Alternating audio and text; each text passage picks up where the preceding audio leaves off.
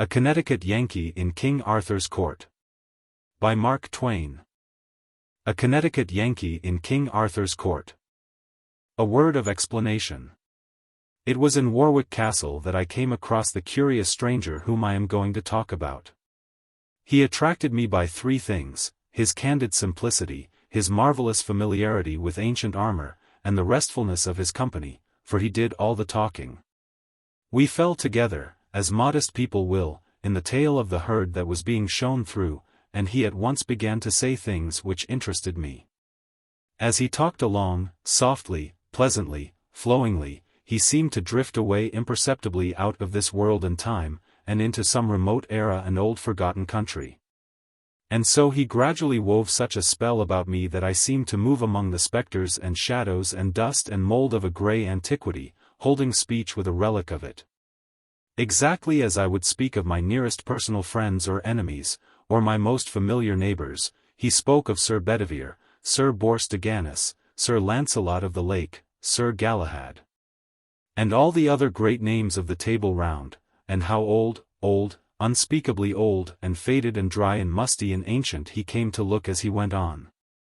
Presently he turned to me and said, just as one might speak of the weather, or any other common matter: "You know about transmigration of souls? Do you know about transposition of epochs, and bodies?"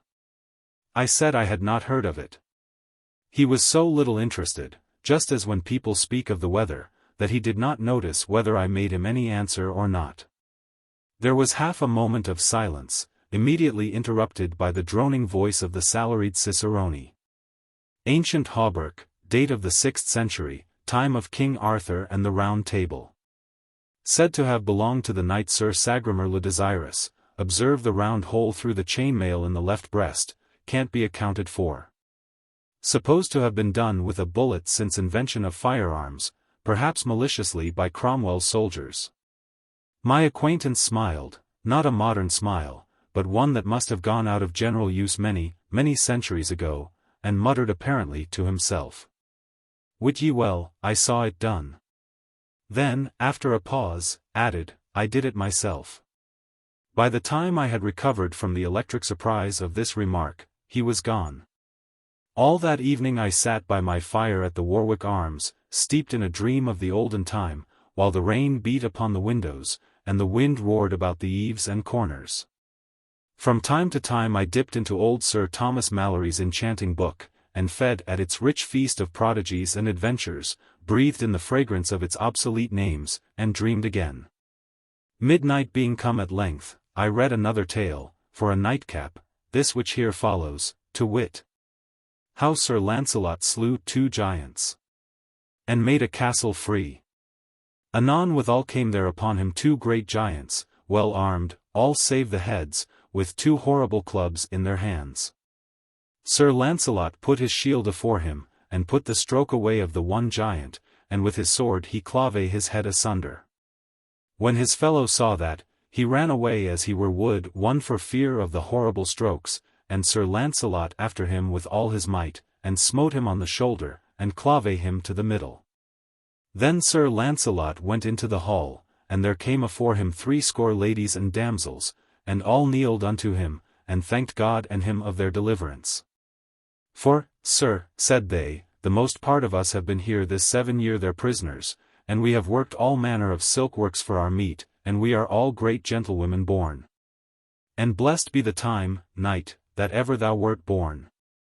For thou hast done the most worship that ever did knight in the world, that will we bear record, and we all pray you to tell us your name, that we may tell our friends who delivered us out of prison.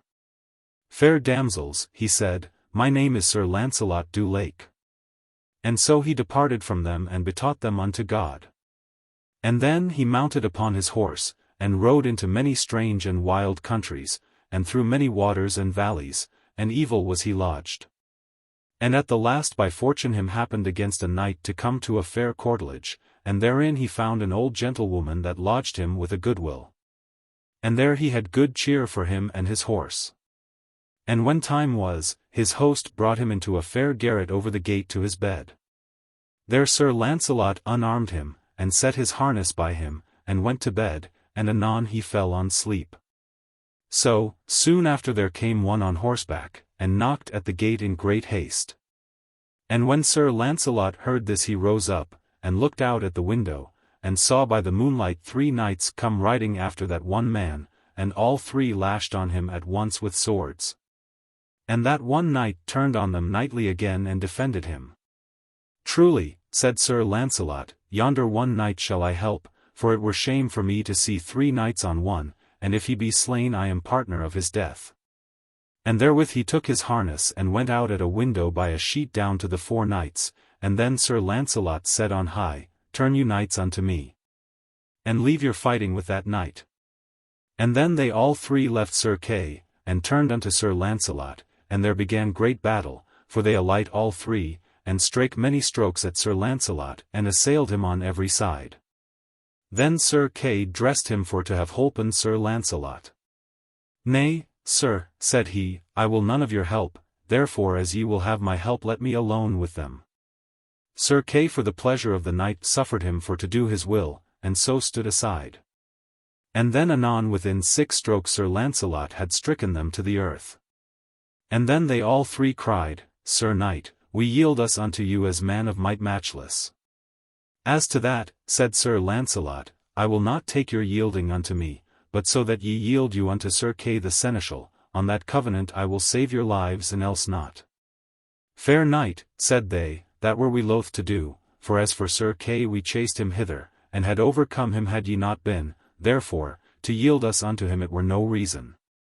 Well, as to that, said Sir Lancelot, advise you well, for ye may choose whether ye will die or live, for an ye be yielden, it shall be unto Sir Kay. Fair knight, then they said, in saving our lives we will do as thou commandest us.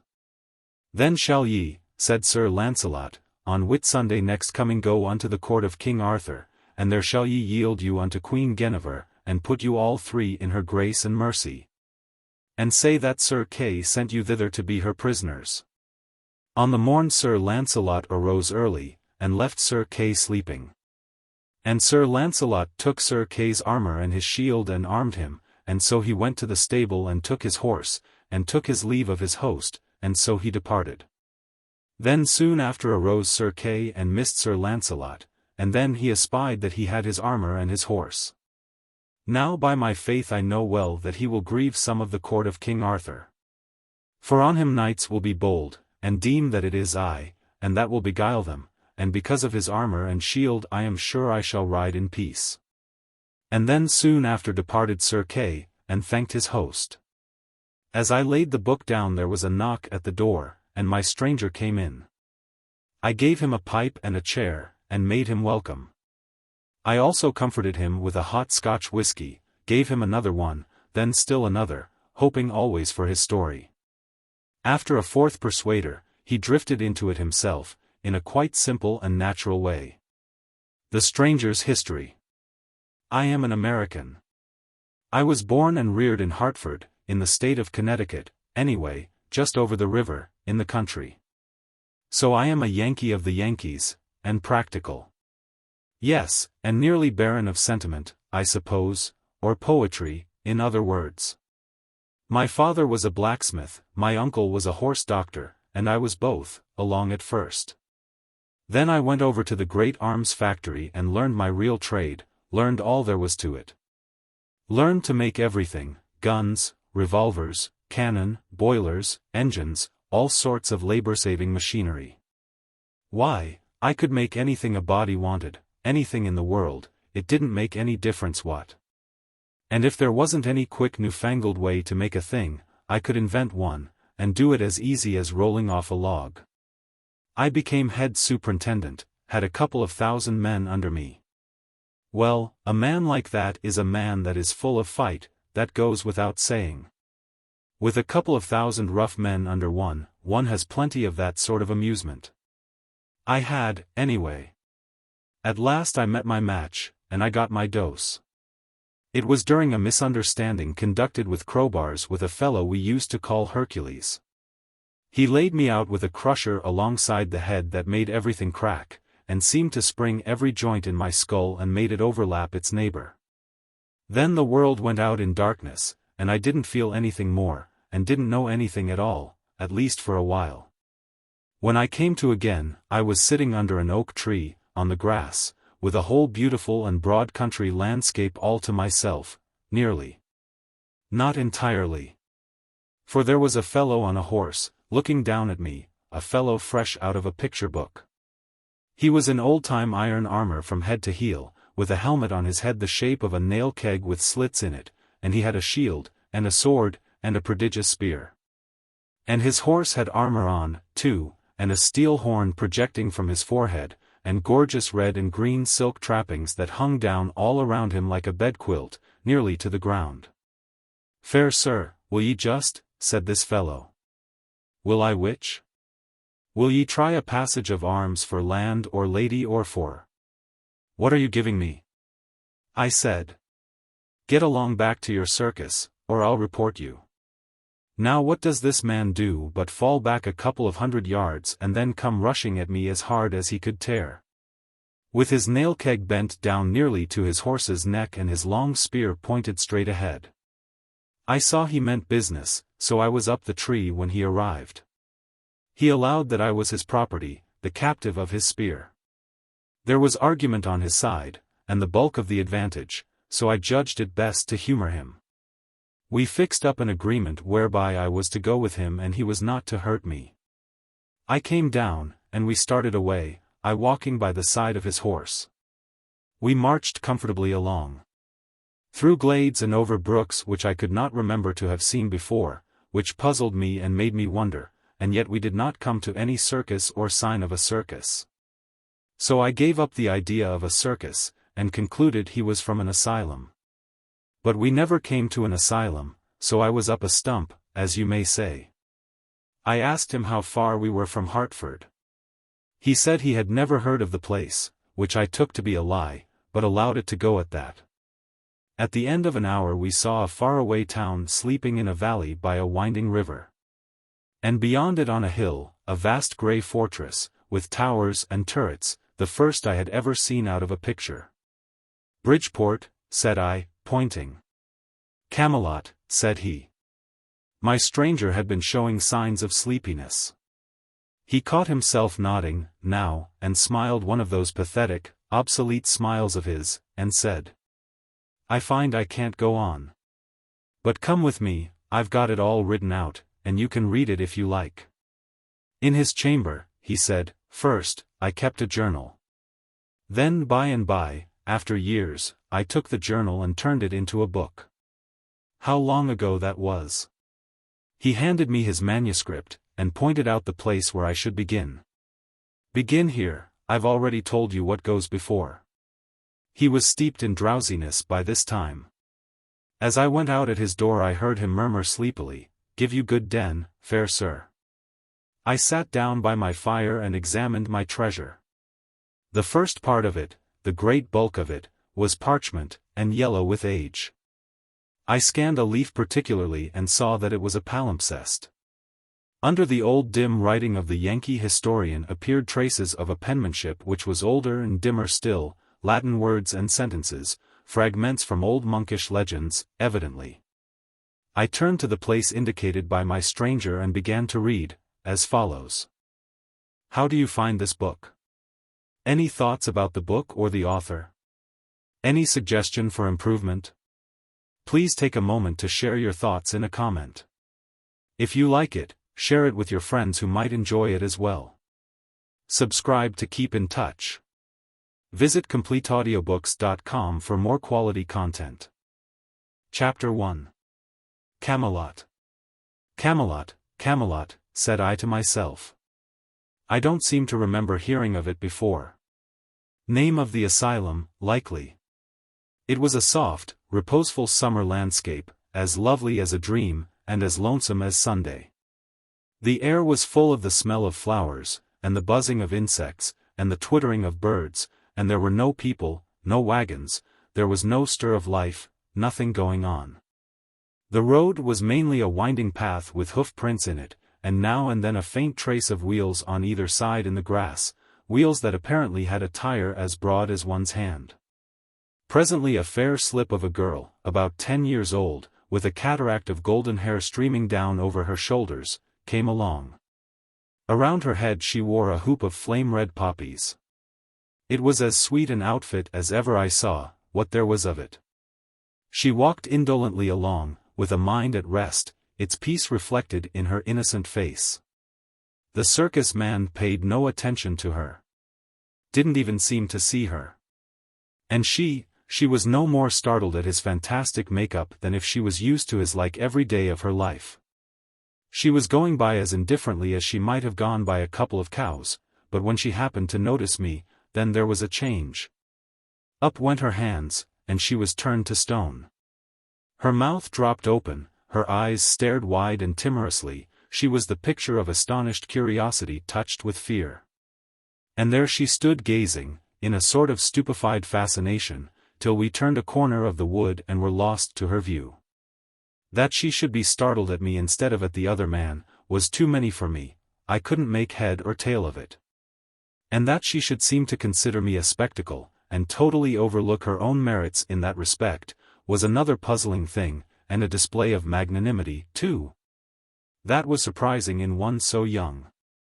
There was food for thought here. I moved along as one in a dream. As we approached the town, signs of life began to appear. At intervals we passed a wretched cabin, with a thatched roof, and about it small fields and garden patches in an indifferent state of cultivation. There were people, too. Brawny men, with long, coarse, uncombed hair that hung down over their faces and made them look like animals. They and the women, as a rule, wore a coarse tow-linen robe that came well below the knee, and a rude sort of sandal, and many wore an iron collar. The small boys and girls were always naked. But nobody seemed to know it. All of these people stared at me, talked about me, ran into the huts and fetched out their families to gape at me. But nobody ever noticed that other fellow, except to make him humble salutation and get no response for their pains. In the town were some substantial windowless houses of stone scattered among a wilderness of thatched cabins, the streets were mere crooked alleys, and unpaved. Troops of dogs and nude children played in the sun and made life and noise. Hogs roamed and rooted contentedly about, and one of them lay in a reeking wallow in the middle of the main thoroughfare and suckled her family. Presently there was a distant blare of military music. It came nearer, still nearer, and soon a noble cavalcade wound into view. Glorious with plumed helmets and flashing mail and flaunting banners and rich doublets and horsecloths and gilded spearheads. And through the muck and swine, and naked brats, and joyous dogs, and shabby huts, it took its gallant way, and in its wake we followed. Followed through one winding alley and then another, and climbing, always climbing, till at last we gained the breezy height where the huge castle stood. There was an exchange of bugle blasts. Then a parley from the walls, where men-at-arms, in hauberk and morion, marched back and forth with halberd at shoulder under flapping banners with the rude figure of a dragon displayed upon them. And then the great gates were flung open, the drawbridge was lowered, and the head of the cavalcade swept forward under the frowning arches. And we, following, soon found ourselves in a great paved court, with towers and turrets stretching up into the blue air on all the four sides. And all about us the dismount was going on, and much greeting and ceremony, and running to and fro, and a gay display of moving and intermingling colors. And an altogether pleasant stir and noise and confusion. Chapter 2. King Arthur's Court. The moment I got a chance I slipped aside privately and touched an ancient common-looking man on the shoulder and said, in an insinuating, confidential way, "Friend, do me a kindness. Do you belong to the asylum, or are you just on a visit or something like that?" He looked me over stupidly, and said, "Marry, fair sir, me seemeth." "That will do," I said. "I reckon you are a patient." I moved away, cogitating, and at the same time keeping an eye out for any chance passenger in his right mind that might come along and give me some light. I judged I had found one, presently, so I drew him aside and said in his ear, "If I could see the head keeper a minute, only just a minute. Prithee do not let me." Let you what? Hinder me, then, if the word please thee better. Then he went on to say he was an undercook and could not stop to gossip, though he would like it another time. For it would comfort his very liver to know where I got my clothes. As he started away he pointed and said yonder was one who was idle enough for my purpose, and was seeking me besides, no doubt. This was an airy slim boy in shrimp-colored tights that made him look like a forked carrot. The rest of his gear was blue silk and dainty laces and ruffles. And he had long yellow curls, and wore a plumed pink satin cap tilted complacently over his ear. By his look, he was good-natured, by his gait, he was satisfied with himself. He was pretty enough to frame. He arrived, looked me over with a smiling and impudent curiosity, said he had come for me, and informed me that he was a page. Go long, I said. You ain't more than a paragraph. It was pretty severe, but I was nettled. However, it never fazed him, he didn't appear to know he was hurt. He began to talk and laugh, in happy, thoughtless, boyish fashion, as we walked along, and made himself old friends with me at once. Asked me all sorts of questions about myself and about my clothes, but never waited for an answer, always chattered straight ahead. As if he didn't know he had asked a question and wasn't expecting any reply, until at last he happened to mention that he was born in the beginning of the year 513. It made the cold chills creep over me. I stopped and said, a little faintly. Maybe I didn't hear you just right. Say it again, and say it slow. What year was it? 513. 513. You don't look it. Come, my boy, I am a stranger and friendless, be honest and honorable with me. Are you in your right mind? He said he was. Are these other people in their right minds? He said they were. And this isn't an asylum? I mean, it isn't a place where they cure crazy people? He said it wasn't. Well, then, I said, either I am a lunatic or something just as awful has happened. Now tell me, honest and true, where am I? In King Arthur's court. I waited a minute, to let that idea shudder its way home, and then said. And according to your notions, what year is it now? 528, 19th of June. I felt a mournful sinking at the heart, and muttered, I shall never see my friends again, never, never again. They will not be born for more than 1300 years yet. I seemed to believe the boy, I didn't know why. Something in me seemed to believe him, my consciousness, as you may say. But my reason didn't. My reason straightway began to clamor, that was natural. I didn't know how to go about satisfying it, because I knew that the testimony of men wouldn't serve. My reason would say they were lunatics, and throw out their evidence. But all of a sudden I stumbled on the very thing, just by luck. I knew that the only total eclipse of the sun in the first half of the 6th century occurred on the 21st of June, AD 528, OS. And began at 3 minutes after 12 noon. I also knew that no total eclipse of the sun was due in what to me was the present year, i.e., 1879. So, if I could keep my anxiety and curiosity from eating the heart out of me for 48 hours, I should then find out for certain whether this boy was telling me the truth or not. Wherefore, being a practical Connecticut man, I now shoved this whole problem clear out of my mind till its appointed day and hour should come. In order that I might turn all my attention to the circumstances of the present moment, and be alert and ready to make the most out of them that could be made. One thing at a time, is my motto, and just play that thing for all it is worth, even if it's only 2 pair and a jack. I made up my mind to 2 things. If it was still the 19th century and I was among lunatics and couldn't get away, I would presently boss that asylum or know the reason why. And if, on the other hand, it was really the 6th century, all right, I didn't want any softer thing, would boss the whole country inside of 3 months. For I judged I would have the start of the best educated man in the kingdom by a matter of 1300 years and upward. I'm not a man to waste time after my mind's made up and there's work on hand. So I said to the page. Now, Clarence, my boy, if that might happen to be your name, I'll get you to post me up a little if you don't mind. What is the name of that apparition that brought me here? My master and thine? That is the good knight and great lord Sir Kay the Seneschal, foster brother to our liege the king. Very good, go on, tell me everything. He made a long story of it. But the part that had immediate interest for me was this: he said I was Sir Kay's prisoner. And that in the due course of custom I would be flung into a dungeon and left there on scant commons until my friends ransomed me, unless I chanced to rot first. I saw that the last chance had the best show, but I didn't waste any bother about that, time was too precious.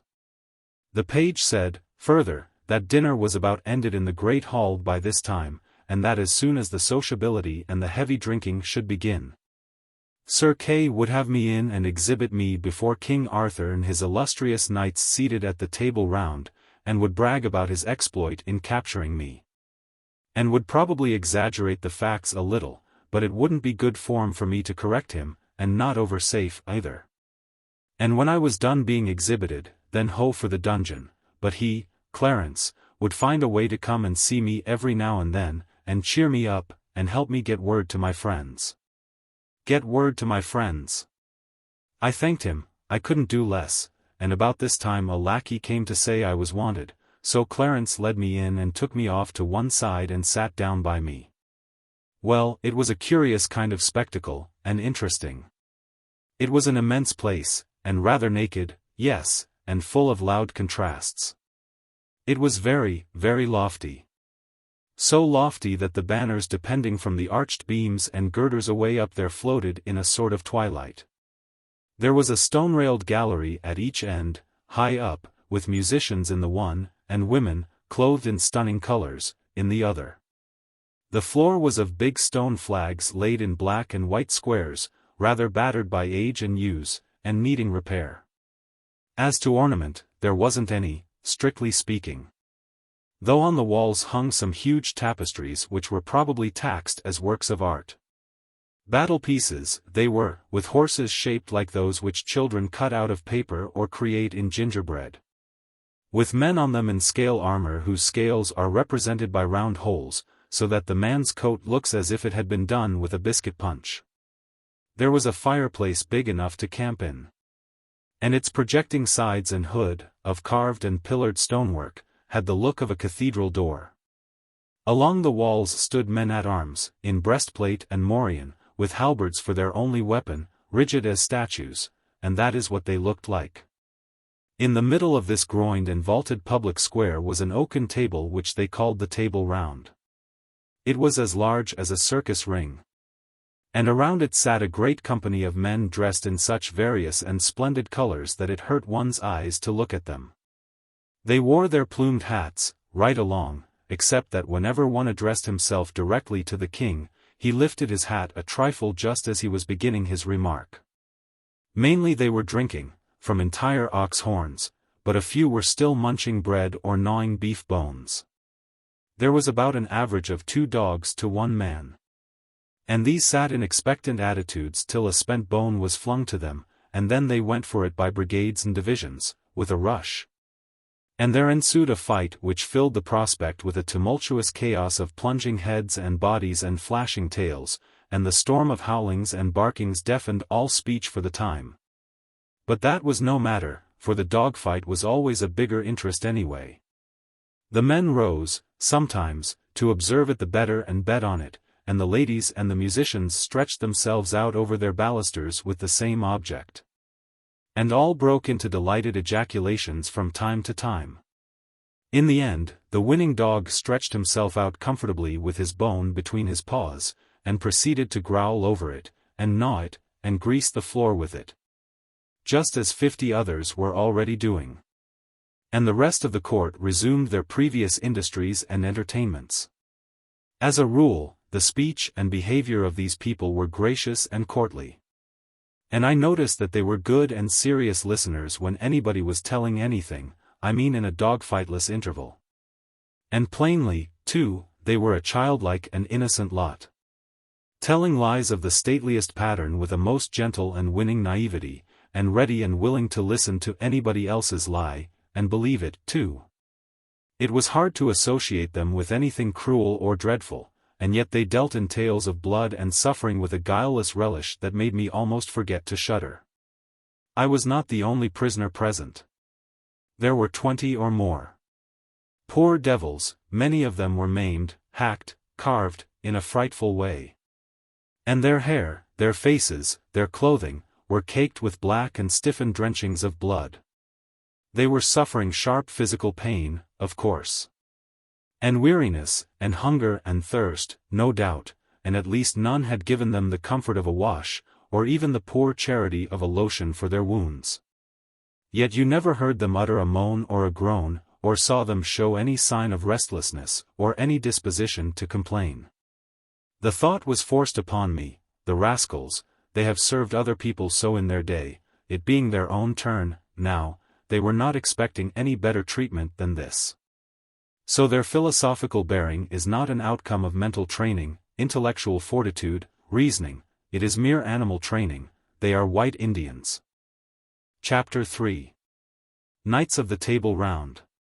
Mainly the Round Table talk was monologues, narrative accounts of the adventures in which these prisoners were captured and their friends and backers killed and stripped. Of their steeds and armor. As a general thing, as far as I could make out, these murderous adventures were not forays undertaken to avenge injuries, nor to settle old disputes or sudden fallings out.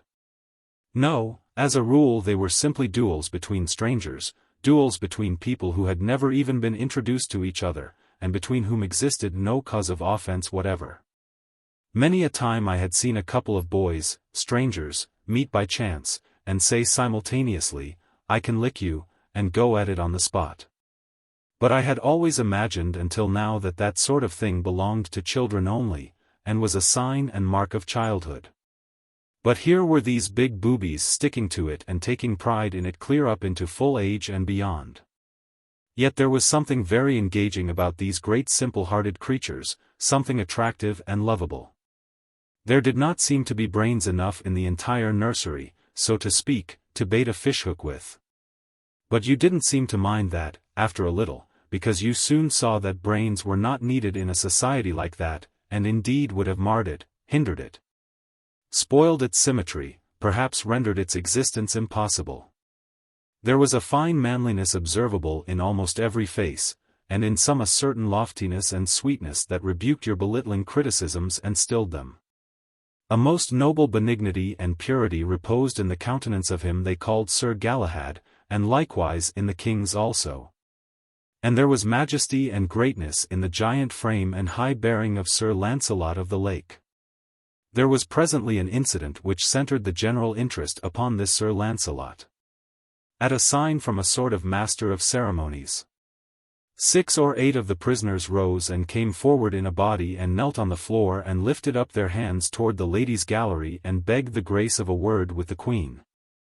The most conspicuously situated lady in that massed flowerbed of feminine show and finery inclined her head by way of assent. And then the spokesman of the prisoners delivered himself and his fellows into her hands for free pardon, ransom, captivity, or death, as she in her good pleasure might elect. And this, as he said, he was doing by command of Sir Kay the Seneschal, whose prisoners they were, he having vanquished them by his single might and prowess in sturdy conflict in the field. Surprise and astonishment flashed from face to face all over the house, the Queen's gratified smile faded out at the name of Sir Kay, and she looked disappointed.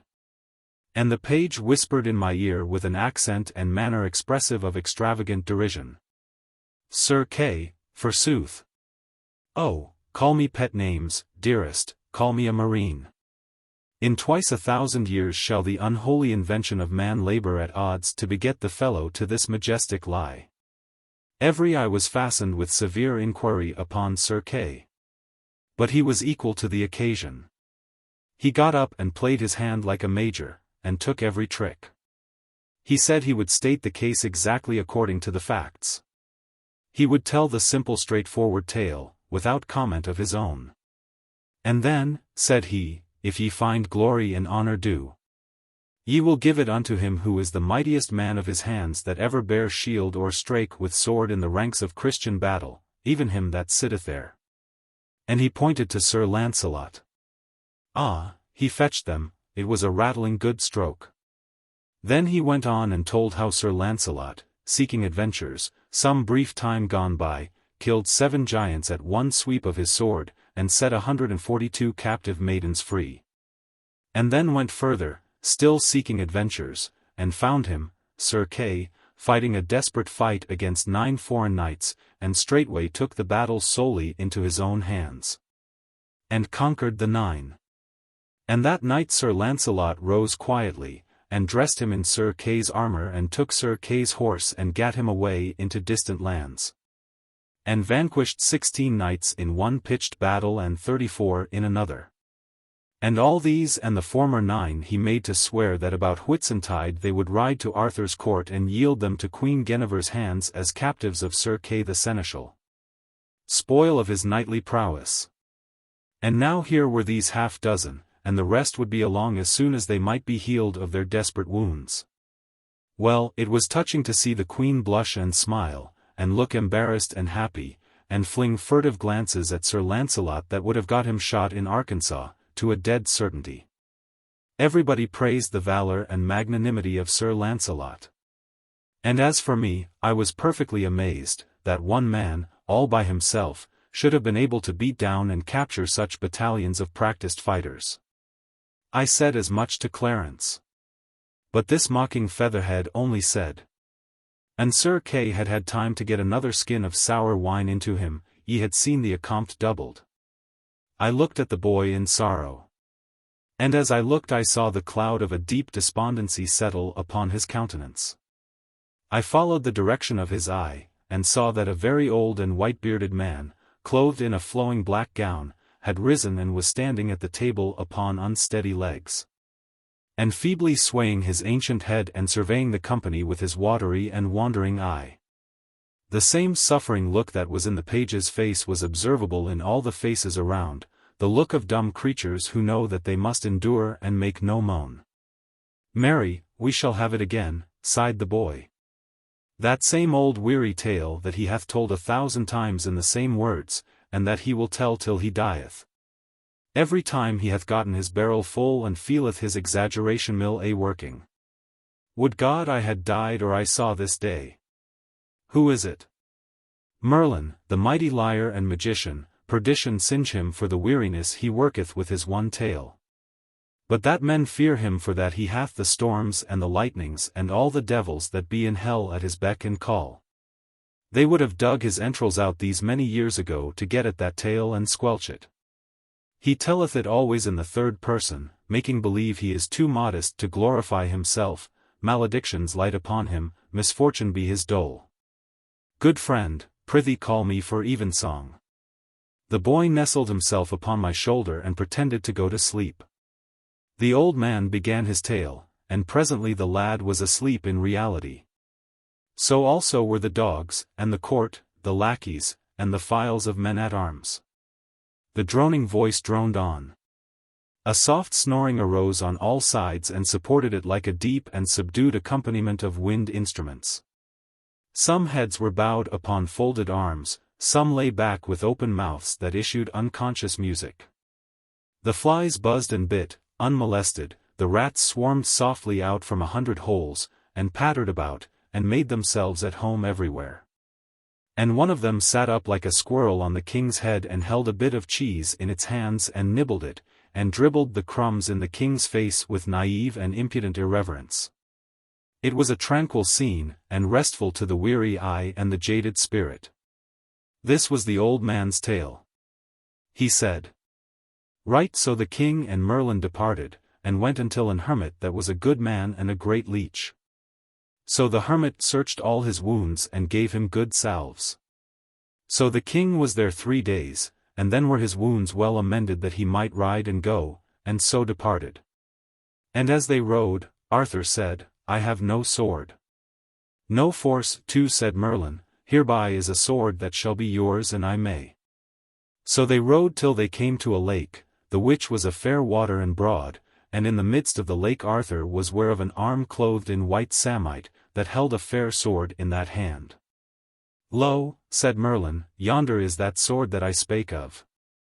With that they saw a damsel going upon the lake. What damsel is that? Said Arthur. That is the Lady of the Lake, said Merlin. And within that lake is a rock, and therein is as fair a place as any on earth, and richly beseen, and this damsel will come to you anon. And then speak ye fair to her that she will give you that sword. Anon withal came the damsel unto Arthur and saluted him, and he her again. Damsel, said Arthur, what sword is that yonder the arm holdeth above the water? I would it were mine, for I have no sword. Sir Arthur King, said the damsel, that sword is mine, and if ye will give me a gift when I ask it you, ye shall have it. By my faith, said Arthur, I will give you what gift ye will ask. Well, said the damsel, go ye into yonder barge and row yourself to the sword, and take it and the scabbard with you, and I will ask my gift when I see my time. So Sir Arthur and Merlin alight, and tied their horses to 2 trees, and so they went into the ship, and when they came to the sword that the hand held, Sir Arthur took it up by the handles, and took it with him. And the arm and the hand went under the water, and so they came unto the land and rode forth. And then Sir Arthur saw a rich pavilion. What signifieth yonder pavilion? It is the knight's pavilion, said Merlin, that ye fought with last, Sir Pellinore, but he is out, he is not there. He hath ado with a knight of yours, that hight Eglaim, and they have fought together, but at the last Eglaim fled, and else he had been dead, and he hath chased him even to Carlion. And we shall meet with him anon in the highway. That is well said, said Arthur, now have I a sword, now will I wage battle with him, and be avenged on him. Sir, ye shall not so, said Merlin, for the knight is weary of fighting and chasing, so that ye shall have no worship to have ado with him, also, he will not lightly be matched of one knight living. And therefore it is my counsel, let him pass, for he shall do you good service in short time, and his sons, after his days. Also ye shall see that day in short space ye shall be right glad to give him your sister to wed. When I see him, I will do as ye advise me, said Arthur. Then Sir Arthur looked on the sword, and liked it passing well. Whether liketh you better, said Merlin, the sword or the scabbard? Me liketh better the sword, said Arthur. Ye are more unwise, said Merlin, for the scabbard is worth 10 of the sword, for while ye have the scabbard upon you ye shall never lose no blood, be ye never so sore wounded. Therefore, keep well the scabbard always with you. So they rode into Carlion, and by the way they met with Sir Pellinore. But Merlin had done such a craft that Pellinore saw not Arthur, and he passed by without any words.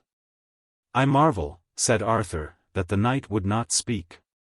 Sir, said Merlin, he saw you not.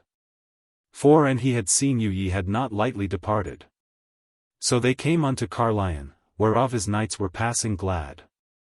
And when they heard of his adventures they marvelled that he would jeopard his person so alone. But all men of worship said it was merry to be under such a chieftain that would put his person in adventure as other poor knights did. Chapter 4. Sir Dinadan the Humorist. It seemed to me that this quaint lie was most simply and beautifully told, but then I had heard it only once, and that makes a difference. It was pleasant to the others when it was fresh, no doubt.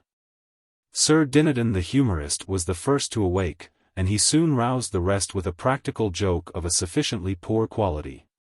He tied some metal mugs to a dog's tail and turned him loose, and he tore around and around the place in a frenzy of fright. With all the other dogs bellowing after him and battering and crashing against everything that came in their way and making altogether a chaos of confusion and a most deafening din and turmoil. At which every man and woman of the multitude laughed till the tears flowed, and some fell out of their chairs and wallowed on the floor in ecstasy. It was just like so many children. Sir Dinadan was so proud of his exploit that he could not keep from telling over and over again, to weariness, how the immortal idea happened to occur to him. And as is the way with humorists of his breed, he was still laughing at it after everybody else had got through. He was so set up that he concluded to make a speech, of course a humorous speech. I think I never heard so many old played-out jokes strung together in my life. He was worse than the minstrels, worse than the clown in the circus. It seemed peculiarly sad to sit here, 1300 years before I was born, and listen again to poor, flat, worm-eaten jokes that had given me the dry gripes when I was a boy 1300 years afterwards. It about convinced me that there isn't any such thing as a new joke possible. Everybody laughed at these antiquities, but then they always do. I had noticed that, centuries later. However, of course the scoffer didn't laugh, I mean the boy. No, he scoffed, there wasn't anything he wouldn't scoff at. He said the most of Sir Dinadan's jokes were rotten and the rest were petrified. I said petrified was good. As I believed, myself, that the only right way to classify the majestic ages of some of those jokes was by geologic periods. But that neat idea hit the boy in a blank place, for geology hadn't been invented yet. However, I made a note of the remark, and calculated to educate the Commonwealth up to it if I pulled through. It is no use to throw a good thing away merely because the market isn't ripe yet. Now Sir Kay arose and began to fire up on his history mill with me for fuel. It was time for me to feel serious, and I did. Sir Kay told how he had encountered me in a far land of barbarians, who all wore the same ridiculous garb that I did, a garb that was a work of enchantment, and intended to make the wearer secure from hurt by human hands. However, he had nullified the force of the enchantment by prayer, and had killed my 13 knights in a 3 hours battle, and taken me prisoner, sparing my life in order that so strange a curiosity as I was might be exhibited to the wonder and admiration of the king and the court. He spoke of me all the time, in the blandest way, as this prodigious giant, and this horrible sky-towering monster, and this tusked and taloned man-devouring ogre. And everybody took in all this bosh in the naivest way, and never smiled or seemed to notice that there was any discrepancy between these watered statistics and me. He said that in trying to escape from him I sprang into the top of a tree 200 cubits high at a single bound, but he dislodged me with a stone the size of a cow, which all to brast the most of my bones, and then swore me to appear at Arthur's court for sentence. He ended by condemning me to die at noon on the 21st, and was so little concerned about it that he stopped to yawn before he named the date. I was in a dismal state by this time. Indeed, I was hardly enough in my right mind to keep the run of a dispute that sprung up as to how I had better be killed, the possibility of the killing being doubted by some, because of the enchantment in my clothes. And yet it was nothing but an ordinary suit of $15 slop shops. Still, I was sane enough to notice this detail. To wit, many of the terms used in the most matter-of-fact way by this great assemblage of the first ladies and gentlemen in the land would have made a Comanche blush. Indelicacy is too mild a term to convey the idea. However, I had read Tom Jones, and Roderick Random, and other books of that kind, and knew that the highest and first ladies and gentlemen in England had remained little or no cleaner in their talk, and in the morals and conduct which such talk implies, clear up to 100 years ago. In fact, clear into our own 19th century, in which century, broadly speaking, the earliest samples of the real lady and real gentleman discoverable in English history, or in European history, for that matter, may be said to have made their appearance. Suppose Sir Walter, instead of putting the conversations into the mouths of his characters, had allowed the characters to speak for themselves? We should have had talk from Rebecca and Ivanhoe and the soft Lady Rowena which would embarrass a tramp in our day. However, to the unconsciously indelicate all things are delicate. King Arthur's people were not aware that they were indecent, and I had presence of mind enough not to mention it. They were so troubled about my enchanted clothes that they were mightily relieved, at last, when old Merlin swept the difficulty away for them with a common-sense hint. He asked them why they were so dull. Why didn't it occur to them to strip me?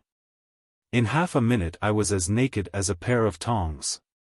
And dear, to think of it, I was the only embarrassed person there. Everybody discussed me, and did it as unconcernedly as if I had been a cabbage. Queen Guinevere was as naively interested as the rest, and said she had never seen anybody with legs just like mine before. It was the only compliment I got, if it was a compliment. Finally I was carried off in one direction, and my perilous clothes in another. I was shoved into a dark and narrow cell in a dungeon, with some scant remnants for dinner, some moldy straw for a bed, and no end of rats for company. Chapter 5. An inspiration. I was so tired that even my fears were not able to keep me awake long. When I next came to myself, I seemed to have been asleep a very long time. My first thought was, well, what an astonishing dream I've had. I reckon I've waked only just in time to keep from being hanged or drowned or burned or something. I'll nap again till the whistle blows, and then I'll go down to the arms factory and have it out with Hercules. But just then I heard the harsh music of rusty chains and bolts, a light flashed in my eyes, and that butterfly, Clarence, stood before me. I gasped with surprise, my breath almost got away from me. "What?" I said, "You here yet? Go along with the rest of the dream. Scatter." But he only laughed, in his light-hearted way, and fell to making fun of my sorry plight. "All right," I said resignedly, "let the dream go on, I'm in no hurry."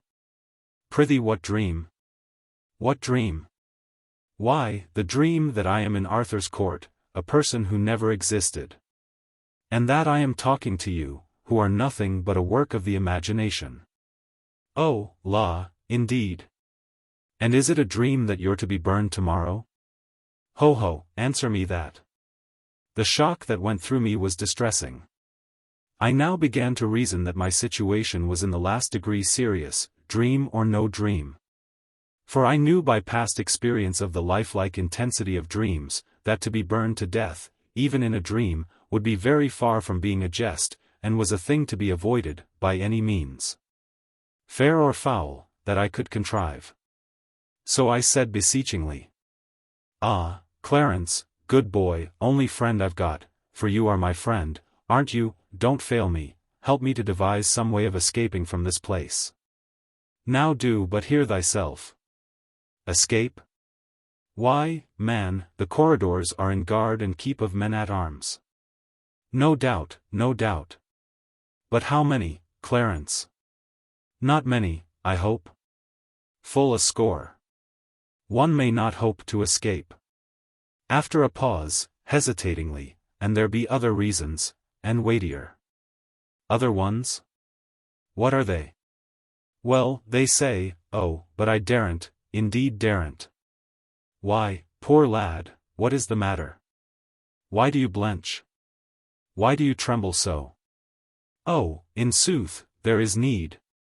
I do want to tell you, but—" "Come, come, be brave, be a man, speak out, there's a good lad." He hesitated, pulled one way by desire, the other way by fear. Then he stole to the door and peeped out, listening. And finally crept close to me and put his mouth to my ear and told me his fearful news in a whisper. And with all the cowering apprehension of one who was venturing upon awful ground and speaking of things whose very mention might be freighted with death. "Merlin, in his malice, has woven a spell about this dungeon, and there bides not the man in these kingdoms that would be desperate enough to essay to cross its lines with you.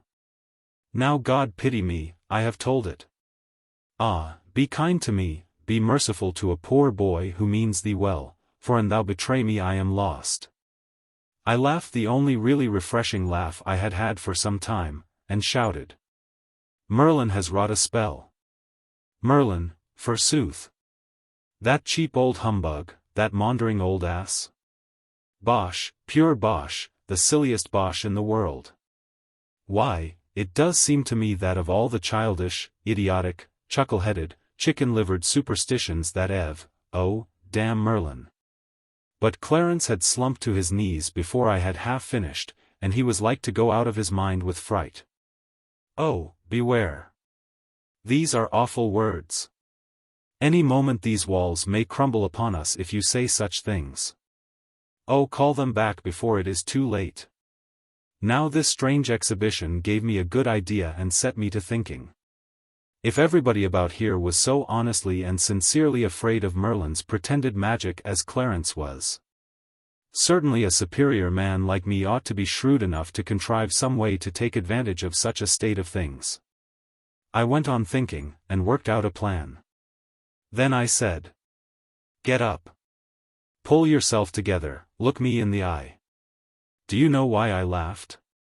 No, but for Our Blessed Lady's sake, do it no more. Well, I'll tell you why I laughed. Because I'm a magician myself. Thou. The boy recoiled a step, and caught his breath, for the thing hit him rather sudden. But the aspect which he took on was very, very respectful. I took quick note of that. It indicated that a humbug didn't need to have a reputation in this asylum. People stood ready to take him at his word, without that. I resumed. I've known Merlin 700 years, and he. 7 hun. Don't interrupt me. He has died and come alive again 13 times, and traveled under a new name every time: Smith, Jones, Robinson, Jackson, Peters, Haskins, Merlin, a new alias every time he turns up. I knew him in Egypt 300 years ago, I knew him in India 500 years ago, he is always blethering around in my way, everywhere I go, he makes me tired. He don't amount to shucks, as a magician, knows some of the old common tricks, but has never got beyond the rudiments, and never will. He is well enough for the provinces, one-night stands and that sort of thing, you know, but dear me, he oughtn't to set up for an expert, anyway not where there's a real artist. Now look here, Clarence, I am going to stand your friend, right along, and in return you must be mine. I want you to do me a favor. I want you to get word to the king that I am a magician myself, and the supreme grand Hayumukamuck and head of the tribe, at that. And I want him to be made to understand that I am just quietly arranging a little calamity here that will make the fur fly in these realms if Sir Kay's project is carried out and any harm comes to me. Will you get that to the king for me? The poor boy was in such a state that he could hardly answer me. It was pitiful to see a creature so terrified, so unnerved, so demoralized. But he promised everything, and on my side he made me promise over and over again that I would remain his friend, and never turn against him or cast any enchantments upon him. Then he worked his way out, staying himself with his hand along the wall, like a sick person. Presently this thought occurred to me, how heedless I have been. When the boy gets calm, he will wonder why a great magician like me should have begged a boy like him to help me get out of this place. He will put this and that together, and will see that I am a humbug.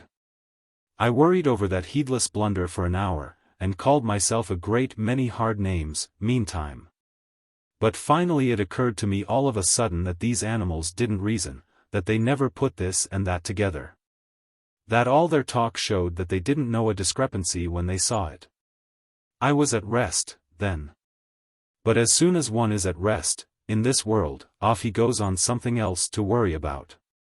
It occurred to me that I had made another blunder. I had sent the boy off to alarm his betters with a threat, I intending to invent a calamity at my leisure. Now the people who are the readiest and eagerest and willingest to swallow miracles are the very ones who are hungriest to see you perform them. Suppose I should be called on for a sample? Suppose I should be asked to name my calamity? Yes, I had made a blunder. I ought to have invented my calamity first. What shall I do? What can I say, to gain a little time? I was in trouble again. In the deepest kind of trouble. There's a footstep, they're coming. If I had only just a moment to think. Good, I've got it. I'm all right. You see, it was the eclipse. It came into my mind in the nick of time, how Columbus, or Cortez, or one of those people, played an eclipse as a saving trump once, on some savages, and I saw my chance. I could play it myself, now, and it wouldn't be any plagiarism either, because I should get it in nearly 1,000 years ahead of those parties. Clarence came in, subdued, distressed, and said. I hasted the message to our liege the king, and straightway he had me to his presence. He was frightened even to the marrow, and was minded to give order for your instant enlargement, and that you be clothed in fine raiment and lodged as befitted one so great. But then came Merlin and spoiled all, for he persuaded the king that you are mad, and know not whereof you speak, and said your threat is but foolishness and idle vaporing. They disputed long, but in the end, Merlin, scoffing, said, Wherefore hath he not named his brave calamity? Verily it is because he cannot. This thrust did in a most sudden sort close the king's mouth, and he could offer naught to turn the argument. And so, reluctant, and full loath to do you the discourtesy, he yet prayeth you to consider his perplexed case, as noting how the matter stands. And name the calamity, if so be you have determined the nature of it and the time of its coming. Oh, prithee delay not, to delay at such a time were to double and treble the perils that already compass thee about. Oh, be thou wise, name the calamity. I allowed silence to accumulate while I got my impressiveness together, and then said, How long have I been shut up in this hole? Ye were shut up when yesterday was well spent. It is 9 of the morning now. No. Then I have slept well, sure enough. 9 in the morning now. And yet it is the very complexion of midnight, to a shade. This is the 20th, then? The 20th, yes. And I am to be burned alive tomorrow. The boy shuddered. At what hour? At high noon. Now then, I will tell you what to say. I paused, and stood over that cowering lad a whole minute in awful silence. Then, in a voice deep, measured, charged with doom, I began, and rose by dramatically graded stages to my colossal climax. Which I delivered in as sublime and noble a way as ever I did such a thing in my life. Go back and tell the king that at that hour I will smother the whole world in the dead blackness of midnight. I will blot out the sun, and he shall never shine again, the fruits of the earth shall rot for lack of light and warmth, and the peoples of the earth shall famish and die, to the last man. I had to carry the boy out myself, he sunk into such a collapse. I handed him over to the soldiers, and went back. Chapter 6. The Eclipse. In the stillness and the darkness, realization soon began to supplement knowledge. The mere knowledge of a fact is pale. But when you come to realize your fact, it takes on color. It is all the difference between hearing of a man being stabbed to the heart, and seeing it done. In the stillness and the darkness, the knowledge that I was in deadly danger took to itself deeper and deeper meaning all the time. A something which was realization crept inch by inch through my veins and turned me cold. But it is a blessed provision of nature that at times like these, as soon as a man's mercury has got down to a certain point there comes a revulsion, and he rallies. Hope springs up, and cheerfulness along with it, and then he is in good shape to do something for himself, if anything can be done. When my rally came, it came with a bound. I said to myself that my eclipse would be sure to save me, and make me the greatest man in the kingdom besides. And straightway my mercury went up to the top of the tube, and my solicitudes all vanished. I was as happy a man as there was in the world. I was even impatient for tomorrow to come, I so wanted to gather in that great triumph and be the center of all the nation's wonder and reverence. Besides, in a business way it would be the making of me, I knew that. Meantime there was one thing which had got pushed into the background of my mind. That was the half-conviction that when the nature of my proposed calamity should be reported to those superstitious people, it would have such an effect that they would want to compromise. So, by and by when I heard footsteps coming, that thought was recalled to me, and I said to myself, as sure as anything, it's the compromise. Well, if it is good, all right, I will accept. But if it isn't, I mean to stand my ground and play my hand for all it is worth. The door opened, and some men-at-arms appeared. The leader said, "The stake is ready. Come." The stake. The strength went out of me, and I almost fell down. It is hard to get one's breath at such a time, such lumps come into one's throat, and such gaspings. But as soon as I could speak, I said, "But this is a mistake, the execution is tomorrow. Order changed, been set forward a day. Haste thee." I was lost. There was no help for me. I was dazed, stupefied, I had no command over myself, I only wandered purposely about, like one out of his mind. So the soldiers took hold of me, and pulled me along with them, out of the cell and along the maze of underground corridors, and finally into the fierce glare of daylight and the upper world. As we stepped into the vast enclosed court of the castle, I got a shock, for the first thing I saw was the stake, standing in the center, and near it the piled faggots and a monk. On all four sides of the court the seated multitudes rose rank above rank, forming sloping terraces that were rich with color. The king and the queen sat in their thrones, the most conspicuous figures there, of course. To note all this, occupied but a second. The next second Clarence had slipped from some place of concealment and was pouring news into my ear, his eyes beaming with triumph and gladness. He said, "'Tis through me the change was wrought. And main hard have I worked to do it, too." But when I revealed to them the calamity in store, and saw how mighty was the terror it did engender, then saw I also that this was the time to strike. Wherefore I diligently pretended, unto this and that and the other one, that your power against the sun could not reach its full until the morrow. And so if any would save the sun and the world, you must be slain today, while your enchantments are but in the weaving and lack potency. Odds bodikins, it was but a dull lie, a most indifferent invention, but you should have seen them seize it and swallow it, in the frenzy of their fright, as it were salvation sent from heaven.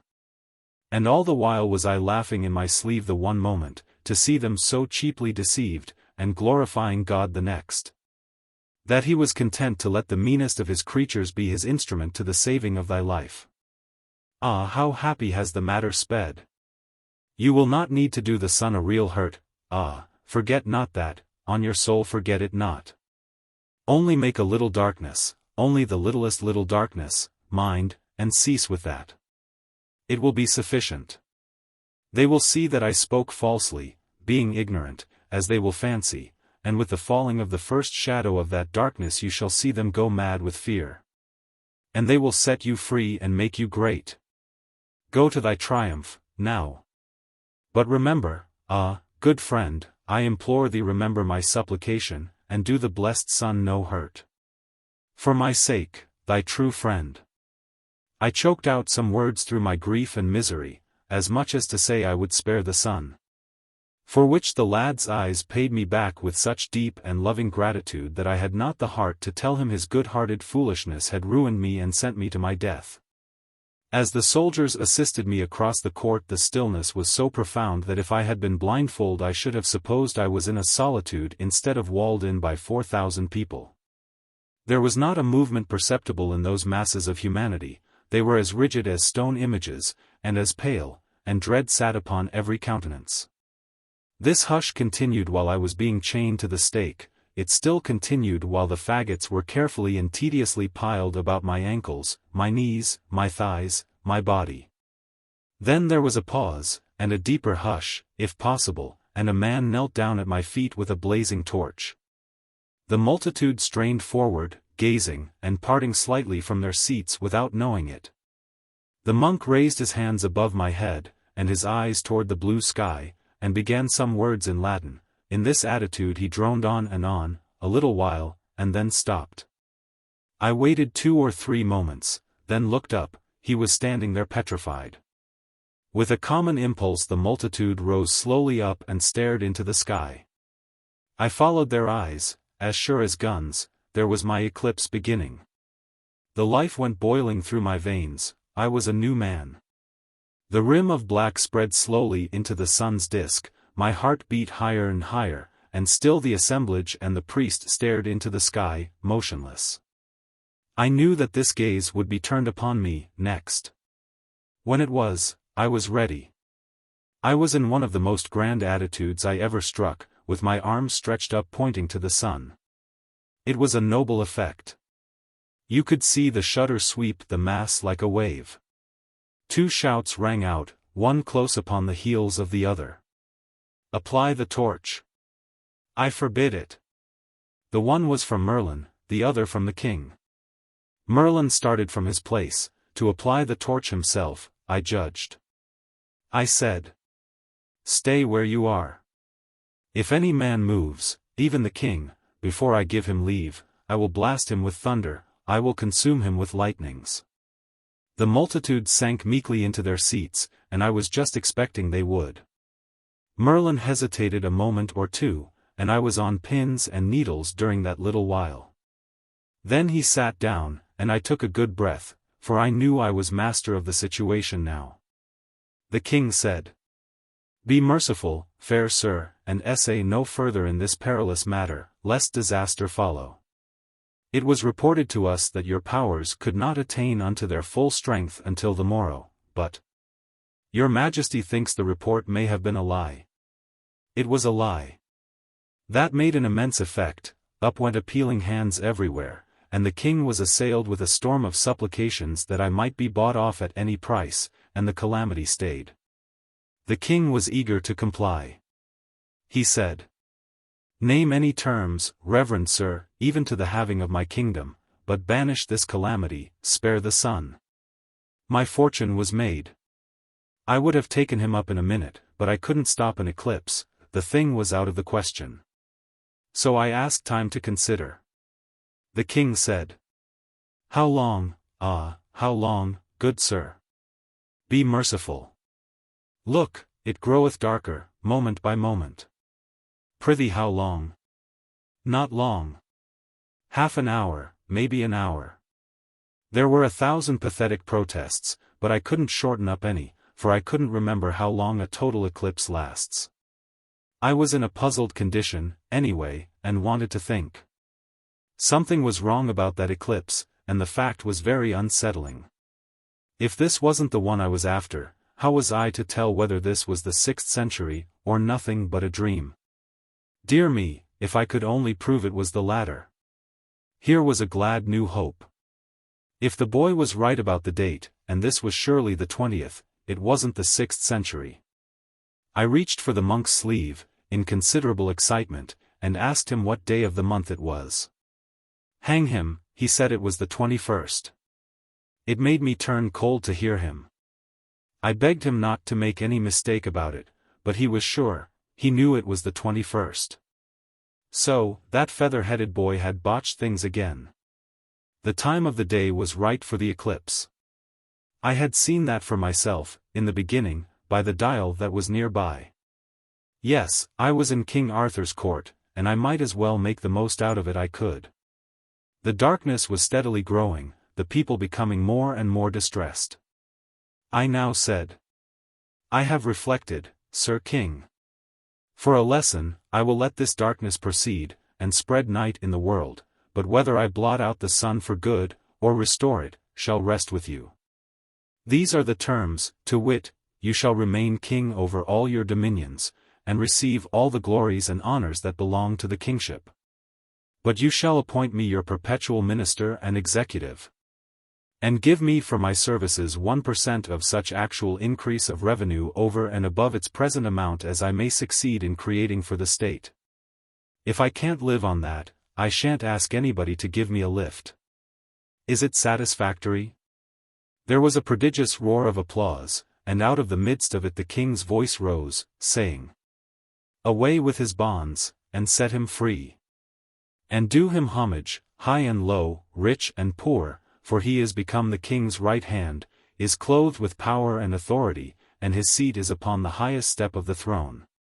Now sweep away this creeping night, and bring the light and cheer again, that all the world may bless thee."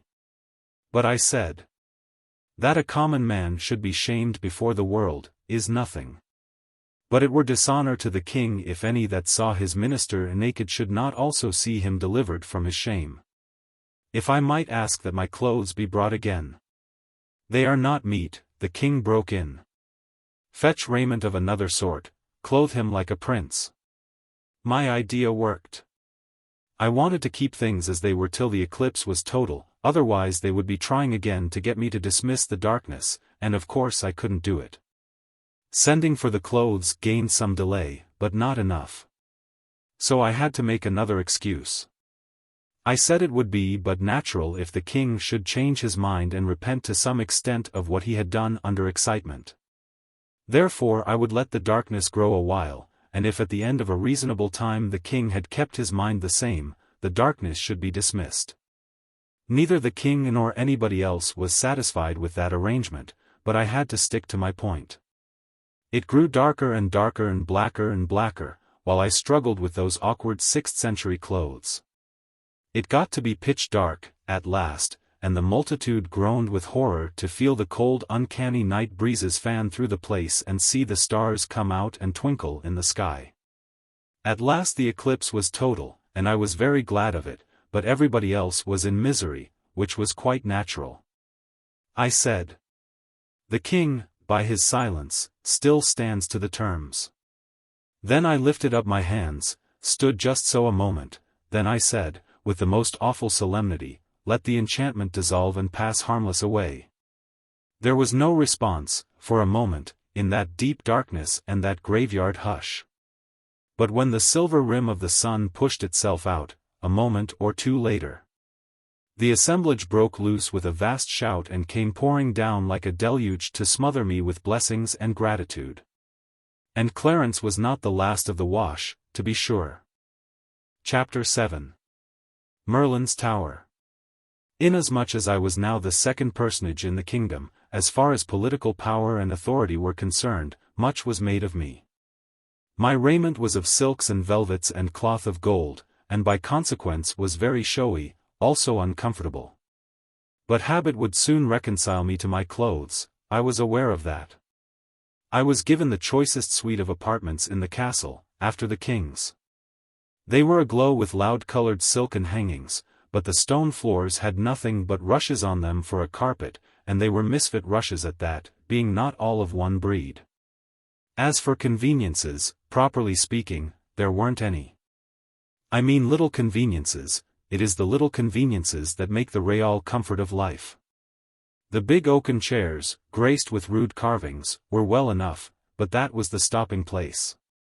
There was no soap, no matches, no looking-glass, except a metal one, about as powerful as a pail of water. And not a chromo. I had been used to chromos for years, and I saw now that without my suspecting it a passion for art had got worked into the fabric of my being, and was become a part of me. It made me homesick to look around over this proud and gaudy but heartless barrenness and remember that in our house in East Hartford, all unpretending as it was, you couldn't go into a room but you would find an insurance chromo, or at least a 3-color God Bless Our Home over the door. And in the parlor we had 9. But here, even in my grand room of state, there wasn't anything in the nature of a picture except a thing the size of a bedquilt, which was either woven or knitted, it had darned places in it. And nothing in it was the right color or the right shape. And as for proportions, even Raphael himself couldn't have botched them more formidably, after all his practice on those nightmares they call his celebrated Hampton Court cartoons. Raphael was a bird. We had several of his chromos. One was his miraculous draught of fishes, where he puts in a miracle of his own, puts 3 men into a canoe which wouldn't have held a dog without upsetting. I always admired to study R.'s art, it was so fresh and unconventional. There wasn't even a bell or a speaking tube in the castle. I had a great many servants, and those that were on duty lolled in the anteroom. And when I wanted one of them I had to go and call for him. There was no gas, there were no candles. A bronze dish half full of boarding-house butter with a blazing rag floating in it was the thing that produced what was regarded as light. A lot of these hung along the walls and modified the dark, just toned it down enough to make it dismal. If you went out at night, your servants carried torches. There were no books, pens, paper or ink, and no glass in the openings they believed to be windows. It is a little thing, glass is, until it is absent, then it becomes a big thing. But perhaps the worst of all was, that there wasn't any sugar, coffee, tea, or tobacco. I saw that I was just another Robinson Crusoe cast away on an uninhabited island, with no society but some more or less tame animals. And if I wanted to make life bearable I must do as he did, invent, contrive, create, reorganize things. Set brain and hand to work, and keep them busy. Well, that was in my line. One thing troubled me along at first, the immense interest which people took in me. Apparently the whole nation wanted a look at me. It soon transpired that the eclipse had scared the British world almost to death. That while it lasted the whole country, from one end to the other, was in a pitiable state of panic, and the churches, hermitages, and monkeries overflowed with praying and weeping poor creatures who thought the end of the world was come. Then had followed the news that the producer of this awful event was a stranger, a mighty magician at Arthur's court. That he could have blown out the sun like a candle, and was just going to do it when his mercy was purchased, and he then dissolved his enchantments, and was now recognized and honored as the man who had by his unaided might saved the globe from destruction and its peoples from extinction.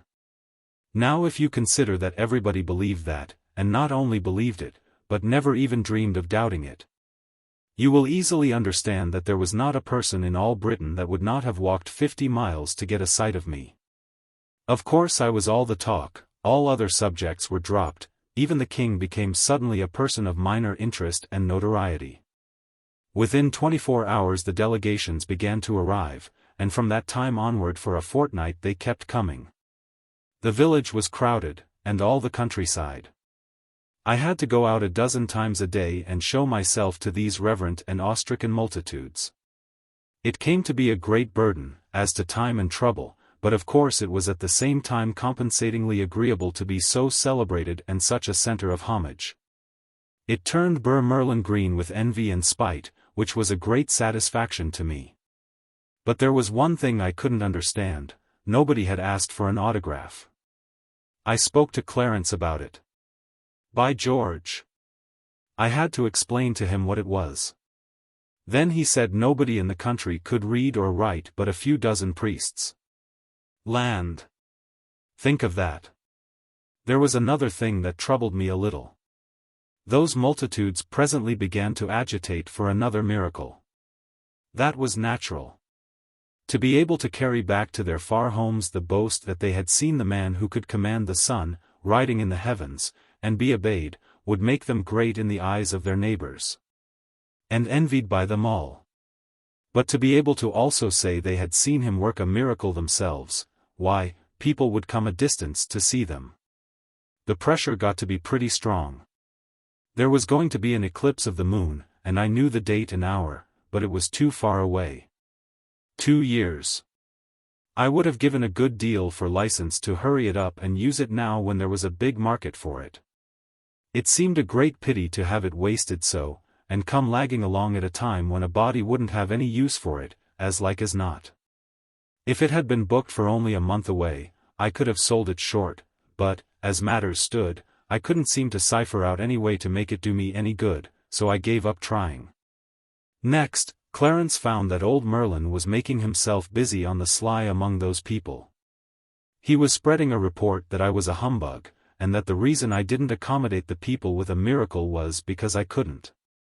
I saw that I must do something. I presently thought out a plan. By my authority as executive I threw Merlin into prison, the same cell I had occupied myself.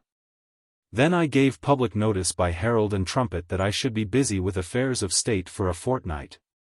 But about the end of that time I would take a moment's leisure and blow up Merlin's stone tower by fires from heaven. In the meantime, whoso listened to evil reports about me, let him beware. Furthermore, I would perform but this one miracle at this time, and no more. If it failed to satisfy and any murmured, would turn the murmurers into horses, and make them useful. Quiet ensued. I took Clarence into my confidence, to a certain degree, and we went to work privately. I told him that this was a sort of miracle that required a trifle of preparation, and that it would be sudden death to ever talk about these preparations to anybody. That made his mouth safe enough. Clandestinely we made a few bushels of first-rate blasting powder, and I superintended my armorers while they constructed a lightning rod and some wires. This old stone tower was very massive, and rather ruinous, too, for it was Roman, and 400 years old. Yes, and handsome, after a rude fashion, and clothed with ivy from base to summit, as with a shirt of scale mail. It stood on a lonely eminence, in good view from the castle, and about half a mile away. Working by night, we stowed the powder in the tower, dug stones out, on the inside, and buried the powder in the walls themselves, which were 15 feet thick at the base. We put in a peck at a time, in a dozen places. We could have blown up the Tower of London with these charges. When the 13th night was come, we put up our lightning rod, bedded it in one of the batches of powder, and ran wires from it to the other batches. Everybody had shunned that locality from the day of my proclamation, but on the morning of the 14th I thought best to warn the people, through the heralds, to keep clear away, a quarter of a mile away. Then added, by command, that at some time during the 24 hours I would consummate the miracle, but would first give a brief notice. By flags on the castle towers if in the daytime, by torch baskets in the same places if at night. Thundershowers had been tolerably frequent of late, and I was not much afraid of a failure. Still, I shouldn't have cared for a delay of a day or two. I should have explained that I was busy with affairs of state yet, and the people must wait. Of course, we had a blazing sunny day, almost the first one without a cloud for 3 weeks. Things always happened so. I kept secluded, and watched the weather. Clarence dropped in from time to time and said the public excitement was growing and growing all the time, and the whole country filling up with human masses as far as one could see from the battlements. At last the wind sprang up and a cloud appeared, in the right quarter, too, and just at nightfall. For a little while I watched that distant cloud spread and blacken, then I judged it was time for me to appear. I ordered the torch baskets to be lit, and Merlin liberated and sent to me. A quarter of an hour later I ascended the parapet and there found the king and the court assembled and gazing off in the darkness toward Merlin's tower. Already the darkness was so heavy that one could not see far. These people and the old turrets, being partly in deep shadow and partly in the red glow from the great torch baskets overhead, made a good deal of a picture. Merlin arrived in a gloomy mood. I said, "You wanted to burn me alive when I had not done you any harm, and latterly you have been trying to injure my professional reputation. Therefore I am going to call down fire and blow up your tower, but it is only fair to give you a chance. Now if you think you can break my enchantments and ward off the fires, step to the bat, it's your innings." "I can, fair sir, and I will. Doubt it not." He drew an imaginary circle on the stones of the roof, and burnt a pinch of powder in it, which sent up a small cloud of aromatic smoke. Whereat everybody fell back and began to cross themselves and get uncomfortable. Then he began to mutter and make passes in the air with his hands. He worked himself up slowly and gradually into a sort of frenzy, and got to thrashing around with his arms like the sails of a windmill. By this time the storm had about reached us. The gusts of wind were flaring the torches and making the shadows swash about, the first heavy drops of rain were falling, the world abroad was black as pitch, the lightning began to wink fitfully. Of course, my rod would be loading itself now. In fact, things were imminent. So I said, "You have had time enough. I have given you every advantage, and not interfered. It is plain your magic is weak. It is only fair that I begin now." I made about 3 passes in the air, and then there was an awful crash and that old tower leaped into the sky in chunks, along with a vast volcanic fountain of fire that turned night to noonday, and showed 1,000 acres of human beings groveling on the ground in a general collapse of consternation. Well, it rained mortar and masonry the rest of the week. This was the report, but probably the facts would have modified it. It was an effective miracle. The great bothersome temporary population vanished. There were a good many thousand tracks in the mud the next morning, but they were all outward bound. If I had advertised another miracle I couldn't have raised an audience with a sheriff. Merlin's stock was flat. The king wanted to stop his wages, he even wanted to banish him, but I interfered. I said he would be useful to work the weather, and attend to small matters like that, and I would give him a lift now and then when his poor little parlor magic soured on him. There wasn't a rag of his tower left, but I had the government rebuild it for him, and advised him to take boarders, but he was too high-toned for that. And as for being grateful, he never even said thank you.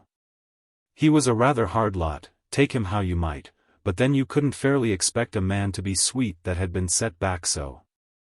Chapter 8. The Boss. To be vested with enormous authority is a fine thing, but to have the onlooking world consent to it is a finer. The Tower episode solidified my power, and made it impregnable.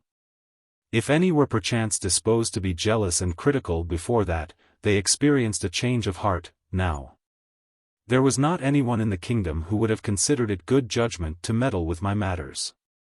I was fast getting adjusted to my situation and circumstances. For a time, I used to wake up, mornings, and smile at my dream, and listen for the Colt's factory whistle. But that sort of thing played itself out, gradually, and at last I was fully able to realize that I was actually living in the 6th century, and in Arthur's court, not a lunatic asylum. After that, I was just as much at home in that century as I could have been in any other, and as for preference, I wouldn't have traded it for the 20th. Look at the opportunities here for a man of knowledge, brains, pluck, and enterprise to sail in and grow up with the country. The grandest field that ever was, and all my own, not a competitor.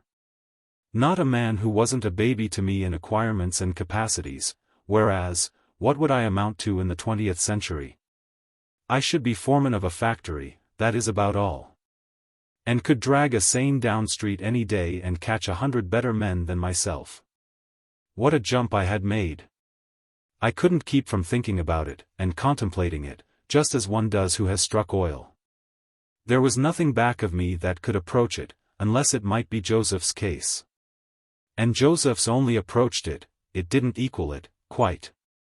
For it stands to reason that as Joseph's splendid financial ingenuities advantaged nobody but the king, the general public must have regarded him with a good deal of disfavor.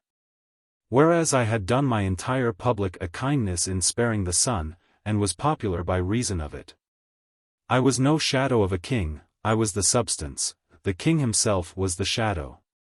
My power was colossal, and it was not a mere name, as such things have generally been, it was the genuine article. I stood here, at the very spring and source of the second great period of the world's history. And could see the trickling stream of that history gather and deepen and broaden, and roll its mighty tides down the far centuries. And I could note the upspringing of adventurers like myself in the shelter of its long array of thrones, de Montforts, Gavestons, Mortimers, Villierses. The war-making, campaign-directing wantons of France, and Charles II's sceptre-wielding drabs, but nowhere in the procession was my full-sized fellow visible. I was a unique. And glad to know that that fact could not be dislodged or challenged for 13 centuries and a half, for sure. Yes, in power I was equal to the king. At the same time there was another power that was a trifle stronger than both of us put together. That was the church. I do not wish to disguise that fact. I couldn't, if I wanted to. But never mind about that, now, it will show up, in its proper place, later on. It didn't cause me any trouble in the beginning, at least any of consequence. Well, it was a curious country, and full of interest. And the people. They were the quaintest and simplest and trustingest race, why, they were nothing but rabbits. It was pitiful for a person born in a wholesome free atmosphere to listen to their humble and hearty outpourings of loyalty toward their king and church and nobility. As if they had any more occasion to love and honor king and church and noble than a slave has to love and honor the lash, or a dog has to love and honor the stranger that kicks him. Why, dear me, any kind of royalty, howsoever modified, any kind of aristocracy, howsoever pruned, is rightly an insult. But if you are born and brought up under that sort of arrangement you probably never find it out for yourself, and don't believe it when somebody else tells you. It is enough to make a body ashamed of his race to think of the sort of froth that has always occupied its thrones without shadow of right or reason. And the seventh-rate people that have always figured as its aristocracies, a company of monarchs and nobles who, as a rule, would have achieved only poverty and obscurity if left, like their betters, to their own exertions. The most of King Arthur's British nation were slaves, pure and simple, and bore that name, and wore the iron collar on their necks, and the rest were slaves in fact, but without the name. They imagined themselves men and freemen, and called themselves so. The truth was, the nation as a body was in the world for one object, and one only, to grovel before king and church and noble. To slave for them, sweat blood for them, starve that they might be fed, work that they might play, drink misery to the dregs that they might be happy, go naked that they might wear silks and jewels. Pay taxes that they might be spared from paying them. Be familiar all their lives with the degrading language and postures of adulation that they might walk in pride and think themselves the gods of this world. And for all this, the thanks they got were cuffs and contempt, and so poor-spirited were they that they took even this sort of attention as an honor. Inherited ideas are a curious thing, and interesting to observe and examine. I had mine, the king and his people had theirs. In both cases they flowed in ruts worn deep by time and habit, and the man who should have proposed to divert them by reason and argument would have had a long contract on his hands. For instance, those people had inherited the idea that all men without title and a long pedigree, whether they had great natural gifts and acquirements or hadn't, were creatures of no more consideration than so many animals, bugs, insects. Whereas I had inherited the idea that human daws who can consent to masquerade in the peacock shams of inherited dignities and unearned titles, are of no good but to be laughed at. The way I was looked upon was odd, but it was natural. You know how the keeper and the public regard the elephant in the menagerie. Well, that is the idea. They are full of admiration of his vast bulk and his prodigious strength. They speak with pride of the fact that he can do 100 marvels which are far and away beyond their own powers. And they speak with the same pride of the fact that in his wrath he is able to drive 1,000 men before him. But does that make him one of them? No. The raggedest tramp in the pit would smile at the idea. He couldn't comprehend it, couldn't take it in, couldn't in any remote way conceive of it. Well, to the king, the nobles, and all the nation, down to the very slaves and tramps, I was just that kind of an elephant, and nothing more. I was admired, also feared. But it was as an animal is admired and feared. The animal is not reverenced, neither was I was not even respected. I had no pedigree, no inherited title. So in the king's and nobles' eyes I was mere dirt. The people regarded me with wonder and awe, but there was no reverence mixed with it. Through the force of inherited ideas they were not able to conceive of anything being entitled to that except pedigree and lordship. There you see the hand of that awful power, the Roman Catholic Church. In 2 or 3 little centuries it had converted a nation of men to a nation of worms. Before the day of the Church's supremacy in the world, men were men, and held their heads up, and had a man's pride and spirit and independence. And what of greatness and position a person got, he got mainly by achievement, not by birth. But then the Church came to the front, with an axe to grind. And she was wise, subtle, and knew more than one way to skin a cat, or a nation. She invented divine right of kings, and propped it all around, brick by brick, with the Beatitudes, wrenching them from their good purpose to make them fortify an evil one. She preached, to the commoner, humility, obedience to superiors, the beauty of self-sacrifice. She preached, to the commoner, meekness under insult. Preached, still to the commoner, always to the commoner, patience, meanness of spirit, non-resistance under oppression.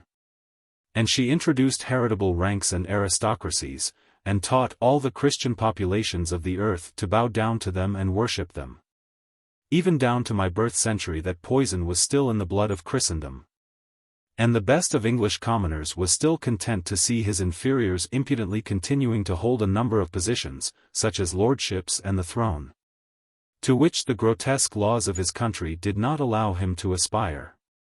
In fact, he was not merely contented with this strange condition of things, he was even able to persuade himself that he was proud of it. It seems to show that there isn't anything you can't stand, if you are only born and bred to it. Of course that taint, that reverence for rank and title, had been in our American blood, too, I know that, but when I left America it had disappeared, at least to all intents and purposes. The remnant of it was restricted to the dudes and dudesses. When a disease has worked its way down to that level, it may fairly be said to be out of the system. But to return to my anomalous position in King Arthur's kingdom. Here I was, a giant among pygmies, a man among children, a master intelligence among intellectual moles, by all rational measurement the one and only actually great man in that whole British world. And yet there and then, just as in the remote England of my birth time, the sheep-witted earl who could claim long descent from a king's leman, acquired at second hand from the slums of London, was a better man than I was. Such a personage was fawned upon in Arthur's realm and reverently looked up to by everybody, even though his dispositions were as mean as his intelligence, and his morals as base as his lineage. There were times when he could sit down in the king's presence, but I couldn't. I could have got a title easily enough, and that would have raised me a large step in everybody's eyes. Even in the king's, the giver of it. But I didn't ask for it, and I declined it when it was offered. I couldn't have enjoyed such a thing with my notions. And it wouldn't have been fair, anyway, because as far back as I could go, our tribe had always been short of the bar sinister. I couldn't have felt really and satisfactorily fine and proud and set up over any title except one that should come from the nation itself, the only legitimate source, and such an one I hoped to win. And in the course of years of honest and honorable endeavor, I did win it and did wear it with a high and clean pride. This title fell casually from the lips of a blacksmith, one day, in a village, was caught up as a happy thought and tossed from mouth to mouth with a laugh and an affirmative vote. In 10 days it had swept the kingdom, and was become as familiar as the king's name. I was never known by any other designation afterward, whether in the nation's talk or in grave debate upon matters of state at the council board of the sovereign. This title, translated into modern speech, would be the boss. Elected by the nation. That suited me. And it was a pretty high title. There were very few this, and I was one of them. If you spoke of the duke, or the earl, or the bishop, how could anybody tell which one you meant? But if you spoke of the king or the queen or the boss, it was different. Well, I liked the king, and as king I respected him, respected the office, at least respected it as much as I was capable of respecting any unearned supremacy. But as men I looked down upon him and his nobles, privately. And he and they liked me, and respected my office. But as an animal, without birth or sham title, they looked down upon me, and were not particularly private about it either.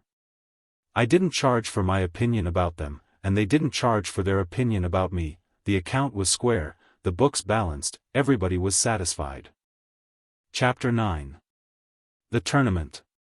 They were always having grand tournaments there at Camelot. And very stirring and picturesque and ridiculous human bullfights they were, too, but just a little wearisome to the practical mind. However, I was generally on hand, for 2 reasons. A man must not hold himself aloof from the things which his friends and his community have at heart if he would be liked, especially as a statesman.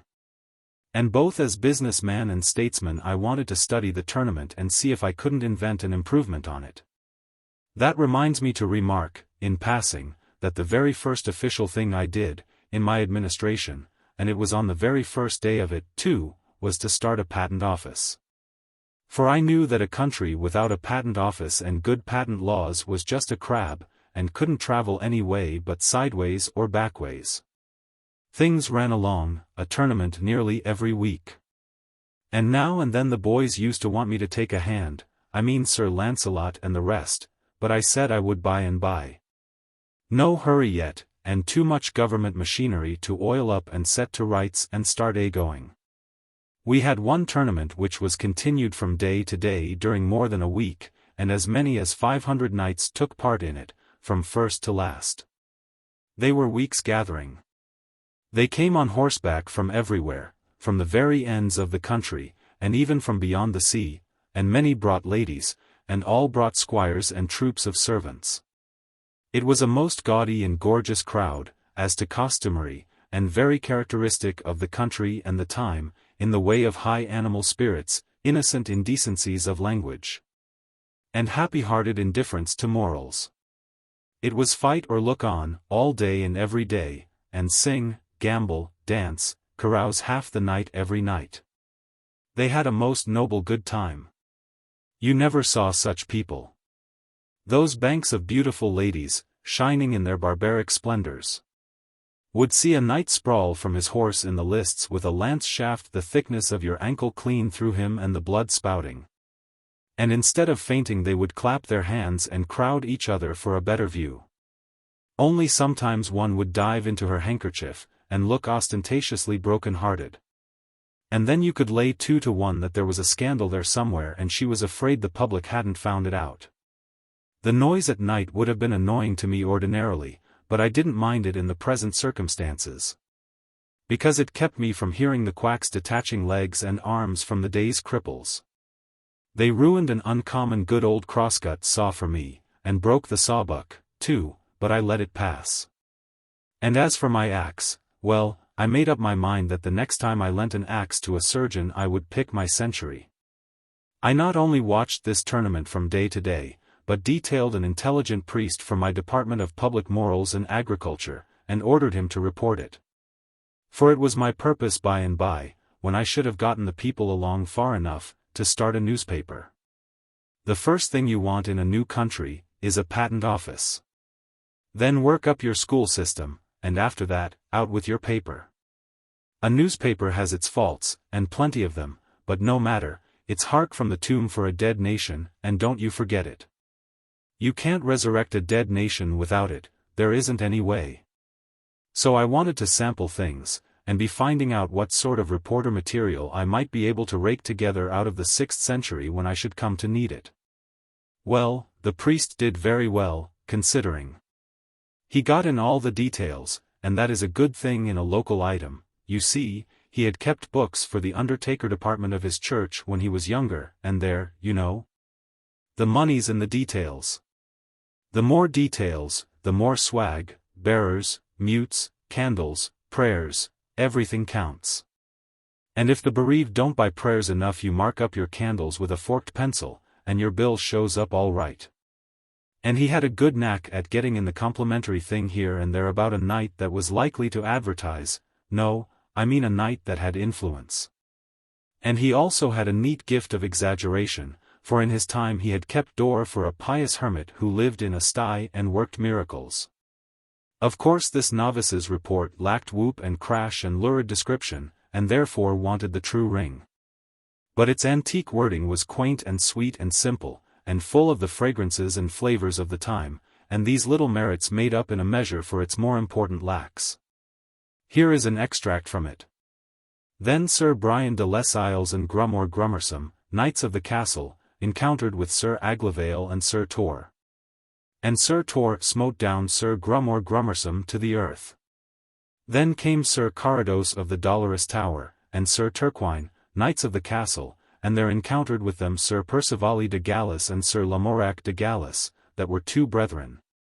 And there encountered Sir Percivali with Sir Carados, and either brake their spears unto their hands, and then Sir Turquine with Sir Lamorac, and either of them smote down other, horse and all, to the earth, and either parties rescued other and horsed them again.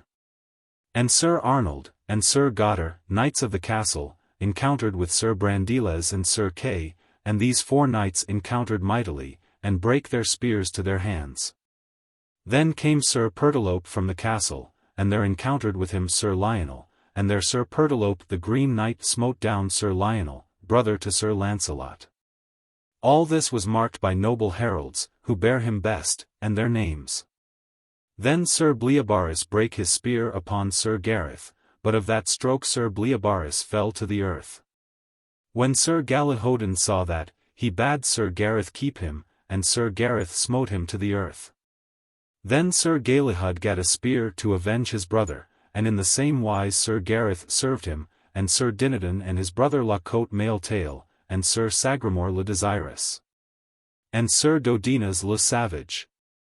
All these he bare down with 1 spear. When King Aswisance of Ireland saw Sir Gareth fare so he marvelled what he might be, that one time seemed green, and another time, at his again coming, he seemed blue. And thus at every course that he rode to and fro he changed his colour, so that there might neither king nor knight have ready cognizance of him. Then Sir Ogwizance the King of Ireland encountered with Sir Gareth, and there Sir Gareth smote him from his horse, saddle and all. And then came King Carados of Scotland, and Sir Gareth smote him down horse and man. And in the same wise he served King Uriens of the land of Gore. And then there came in Sir Bagdemagus, and Sir Gareth smote him down horse and man to the earth. And Bagdemagus's son Meliganus brake a spear upon Sir Gareth mightily and knightly. And then Sir Galahalt the noble prince cried on high, Knight with the many colours, well hast thou just, now make thee ready that I may just with thee. Sir Gareth heard him, and he gat a great spear, and so they encountered together, and there the prince brake his spear. But Sir Gareth smote him upon the left side of the helm, that he reeled here and there, and he had fallen down had not his men recovered him. Truly, said King Arthur, that knight with the many colours is a good knight. Wherefore the king called unto him Sir Lancelot, and prayed him to encounter with that knight. Sir, said Lancelot, I may as well find in my heart for to forbear him at this time, for he hath had travail enough this day, and when a good knight doth so well upon some day, it is no good knight's part to let him of his worship, and, namely, when he seeth a knight hath done so great labour. For peradventure, said Sir Lancelot, his quarrel is here this day, and peradventure he is best beloved with this lady of all that be here. For I see well he paineth himself and enforceth him to do great deeds, and therefore, said Sir Lancelot, as for me, this day he shall have the honour. Though it lay in my power to put him from it, I would not. There was an unpleasant little episode that day, which for reasons of state I struck out of my priest's report. You will have noticed that Gary was doing some great fighting in the engagement. When I say Gary I mean Sir Gareth. Gary was my private pet name for him. It suggests that I had a deep affection for him, and that was the case. But it was a private pet name only, and never spoken aloud to anyone, much less to him. Being a noble, he would not have endured a familiarity like that from me. Well, to proceed, I sat in the private box set apart for me as the king's minister. While Sir Dinadan was waiting for his turn to enter the lists, he came in there and sat down and began to talk. For he was always making up to me, because I was a stranger and he liked to have a fresh market for his jokes. The most of them having reached that stage of where the teller has to do the laughing himself while the other person looks sick. I had always responded to his efforts as well as I could, and felt a very deep and real kindness for him, too. For the reason that if by malice of fate he knew the one particular anecdote which I had heard oftenest and had most hated and most loathed all my life, he had at least spared it me. It was one which I had heard attributed to every humorous person who had ever stood on American soil, from Columbus down to Artemus Ward. It was about a humorous lecturer who flooded an ignorant audience with the killingest jokes for an hour and never got a laugh. And then when he was leaving, some grey simpletons wrung him gratefully by the hand and said it had been the funniest thing they had ever heard. And, it was all they could do to keep from Logan right out in Meaden. That anecdote never saw the day that it was worth the telling. And yet I had sat under the telling of it hundreds and thousands and millions and billions of times, and cried and cursed all the way through. Then who can hope to know what my feelings were, to hear this armor-plated ass start in on it again, in the murky twilight of tradition, before the dawn of history? While even Lactantius might be referred to as the late Lactantius, and the Crusades wouldn't be born for 500 years yet? Just as he finished, the callboy came, so, haw-hawing like a demon, he went rattling and clanking out like a crate of loose castings, and I knew nothing more. It was some minutes before I came to, and then I opened my eyes just in time to see Sir Gareth fetch him an awful welt, and I unconsciously out with the prayer, I hope to gracious he's killed. But by ill luck, before I had got half through with the words, Sir Gareth crashed into Sir Sagramor le Desirous and sent him thundering over his horse's crupper. And Sir Sagramor caught my remark and thought I meant it for him. Well, whenever one of those people got a thing into his head, there was no getting it out again. I knew that, so I saved my breath, and offered no explanations. As soon as Sir Sagramor got well, he notified me that there was a little account to settle between us, and he named a day 3 or 4 years in the future. Place of settlement, the lists where the offence had been given. I said I would be ready when he got back. You see, he was going for the Holy Grail. The boys all took a flyer at the Holy Grail now and then. It was a several years' cruise.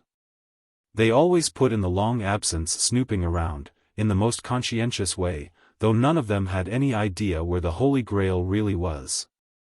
And I don't think any of them actually expected to find it, or would have known what to do with it if he had run across it. You see, it was just the Northwest Passage of that day, as you may say, that was all. Every year expeditions went out Holy Grailing, and next year relief expeditions went out to hunt for them. There was worlds of reputation in it, but no money. Why, they actually wanted me to put in. Well, I should smile. Chapter 10. Beginnings of Civilization. The Round Table soon heard of the challenge, and of course it was a good deal discussed, for such things interested the boys. The king thought I ought now to set forth in quest of adventures, so that I might gain renown and be the more worthy to meet Sir Sagramor when the several years should have rolled away. I excused myself for the present. I said it would take me 3 or 4 years yet to get things well fixed up and going smoothly, then I should be ready. All the chances were that at the end of that time Sir Sagramor would still be out grailing, so no valuable time would be lost by the postponement. I should then have been in office 6 or 7 years, and I believed my system and machinery would be so well developed that I could take a holiday without its working any harm. I was pretty well satisfied with what I had already accomplished. In various quiet nooks and corners I had the beginnings of all sorts of industries underway, nuclei of future vast factories, the iron and steel missionaries of my future civilization. In these were gathered together the brightest young minds I could find, and I kept agents out raking the country for more, all the time. I was training a crowd of ignorant folk into experts in every sort of handiwork and scientific calling. These nurseries of mine went smoothly and privately along undisturbed in their obscure country retreats. For nobody was allowed to come into their precincts without a special permit, for I was afraid of the church. I had started a teacher factory and a lot of Sunday schools the first thing. As a result, I now had an admirable system of graded schools in full blast in those places, and also a complete variety of Protestant congregations all in a prosperous and growing condition. Everybody could be any kind of a Christian he wanted to, there was perfect freedom in that matter. But I confined public religious teaching to the churches and the Sunday schools, permitting nothing of it in my other educational buildings. I could have given my own sect the preference and made everybody a Presbyterian without any trouble. But that would have been to affront a law of human nature. Spiritual wants and instincts are as various in the human family as are physical appetites, complexions, and features. And a man is only at his best, morally, when he is equipped with the religious garment whose color and shape and size most nicely accommodate themselves to the spiritual complexion, angularities, and stature of the individual who wears it. And, besides, I was afraid of a united church. It makes a mighty power, the mightiest conceivable, and then when it by and by gets into selfish hands, as it is always bound to do, it means death to human liberty and paralysis to human thought. All minds were royal property, and there were a good many of them. They had formerly been worked as savages always work mines, holes grubbed in the earth and the mineral brought up in sacks of hide by hand, at the rate of a ton a day. But I had begun to put the mining on a scientific basis as early as I could. Yes, I had made pretty handsome progress when Sir Sagramor's challenge struck me. 4 years rolled by, and then... well, you would never imagine it in the world. Unlimited power is the ideal thing when it is in safe hands. The despotism of heaven is the one absolutely perfect government. An earthly despotism would be the absolutely perfect earthly government, if the conditions were the same, namely, the despot the perfectest individual of the human race. And his lease of life perpetual. But as a perishable perfect man must die, and leave his despotism in the hands of an imperfect successor, an earthly despotism is not merely a bad form of government. It is the worst form that is possible. My works showed what a despot could do with the resources of a kingdom at his command. Unsuspected by this dark land, I had the civilization of the 19th century booming under its very nose.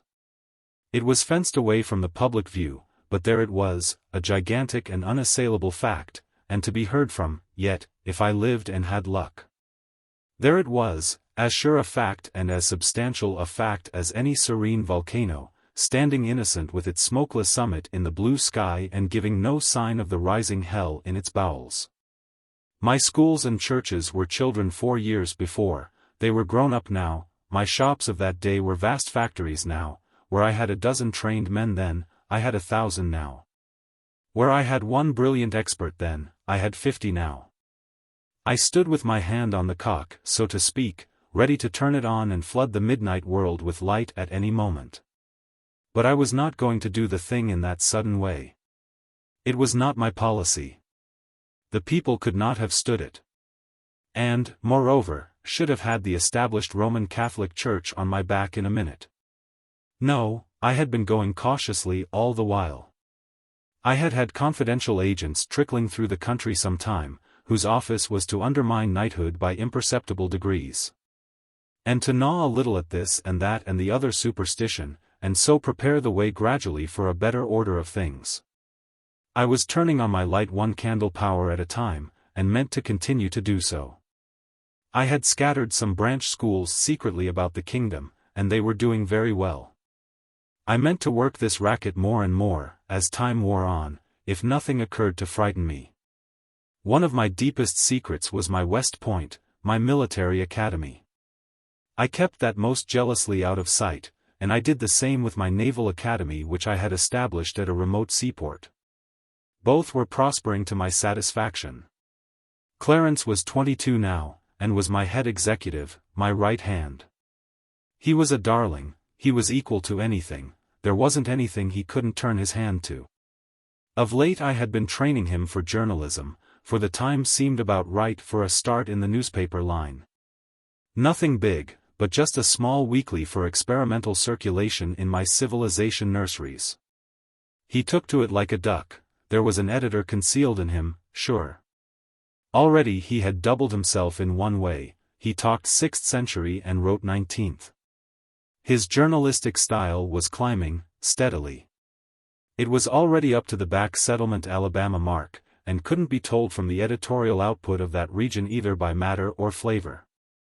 We had another large departure on hand, too. This was a telegraph and a telephone, our first venture in this line. These wires were for private service only, as yet, and must be kept private until a riper day should come. We had a gang of men on the road, working mainly by night. They were stringing ground wires, we were afraid to put up poles, for they would attract too much inquiry. Ground wires were good enough, in both instances, for my wires were protected by an insulation of my own invention which was perfect. My men had orders to strike across country, avoiding roads, and establishing connection with any considerable towns whose lights betrayed their presence, and leaving experts in charge. Nobody could tell you how to find any place in the kingdom, for nobody ever went intentionally to any place, but only struck it by accident in his wanderings. And then generally left it without thinking to inquire what its name was. At one time and another we had sent out topographical expeditions to survey and map the kingdom, but the priests had always interfered and raised trouble. So we had given the thing up, for the present, it would be poor wisdom to antagonize the church. As for the general condition of the country, it was as it had been when I arrived in it, to all intents and purposes. I had made changes, but they were necessarily slight, and they were not noticeable. Thus far, I had not even meddled with taxation, outside of the taxes which provided the royal revenues. I had systematized those, and put the service on an effective and righteous basis. As a result, these revenues were already quadrupled, and yet the burden was so much more equably distributed than before, that all the kingdom felt a sense of relief. And the praises of my administration were hearty and general. Personally, I struck an interruption, now, but I did not mind it. It could not have happened at a better time. Earlier it could have annoyed me, but now everything was in good hands and swimming right along. The king had reminded me several times, of late, that the postponement I had asked for years before, had about run out now. It was a hint that I ought to be starting out to seek adventures and get up a reputation of a size to make me worthy of the honor of breaking a lance with Sir Sagramor, who was still out grailing, but was being hunted for by various relief expeditions, and might be found any year, now. So you see, I was expecting this interruption. It did not take me by surprise. Chapter 11. The Yankee in Search of Adventures. There never was such a country for wandering liars, and they were of both sexes. Hardly a month went by without one of these tramps arriving, and generally loaded with a tale about some princess or other wanting help to get her out of some faraway castle where she was held in captivity by a lawless scoundrel, usually a giant. Now you would think that the first thing the king would do after listening to such a novelette from an entire stranger, would be to ask for credentials, yes, and a pointer or two as to locality of castle, best route to it, and so on. But nobody ever thought of so simple and common sense a thing at that. No, everybody swallowed these people's lies whole, and never asked a question of any sort or about anything. Well, one day when I was not around, one of these people came along. It was a she-one, this time, and told a tale of the usual pattern. Her mistress was a captive in a vast and gloomy castle, along with 44 other young and beautiful girls, pretty much all of them princesses. They had been languishing in that cruel captivity for 26 years. The masters of the castle were 3 stupendous brothers, each with 4 arms and 1 eye, the eye in the center of the forehead, and as big as a fruit.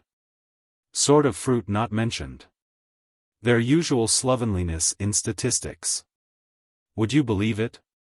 The king and the whole round table were in raptures over this preposterous opportunity for adventure. Every knight of the table jumped for the chance, and begged for it, but to their vexation and chagrin the king conferred it upon me, who had not asked for it at all. By an effort, I contained my joy when Clarence brought me the news. But he could not contain his. His mouth gushed delight and gratitude in a steady discharge, delight in my good fortune, gratitude to the king for this splendid mark of his favor for me. He could keep neither his legs nor his body still, but pirouette about the place in an airy ecstasy of happiness.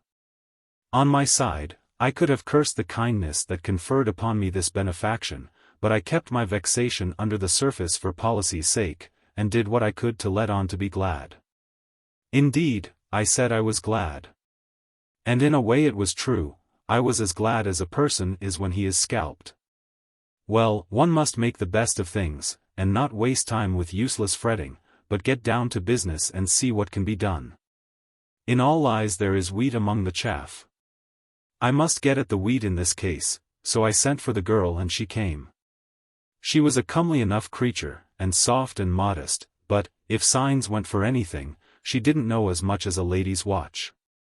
I said, "My dear, have you been questioned as to particulars?" She said she hadn't. Well, I didn't expect you had, but I thought I would ask, to make sure. It's the way I've been raised. Now you mustn't take it unkindly if I remind you that as we don't know you, we must go a little slow. You may be all right, of course, and we'll hope that you are. But to take it for granted isn't business. You understand that. I'm obliged to ask you a few questions, just answer up fair and square, and don't be afraid. Where do you live, when you are at home? In the land of Moder, fair sir. Land of Moder. I don't remember hearing of it before. Parents living? As to that, I know not if they be yet on live, sith it is many years that I have lain shut up in the castle. Your name, please? I hight the Demoiselle Alessandra Lacarte Eloise, and it please you. Do you know anybody here who can identify you? That were not likely, fair lord, I being come hither now for the first time. Have you brought any letters, any documents, any proofs that you are trustworthy and truthful? Of a surety, no, and wherefore should I? Have I not a tongue, and cannot I say all that myself? But your saying it, you know, and somebody else's saying it, is different. Different? How might that be? I fear me I do not understand. Don't understand? Land of, why, you see, why, great Scott, can't you understand a little thing like that? Can't you understand the difference between your, why do you look so innocent and idiotic? In truth I know not, but an it were the will of God. Yes, I reckon that's about the size of it. Don't mind my seeming excited, I'm not. Let us change the subject. Now as to this castle, with 45 princesses in it, and 3 ogres at the head of it, tell me, where is this harem? Harem? The castle, you understand, where is the castle? Oh, as to that, it is great, and strong, and well beseen, and lieth in a far country. Yes, it is many leagues. How many? Ah, fair sir, it were wonderly hard to tell, they are so many, and do so lap the one upon the other, and being made all in the same image and tincted with the same colour. One may not know the one league from its fellow, nor how to count them except they be taken apart, and ye wit well it were God's work to do that, being not within man's capacity. For ye will note. Hold on, never mind about the distance, whereabouts does the castle lie? What's the direction from here? Ah, please you sir, it hath no direction from here. By reason that the road leeth not straight, but turneth evermore. Wherefore the direction of its place abideth not, but is sometime under the one sky and anon under another, whereso if ye be minded that it is in the east, and wend thitherward. Ye shall observe that the way of the road doth yet again turn upon itself by the space of half a circle, and this marvel happing again and yet again and still again. It will grieve you that you had thought by vanities of the mind to thwart and bring to naught the will of him that giveth not a castle a direction from a place except it pleaseth him. And if it please him not, will the rather that even all castles and all directions thereunto vanish out of the earth, leaving the places wherein they tarried desolate and vacant. So warning his creatures that where he will, and where he will not he. Oh, that's all right, give us a rest. Never mind about the direction, hang the direction, I beg pardon, I beg 1,000 pardons, I am not well today. Pay no attention when I soliloquize, it is an old habit, an old, bad habit. And hard to get rid of when one's digestion is all disordered with eating food that was raised forever and ever before he was born. Good land! A man can't keep his functions regular on spring chickens 1,300 years old. But come, never mind about that, have you got such a thing as a map of that region about you? Now a good map. Is it peradventure that manner of thing which of late the unbelievers have brought from over the great seas, which, being boiled in oil, and an onion and salt added thereto, doth? What, a map? What are you talking about? Don't you know what a map is? There, never mind, don't explain, I hate explanations, they fog a thing up so that you can't tell anything about it. Run along, dear. Good day, show her the way, Clarence. Oh, well, it was reasonably plain, now, why these donkeys didn't prospect these liars for details. It may be that this girl had a fact in her somewhere, but I don't believe you could have sluiced it out with a hydraulic, nor got it with the earlier forms of blasting, even. It was a case for dynamite. Why, she was a perfect ass, and yet the king and his knights had listened to her as if she had been a leaf out of the gospel. It kind of sizes up the whole party. And think of the simple ways of this court, this wandering wench hadn't any more trouble to get access to the king in his palace than she would have had to get into the poorhouse in my day and country. In fact, he was glad to see her, glad to hear her tale, with that adventure of hers to offer, she was as welcome as a corpse is to a coroner. Just as I was ending up these reflections, Clarence came back. I remarked upon the barren result of my efforts with the girl, hadn't got hold of a single point that could help me to find the castle. The youth looked a little surprised, or puzzled, or something, and intimated that he had been wondering to himself what I had wanted to ask the girl all those questions for. "Why, great guns," I said, "don't I want to find the castle? And how else would I go about it?" "La, sweet your worship, one may lightly answer that, I ween. She will go with thee. They always do. She will ride with thee." "Ride with me? Nonsense. But of a truth she will. She will ride with thee. Thou shalt see." "What? She browse around the hills and scour the woods with me, alone, and I as good as engaged to be married? Why, it's scandalous. Think how it would look. My, the dear face that rose before me." The boy was eager to know all about this tender matter. I swore him to secrecy and then whispered her name, Puss Flanagan. He looked disappointed, and said he didn't remember the Countess. How natural it was for the little courtier to give her a rank. He asked me where she lived. "In East Har." I came to myself and stopped, a little confused, then I said, "Never mind, now. I'll tell you some time." And might he see her? Would I let him see her some day? It was but a little thing to promise, 1300 years or so, and he so eager, so I said yes. But I sighed. I couldn't help it. And yet there was no sense in sighing, for she wasn't born yet. But that is the way we are made, we don't reason, where we feel, we just feel.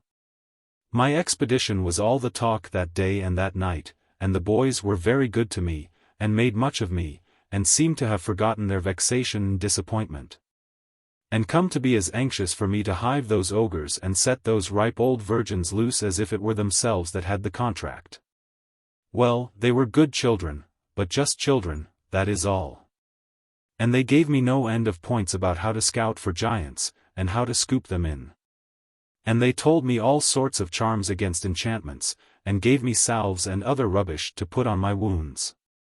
But it never occurred to one of them to reflect that if I was such a wonderful necromancer as I was pretending to be, I ought not to need salves or instructions, or charms against enchantments, and least of all, arms and armor, on a foray of any kind, even against fire-spouting dragons, and devils hot from perdition, let alone such poor adversaries as these I was after.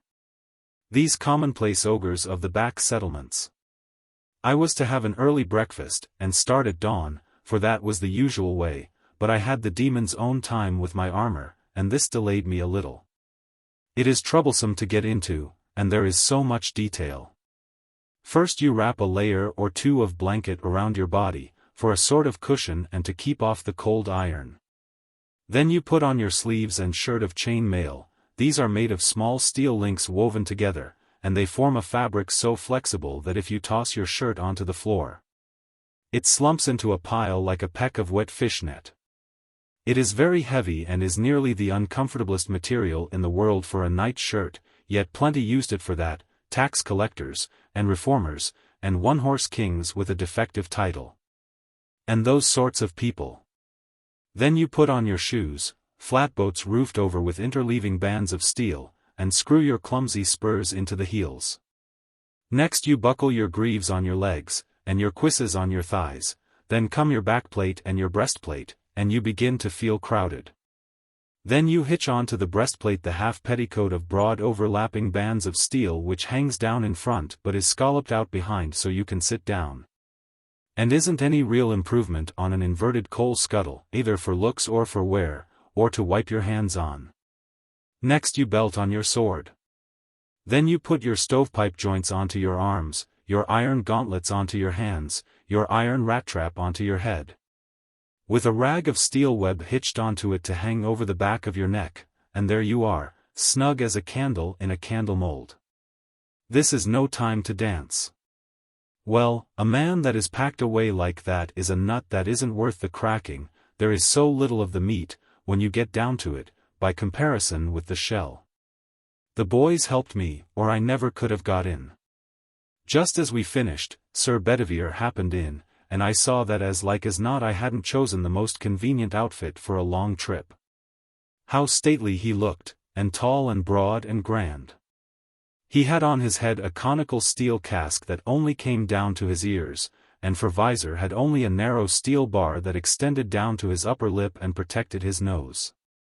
And all the rest of him, from neck to heel, was flexible chain mail, trousers and all. But pretty much all of him was hidden under his outside garment, which of course was of chain mail, as I said, and hung straight from his shoulders to his ankles. And from his middle to the bottom, both before and behind, was divided, so that he could ride and let the skirts hang down on each side. He was going grailing, and it was just the outfit for it, too. I would have given a good deal for that ulster, but it was too late now to be fooling around. The sun was just up, the king and the court were all on hand to see me off and wish me luck. So it wouldn't be etiquette for me to tarry. You don't get on your horse yourself, no, if you tried it you would get disappointed. They carry you out, just as they carry a sunstruck man to the drugstore, and put you on, and help get you to rights, and fix your feet in the stirrups. And all the while you do feel so strange and stuffy and like somebody else, like somebody that has been married on a sudden, or struck by lightning or something like that. And hasn't quite fetched around yet, and is sort of numb, and can't just get his bearings. Then they stood up the mast they called a spear, in its socket by my left foot, and I gripped it with my hand. Lastly they hung my shield around my neck, and I was all complete and ready to up anchor and get to sea. Everybody was as good to me as they could be, and a maid of honor gave me the stirrup cup her own self. There was nothing more to do now, but for that damsel to get up behind me on a pillion, which she did, and put an arm or so around me to hold on.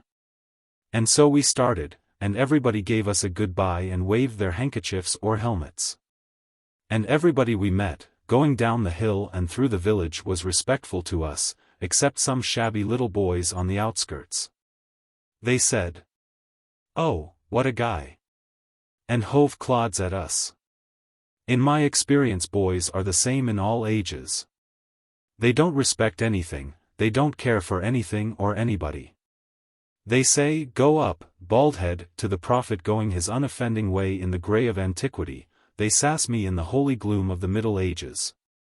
And I had seen them act the same way in Buchanan's administration, I remember, because I was there and helped. The prophet had his bears and settled with his boys. And I wanted to get down and settle with mine, but it wouldn't answer, because I couldn't have got up again. I hate a country without a derrick. Chapter 12. Slow torture. Straight off, we were in the country. It was most lovely and pleasant in those sylvan solitudes in the early cool morning in the first freshness of autumn. From hilltops we saw fair green valleys lying spread out below, with streams winding through them, and island groves of trees here and there. And huge lonely oaks scattered about and casting black blots of shade. And beyond the valleys we saw the ranges of hills, blue with haze, stretching away in billowy perspective to the horizon, with at wide intervals a dim fleck of white or grey on a wave summit, which we knew was a castle. We crossed broad natural lawns sparkling with dew, and we moved like spirits, the cushioned turf giving out no sound of footfall. We dreamed along through glades in a mist of green light that got its tint from the sun-drenched roof of leaves overhead. And by our feet the clearest and coldest of runlets went frisking and gossiping over its reefs and making a sort of whispering music, comfortable to hear. And at times we left the world behind and entered into the solemn great deeps and rich gloom of the forest, where furtive wild things whisked and scurried by and were gone before you could even get your eye on the place where the noise was. And where only the earliest birds were turning out and getting to business with a song here and a quarrel yonder and a mysterious far-off hammering and drumming for worms on a tree trunk away, somewhere in the impenetrable remotenesses of the woods. And by out we would swing again into the glare. About the third or fourth or fifth time that we swung out into the glare, it was along there somewhere, a couple of hours or so after sunup. It wasn't as pleasant as it had been. It was beginning to get hot. This was quite noticeable. We had a very long pull, after that, without any shade. Now it is curious how progressively little frets grow and multiply after they once get a start. Things which I didn't mind at all, at first, I began to mind now, and more, too, all the time. The first 10 or 15 times I wanted my handkerchief I didn't seem to care, I got along, and said never mind, it isn't any matter, and dropped it out of my mind. But now it was different. I wanted it all the time, it was nag, right along, and no rest, I couldn't get it out of my mind. And so at last I lost my temper and said hang a man that would make a suit of armor without any pockets in it. You see I had my handkerchief in my helmet, and some other things. But it was that kind of a helmet that you can't take off by yourself. That hadn't occurred to me when I put it there, and in fact I didn't know it. I supposed it would be particularly convenient there. And so now, the thought of its being there, so handy and close by, and yet not get at able, made it all the worse and the harder to bear. Yes, the thing that you can't get is the thing that you want, mainly, everyone has noticed that. Well, it took my mind off from everything else, took it clear off, and centered it in my helmet. And mile after mile, there it stayed, imagining the handkerchief, picturing the handkerchief. And it was bitter and aggravating to have the salt sweat keep trickling down into my eyes, and I couldn't get at it. It seems like a little thing, on paper, but it was not a little thing at all. It was the most real kind of misery. I would not say it if it was not so. I made up my mind that I would carry along a reticule next time, let it look how it might, and people say what they would. Of course these iron dudes of the Round Table would think it was scandalous, and maybe raise Sheol about it, but as for me, give me comfort first, and style afterwards. So we jogged along, and now and then we struck a stretch of dust, and it would tumble up in clouds and get into my nose and make me sneeze and cry. And of course I said things I oughtn't to have said, I don't deny that.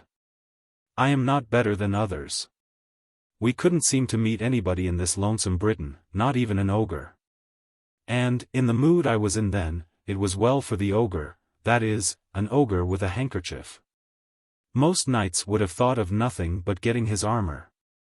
But so I got his bandana, he could keep his hardware, for all of me. Meantime, it was getting hotter and hotter in there. You see, the sun was beating down and warming up the iron more and more all the time.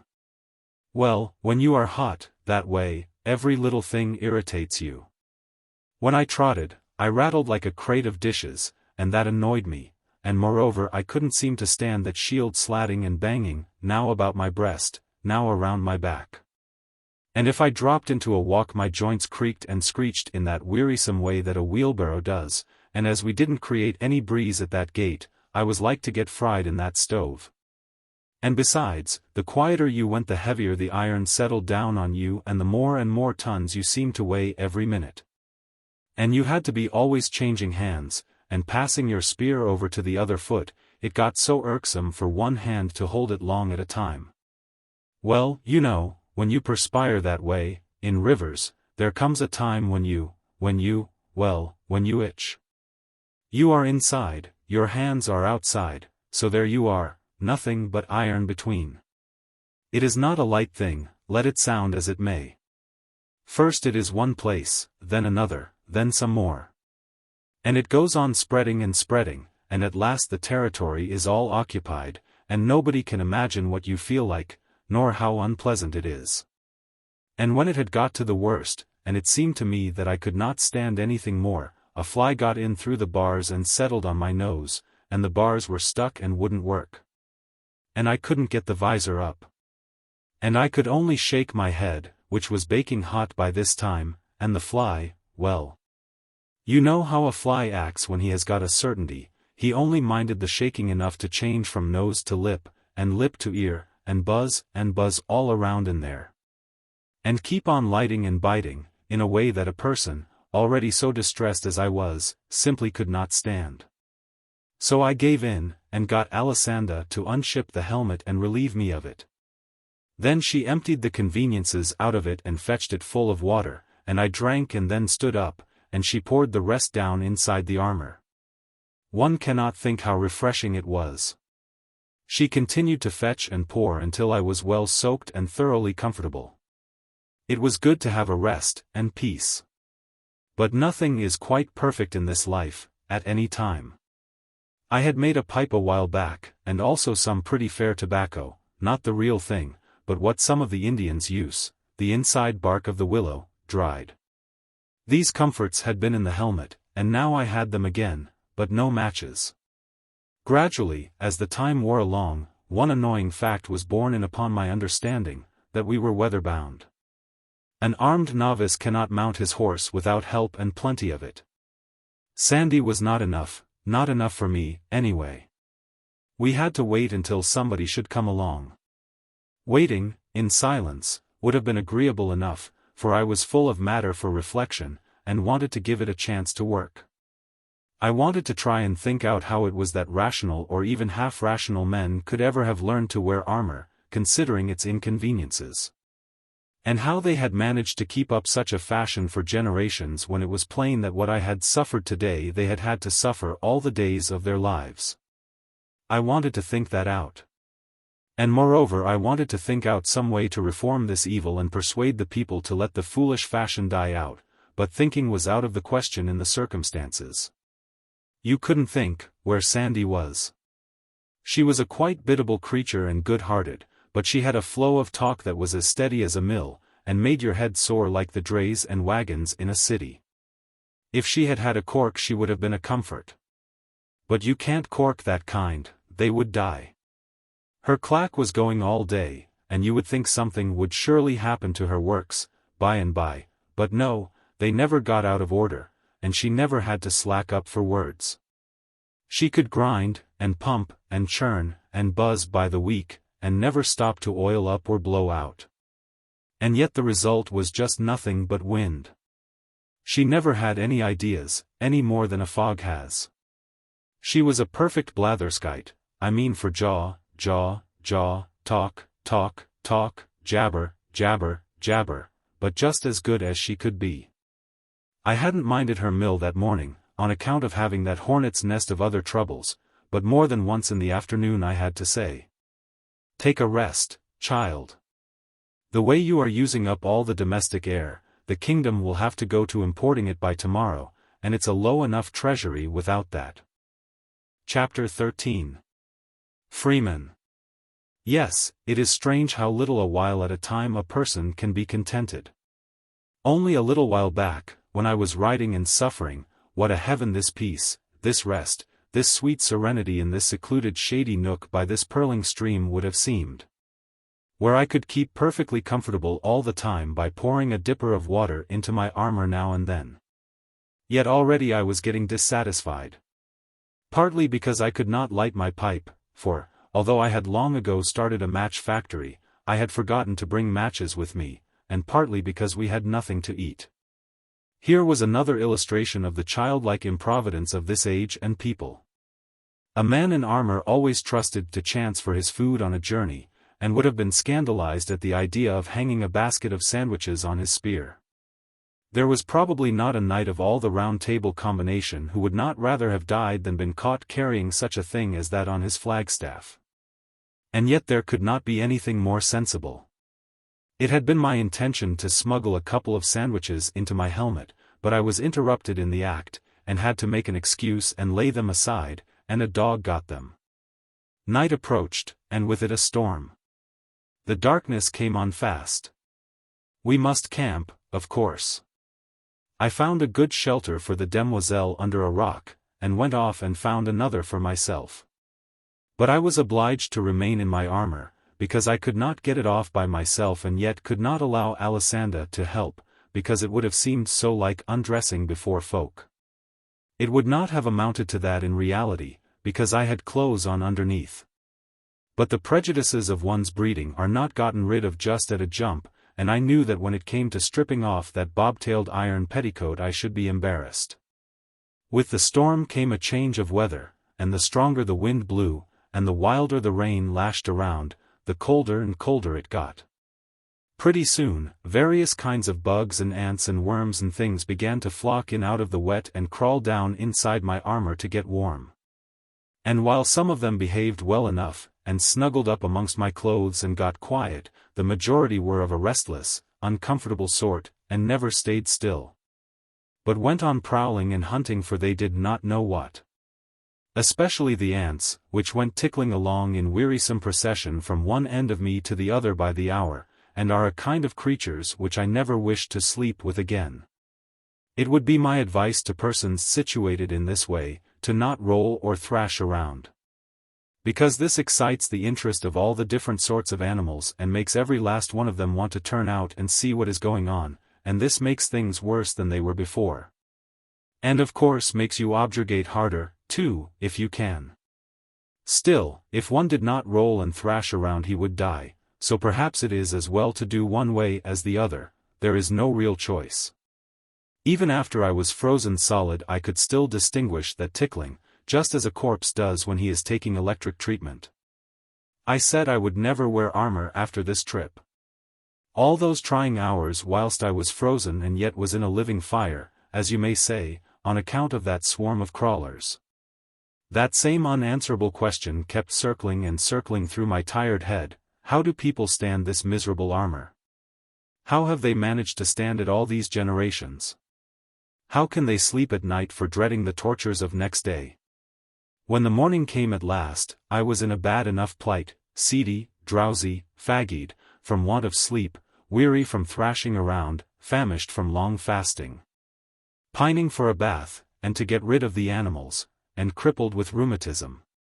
And how had it fared with the nobly born, the titled aristocrat, the demoiselle Alessandra la Carte Eloise? Why, she was as fresh as a squirrel, she had slept like the dead, and as for a bath, probably neither she nor any other noble in the land had ever had one, and so she was not missing it. Measured by modern standards, they were merely modified savages, those people. This noble lady showed no impatience to get to breakfast, and that smacks of the savage, too. On their journeys those Britons were used to long fasts, and knew how to bear them, and also how to freight up against probable fasts before starting, after the style of the Indian and the anaconda. As like as not, Sandy was loaded for a 3-day stretch. We were off before sunrise, Sandy riding and I limping along behind. In half an hour we came upon a group of ragged poor creatures who had assembled to mend the thing which was regarded as a road. They were as humble as animals to me. And when I proposed to breakfast with them, they were so flattered, so overwhelmed by this extraordinary condescension of mine that at first they were not able to believe that I was in earnest. My lady put up her scornful lip and withdrew to one side. She said in their hearing that she would as soon think of eating with the other cattle, a remark which embarrassed these poor devils merely because it referred to them, and not because it insulted or offended them, for it didn't. And yet they were not slaves, not chattels. By a sarcasm of law and phrase they were freemen. 7/10 of the free population of the country were of just their class and degree, small, independent farmers, artisans, etc., which is to say, they were the nation, the actual nation. They were about all of it that was useful, or worth saving, or really respect-worthy, and to subtract them would have been to subtract the nation and leave behind some dregs, some refuse. In the shape of a king, nobility and gentry, idle, unproductive, acquainted mainly with the arts of wasting and destroying, and of no sort of use or value in any rationally constructed world.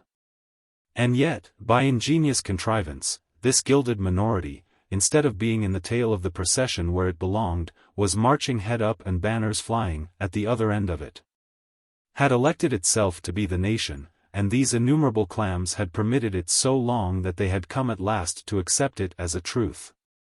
And not only that, but to believe it right and as it should be. The priests had told their fathers and themselves that this ironical state of things was ordained of God.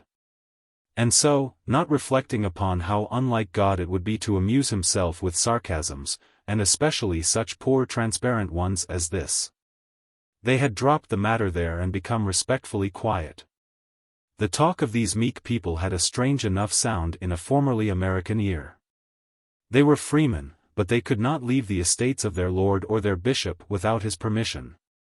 They could not prepare their own bread, but must have their corn ground and their bread baked at his mill and his bakery, and pay roundly for the same. They could not sell a piece of their own property without paying him a handsome percentage of the proceeds, nor buy a piece of somebody else's without remembering him in cash for the privilege. They had to harvest his grain for him gratis, and be ready to come at a moment's notice, leaving their own crop to destruction by the threatened storm. They had to let him plant fruit trees in their fields, and then keep their indignation to themselves when his heedless fruit-gatherers trampled the grain around the trees. They had to smother their anger when his hunting parties galloped through their fields laying waste the result of their patient toil.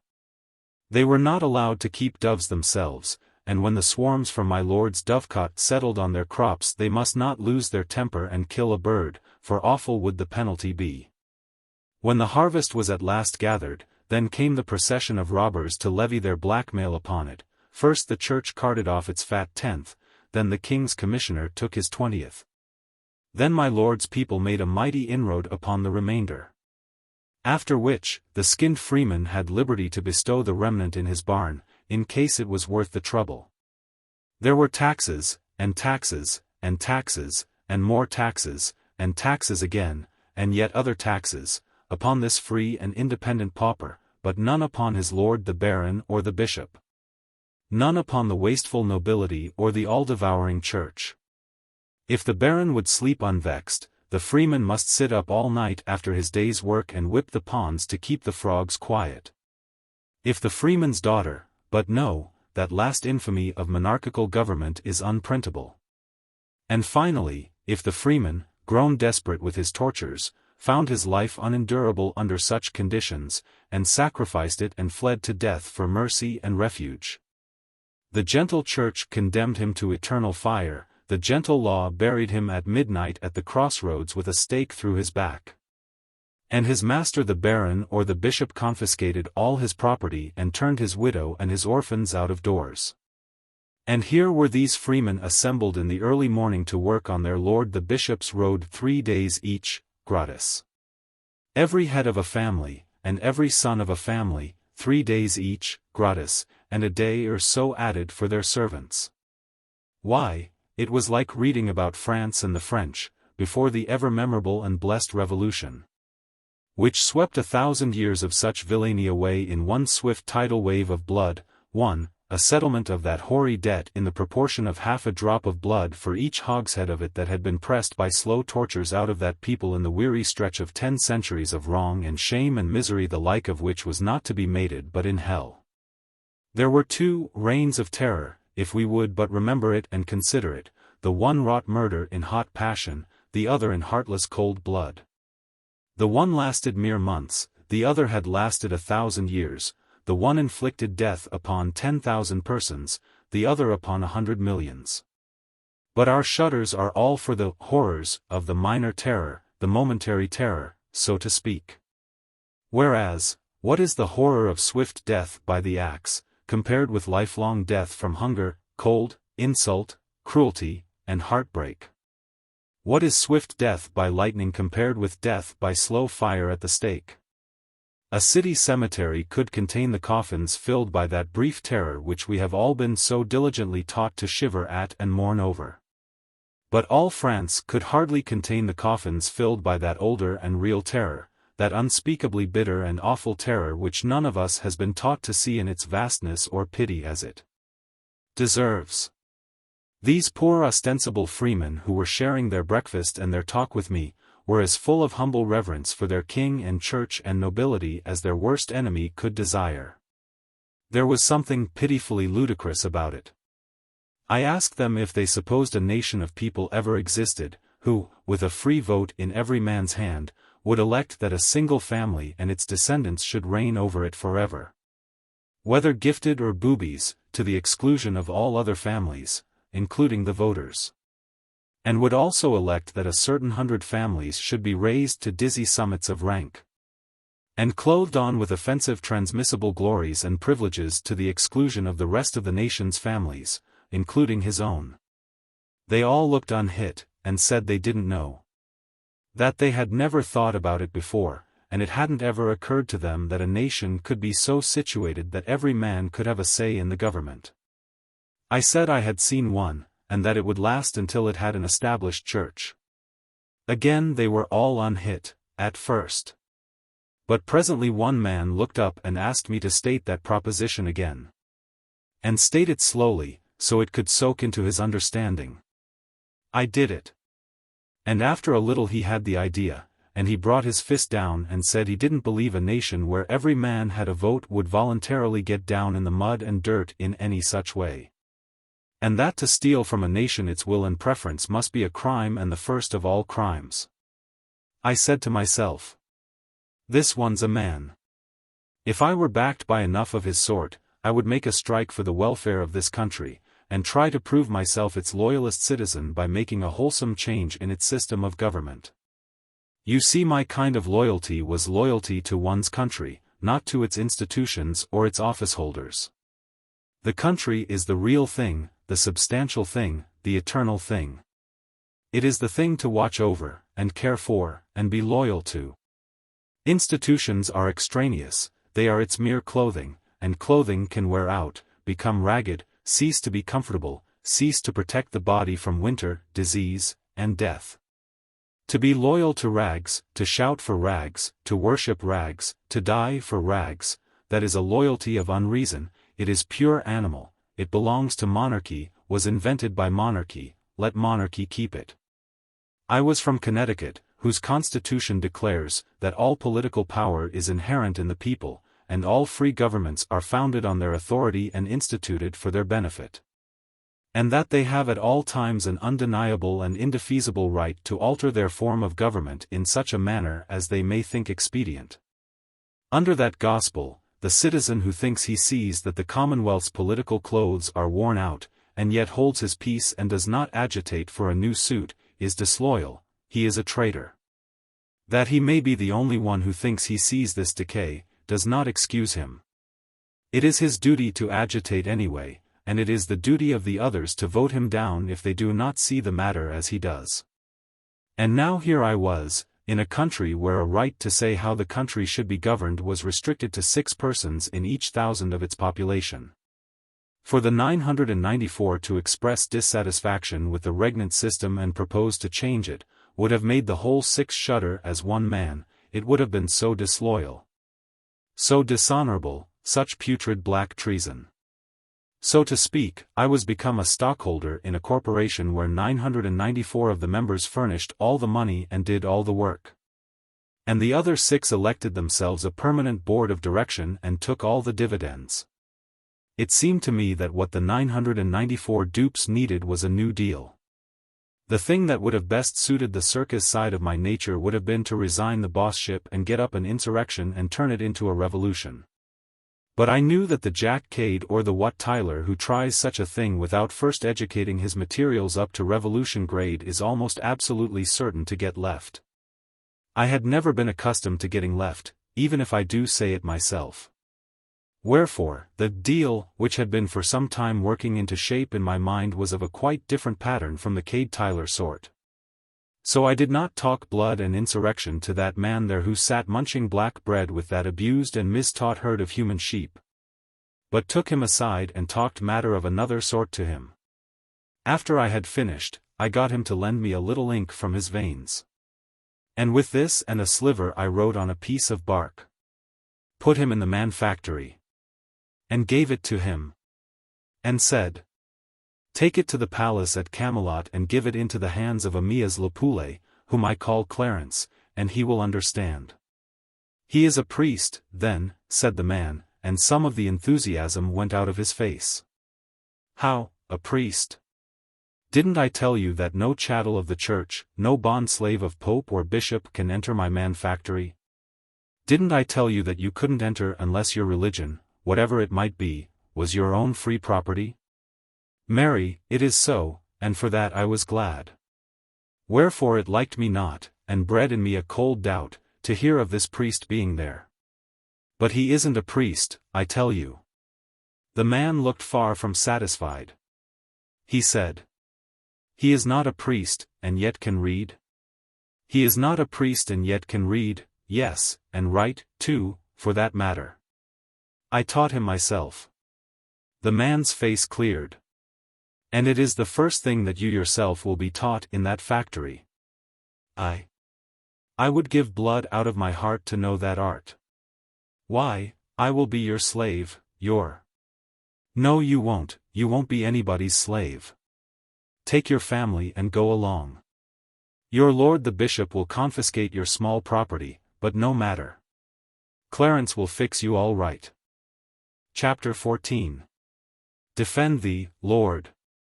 I paid 3 pennies for my breakfast, and a most extravagant price it was, too, seeing that one could have breakfasted a dozen persons for that money.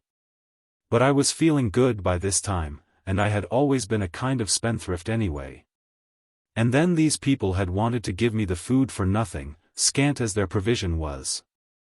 And so it was a grateful pleasure to emphasize my appreciation and sincere thankfulness with a good big financial lift ere the money would do so much more good than it would in my helmet, where, these pennies being made of iron and not stinted in weight, my $50 worth was a good deal of a burden to me. I spent money rather too freely in those days, it is true. But one reason for it was that I hadn't got the proportions of things entirely adjusted, even yet. After so long a sojourn in Britain, hadn't got along to where I was able to absolutely realize that a penny in Arthur's land and a couple of dollars in Connecticut were about one and the same thing, just twins. As you may say, in purchasing power. If my start from Camelot could have been delayed a very few days, I could have paid these people in beautiful new coins from our own mint, and that would have pleased me, and them, too, not less. I had adopted the American values exclusively. In a week or two now, cents, nickels, dimes, quarters, and $50, and also a trifle of gold, would be trickling in thin but steady streams all through the commercial veins of the kingdom. And I looked to see this new blood freshen up its life. The farmers were bound to throw in something, to sort of offset my liberality, whether I would or no, so I let them give me a flint and steel. And as soon as they had comfortably bestowed Sandy and me on our horse, I lit my pipe. When the first blast of smoke shot out through the bars of my helmet, all those people broke for the woods, and Sandy went over backwards and struck the ground with a dull thud. They thought I was one of those fire-belching dragons they had heard so much about from knights and other professional liars. I had infinite trouble to persuade those people to venture back within explaining distance. Then I told them that this was only a bit of enchantment which would work harm to none but my enemies. And I promised, with my hand on my heart, that if all who felt no enmity toward me would come forward and pass before me, they should see that only those who remained behind would be struck dead. The procession moved with a good deal of promptness. There were no casualties to report, for nobody had curiosity enough to remain behind to see what would happen. I lost some time, now, for these big children, their fears gone, became so ravished with wonder over my awe-compelling fireworks that I had to stay there and smoke a couple of pipes out before they would let me go. Still, the delay was not wholly unproductive, for it took all that time to get Sandy thoroughly wonted to the new thing, she being so close to it, you know. It plugged up her conversation mill, too, for a considerable while, and that was a gain. But above all other benefits accruing, I had learned something. I was ready for any giant or any ogre that might come along, now. We tarried with a holy hermit, that night, and my opportunity came about the middle of the next afternoon. We were crossing a vast meadow by way of shortcut, and I was musing absently, hearing nothing, seeing nothing, when Sandy suddenly interrupted a remark which she had begun that morning. With the cry, "Defend thee, Lord! Peril of life is toward." And she slipped down from the horse and ran a little way and stood. I looked up and saw, far off in the shade of a tree, half a dozen armed knights and their squires. And straightway there was bustle among them and tightening of saddle girths for the mount. My pipe was ready and would have been lit, if I had not been lost in thinking about how to banish oppression from this land and restore to all its people their stolen rights and manhood without disobliging anybody. I lit up at once, and by the time I had got a good head of reserved steam on, here they came. All together, too. None of those chivalrous magnanimities which one reads so much about, one courtly rascal at a time, and the rest standing by to see fair play. No, they came in a body, they came with a whir and a rush, they came like a volley from a battery, came with heads low down, plumes streaming out behind, lances advanced at a level. It was a handsome sight, a beautiful sight, for a man up a tree. I laid my lance in rest and waited, with my heart beating, till the iron wave was just ready to break over me, then spouted a column of white smoke through the bars of my helmet. You should have seen the wave go to pieces and scatter. This was a finer sight than the other one. But these people stopped, 200 or 300 yards away, and this troubled me. My satisfaction collapsed, and fear came. I judged I was a lost man. But Sandy was radiant, and was going to be eloquent, but I stopped her, and told her my magic had miscarried, somehow or other, and she must mount, with all dispatch, and we must ride for life. No, she wouldn't. She said that my enchantment had disabled those knights, they were not riding on, because they couldn't. Wait, they would drop out of their saddles presently, and we would get their horses and harness. I could not deceive such trusting simplicity, so I said it was a mistake. That when my fireworks killed at all, they killed instantly. No, the men would not die, there was something wrong about my apparatus, I couldn't tell what. But we must hurry and get away, for those people would attack us again, in a minute. Sandy laughed, and said, "Lackaday, sir, they be not of that breed. Sir Lancelot will give battle to dragons, and will abide by them, and will assail them again, and yet again, and still again, until he do conquer and destroy them. And so likewise will Sir Pellinore and Sir Aglavale and Sir Carados, and mayhap others, but there be none else that will venture it, let the idle say what the idle will.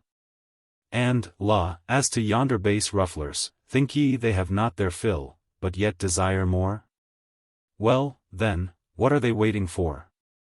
Why don't they leave? Nobody's hindering. Good land, I'm willing to let bygones be bygones, I'm sure. Leave, is it? Oh, give thyself easement as to that. They dream not of it, no, not they. They wait to yield them. Come, really, is that sooth, as you people say? If they want to, why don't they? It would like them much, but in ye what how dragons are esteemed, ye would not hold them blamable. They fear to come.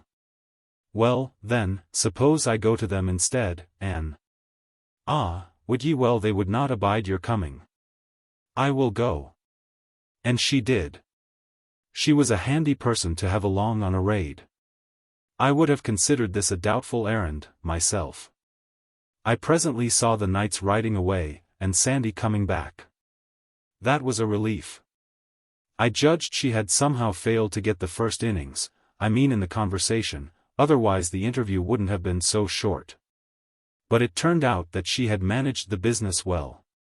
In fact, admirably. She said that when she told those people I was the boss, it hit them where they lived, smote them sore with fear and dread, was her word. And then they were ready to put up with anything she might require.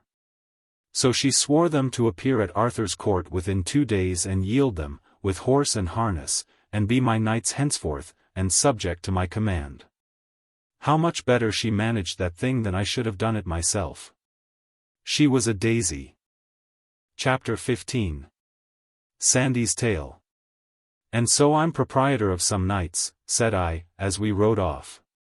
Who would ever have supposed that I should live to list up assets of that sort? I shan't know what to do with them, unless I raffle them off. How many of them are there, Sandy? 7, please you, sir, and their squires. It is a good haul. Who are they? Where do they hang out? Where do they hang out? Yes, where do they live? Ah, I understood thee not. That will I tell eftsoons.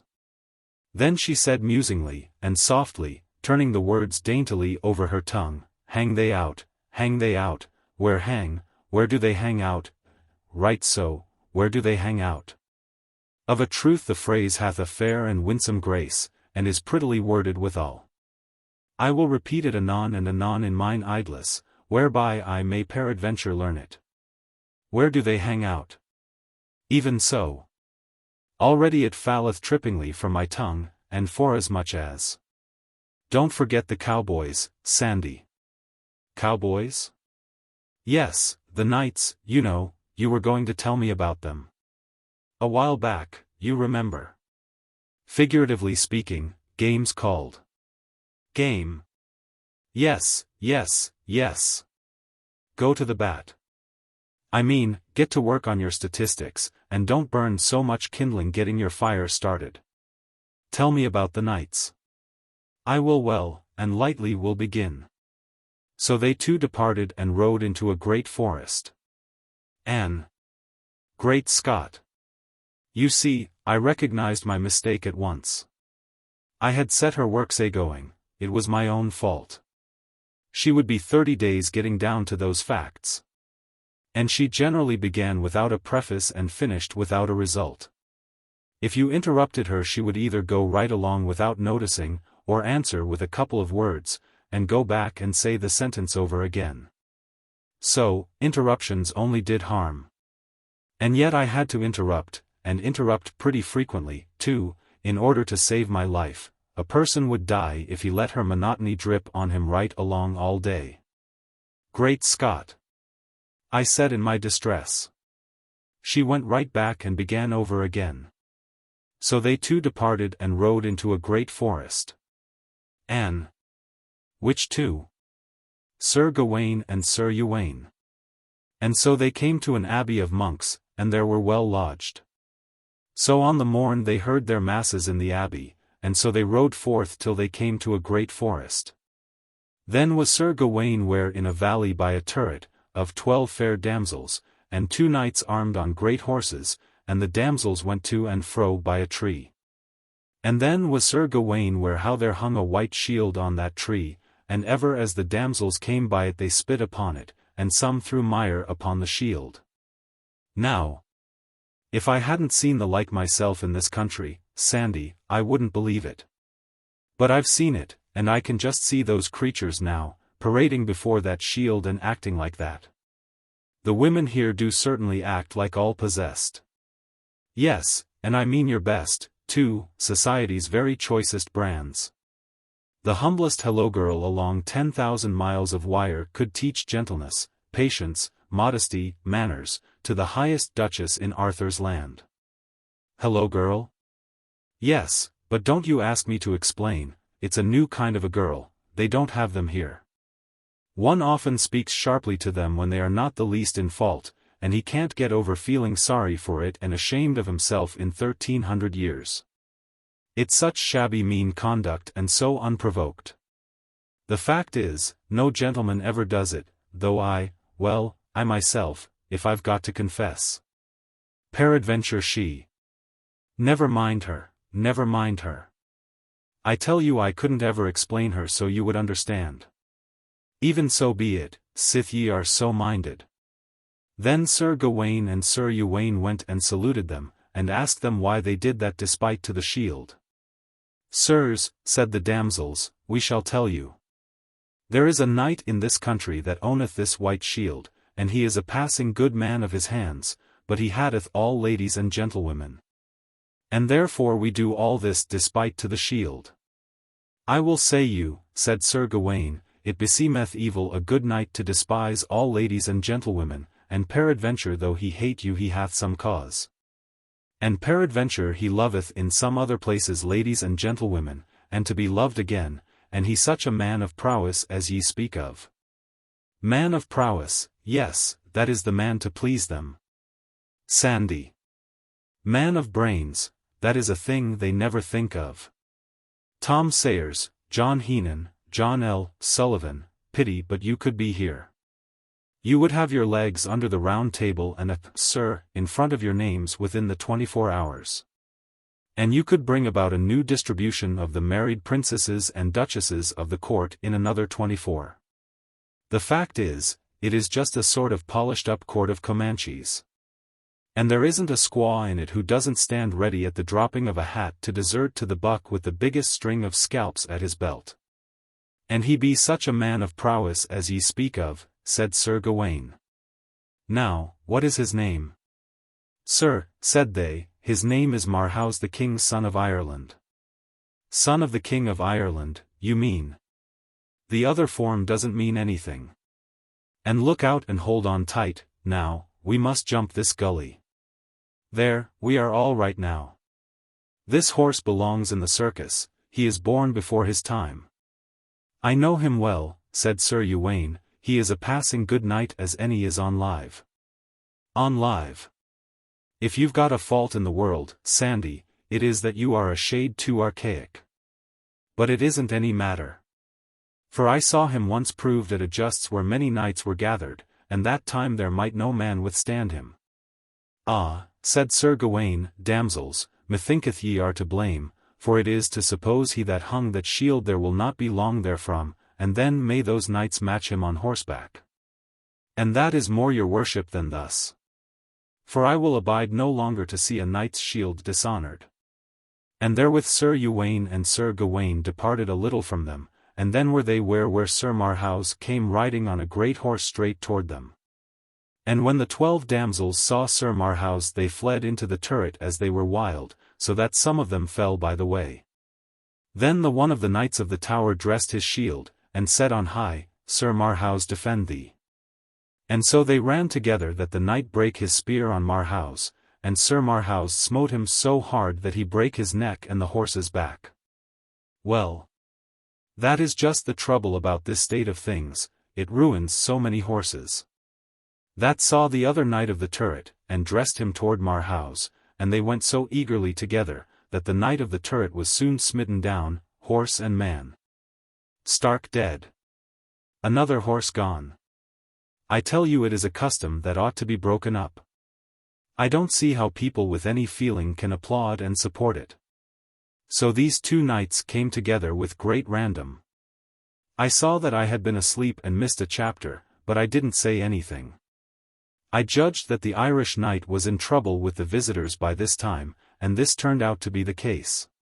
That Sir Uwaine smote Sir Manor-House that his spear brast in pieces on the shield, and Sir Manor-House smote him so sore that horse and man he bare to the earth.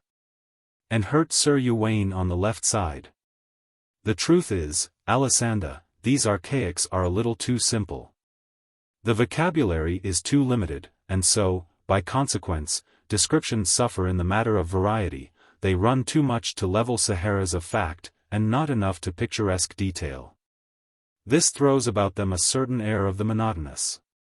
In fact the fights are all alike, a couple of people come together with great random is a good word, and so is exegesis, for that matter, and so is holocaust, and defalcation. And usufruct and 100 others, but land. A body ought to discriminate, they come together with great random, and a spear is brast, and one party break his shield and the other one goes down, horse and man. Over his horsetail and break his neck, and then the next candidate comes randoming in, and brast his spear, and the other man brast his shield, and down he goes, horse and man, over his horsetail. And break his neck, and then there's another elected, and another and still another, till the material is all used up. And when you come to figure up results, you can't tell one fight from another, nor who whipped, and as a picture, of living, raging, roaring battle, show. Why, it's pale and noiseless, just ghosts scuffling in a fog. Dear me, what would this barren vocabulary get out of the mightiest spectacle, the burning of Rome in Nero's time, for instance? Why, it would merely say, town burned down, no insurance, boy brast a window, fireman break his neck. Why, that ain't a picture. It was a good deal of a lecture, I thought, but it didn't disturb Sandy, didn't turn a feather. Her steam soared steadily up again, the minute I took off the lid. Then Sir Manor-House turned his horse and rode toward Gawaine with his spear. And when Sir Gawaine saw that, he dressed his shield, and they aventured their spears, and they came together with all the might of their horses. That either knight smote other so hard in the midst of their shields, but Sir Gawaine's spear brake. I knew it would. But Sir Manor-House's spear held, and therewith Sir Gawaine and his horse rushed down to the earth. Just so, and brake his back. And lightly Sir Gawaine rose upon his feet and pulled out his sword, and dressed him toward Sir Marhaus on foot, and therewith either came unto other eagerly. And smote together with their swords, that their shields flew in cantels, and they bruised their helms and their hauberks, and wounded either other. But Sir Gawain, fro it past 9 of the clock, waxed by the space of 3 hours ever stronger, and thrice his might was increased. All this espied Sir Marhaus, and had great wonder how his might increased, and so they wounded other passing sore. And then when it was come noon, the pelting sing-song of it carried me forward to scenes and sounds of my boyhood days. Neu Haven. 10 minutes for refreshments. Conductor'll strike the gong bell 2 minutes before train leaves. Passengers for the shoreline please take seats in the rear car. This car don't go no further, please, RNJZ, Bnanes, SAND cheese, P, corn. And waxed past noon and drew toward evensong. Sir Gawain's strength feebled and waxed passing faint, that unneaths he might dure any longer, and Sir Marhaus was then bigger and bigger. Which strained his armor, of course. And yet little would one of these people mind a small thing like that. And so, Sir Knight, said Sir Marhaus, I have well felt that ye are a passing good knight, and a marvellous man of might as ever I felt any, while it lasteth, and our quarrels are not great. And therefore it were a pity to do you hurt, for I feel you are passing feeble. Ah, said Sir Gawain, gentle knight, ye say the word that I should say. And therewith they took off their helms and either kissed other, and there they swore together either to love other as brethren. But I lost the thread there, and dozed off to slumber. Thinking about what a pity it was that men with such superb strength enabling them to stand up cased in cruelly burdensome iron and drenched with perspiration, and hack and batter and bang each other for 6 hours on a stretch, should not have been born at a time when they could put it to some useful purpose. Take a jackass, for instance. A jackass has that kind of strength, and puts it to a useful purpose, and is valuable to this world because he is a jackass. But a nobleman is not valuable because he is a jackass. It is a mixture that is always ineffectual, and should never have been attempted in the first place. And yet, once you start a mistake, the trouble is done and you never know what is going to come of it. When I came to myself again and began to listen, I perceived that I had lost another chapter, and that Alisanda had wandered a long way off with her people. And so they rode and came into a deep valley full of stones, and thereby they saw a fair stream of water. Above thereby was the head of the stream, a fair fountain, and 3 damsels sitting thereby. In this country, said Sir Marhaus, came never knight since it was christened, but he found strange adventures. This is not good form, Alisanda. Sir Marhaus the king's son of Ireland talks like all the rest, you ought to give him a brogue, or at least a characteristic expletive. By this means one would recognize him as soon as he spoke, without his ever being named. It is a common literary device with the great authors. You should make him say, in this country, be jabers, came never knight since it was christened, but he found strange adventures, be jabers. You see how much better that sounds. Came never knight but he found strange adventures, be jabers. Of a truth it doth indeed, fair lord, albeit 'tis passing hard to say, though peradventure that will not tarry but better speed with usage. And then they rode to the damsels, and either saluted other, and the eldest had a garland of gold about her head, and she was 60 winter of age or more. The damsel was? Even so, dear lord, and her hair was white under the garland. Celluloid teeth, $9 a set, as like as not, the loose fit kind, that go up and down like a portcullis when you eat, and fall out when you laugh. The second damsel was of 30 winter of age, with a circlet of gold about her head. The third damsel was but 15 year of age. Billows of thought came rolling over my soul, and the voice faded out of my hearing. 15. Break, my heart. Oh, my lost darling. Just her age who was so gentle, and lovely, and all the world to me, and whom I shall never see again. How the thought of her carries me back over wide seas of memory to a vague dim time, a happy time, so many, many centuries hence, when I used to wake in the soft summer mornings. Out of sweet dreams of her, and say, "Hello, Central." Just to hear her dear voice come melting back to me with a, "Hello, Hank," that was music of the spheres to my enchanted ear. She got $3 a week, but she was worth it. I could not follow Alisanda's further explanation of who our captured knights were, now, I mean in case she should ever get to explaining who they were. My interest was gone, my thoughts were far away, and sad. By fitful glimpses of the drifting tale, caught here and there and now and then. I merely noted in a vague way that each of these 3 knights took one of these 3 damsels up behind him on his horse, and one rode north, another east, the other south, to seek adventures. And meet again and lie, after year and day. Year and day, and without baggage. It was of a piece with the general simplicity of the country. The sun was now setting. It was about 3 in the afternoon when Alisanda had begun to tell me who the cowboys were, so she had made pretty good progress with it, for her.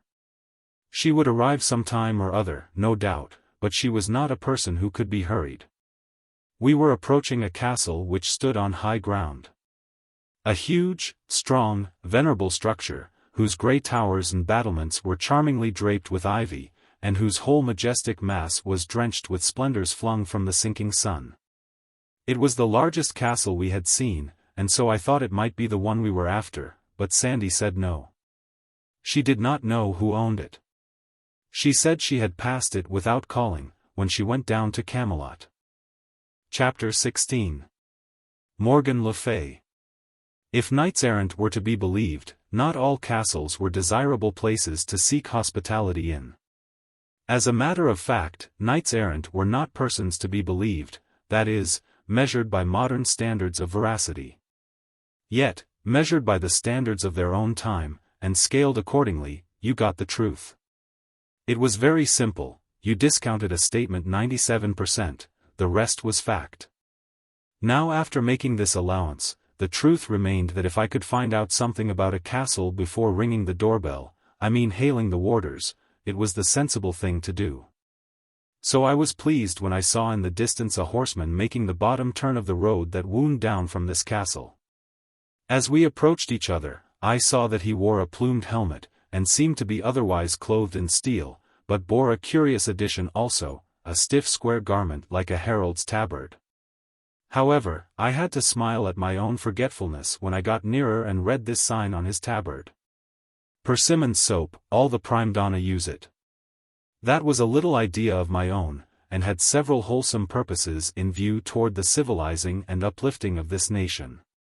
In the first place, it was a furtive, underhand blow at this nonsense of knight-errantry, though nobody suspected that but me. I had started a number of these people out, the bravest knights I could get, each sandwiched between bulletin boards bearing one device or another. And I judged that by and by when they got to be numerous enough they would begin to look ridiculous. And then, even the steel-clad ass that hadn't any board would himself begin to look ridiculous because he was out of the fashion. Secondly, these missionaries would gradually, and without creating suspicion or exciting alarm, introduce a rudimentary cleanliness among the nobility. And from them it would work down to the people, if the priests could be kept quiet. This would undermine the church. I mean would be a step toward that. Next, education, next, freedom, and then she would begin to crumble. It being my conviction that any established church is an established crime, an established slave pen, I had no scruples. But was willing to assail it in any way or with any weapon that promised to hurt it. Why? In my own former day, in remote centuries not yet stirring in the womb of time, there were old Englishmen who imagined that they had been born in a free country with the Corporation Act and the test still in force in it, timbers propped against men's liberties and dishonored consciences to shore up an established anachronism with. My missionaries were taught to spell out the gilt signs on their tabards. The showy gilding was a neat idea. I could have got the king to wear a bulletin board for the sake of that barbaric splendor. They were to spell out these signs and then explain to the lords and ladies what soap was. And if the lords and ladies were afraid of it, get them to try it on a dog. The missionary's next move was to get the family together and try it on himself. He was to stop at no experiment, however desperate, that could convince the nobility that soap was harmless. If any final doubt remained, he must catch a hermit. The woods were full of them. Saints they called themselves, and saints they were believed to be. They were unspeakably holy, and worked miracles, and everybody stood in awe of them. If a hermit could survive a wash, and that failed to convince a duke, give him up, let him alone. Whenever my missionaries overcame a knight-errant on the road they washed him. And when he got well they swore him to go and get a bulletin board and disseminate soap and civilization the rest of his days. As a consequence the workers in the field were increasing by degrees, and the reform was steadily spreading. My soap factory felt the strain early. At first I had only 2 hands. But before I had left home I was already employing 15, and running night and day. And the atmospheric result was getting so pronounced that the king went sort of fainting and gasping around and said he did not believe he could stand it much longer. And Sir Lancelot got so that he did hardly anything but walk up and down the roof and swear, although I told him it was worse up there than anywhere else, but he said he wanted plenty of air. And he was always complaining that a palace was no place for a soap factory anyway, and said if a man was to start one in his house he would be damned if he wouldn't strangle him. There were ladies present, too, but much these people ever cared for that, they would swear before children, if the wind was their way when the factory was going. This missionary knight's name was La Cote Male Tail, and he said that this castle was the abode of Morgan le Fay, sister of King Arthur, and wife of King Uriens. Monarch of a realm about as big as the District of Columbia, you could stand in the middle of it and throw bricks into the next kingdom. Kings and kingdoms were as thick in Britain as they had been in Little Palestine in Joshua's time. When people had to sleep with their knees pulled up because they couldn't stretch out without a passport. La Cote was much depressed, for he had scored here the worst failure of his campaign. He had not worked off a cake, yet he had tried all the tricks of the trade, even to the washing of a hermit. But the hermit died. This was, indeed, a bad failure, for this animal would now be dubbed a martyr, and would take his place among the saints of the Roman calendar. Thus made he his moan, this poor Sir La Cote Male Tail, and sorrowed passing sore.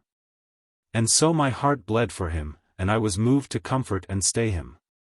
Wherefore I said, Forbear to grieve, fair knight, for this is not a defeat. We have brains, you and I, and for such as have brains there are no defeats, but only victories. Observe how we will turn this seeming disaster into an advertisement for our soap, and the biggest one, to draw, that was ever thought of. An advertisement that will transform that Mount Washington defeat into a Matterhorn victory. We will put on your bulletin board, patronized by the elect. How does that strike you? Verily, it is wonderly bethought. Well, a body is bound to admit that for just a modest little one-line ad, it's a corker. So the poor colporteur's griefs vanished away. He was a brave fellow, and had done mighty feats of arms in his time.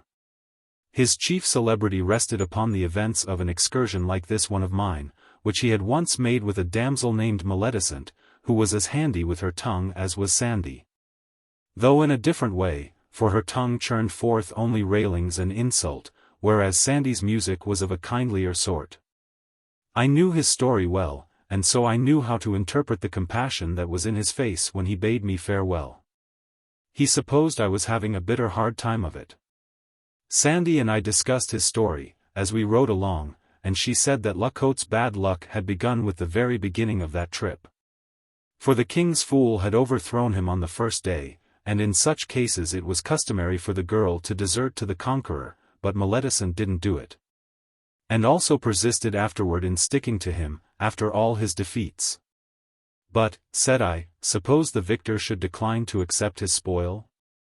She said that wouldn't answer, he must. He couldn't decline, it wouldn't be regular. I made a note of that.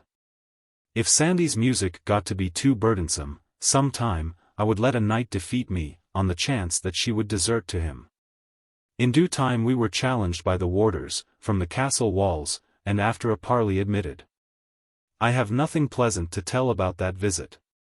But it was not a disappointment, for I knew Mrs. Le Fay by reputation, and was not expecting anything pleasant. She was held in awe by the whole realm, for she had made everybody believe she was a great sorceress. All her ways were wicked, all her instincts devilish. She was loaded to the eyelids with cold malice. All her history was black with crime, and among her crimes murder was common. I was most curious to see her. As curious as I could have been to see Satan. To my surprise she was beautiful. Black thoughts had failed to make her expression repulsive, age had failed to wrinkle her satin skin or mar its bloomy freshness. She could have passed for old Urien's granddaughter, she could have been mistaken for sister to her own son. As soon as we were fairly within the castle gates we were ordered into her presence. King Uriens was there, a kind-faced old man with a subdued look. And also the son, Sir Uwaine le Blanchemains, in whom I was, of course, interested on account of the tradition that he had once done battle with 30 knights. And also on account of his trip with Sir Gawain and Sir Marhaus, which Sandy had been aging me with. But Morgan was the main attraction, the conspicuous personality here. She was head chief of this household, that was plain. She caused us to be seated, and then she began, with all manner of pretty graces and graciousnesses, to ask me questions.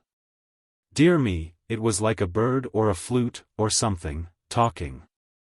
I felt persuaded that this woman must have been misrepresented, lied about.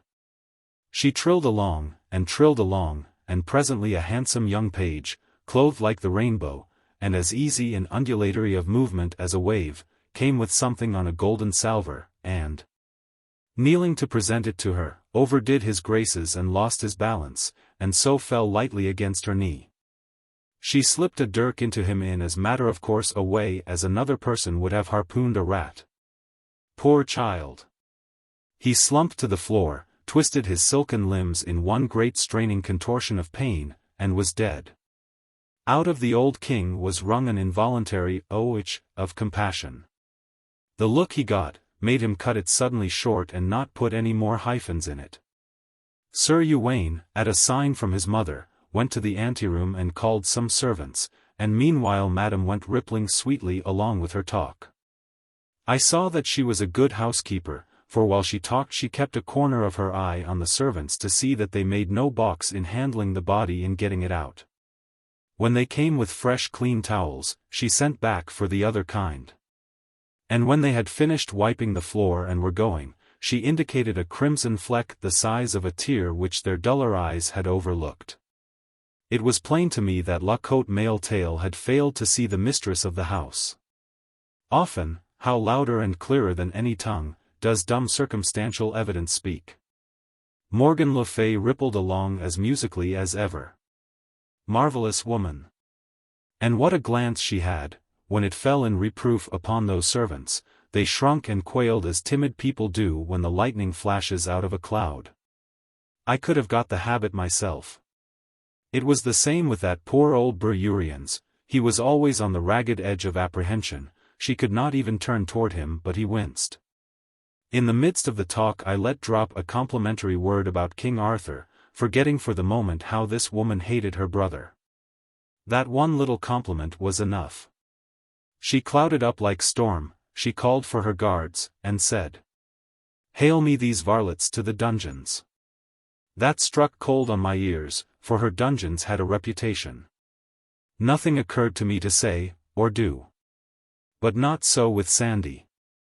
As the guard laid a hand upon me, she piped up with the tranquillest confidence, and said, "God's wounds, dost thou covet destruction, thou maniac? It is the boss."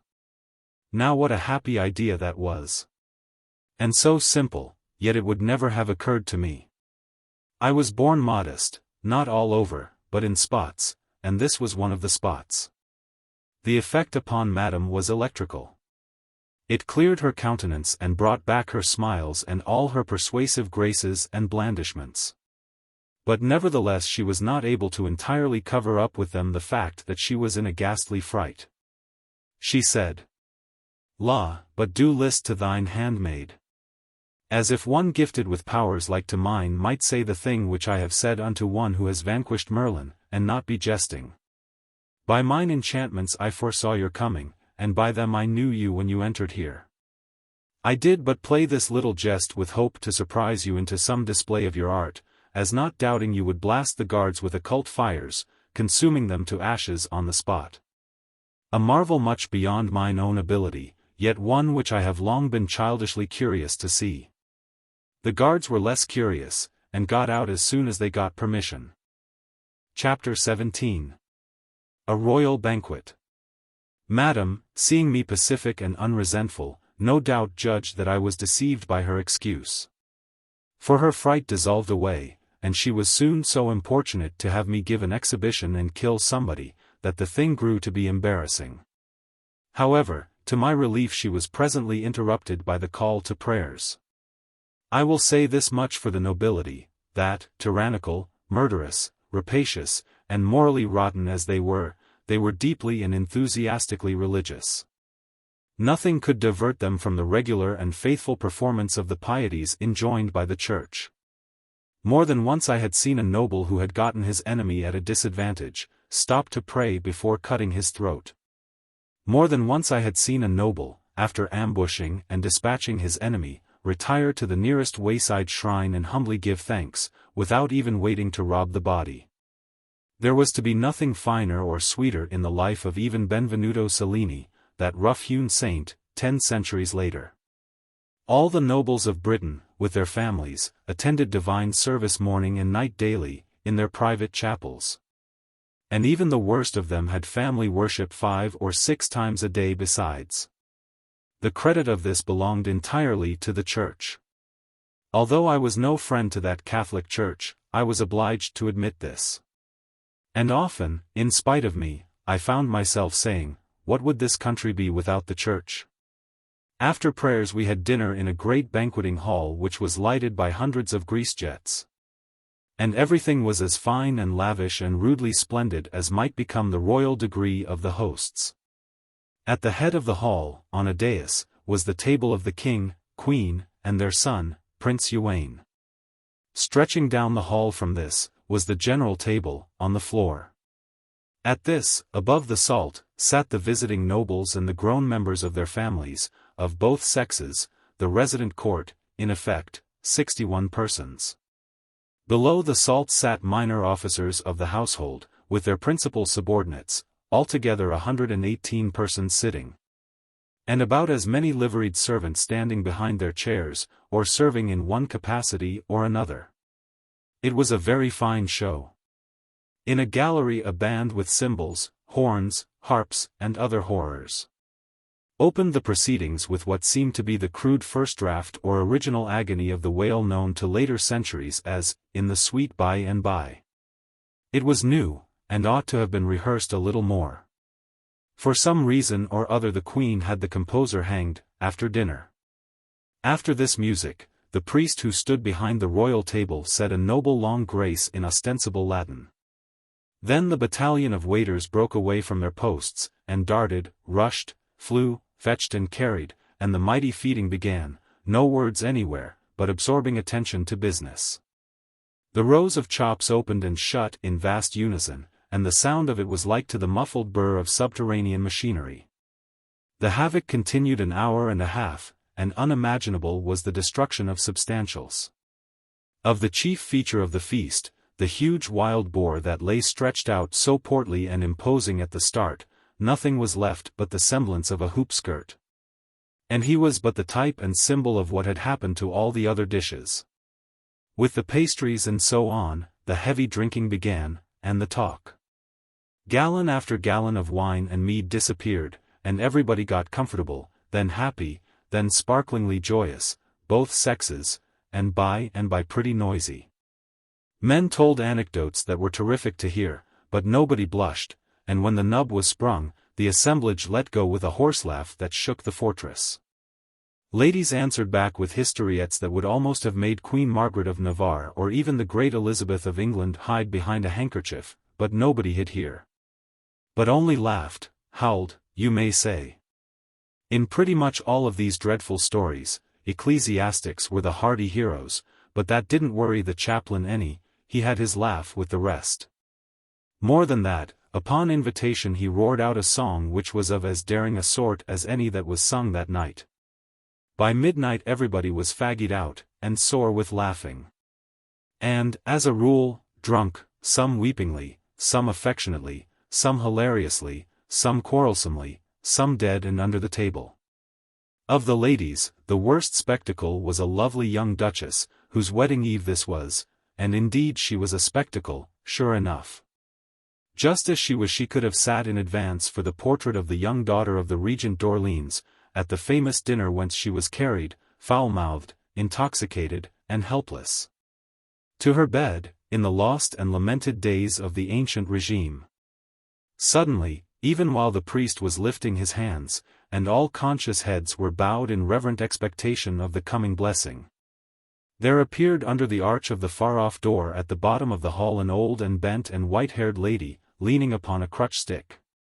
And she lifted the stick and pointed it toward the queen and cried out, "The wrath and curse of God fall upon you, woman without pity, who have slain mine innocent grandchild and made desolate this old heart that had nor chick, nor friend, nor stay nor comfort in all this world but him."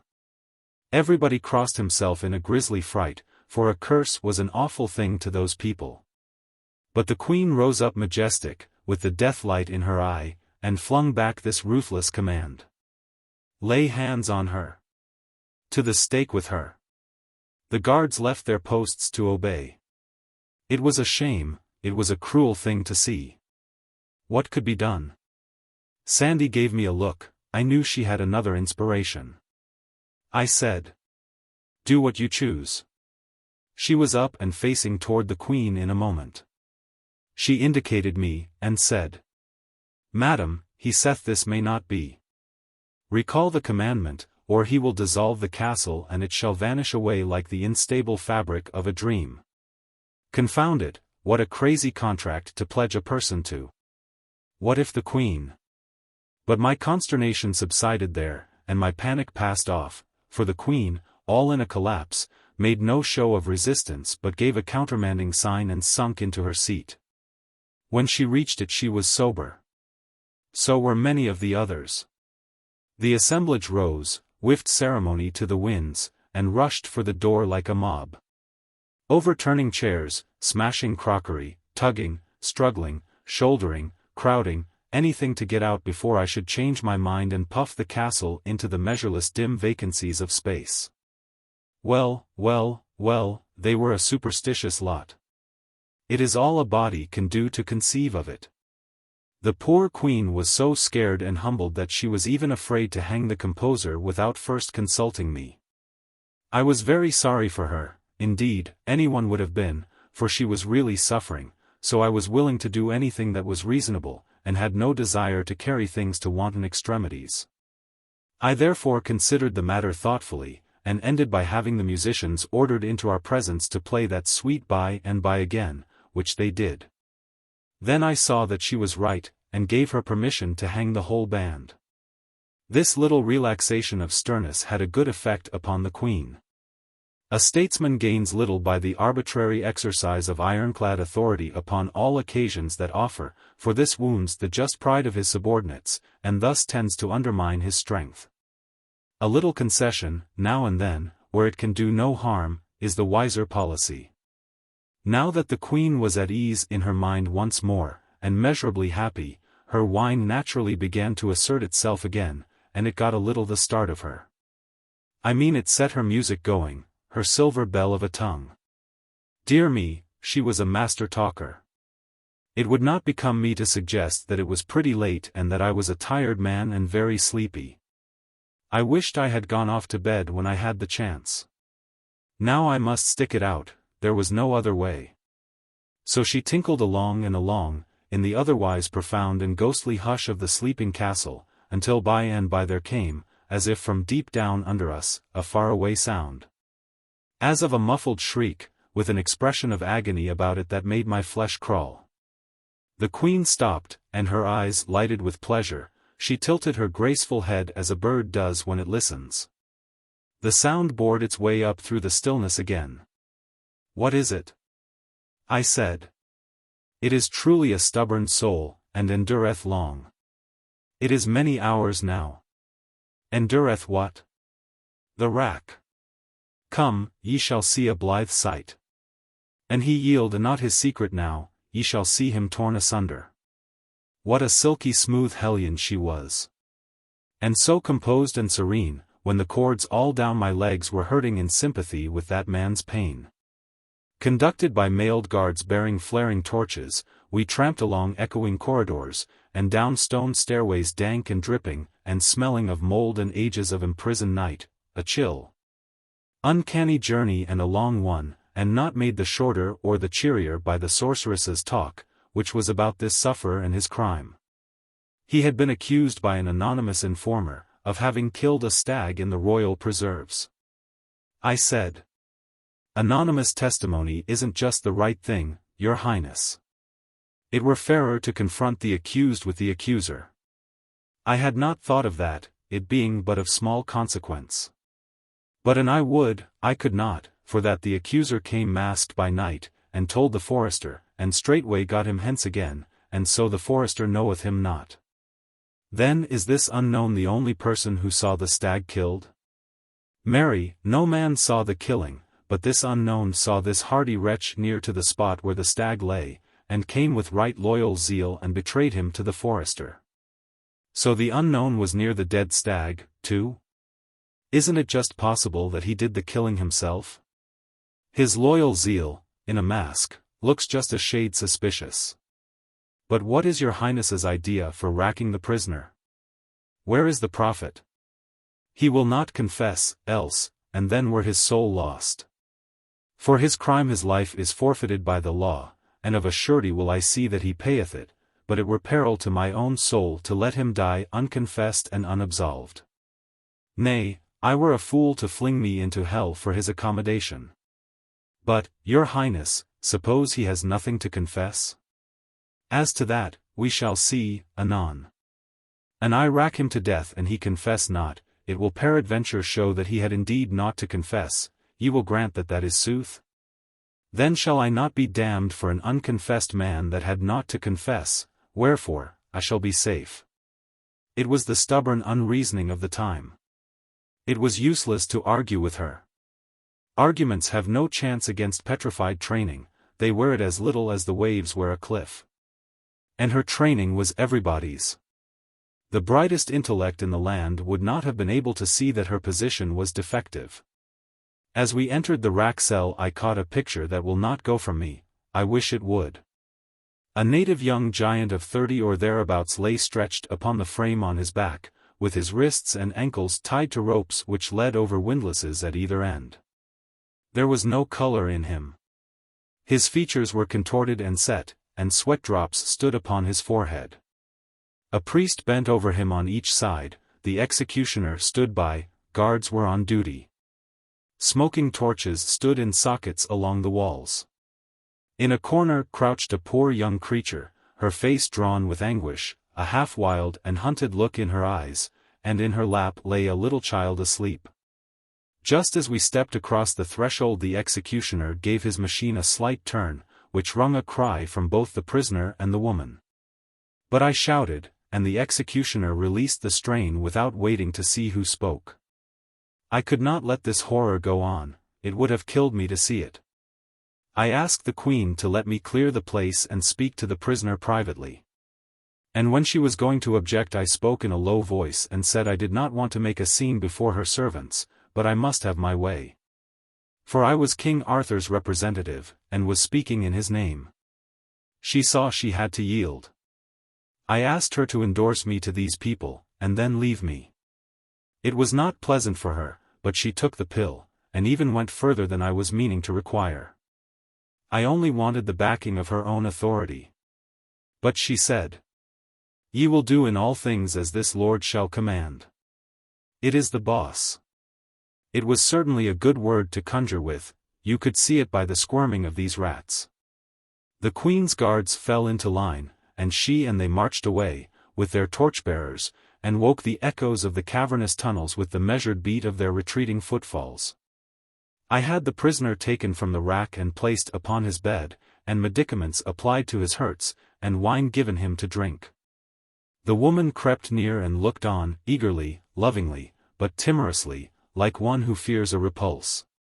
Indeed, she tried furtively to touch the man's forehead, and jumped back, the picture of fright, when I turned unconsciously toward her. It was pitiful to see. "Lord," I said, "stroke him, lass, if you want to. Do anything you're a mind to, don't mind me." Why, her eyes were as grateful as an animal's, when you do it a kindness that it understands.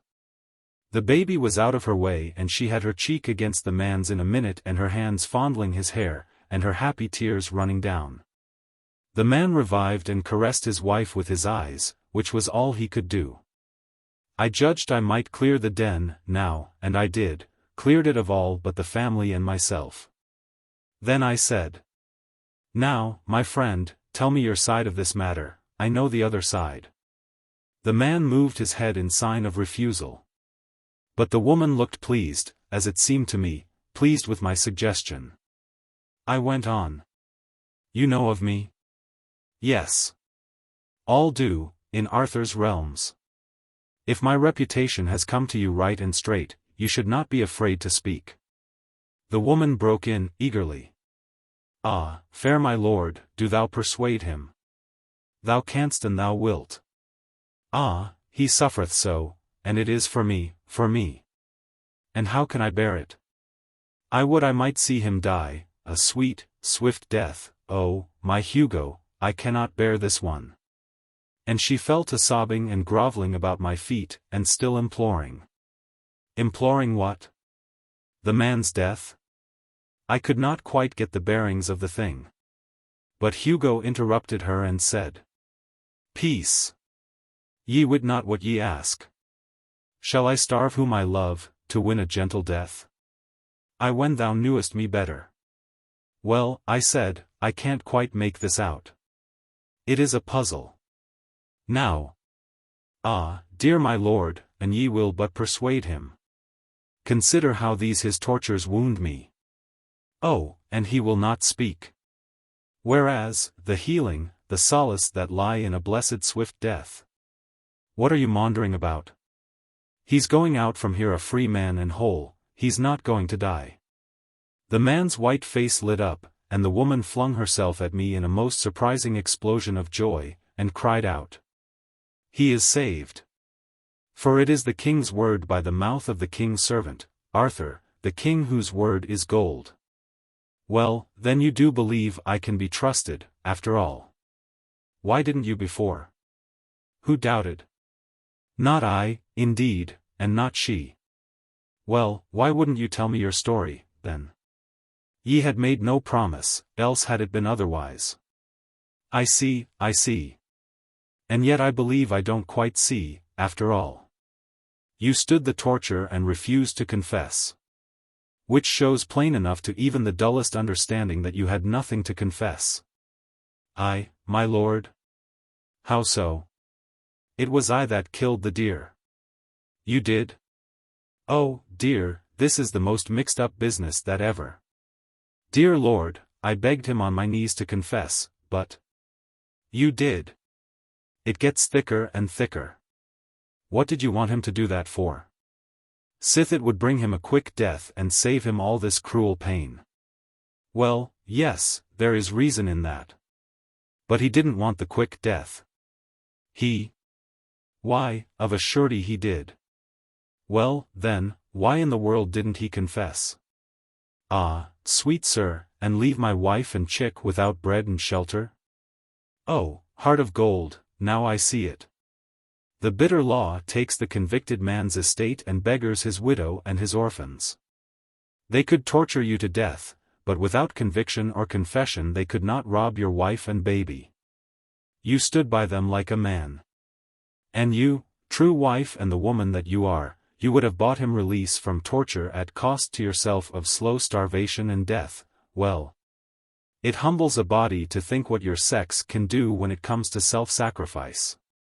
I'll book you both for my colony, you'll like it there, it's a factory where I'm going to turn groping and grubbing automata into men. Chapter 18. In the Queen's Dungeons. Well, I arranged all that, and I had the man sent to his home. I had a great desire to rack the executioner.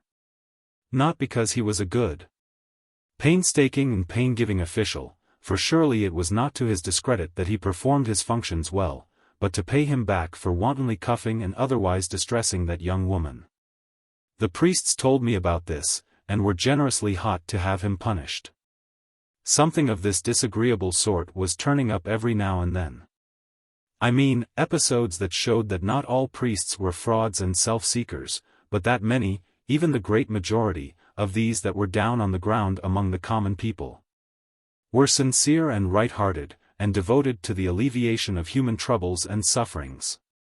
Well, it was a thing which could not be helped, so I seldom fretted about it, and never many minutes at a time. It has never been my way to bother much about things which you can't cure. But I did not like it, for it was just the sort of thing to keep people reconciled to an established church. We must have a religion, it goes without saying, but my idea is, to have it cut up into 40 free sects, so that they will police each other, as had been the case in the United States in my time. Concentration of power in a political machine is bad, and an established church is only a political machine. It was invented for that, it is nursed, cradled, preserved for that. It is an enemy to human liberty, and does no good which it could not better do in a split-up and scattered condition. That wasn't law. It wasn't gospel, it was only an opinion, my opinion, and I was only a man, one man, so it wasn't worth any more than the Pope's, or any less, for that matter. Well, I couldn't rack the executioner, neither would I overlook the just complaint of the priests. The man must be punished somehow or other, so I degraded him from his office and made him leader of the band, the new one that was to be started. He begged hard, and said he couldn't play, a plausible excuse, but too thin, there wasn't a musician in the country that could. The Queen was a good deal outraged, next morning when she found she was going to have neither Hugo's life nor his property. But I told her she must bear this cross. That while by law and custom she certainly was entitled to both the man's life and his property, there were extenuating circumstances, and so in Arthur the King's name I had pardoned him. The deer was ravaging the man's fields, and he had killed it in sudden passion, and not for gain. And he had carried it into the royal forest in the hope that that might make detection of the misdoer impossible.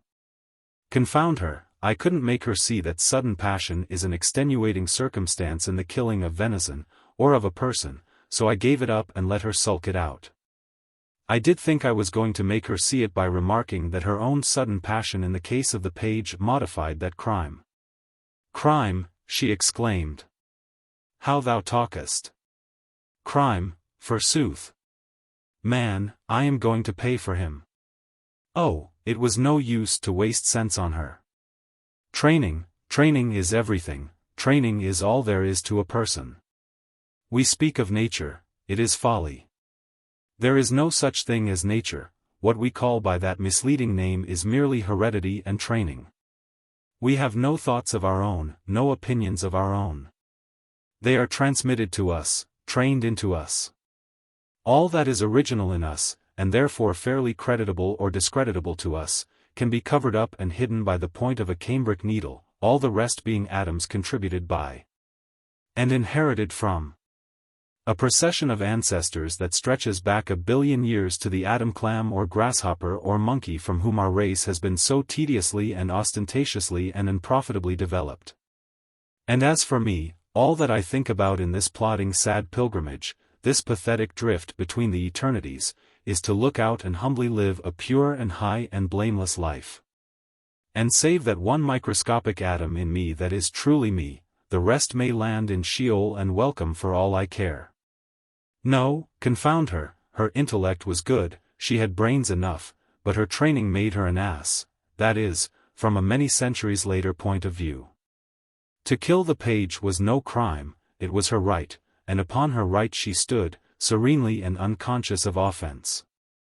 She was a result of generations of training in the unexamined and unassailed belief that the law which permitted her to kill a subject when she chose was a perfectly right and righteous one. Well, we must give even Satan his due. She deserved a compliment for one thing, and I tried to pay it, but the words stuck in my throat. She had a right to kill the boy, but she was in no wise obliged to pay for him. That was law for some other people, but not for her. She knew quite well that she was doing a large and generous thing to pay for that lad, and that I ought in common fairness to come out with something handsome about it. But I couldn't, my mouth refused. I couldn't help seeing, in my fancy, that poor old grandma with the broken heart, and that fair young creature lying butchered, his little silken pomps and vanities laced with his golden blood. How could she pay for him? Whom could she pay? And so, well knowing that this woman, trained as she had been, deserved praise, even adulation, I was yet not able to utter it, trained as I had been. The best I could do was to fish up a compliment from outside, so to speak, and the pity of it was, that it was true. "Madam, your people will adore you for this." Quite true, but I meant to hang her for it some day if I lived. Some of those laws were too bad, altogether too bad. A master might kill his slave for nothing, for mere spite, malice, or to pass the time, just as we have seen that the crowned head could do it with his slave, that is to say, anybody. A gentleman could kill a free commoner, and pay for him, cash or garden truck. A noble could kill a noble without expense, as far as the law was concerned, but reprisals in kind were to be expected. Anybody could kill somebody, except the commoner and the slave, these had no privileges. If they killed, it was murder, and the law wouldn't stand murder. It made short work of the experimenter, and of his family, too, if he murdered somebody who belonged up among the ornamental ranks. If a commoner gave a noble even so much as a Damien scratch which didn't kill or even hurt, he got Damien's dose for it just the same. They pulled him to rags and tatters with horses, and all the world came to see the show, and crack jokes, and have a good time.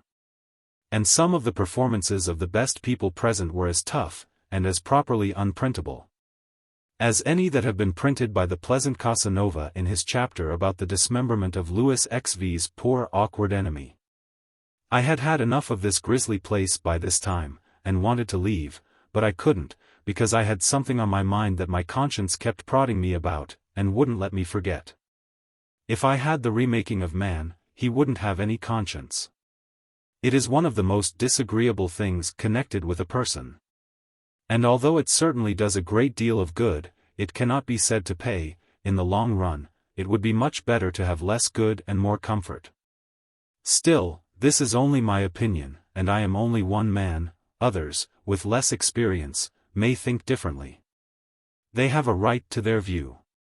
I only stand to this. I have noticed my conscience for many years, and I know it is more trouble and bother to me than anything else I started with.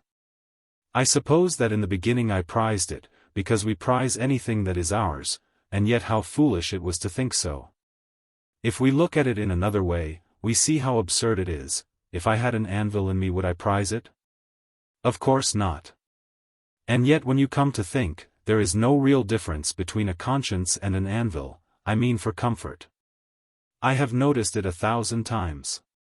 And you could dissolve an anvil with acids, when you couldn't stand it any longer, but there isn't any way that you can work off a conscience, at least so it will stay worked off. Not that I know of, anyway.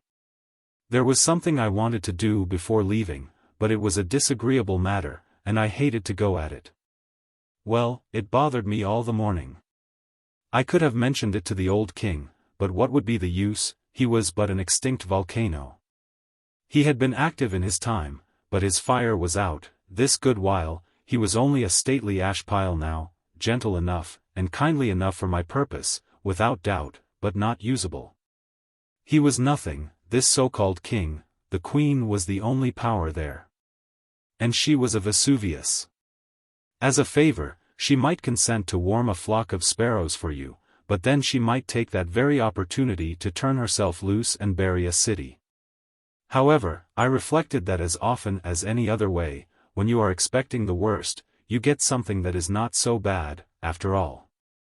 So I braced up and placed my matter before Her Royal Highness.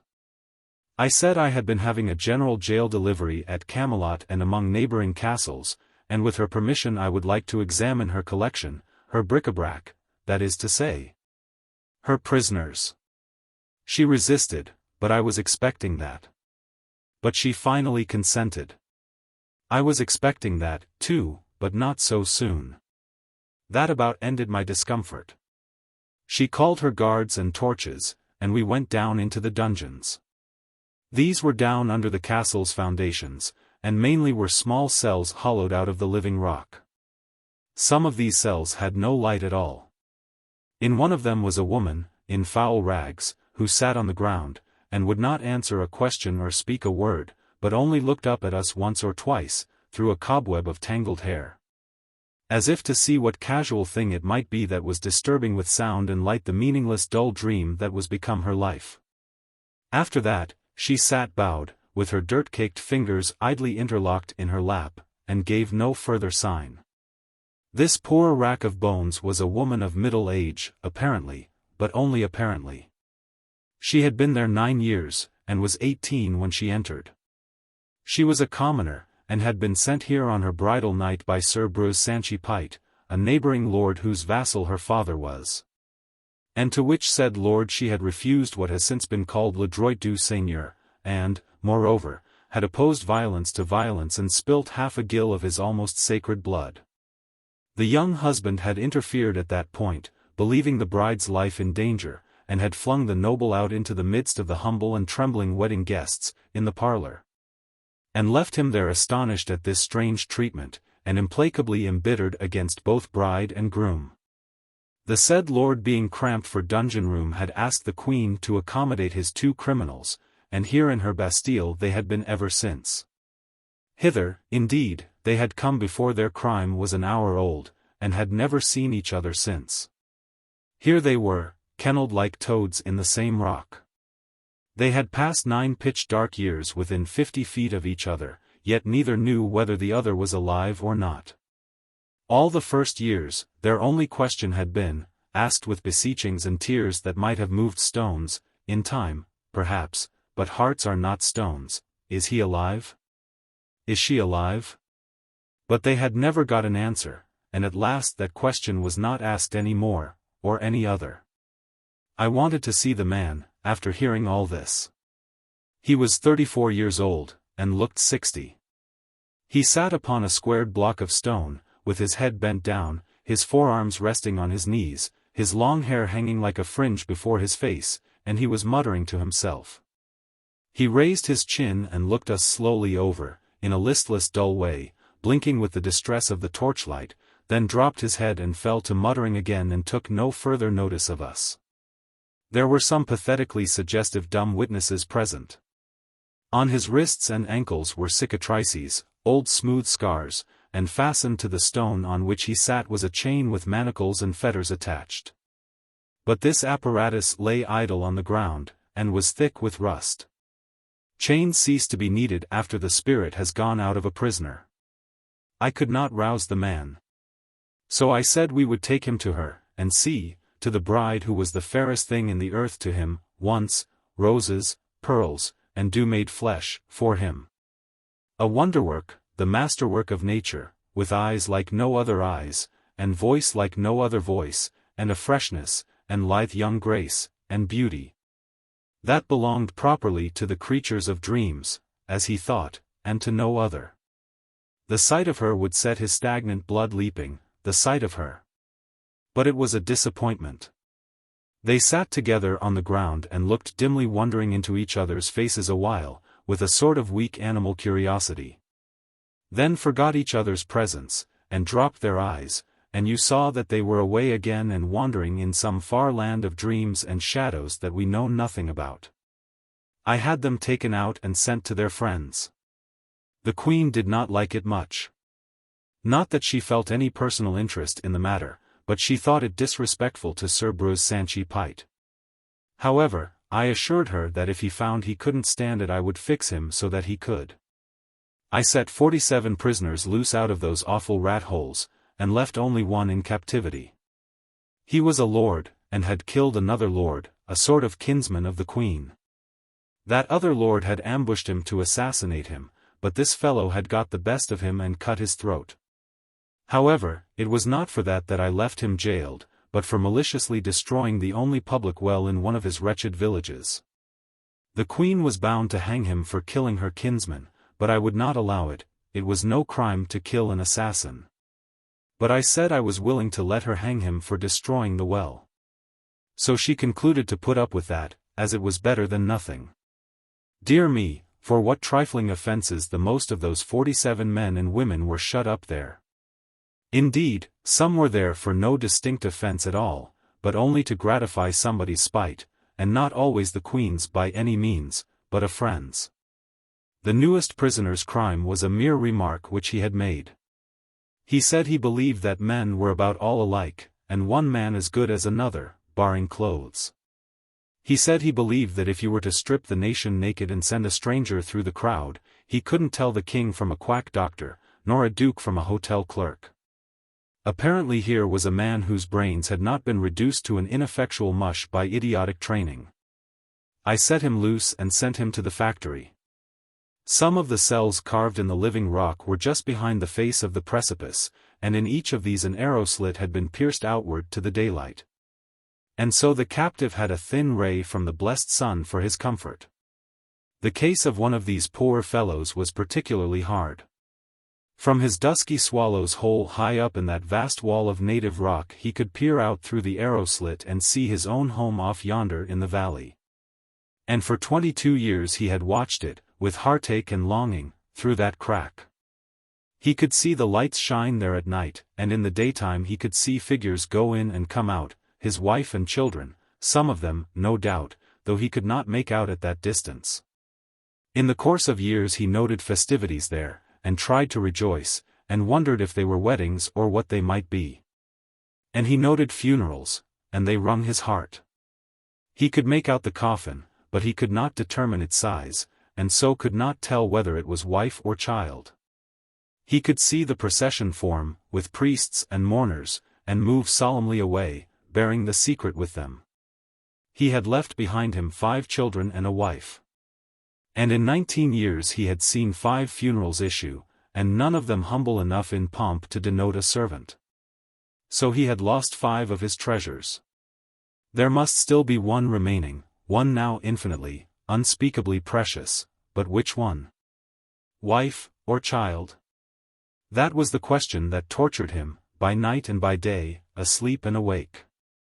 Well, to have an interest, of some sort, and half a ray of light, when you are in a dungeon, is a great support to the body and preserver of the intellect. This man was in pretty good condition yet. By the time he had finished telling me his distressful tale, I was in the same state of mind that you would have been in yourself, if you have got average human curiosity. That is to say, I was as burning up as he was to find out which member of the family it was that was left. So I took him over home myself. And an amazing kind of a surprise party it was, too, typhoons and cyclones of frantic joy, and whole Niagaras of happy tears, and by George! We found the aforetime young matron graying toward the imminent verge of her half-century, and the babies all men and women. And some of them married and experimenting family-wise themselves, for not a soul of the tribe was dead. Conceive of the ingenious devilishness of that queen. She had a special hatred for this prisoner, and she had invented all those funerals herself, to scorch his heart with. And the sublimest stroke of genius of the whole thing was leaving the family invoice a funeral short, so as to let him wear his poor old soul out guessing. But for me, he never would have got out. Morgan Le Fay hated him with her whole heart, and she never would have softened toward him. And yet his crime was committed more in thoughtlessness than deliberate depravity. He had said she had red hair. Well, she had, but that was no way to speak of it. When red-headed people are above a certain social grade their hair is auburn. Consider it, among these 47 captives there were 5 whose names, offenses, and dates of incarceration were no longer known. 1 woman and 4 men, all bent, and wrinkled, and mind-extinguished patriarchs. They themselves had long ago forgotten these details. At any rate they had mere vague theories about them, nothing definite and nothing that they repeated twice in the same way. The succession of priests whose office it had been to pray daily with the captives and remind them that God had put them there, for some wise purpose or other, and teach them that patience, humbleness, and submission to oppression was what he loved to see in parties of a subordinate rank, had traditions about these poor old human ruins, but nothing more. These traditions went but little way, for they concerned the length of the incarceration only, and not the names of the offenses. And even by the help of tradition the only thing that could be proven was that none of the five had seen daylight for 35 years, how much longer this privation has lasted was not guessable. The king and the queen knew nothing about these poor creatures, except that they were heirlooms, assets inherited, along with the throne, from the former firm. Nothing of their history had been transmitted with their persons, and so the inheriting owners had considered them of no value, and had felt no interest in them. I said to the queen, "Then why in the world didn't you set them free?" The question was a puzzler. She didn't know why she hadn't, the thing had never come up in her mind. So here she was, forecasting the veritable history of future prisoners of the Castle d'If, without knowing it. It seemed plain to me now, that with her training, those inherited prisoners were merely property, nothing more, nothing less. Well, when we inherit property, it does not occur to us to throw it away, even when we do not value it. When I brought my procession of human bats up into the open world and the glare of the afternoon sun, previously blindfolding them, in charity for eyes so long untortured by light, they were a spectacle to look at. Skeletons, scarecrows, goblins, pathetic frights, every one, legitimatest possible children of monarchy by the grace of God and the established church. I muttered absently, "I wish I could photograph them." You have seen that kind of people who will never let on that they don't know the meaning of a new big word. The more ignorant they are, the more pitifully certain they are to pretend you haven't shot over their heads. The queen was just one of that sort, and was always making the stupidest blunders by reason of it. She hesitated a moment. Then her face brightened up with sudden comprehension, and she said she would do it for me. I thought to myself, why, what can she know about photography?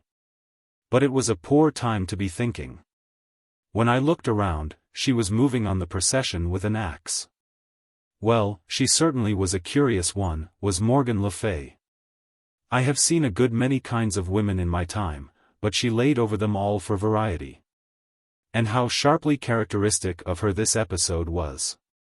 She had no more idea than a horse of how to photograph a procession, but being in doubt, it was just like her to try to do it with an axe. Chapter 19. Knight-Errantry as a Trade. Sandy and I were on the road again, next morning, bright and early. It was so good to open up one's lungs and take in whole luscious barrels full of the blessed God's untainted, dew-fashioned, woodland-scented air once more. After suffocating body and mind for 2 days and nights in the moral and physical stenches of that intolerable old buzzard roost. I mean, for me, of course the place was all right and agreeable enough for Sandy, for she had been used to high life all her days. Poor girl, her jaws had had a wearisome rest now for a while, and I was expecting to get the consequences. I was right.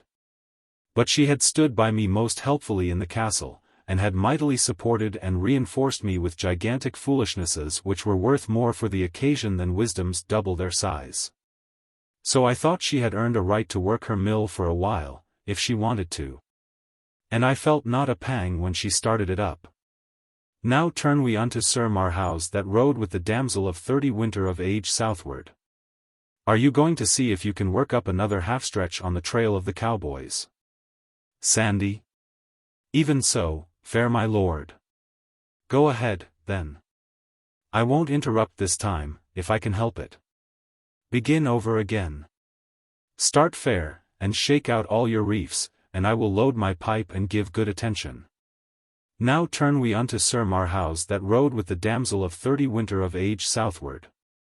And so they came into a deep forest, and by fortune they were night, and rode along in a deep way, and at the last they came into a courtelage where abode the Duke of South Marches. And there they asked harbour. And on the morn the Duke sent unto Sir Marhaus, and bade him make him ready. And so Sir Marhaus arose and armed him, and there was a mass sung afore him, and he brake his fast, and so mounted on horseback in the court of the castle, there they should do the battle. So there was the Duke already on horseback, clean armed, and his 6 sons by him, and every each had a spear in his hand, and so they encountered. Whereas the Duke and his 2 sons brake their spears upon him, but Sir Marhaus held up his spear and touched none of them. Then came the 4 sons by couples, and 2 of them brake their spears, and so did the other 2. And all this while Sir Marhaus touched them not. Then Sir Marhaus ran to the Duke, and smote him with his spear that horse and man fell to the earth.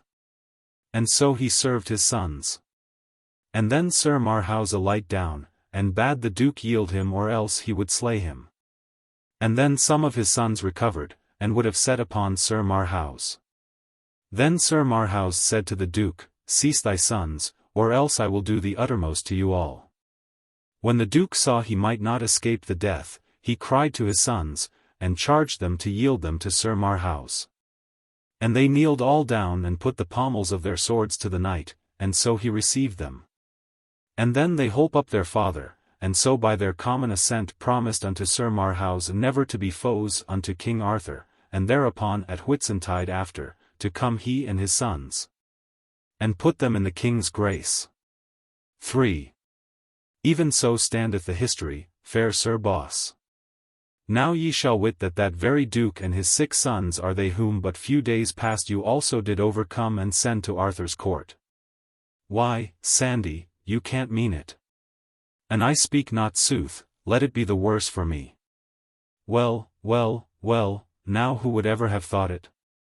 1 whole Duke and 6 Dukelets. Why, Sandy, it was an elegant haul. Knight-Errantry is a most chuckle-headed trade, and it is tedious hard work, too, but I begin to see that there is money in it, after all, if you have luck. Not that I would ever engage in it as a business, for I wouldn't. No sound and legitimate business can be established on a basis of speculation. A successful whirl in the knight-errantry line, now what is it when you blow away the nonsense and come down to the cold facts? It's just a corner in pork, that's all, and you can't make anything else out of it. You're rich, yes, suddenly rich, for about a day, maybe a week. Then somebody corners the market on you, and down goes your bucket shop, ain't that so, Sandy? Whethersoever it be that my mind miscarrieth. Bewraying simple language in such sort that the words do seem to come endlong and overthwart. There's no use in beating about the bush and trying to get around it that way, Sandy, it's so. Just as I say. I know it's so. And, moreover, when you come right down to the bedrock, knight-errantry is worse than pork, for whatever happens, the pork's left, and so somebody's benefited anyway. But when the market breaks, in a knight-errantry whirl, and every knight in the pool passes in his checks, what have you got for assets? Just a rubbish pile of battered corpses and a barrel or 2 of busted hardware. Can you call those assets? Give me pork, every time. Am I right? Ah, peradventure my head being distraught by the manifold matters whereunto the confusions of these but late adventured haps and fortunings whereby not I alone nor you alone, but every each of us. Missy Meth. No, it's not your head, Sandy. Your head's all right, as far as it goes, but you don't know business, that's where the trouble is. It unfits you to argue about business, and you're wrong to be always trying. However, that aside, it was a good haul, anyway, and will breed a handsome crop of reputation in Arthur's court. And speaking of the cowboys, what a curious country this is for women and men that never get old. Now there's Morgan Le Fay, as fresh and young as a Vassar pullet, to all appearances, and here is this old Duke of the South Marches still slashing away with sword and lance at his time of life. After raising such a family as he has raised. As I understand it, Sir Gawain killed 7 of his sons, and still he had 6 left for Sir Marhaus and me to take into camp. And then there was that damsel of 60 winter of age still excursioning around in her frosty bloom. How old are you, Sandy? It was the first time I ever struck a still place in her. The mill had shut down for repairs, or something. Chapter 20. The Ogre's Castle. Between 6 and 9 we made 10 miles, which was plenty for a horse carrying triple, man, woman, and armor. Then we stopped for a long nooning under some trees by a limpid brook. Right so came by and by a knight riding.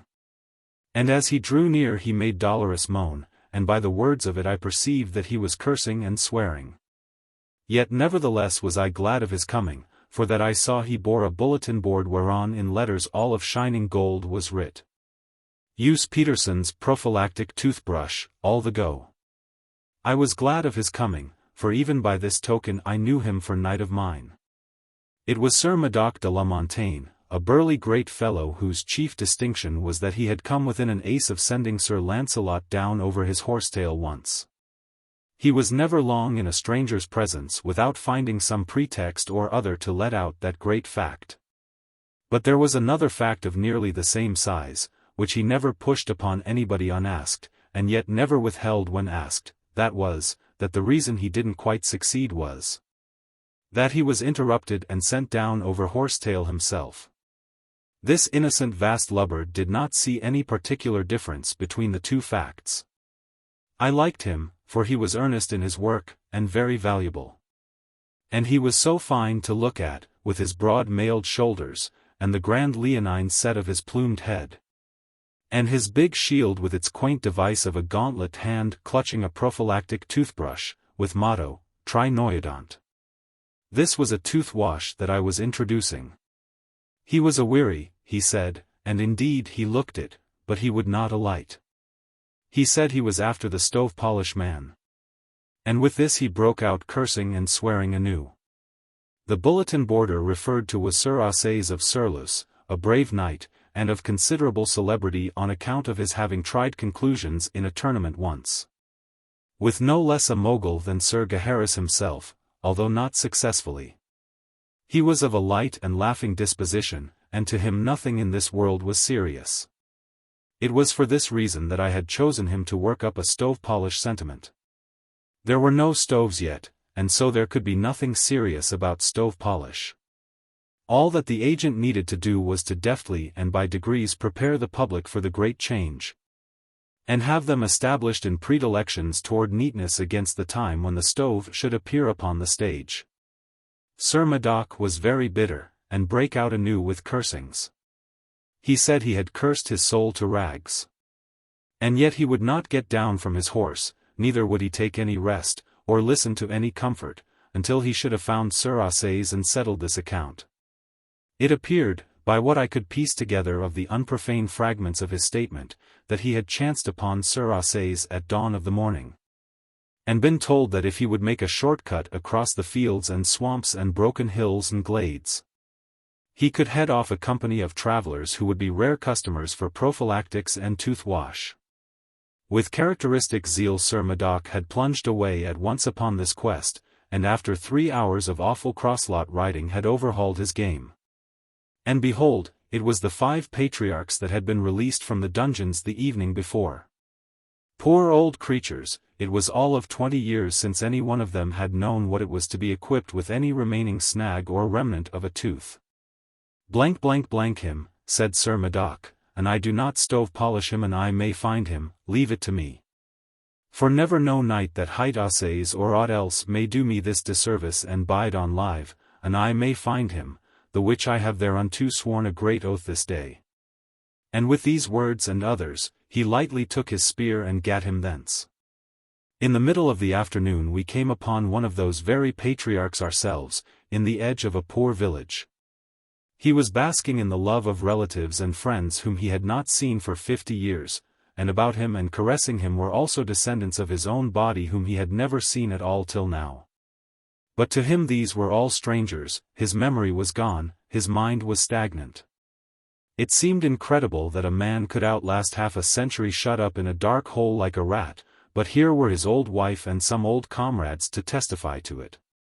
They could remember him as he was in the freshness and strength of his young manhood, when he kissed his child and delivered it to its mother's hands and went away into that long oblivion.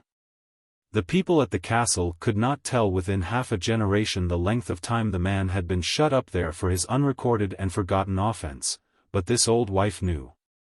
And so did her old child, who stood there among her married sons and daughters trying to realize a father who had been to her a name, a thought, a formless image, a tradition, all her life. And now was suddenly concreted into actual flesh and blood and set before her face. It was a curious situation, yet it is not on that account that I have made room for it here, but on account of a thing which seemed to me still more curious. To wit, that this dreadful matter brought from these downtrodden people no outburst of rage against these oppressors. They had been heritors and subjects of cruelty and outrage so long that nothing could have startled them but a kindness. Yes, here was a curious revelation, indeed, of the depth to which this people had been sunk in slavery. Their entire being was reduced to a monotonous dead level of patience, resignation, dumb uncomplaining acceptance of whatever might befall them in this life. Their very imagination was dead. When you can say that of a man, he has struck bottom, I reckon, there is no lower deep for him. I rather wished I had gone some other road. This was not the sort of experience for a statesman to encounter who was planning out a peaceful revolution in his mind. For it could not help bringing up the unget-aroundable fact that, all gentle cant and philosophizing to the contrary notwithstanding, no people in the world ever did achieve their freedom by goody-goody talk and moral suasion, it being immutable law that all revolutions that will succeed must begin in blood. Whatever may answer afterward. If history teaches anything, it teaches that. What this folk needed, then, was a reign of terror and a guillotine, and I was the wrong man for them. 2 days later, toward noon, Sandy began to show signs of excitement and feverish expectancy. She said we were approaching the ogre's castle. I was surprised into an uncomfortable shock. The object of our quest had gradually dropped out of my mind. This sudden resurrection of it made it seem quite a real and startling thing for a moment, and roused up in me a smart interest. Sandy's excitement increased every moment, and so did mine, for that sort of thing is catching. My heart got to thumping. You can't reason with your heart. It has its own laws, and thumps about things which the intellect scorns. Presently, when Sandy slid from the horse, motioned me to stop, and went creeping stealthily, with her head bent nearly to her knees, toward a row of bushes that bordered a declivity. The thumpings grew stronger and quicker. And they kept it up while she was gaining her ambush and getting her glimpse over the declivity, and also while I was creeping to her side on my knees. Her eyes were burning now, as she pointed with her finger, and said in a panting whisper, "The castle! The castle! Lo, where it looms!" What a welcome disappointment I experienced. I said, "Castle? It is nothing but a pigsty with a wattled fence around it."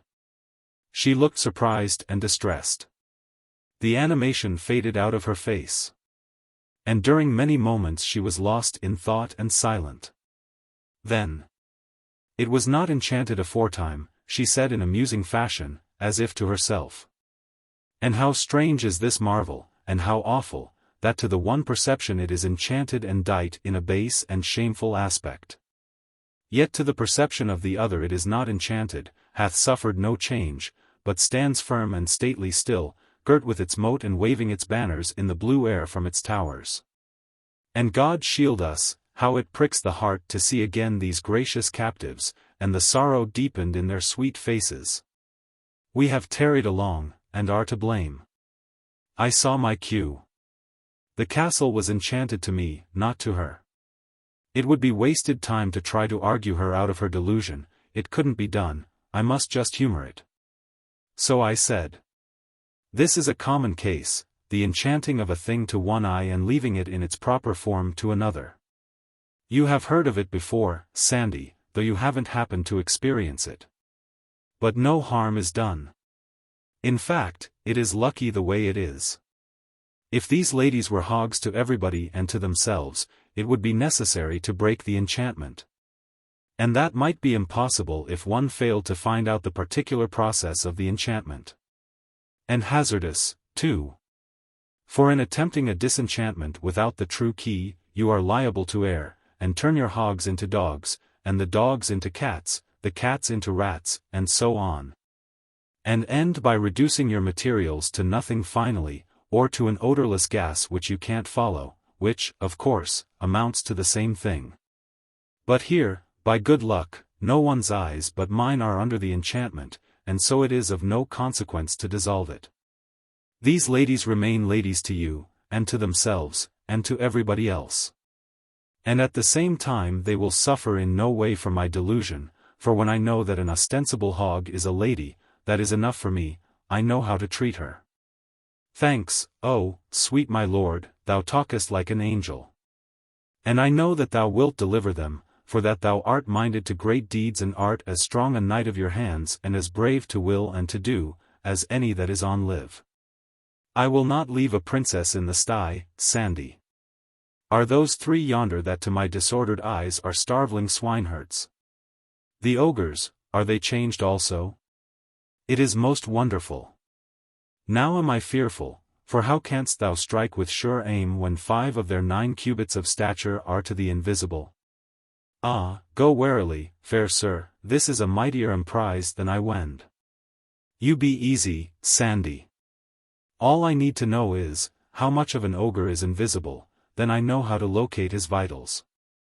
Don't you be afraid, I will make short work of these bunco steerers. Stay where you are. I left Sandy kneeling there, corpse-faced but plucky and hopeful, and rode down to the pigsty, and struck up a trade with the swineherds. I won their gratitude by buying out all the hogs at the lump sum of 16 pennies, which was rather above latest quotations. I was just in time. For the church, the lord of the manor, and the rest of the tax-gatherers would have been along next day and swept off pretty much all the stock, leaving the swineherds very short of hogs and Sandy out of princesses. But now the tax people could be paid in cash, and there would be a stake left besides. One of the men had 10 children. And he said that last year when a priest came and of his 10 pigs took the fattest one for tithes, the wife burst out upon him, and offered him a child and said, "Thou beast without bowels of mercy! Why leave me my child, yet rob me of the wherewithal to feed it?" How curious! The same thing had happened in the Wales of my day, under this same old established church, which was supposed by many to have changed its nature when it changed its disguise. I sent the 3 men away, and then opened the sty gate and beckoned Sandy to come, which she did, and not leisurely, but with the rush of a prairie fire. And when I saw her fling herself upon those hogs, with tears of joy running down her cheeks, and strain them to her heart, and kiss them, and caress them, and call them reverently by grand princely names, I was ashamed of her, ashamed of the human race. We had to drive those hogs home, 10 miles, and no ladies were ever more fickle-minded or contrary. They would stay in no road, no path. They broke out through the brush on all sides, and flowed away in all directions, over rocks, and hills, and the roughest places they could find. And they must not be struck, or roughly accosted. Sandy could not bear to see them treated in ways unbecoming their rank. The troublesomest old sow of the lot had to be called my lady, and your highness, like the rest. It is annoying and difficult to scour around after hogs, in armor. There was one small countess, with an iron ring in her snout and hardly any hair on her back, that was the devil for perversity. She gave me a race of an hour, over all sorts of country, and then we were right where we had started from, having made not a rod of real progress. I seized her at last by the tail, and brought her along squealing. When I overtook Sandy she was horrified, and said it was in the last degree indelicate to drag a countess by her train. We got the hogs home just at dark, most of them. The Princess Neravens de Morganore was missing, and 2 of her ladies-in-waiting, namely, Miss Angela Bohun, and the Demoiselle Elaine Courtmains. The former of these 2 being a young black sow with a white star in her forehead. and the latter a brown one with thin legs and a slight limp in the forward shank on the starboard side, a couple of the tryingest blisters to drive that I ever saw. Also among the missing were several mere baronesses, and I wanted them to stay missing, but no, all that sausage meat had to be found. So servants were sent out with torches to scour the woods and hills to that end. Of course, the whole drove was housed in the house, and, great guns, well, I never saw anything like it. Nor ever heard anything like it. And never smelt anything like it. It was like an insurrection in a gasometer. Chapter 21. The Pilgrims. When I did get to bed at last I was unspeakably tired, the stretching out, and the relaxing of the long tense muscles, how luxurious, how delicious. But that was as far as I could get, sleep was out of the question for the present. The ripping and tearing and squealing of the nobility up and down the halls and corridors was pandemonium come again, and kept me broad awake. Being awake, my thoughts were busy, of course. And mainly they busied themselves with Sandy's curious delusion. Here she was, as sane a person as the kingdom could produce, and yet, from my point of view she was acting like a crazy woman. My land, the power of training. Of influence. Of education. It can bring a body up to believe anything. I had to put myself in Sandy's place to realize that she was not a lunatic. Yes, and put her in mine, to demonstrate how easy it is to seem a lunatic to a person who has not been taught as you have been taught. If I had told Sandy I had seen a wagon, uninfluenced by enchantment, spin along 50 miles an hour. Had seen a man, unequipped with magic powers, get into a basket and soar out of sight among the clouds. And had listened, without any necromancer's help, to the conversation of a person who was several hundred miles away, Sandy would not merely have supposed me to be crazy. She would have thought she knew it. Everybody around her believed in enchantments, nobody had any doubts. To doubt that a castle could be turned into a sty, and its occupants into hogs, would have been the same as my doubting among Connecticut people the actuality of the telephone and its wonders, and in both cases would be absolute proof of a diseased mind, an unsettled reason. Yes, Sandy was sane, that must be admitted. If I also would be sane, to Sandy, I must keep my superstitions about unenchanted and unmiraculous locomotives, balloons, and telephones, to myself. Also, I believed that the world was not flat, and hadn't pillars under it to support it, nor a canopy over it to turn off a universe of water that occupied all space above. But as I was the only person in the kingdom afflicted with such impious and criminal opinions, I recognized that it would be good wisdom to keep quiet about this matter, too. If I did not wish to be suddenly shunned and forsaken by everybody as a madman. The next morning Sandy assembled the swine in the dining room and gave them their breakfast. Waiting upon them personally and manifesting in every way the deep reverence which the natives of her island, ancient and modern, have always felt for rank. Let its outward casket and the mental and moral contents be what they may. I could have eaten with the hogs if I had had birth approaching my lofty official rank, but I hadn't, and so accepted the unavoidable slight and made no complaint. Sandy and I had our breakfast at the second table. The family were not at home. I said, "How many are in the family, Sandy, and where do they keep themselves?" "Family?" "Yes." "Which family, good my lord?" "Why, this family, your own family." "Sooth to say, I understand you not." "I have no family." "No family? Why, Sandy, isn't this your home?" "Now how indeed might that be?" "I have no home." "Well, then, whose house is this?" "Ah, would you well I would tell you and I knew myself." "Come, you don't even know these people?" "Then who invited us here?" "None invited us. We but came, that is all." "Why, woman, this is a most extraordinary performance. The effrontery of it is beyond admiration. We blandly march into a man's house, and cram it full of the only really valuable nobility the sun has yet discovered in the earth, and then it turns out that we don't even know the man's name. How did you ever venture to take this extravagant liberty? I supposed, of course, it was your home. What will the man say? What will he say? Forsooth, what can he say but give thanks? Thanks for what? Her face was filled with a puzzled surprise. Verily, thou troublest mine understanding with strange words. Do ye dream that one of his estate is like to have the honor twice in his life to entertain company such as we have brought to grace his house withal? Well, no, when you come to that.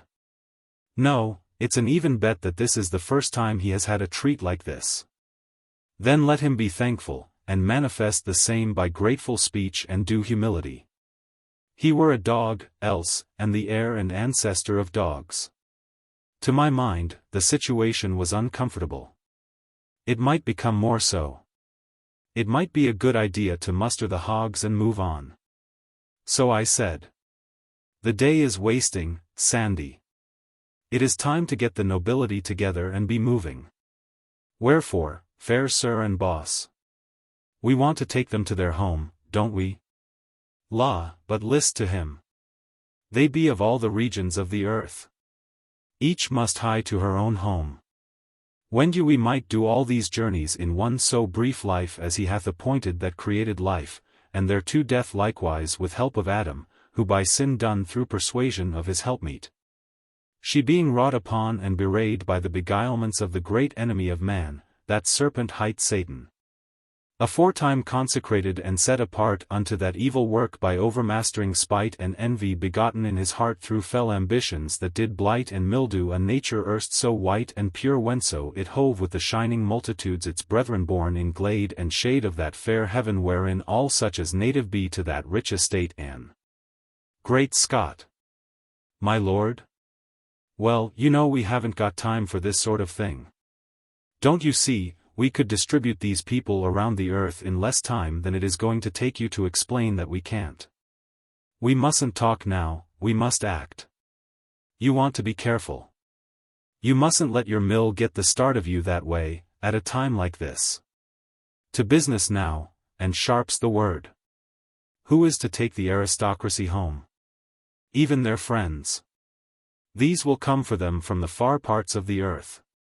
This was lightning from a clear sky, for unexpectedness, and the relief of it was like pardon to a prisoner.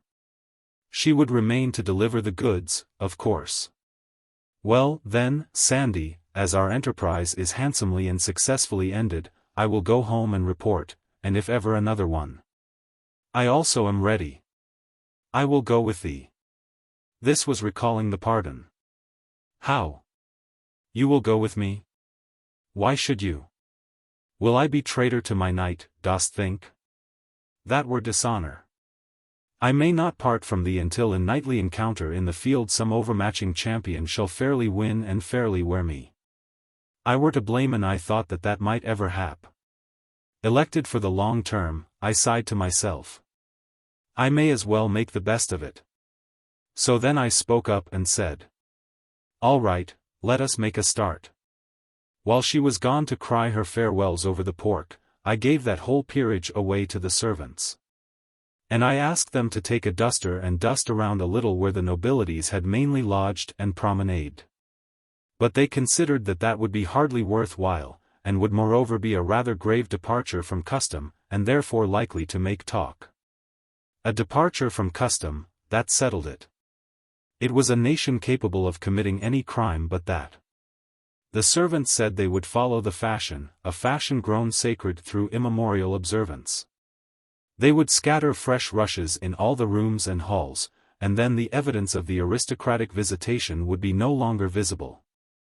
It was a kind of satire on nature, it was the scientific method, the geologic method, it deposited the history of the family in a stratified record. And the antiquary could dig through it and tell by the remains of each period what changes of diet the family had introduced successively for 100 years. The first thing we struck that day was a procession of pilgrims. It was not going our way, but we joined it, nevertheless. For it was hourly being borne in upon me now, that if I would govern this country wisely, I must be posted in the details of its life, and not at second hand, but by personal observation and scrutiny. This company of pilgrims resembled Chaucer's in this, that it had in it a sample of about all the upper occupations and professions the country could show, and a corresponding variety of costume. There were young men and old men, young women and old women, lively folk and grave folk. They rode upon mules and horses, and there was not a side saddle in the party. For this specialty was to remain unknown in England for 900 years yet. It was a pleasant, friendly, sociable herd. Pious, happy, merry and full of unconscious coarsenesses and innocent indecencies. What they regarded as the merry tale went the continual round and caused no more embarrassment than it would have caused in the best English society 12 centuries later. Practical jokes worthy of the English wits of the first quarter of the far-off 19th century were sprung here and there and yonder along the line, and compelled the delightedest applause. And sometimes when a bright remark was made at one end of the procession and started on its travels toward the other, you could note its progress all the way by the sparkling spray of laughter it threw off from its bows as it ploughed along. And also by the blushes of the mules in its wake. Sandy knew the goal and purpose of this pilgrimage, and she posted me. She said, "They journey to the Valley of Holiness, for to be blessed of the godly hermits and drink of the miraculous waters and be cleansed from sin. Where is this watering place? It lieth a 2-day journey hence, by the borders of the land that hight the Cuckoo Kingdom. Tell me about it. Is it a celebrated place? Oh, of a truth, yes. There be none more so. Of old time there lived there an abbot and his monks. Belike were none in the world more holy than these. For they gave themselves to study of pious books, and spoke not the one to the other, or indeed to any, and ate decayed herbs and not thereto, and slept hard, and prayed much, and washed never. Also they wore the same garment until it fell from their bodies through age and decay. Right so came they to be known of all the world by reason of these holy austerities, and visited by rich and poor, and reverenced." Proceed. "But always there was lack of water there. Whereas, upon a time, the holy abbot prayed, and for answer a great stream of clear water burst forth by miracle in a desert place. Now were the fickle monks tempted of the fiend, and they wrought with their abbot unceasingly by beggings and beseechings that he would construct a bath. And when he was become aweary and might not resist more, he said, Have ye your will, then, and granted that they asked. Now mark thou what 'tis to forsake the ways of purity the which he loveth, and wanton with such as be worldly and an offence. These monks did enter into the bath and come thence washed as white as snow, and lo, in that moment his sign appeared, in miraculous rebuke. For his insulted waters ceased to flow, and utterly vanished away. They fared mildly, Sandy, considering how that kind of crime is regarded in this country. Belike, but it was their first sin. And they had been of perfect life for long, and differing in naught from the angels. Prayers, tears, torturings of the flesh, all was vain to beguile that water to flow again. Even processions, even burnt offerings, even votive candles to the Virgin, did fail every each of them, and all in the land did marvel. How odd to find that even this industry has its financial panics, and at times sees its assignats and greenbacks languish to zero, and everything come to a standstill. Go on, Sandy. And so upon a time, after year and day, the good abbot made humble surrender and destroyed the bath. And behold, his anger was in that moment appeased, and the waters gushed richly forth again, and even unto this day they have not ceased to flow in that generous measure. Then I take it nobody has washed since. He that would essay it could have his halter free, yes, and swiftly would he need it, too. The community has prospered since. Even from that very day. The fame of the miracle went abroad into all lands. From every land came monks to join, they came even as the fishes come, in shoals. And the monastery added building to building, and yet others to these, and so spread wide its arms and took them in. And nuns came, also, and more again, and yet more. And built over against the monastery on the yon side of the vale, and added building to building, until mighty was that nunnery. And these were friendly unto those, and they joined their loving labors together, and together they built a fair great foundling asylum midway of the valley between. You spoke of some hermits, Sandy. These have gathered there from the ends of the earth. A hermit thriveth best where there be multitudes of pilgrims. Ye shall not find no hermit of no sort wanting. If any shall mention a hermit of a kind he thinketh new and not to be found but in some far strange land, let him but scratch among the holes and caves and swamps that line that valley of holiness. And whatsoever be his breed, it skills not, he shall find a sample of it there. I closed up alongside of a burly fellow with a fat good-humored face, purposing to make myself agreeable and pick up some further crumbs of fact. But I had hardly more than scraped acquaintance with him when he began eagerly and awkwardly to lead up, in the immemorial way, to that same old anecdote, the one Sir Dinadan told me. What time I got into trouble with Sir Sagramor and was challenged of him on account of it. I excused myself and dropped to the rear of the procession, sad at heart, willing to go hence from this troubled life, this vale of tears, this brief day of broken rest, of cloud and storm, of weary struggle and monotonous defeat. And yet shrinking from the change, as remembering how long eternity is, and how many have wended thither who know that anecdote. Early in the afternoon we overtook another procession of pilgrims. But in this one was no merriment, no jokes, no laughter, no playful ways, nor any happy giddiness, whether of youth or age. Yet both were here, both age and youth. Grey old men and women, strong men and women of middle age, young husbands, young wives, little boys and girls, and 3 babies at the breast. Even the children were smileless. There was not a face among all these 100 people but was cast down, and bore that set expression of hopelessness which is bred of long and hard trials and old acquaintance with despair. They were slaves. Chains led from their fettered feet and their manacled hands to a sole leather belt about their waists. And all except the children were also linked together in a file 6 feet apart, by a single chain which led from collar to collar all down the line. They were on foot, and had tramped 300 miles in 18 days, upon the cheapest odds and ends of food, and stingy rations of that. They had slept in these chains every night, bundled together like swine. They had upon their bodies some poor rags, but they could not be said to be clothed. Their irons had chafed the skin from their ankles and made sores which were ulcerated and wormy. Their naked feet were torn, and none walked without a limp. Originally there had been 100 of these unfortunates, but about half had been sold on the trip. The trader in charge of them rode a horse and carried a whip with a short handle and a long heavy lash divided into several knotted tails at the end. With this whip he cut the shoulders of any that tottered from weariness and pain, and straightened them up. He did not speak, the whip conveyed his desire without that. None of these poor creatures looked up as we rode along by, they showed no consciousness of our presence. And they made no sound but one. That was the dull and awful clank of their chains from end to end of the long file, as 43 burdened feet rose and fell in unison. The file moved in a cloud of its own making. All these faces were grey with a coating of dust. One has seen the like of this coating upon furniture in unoccupied houses, and has written his idle thought in it with his finger. I was reminded of this when I noticed the faces of some of those women, young mothers carrying babes that were near to death and freedom.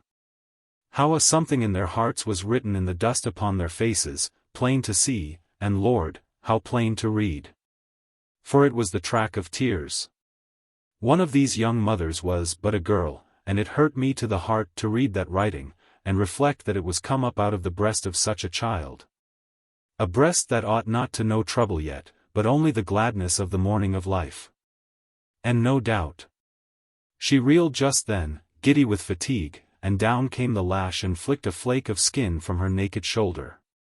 It stung me as if I had been hit instead. The master halted the file and jumped from his horse. He stormed and swore at this girl, and said she had made annoyance enough with her laziness, and as this was the last chance he should have, he would settle the account now. She dropped on her knees and put up her hands and began to beg, and cry, and implore, in a passion of terror, but the master gave no attention. He snatched the child from her, and then made the men slaves who were chained before and behind her throw her on the ground and hold her there and expose her body. And then he laid on with his lash like a madman till her back was flayed, she shrieking and struggling the while piteously. One of the men who was holding her turned away his face, and for this humanity he was reviled and flogged. All our pilgrims looked on and commented on the expert way in which the whip was handled. They were too much hardened by lifelong everyday familiarity with slavery to notice that there was anything else in the exhibition that invited comment. This was what slavery could do, in the way of ossifying what one may call the superior lobe of human feeling. For these pilgrims were kind-hearted people, and they would not have allowed that man to treat a horse like that. I wanted to stop the whole thing and set the slaves free, but that would not do. I must not interfere too much and get myself a name for riding over the country's laws and the citizens' rights roughshod. If I lived and prospered I would be the death of slavery, that I was resolved upon, but I would try to fix it so that when I became its executioner it should be by command of the nation. Just here was the wayside shop of a smith, and now arrived a landed proprietor who had bought this girl a few miles back, deliverable here where her irons could be taken off. They were removed. Then there was a squabble between the gentleman and the dealer as to which should pay the blacksmith. The moment the girl was delivered from her irons, she flung herself, all tears and frantic sobbings, into the arms of the slave who had turned away his face when she was whipped. He strained her to his breast, and smothered her face and the child's with kisses, and washed them with the rain of his tears. I suspected. I inquired. Yes, I was right, it was husband and wife. They had to be torn apart by force, the girl had to be dragged away, and she struggled and fought and shrieked like one gone mad till a turn of the road hid her from sight. And even after that, we could still make out the fading plaint of those receding shrieks. And the husband and father, with his wife and child gone, never to be seen by him again in life? Well, the look of him one might not bear at all, and so I turned away. But I knew I should never get his picture out of my mind again, and there it is to this day, to wring my heartstrings whenever I think of it. We put up at the inn in a village just at nightfall, and when I rose next morning and looked abroad, I was where a knight came riding in the golden glory of the new day. And recognized him for knight of mine, Sir Ozana le Cure Hardy. He was in the gentleman's furnishing line, and his missionarying specialty was plug hats. He was clothed all in steel, in the beautifulest armor of the time, up to where his helmet ought to have been. But he hadn't any helmet, he wore a shiny stovepipe hat, and was ridiculous a spectacle as one might want to see. It was another of my surreptitious schemes for extinguishing knighthood by making it grotesque and absurd. Sir Ozana's saddle was hung about with leather hat boxes, and every time he overcame a wandering knight he swore him into my service and fitted him with a plug and made him wear it.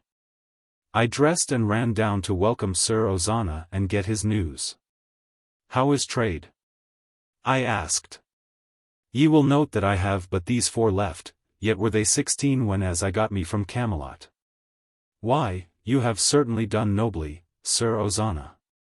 Where have you been foraging of late?" "I am but now come from the Valley of Holiness, please you sir. I am pointed for that place myself. Is there anything stirring in the Monchieri, more than common? By the mass ye may not question it. Give him good feed, boy, and stint it not, and thou valuest thy crown. So get ye lightly to the stable and do even as I bid. Sir, it is parlous news I bring, and, be these pilgrims? Then ye may not do better, good folk, than gather and hear the tale I have to tell, sith it concerneth you, forasmuch as ye go to find that ye will not find, and seek that ye will seek in vain. My life being hostage for my word, and my word and message being these, namely, that a hap has happened whereof the like has not been seen no more but once this 200 years. Which was the first and last time that said misfortune strake the holy valley in that form by commandment of the Most High, whereto by reasons just and causes thereunto contributing. Wherein the matter? The miraculous fount hath ceased to flow. This shout burst from 20 pilgrim mouths at once. Ye say well, good people. I was verging to it, even when ye spake. Has somebody been washing again? Nay, it is suspected, but none believe it. It is thought to be some other sin, but none wit what. How are they feeling about the calamity? None may describe it in words. The fount is these 9 days dry. The prayers that did begin then, and the lamentations in sackcloth and ashes, and the holy processions, none of these have ceased nor night nor day. And so the monks and the nuns and the foundlings be all exhausted, and do hang up prayers writ upon parchment, sith that no strength is left in man to lift up voice. And at last they sent for thee, Sir Boss, to try magic and enchantment. And if you could not come, then was the messenger to fetch Merlin, and he is there these 3 days now. And saith he will fetch that water though he burst the globe and wreck its kingdoms to accomplish it. And right bravely doth he work his magic and call upon his hellions to hie them hither and help, but not a whiff of moisture hath he started yet. Even so much as might qualify as mist upon a copper mirror, and ye count not the barrel of sweat he sweateth betwixt sun and sun over the dire labours of his task. And if ye... Breakfast was ready. As soon as it was over I showed to Sir Ozana these words which I had written on the inside of his hat: Chemical Department, Laboratory Extension, Section G, PXXP. Send 2 of first size, 2 of number 3, and 6 of number 4, together with the proper complementary details, and 2 of my trained assistants. And I said, now get you to Camelot as fast as you can fly, brave knight, and show the writing to Clarence. And tell him to have these required matters in the Valley of Holiness with all possible dispatch. I will well, Sir Boss, and he was off. Chapter 22. The Holy Fountain. The pilgrims were human beings. Otherwise they would have acted differently. They had come a long and difficult journey, and now when the journey was nearly finished, and they learned that the main thing they had come for had ceased to exist, they didn't do as horses or cats or angleworms would probably have done, turn back and get at something profitable. No, anxious as they had before been to see the miraculous fountain, they were as much as 40 times as anxious now to see the place where it had used to be. There is no accounting for human beings. We made good time. And a couple of hours before sunset we stood upon the high confines of the Valley of Holiness, and our eyes swept it from end to end and noted its features. That is, its large features. These were the 3 masses of buildings. They were distant and isolated temporalities shrunken to toy constructions in the lonely waste of what seemed a desert, and was. Such a scene is always mournful, it is so impressively still, and looks so steeped in death. But there was a sound here which interrupted the stillness only to add to its mournfulness. This was the faint far sound of tolling bells which floated fitfully to us on the passing breeze, and so faintly, so softly, that we hardly knew whether we heard it with our ears or with our spirits. We reached the monastery before dark, and there the males were given lodging, but the women were sent over to the nunnery. The bells were close at hand now, and their solemn booming smote upon the ear like a message of doom. A superstitious despair possessed the heart of every monk and published itself in his ghastly face. Everywhere, these black-robed, soft-sandaled, tallow-visaged spectres appeared, flitted about and disappeared, noiseless as the creatures of a troubled dream, and as uncanny. The old abbot's joy to see me was pathetic. Even to tears, but he did the shedding himself. He said, "Delay not, son, but get to thy saving work. And we bring not the water back again, and soon, we are ruined, and the good work of 200 years must end. And see thou do it with enchantments that be holy, for the Church will not endure that work in her cause be done by devil's magic. When I work, Father, be sure there will be no devil's work connected with it. I shall use no arts that come of the devil, and no elements not created by the hand of God. But is Merlin working strictly on pious lines? Ah, he said he would, my son, he said he would, and took oath to make his promise good. Well, in that case, let him proceed. But surely you will not sit idle by, but help? It will not answer to mix methods, father, neither would it be professional courtesy. Two of a trade must not underbid each other. We might as well cut rates and be done with it, it would arrive at that in the end. Merlin has the contract, no other magician can touch it till he throws it up. But I will take it from him. It is a terrible emergency and the act is thereby justified. And if it were not so, who will give law to the Church? The Church giveth law to all. And what she wills to do, that she may do, hurt whom it may. I will take it from him, you shall begin upon the moment. It may not be, father. No doubt, as you say, where power is supreme, one can do as one likes and suffer no injury, but we poor magicians are not so situated. Merlin is a very good magician in a small way, and has quite a neat provincial reputation. He is struggling along, doing the best he can, and it would not be etiquette for me to take his job until he himself abandons it. The abbot's face lighted. Ah, that is simple. There are ways to persuade him to abandon it. No, father, it skills not, as these people say. If he were persuaded against his will, he would load that well with a malicious enchantment which would balk me until I found out its secret. It might take a month. I could set up a little enchantment of mine which I call the telephone, and he could not find out its secret in 100 years. Yes, you perceive, he might block me for a month. Would you like to risk a month in a dry time like this? A month. The mere thought of it mocketh me to shudder. Have it thy way, my son. But my heart is heavy with this disappointment. Leave me, and let me wear my spirit with weariness and waiting, even as I have done these 10 long days, counterfeiting thus the thing that is called rest. The prone body making outward sign of repose where inwardly is none. Of course, it would have been best, all round, for Merlin to waive etiquette and quit and call it half a day, since he would never be able to start that water. For he was a true magician of the time.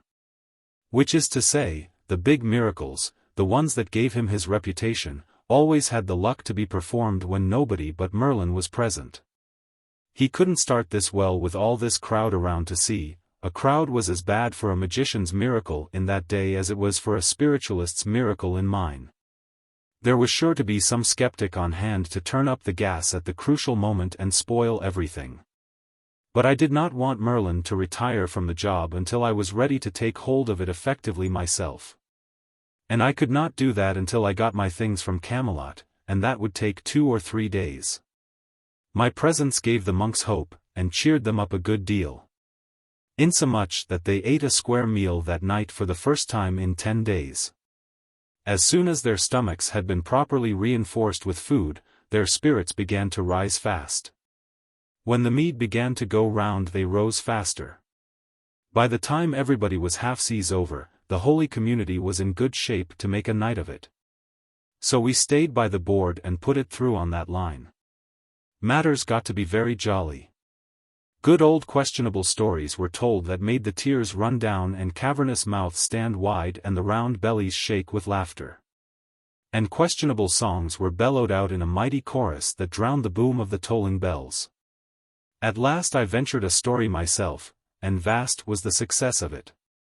Not right off, of course, for the native of those islands does not, as a rule, dissolve upon the early applications of a humorous thing, but the 5th time I told it, they began to crack in places.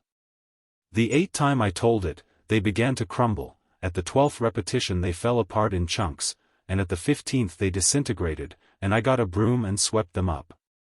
This language is figurative. Those islanders, well, they are slow pay at first, in the matter of return for your investment of effort, but in the end they make the pay of all other nations poor and small by contrast. I was at the well next day betimes. Merlin was there, enchanting away like a beaver, but not raising the moisture. He was not in a pleasant humor.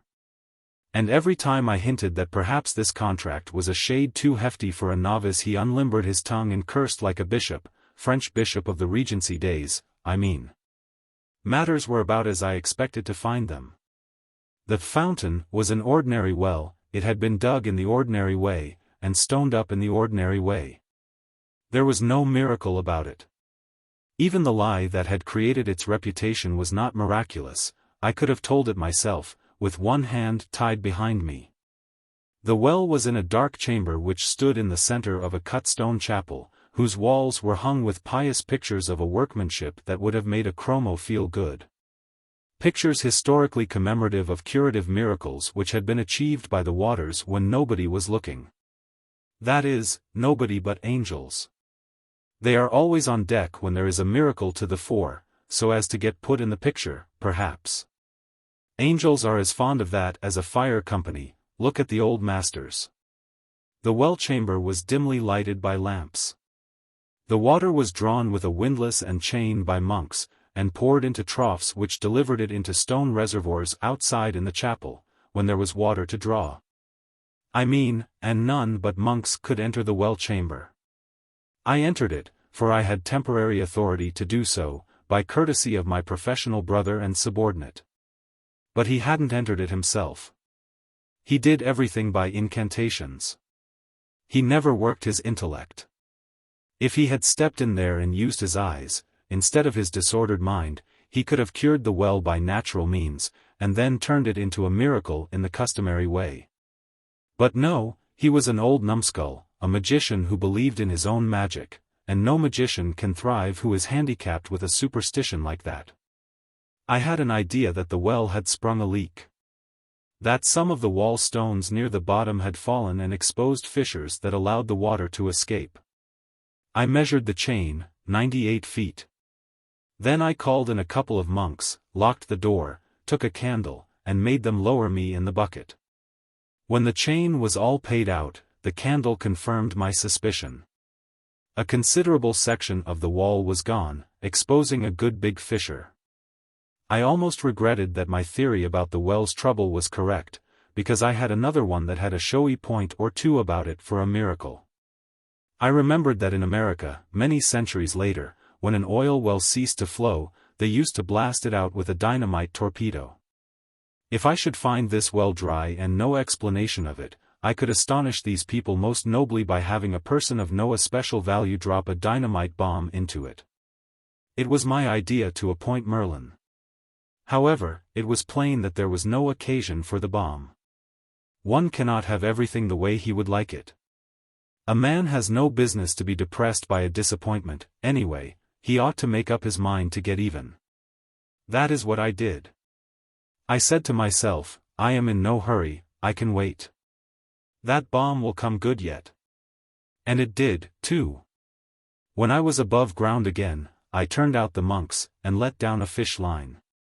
The well was 150 feet deep, and there was 41 feet of water in it. I called in a monk and asked, "How deep is the well?" "That, sir, I wit not, having never been told." "How does the water usually stand in it?" "Near to the top, these 2 centuries, as the testimony goeth, brought down to us through our predecessors." It was true, as to recent times at least, for there was witness to it, and better witness than a monk. Only about 20 or 30 feet of the chain showed wear and use, the rest of it was unworn and rusty. What had happened when the well gave out that other time? Without doubt some practical person had come along and mended the leak. And then had come up and told the abbot he had discovered by divination that if the sinful bath were destroyed the well would flow again. The leak had befallen again now, and these children would have prayed, and processioned, and tolled their bells for heavenly succor till they all dried up and blew away. And no innocent of them all would ever have thought to drop a fish line into the well or go down in it and find out what was really the matter. Old habit of mind is one of the toughest things to get away from in the world. It transmits itself like physical form and feature. And for a man, in those days, to have had an idea that his ancestors hadn't had, would have brought him under suspicion of being illegitimate. I said to the monk, "It is a difficult miracle to restore water in a dry well, but we will try, if my brother Merlin fails." Brother Merlin is a very passable artist, but only in the parlor magic line, and he may not succeed, in fact, is not likely to succeed. But that should be nothing to his discredit. The man that can do this kind of miracle knows enough to keep hotel. Hotel? I mind not to have heard of hotel? It's what you call hostel. The man that can do this miracle can keep hostel. I can do this miracle, I shall do this miracle, yet I do not try to conceal from you that it is a miracle to tax the occult powers to the last strain. None knoweth that truth better than the brotherhood, indeed, for it is of record that aforetime it was parlous difficult and took a year. Natheless, God send you good success, and to that end will we pray. As a matter of business it was a good idea to get the notion around that the thing was difficult. Many a small thing has been made large by the right kind of advertising. That monk was filled up with the difficulty of this enterprise, he would fill up the others. In 2 days the solicitude would be booming. On my way home at noon, I met Sandy. She had been sampling the hermits. I said, I would like to do that myself. This is Wednesday. Is there a matinee? A which, please you, sir? Matinee. Do they keep open afternoons? Who? The hermits, of course. Keep open? Yes, keep open. Isn't that plain enough? Do they knock off at noon? Knock off? Knock off, yes, knock off. What is the matter with knock off? I never saw such a dunderhead, can't you understand anything at all? In plain terms, do they shut up shop, draw the game, bank the fires? Shut up shop, draw. There, never mind, let it go, you make me tired.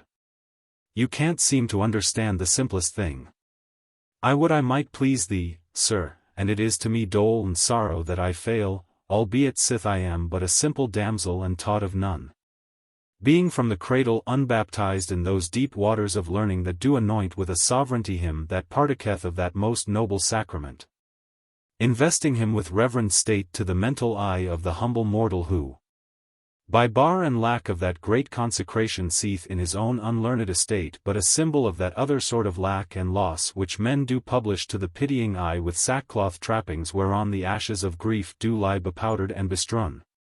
And so, when such shall in the darkness of his mind encounter these golden phrases of high mystery, these shut up shops, and draw the game, and bank the fires, it is but by the grace of God that he burst not for envy of the mind that can beget, and tongue that can deliver so great and mellow-sounding miracles of speech. And if there do ensue confusion in that humbler mind, and failure to divine the meanings of these wonders, then if so be this miscomprehension is not vain but sooth and true. Wit ye well it is the very substance of worshipful dear homage and may not lightly be misprized, nor had been. And ye had noted this complexion of mood and mind and understood that I would I could not, and that I could not I might not, nor yet, nor might nor could, nor might not nor could not. Might be by advantage turned to the desired would, and so I pray you mercy of my fault, and that ye will of your kindness and your charity forgive it, good my master and most dear lord. I couldn't make it all out, that is, the details, but I got the general idea, and enough of it, too, to be ashamed.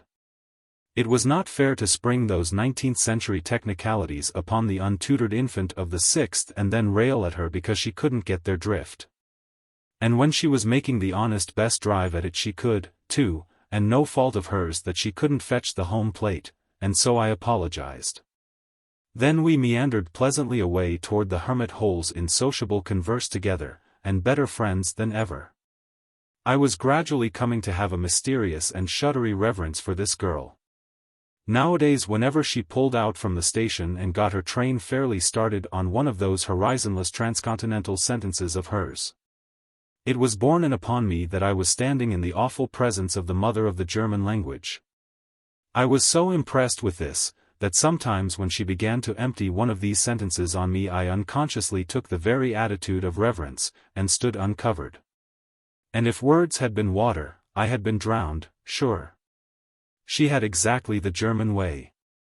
Whatever was in her mind to be delivered, whether a mere remark, or a sermon, or a cyclopedia, or the history of a war, she would get it into a single sentence or die. Whenever the literary German dives into a sentence, that is the last you are going to see of him till he emerges on the other side of his Atlantic with his verb in his mouth. We drifted from hermit to hermit all the afternoon. It was a most strange menagerie. The chief emulation among them seemed to be, to see which could manage to be the uncleanest and most prosperous with vermin. Their manner and attitudes were the last expression of complacent self-righteousness. It was one anchorite's pride to lie naked in the mud and let the insects bite him and blister him unmolested.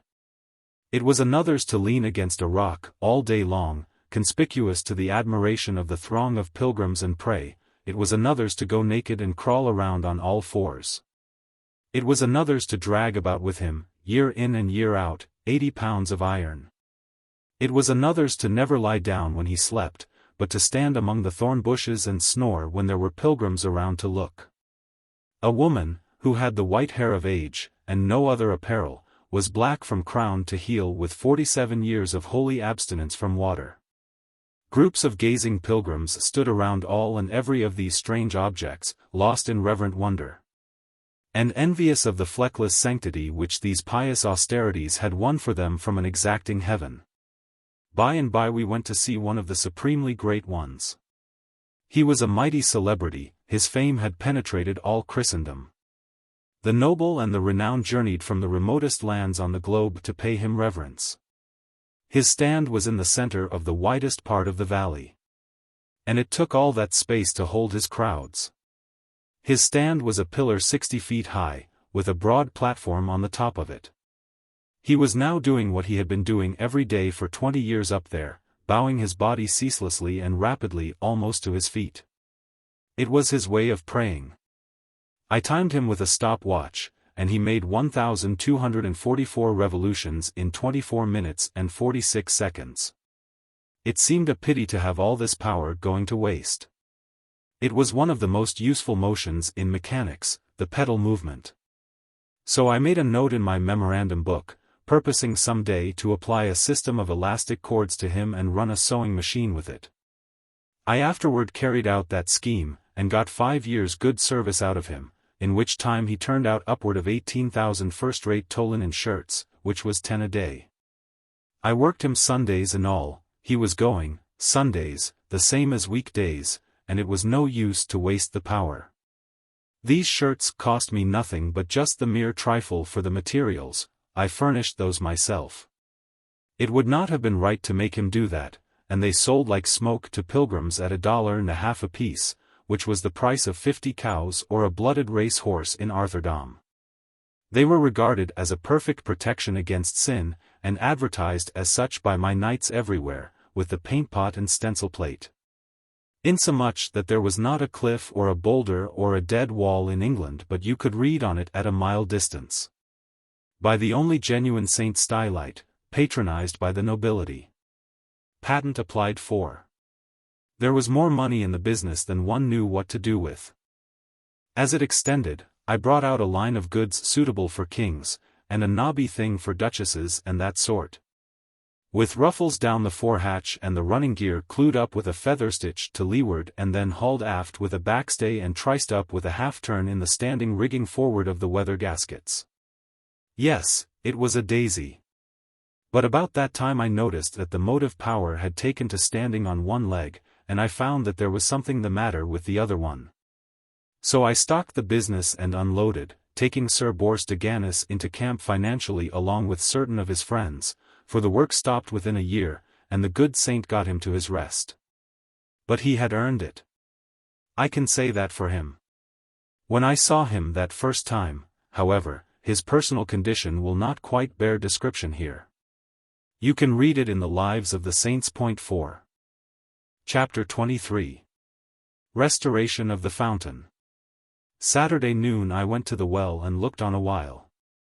Merlin was still burning smoke powders, and pawing the air, and muttering gibberish as hard as ever, but looking pretty downhearted. For of course he had not started even a perspiration in that well yet. Finally I said, "How does the thing promise by this time, partner? Behold, I am even now busied with trial of the powerfulest enchantment known to the princes of the occult arts in the lands of the East, and it fail me, naught can avail. Peace, until I finish.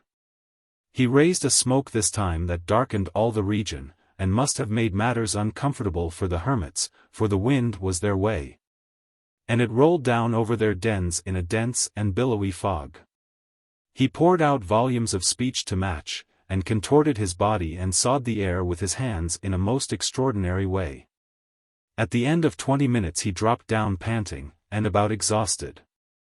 Now arrived the abbot and several hundred monks and nuns, and behind them a multitude of pilgrims and a couple of acres of foundlings, all drawn by the prodigious smoke. And all in a grand state of excitement. The abbot inquired anxiously for results. Merlin said, "If any labor of mortal might break the spell that binds these waters, this which I have but just essayed had done it. It has failed. Whereby I do now know that that which I had feared is a truth established.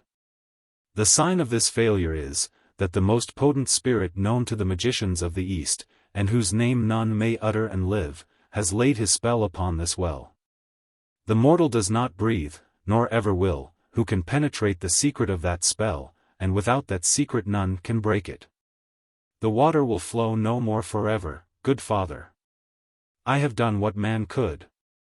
Suffer me to go." Of course this threw the abbot into a good deal of a consternation.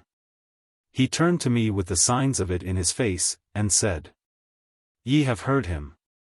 Is it true?" "Part of it is." "Not all, then, not all." "What part is true?"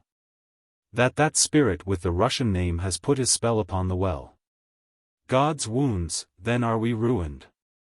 "Possibly. But not certainly." "Ye mean, not certainly?" "That is it." "Wherefore, ye also mean that when he saith none can break the spell." "Yes, when he says that, he says what isn't necessarily true. There are conditions under which an effort to break it may have some chance, that is, some small, some trifling chance, of success." "The conditions?" "Oh, they are nothing difficult. Only these: I want the well and the surroundings for the space of half a mile. Entirely to myself from sunset today until I remove the ban, and nobody allowed to cross the ground but by my authority. Are these all?" "Yes." "And you have no fear to try?" "Oh, none. One may fail, of course, and one may also succeed. One can try, and I am ready to chance it. I have my conditions. These and all others ye may name. I will issue commandment to that effect." "Wait," said Merlin, with an evil smile. "Ye wit that he that would break this spell must know that spirit's name?" "Yes, I know his name." "And wit you also that to know it skills not of itself, but ye must likewise pronounce it?" "Ha ha! Knew ye that?" "Yes, I knew that, too." "You had that knowledge. Art a fool? Are ye minded to utter that name and die?" "Utter it? Why certainly. I would utter it if it was Welsh." "Ye are even a dead man, then, and I go to tell Arthur." "That's all right. Take your gripsack and get along. The thing for you to do is to go home and work the weather." John W. Merlin. It was a home shot, and it made him wince. For he was the worst weather failure in the kingdom. Whenever he ordered up the danger signals along the coast there was a week's dead calm, sure, and every time he prophesied fair weather it rained brickbats. But I kept him in the Weather Bureau right along, to undermine his reputation. However, that shot raised his bile, and instead of starting home to report my death, he said he would remain and enjoy it. My two experts arrived in the evening, and pretty well faggied, for they had traveled double tides. They had pack mules along, and had brought everything I needed: tools, pump, lead pipe, Greek fire, sheaves of big rockets, Roman candles, colored fire sprays, electric apparatus. And a lot of sundries, everything necessary for the stateliest kind of a miracle. They got their supper and a nap, and about midnight we sallied out through a solitude so wholly vacant and complete that it quite overpassed the required conditions. We took possession of the well and its surroundings. My boys were experts in all sorts of things, from the stoning up of a well to the constructing of a mathematical instrument.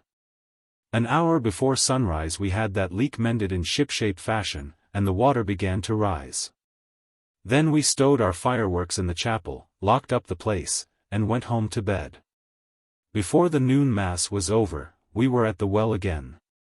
For there was a deal to do yet, and I was determined to spring the miracle before midnight, for business reasons, for whereas a miracle worked for the church on a weekday is worth a good deal, it is worth 6 times as much if you get it in on a Sunday. In 9 hours the water had risen to its customary level, that is to say, it was within 23 feet of the top. We put in a little iron pump, one of the first turned out by my works near the Capitol.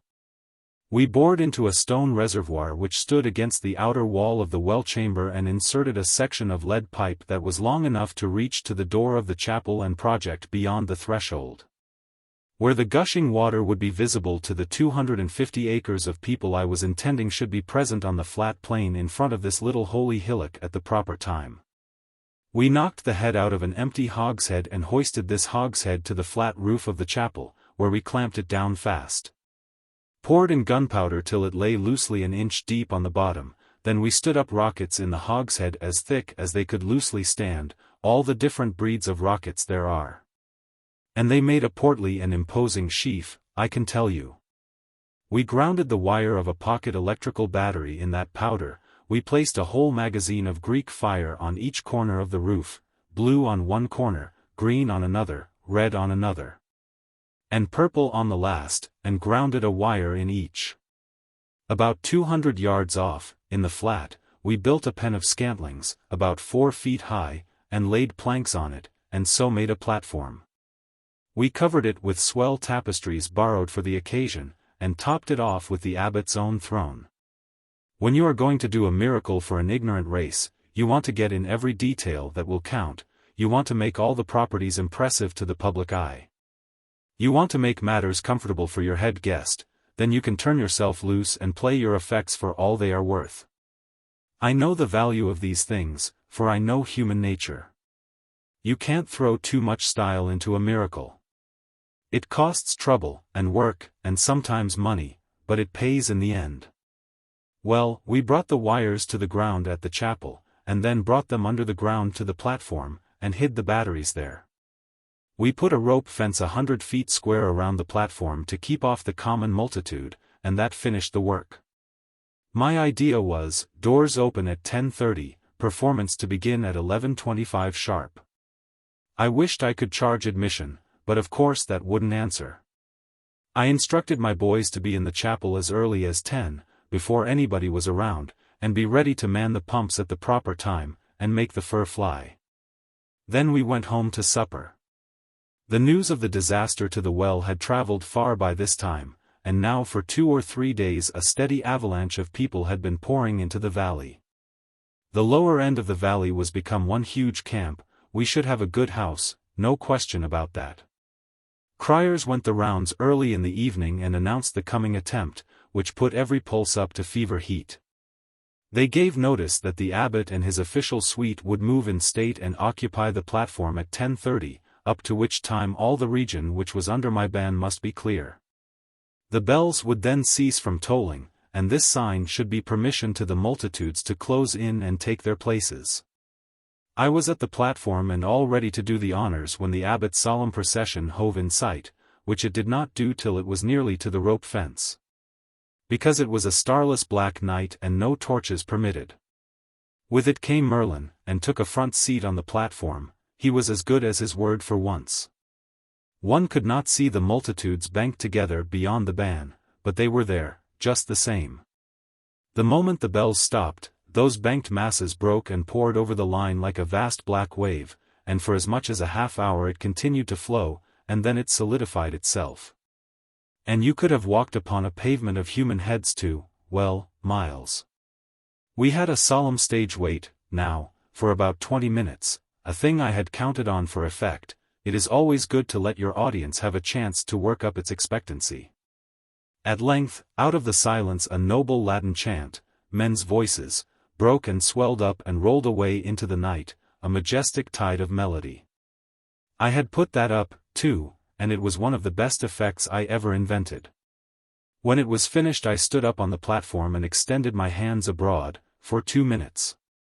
With my face uplifted, that always produces a dead hush, and then slowly pronounced this ghastly word with a kind of awfulness which caused hundreds to tremble. And many women to faint. Konstantinopolitanischer Dudelsackspfiffenmachers Gesellschaft.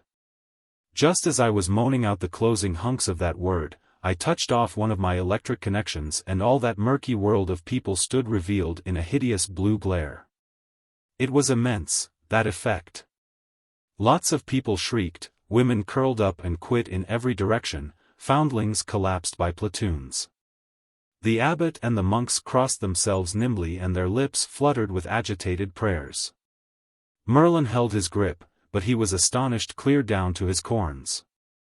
He had never seen anything to begin with that, before. Now was the time to pile in the effects. I lifted my hands and groaned out this word, as it were in agony. Nihilisten dynamit theaterka estchen sprengensatten Tietsversuchen. And turned on the red fire. You should have heard that Atlantic of people moan and howl when that crimson hell joined the blue. After 60 seconds I shouted. Transvaltrapentrapen transportrum peltier triber traungstrinentregoidi. And lit up the green fire. After waiting only 40 seconds this time. I spread my arms abroad and thundered out the devastating syllables of this word of words.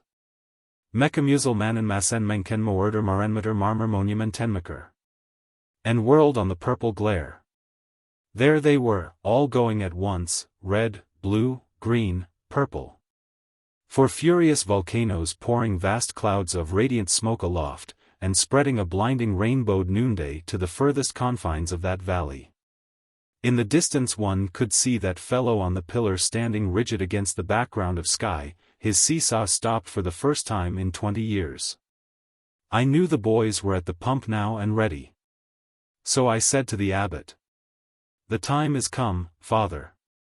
I am about to pronounce the dread name and command the spell to dissolve. You want to brace up, and take hold of something." Then I shouted to the people, "Behold, in another minute the spell will be broken, or no mortal can break it. If it break, all will know it, for you will see the sacred water gush from the chapel door." I stood a few moments, to let the hearers have a chance to spread my announcement to those who couldn't hear, and so convey it to the furthest ranks. Then I made a grand exhibition of extra posturing and gesturing, and shouted. "Lo! I command the fell spirit that possesses the holy fountain to now disgorge into the skies all the infernal fires that still remain in him. And straightway dissolve his spell and flee hence to the pit, there to lie bound 1,000 years. By his own dread name I command it, Gwillick." Then I touched off the hogshead of rockets, and a vast fountain of dazzling lances of fire vomited itself toward the zenith with a hissing rush, and burst in mid-sky into a storm of flashing jewels. One mighty groan of terror started up from the massed people, then suddenly broke into a wild hosanna of joy, for there, fair and plain in the uncanny glare, they saw the freed water leaping forth. The old abbot could not speak a word, for tears and the chokings in his throat. Without utterance of any sort, he folded me in his arms and mashed me. It was more eloquent than speech. And harder to get over, too, in a country where there were really no doctors that were worth a damaged nickel. You should have seen those acres of people throw themselves down in that water and kiss it. Kiss it, and pet it, and fondle it, and talk to it as if it were alive, and welcome it back with the dear names they gave their darlings. Just as if it had been a friend who was long gone away and lost, and was come home again. Yes, it was pretty to see, and made me think more of them than I had done before. I sent Merlin home on a shutter. He had caved in and gone down like a landslide when I pronounced that fearful name, and had never come to since. He never had heard that name before, neither had I, but to him it was the right one. Any jumble would have been the right one. He admitted, afterward, that that spirit's own mother could not have pronounced that name better than I did. He never could understand how I survived it, and I didn't tell him. It is only young magicians that give away a secret like that. Merlin spent 3 months working enchantments to try to find out the deep trick of how to pronounce that name and outlive it. But he didn't arrive. When I started to the chapel, the populace uncovered and fell back reverently to make a wide way for me, as if I had been some kind of a superior being, and I was. I was aware of that. I took along a night shift of monks, and taught them the mystery of the pump, and set them to work. For it was plain that a good part of the people out there were going to sit up with the water all night, consequently it was but right that they should have all they wanted of it. To those monks that pump was a good deal of a miracle itself, and they were full of wonder over it, and of admiration, too, of the exceeding effectiveness of its performance. It was a great night, an immense night. There was reputation in it. I could hardly get to sleep for glorying over it. Chapter 24. A Rival Magician. My influence in the Valley of Holiness was something prodigious now. It seemed worth while to try to turn it to some valuable account. The thought came to me the next morning, and was suggested by my seeing one of my knights who was in the soap line come riding in. According to history, the monks of this place 2 centuries before had been worldly minded enough to want to wash. It might be that there was a leaven of this unrighteousness still remaining. So I sounded a brother. "Wouldn't you like a bath?" He shuddered at the thought of the peril of it to the well, but he said with feeling. One needs not to ask that of a poor body who has not known that blessed refreshment sith that he was a boy. Would God I might wash me. But it may not be, fair sir, tempt me not, it is forbidden. And then he sighed in such a sorrowful way that I was resolved he should have at least 1 layer of his real estate removed, if it sized up my whole influence and bankrupted the pile. So I went to the abbot and asked for a permit for this brother. He blenched at the idea. I don't mean that you could see him blench, for of course you couldn't see it without you scraped him, and I didn't care enough about it to scrape him. But I knew the blench was there, just the same, and within a book cover's thickness of the surface, too, blenched, and trembled. He said, "Ah, son, ask aught else thou wilt, and it is thine, and freely granted out of a grateful heart, but this, oh, this. Would you drive away the blessed water again?" "No, father, I will not drive it away. I have mysterious knowledge which teaches me that there was an error that other time when it was thought the institution of the bath banished the fountain." A large interest began to show up in the old man's face. "My knowledge informs me that the bath was innocent of that misfortune, which was caused by quite another sort of sin." These are brave words, but right welcome, if they be true. They are true, indeed. Let me build the bath again, father. Let me build it again, and the fountain shall flow forever. You promise this, you promise it? Say the word, say you promise it. I do promise it. Then will I have the first bath myself. Go, get ye to your work. Tarry not, but go. I and my boys were at work, straight off. The ruins of the old bath were there yet in the basement of the monastery, not a stone missing. They had been left just so, all these lifetimes, and avoided with a pious fear, as things accursed. In 2 days we had it all done and the water in, a spacious pool of clear pure water that a body could swim in. It was running water, too. It came in, and went out, through the ancient pipes. The old abbot kept his word, and was the first to try it. He went down black and shaky, leaving the whole black community above troubled and worried and full of bodings. But he came back white and joyful, and the game was made. Another triumph scored. It was a good campaign that we made in that Valley of Holiness, and I was very well satisfied, and ready to move on now, but I struck a disappointment. I caught a heavy cold, and it started up an old lurking rheumatism of mine. Of course the rheumatism hunted up my weakest place and located itself there. This was the place where the abbot put his arms about me and mashed me, what time he was moved to testify his gratitude to me with an embrace. When at last I got out, I was a shadow. But everybody was full of attentions and kindnesses, and these brought cheer back into my life, and were the right medicine to help a convalescent swiftly up toward health and strength again. So I gained fast. Sandy was worn out with nursing, so I made up my mind to turn out and go a cruise alone, leaving her at the nunnery to rest up. My idea was to disguise myself as a freeman of peasant degree and wander through the country a week or two on foot. This would give me a chance to eat and lodge with the lowliest and poorest class of free citizens on equal terms. There was no other way to inform myself perfectly of their everyday life and the operation of the laws upon it. If I went among them as a gentleman, there would be restraints and conventionalities which would shut me out from their private joys and troubles, and I should get no further than the outside shell. One morning I was out on a long walk to get up muscle for my trip, and had climbed the ridge which bordered the northern extremity of the valley, when I came upon an artificial opening in the face of a low precipice, and recognized it by its location as a hermitage which had often been pointed out to me from a distance as the den of a hermit of high renown for dirt and austerity. I knew he had lately been offered a situation in the Great Sahara, where lions and sandflies made the hermit life peculiarly attractive and difficult, and had gone to Africa to take possession. So I thought I would look in and see how the atmosphere of this den agreed with its reputation. My surprise was great. The place was newly swept and scoured. Then there was another surprise. Back in the gloom of the cavern I heard the clink of a little bell, and then this exclamation. "Hello, Central. Is this you, Camelot? Behold. Thou mayst glad thy heart and thou hast faith to believe the wonderful when that it cometh in unexpected guise and mocketh itself manifest in impossible places, here standeth in the flesh his mightiness the boss. And with thine own ears shall ye hear him speak."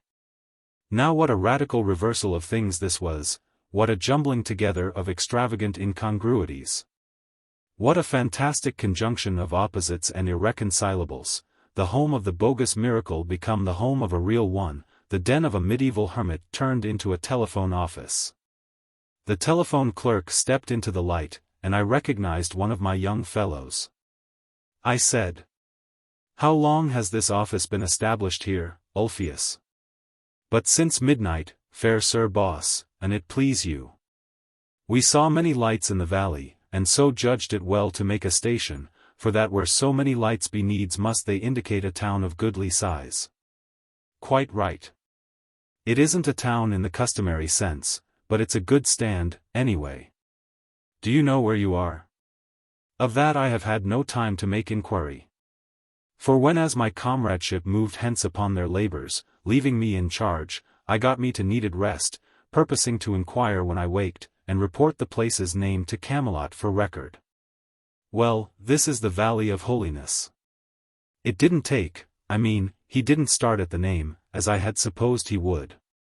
He merely said, "I will so report it." Why, the surrounding regions are filled with the noise of late wonders that have happened here.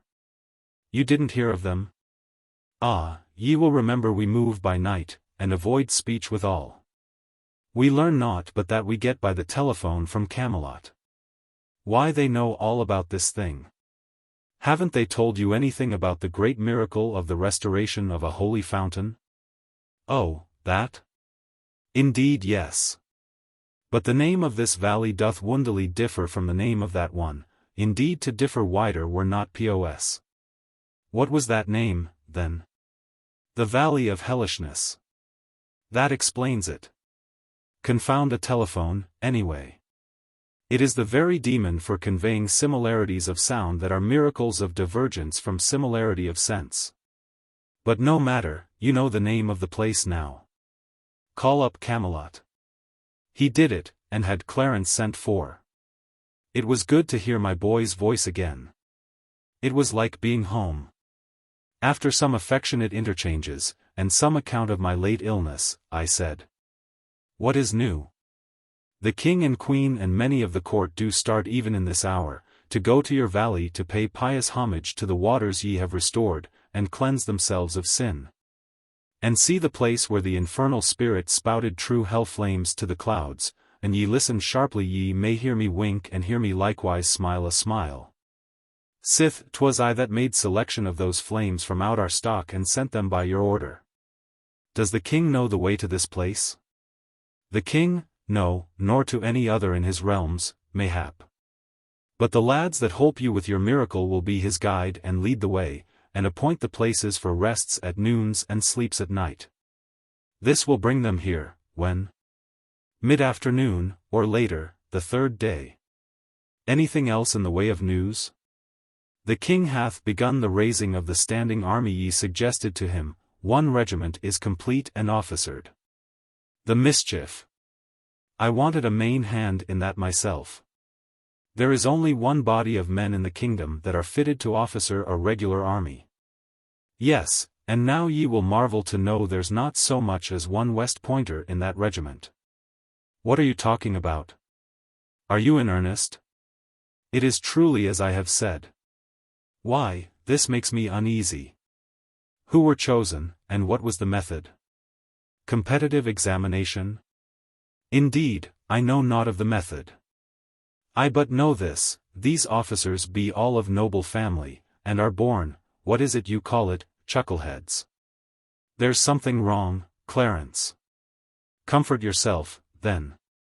For 2 candidates for a lieutenancy do travel hence with the king, young nobles both, and if you but wait where you are you will hear them questioned.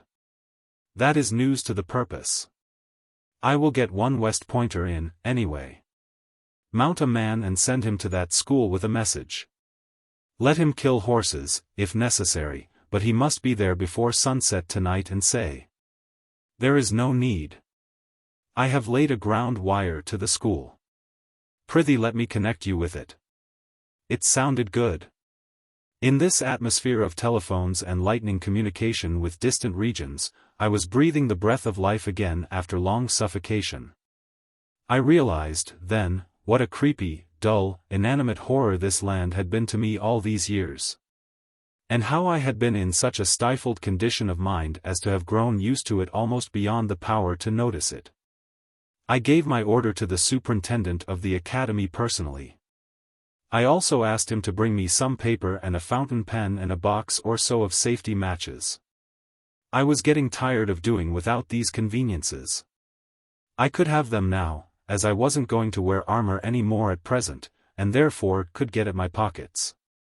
When I got back to the monastery, I found a thing of interest going on.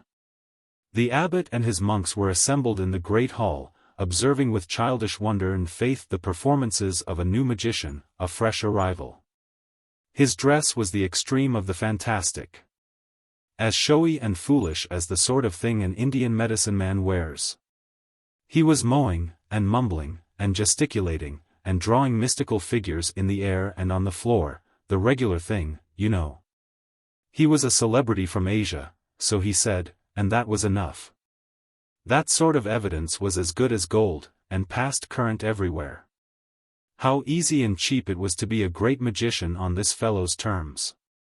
His specialty was to tell you what any individual on the face of the globe was doing at the moment, and what he had done at any time in the past, and what he would do at any time in the future. He asked if any would like to know what the Emperor of the East was doing now. The sparkling eyes and the delighted rubbing of hands made eloquent answer. This reverend crowd would like to know what that monarch was at, just as this moment. The fraud went through some more mummery, and then made grave announcement. The high and mighty Emperor of the East doth at this moment put money in the palm of a holy begging friar, 1, 2, 3 pieces, and they be all of silver. A buzz of admiring exclamations broke out, all around. It is marvelous. Wonderful. What study, what labor, to have acquired a so amazing power as this. Would they like to know what the Supreme Lord of Ind was doing? Yes. He told them what the Supreme Lord of Ind was doing. Then he told them what the Sultan of Egypt was at. Also what the King of the remote seas was about. And so on, and with each new marvel the astonishment at his accuracy rose higher and higher.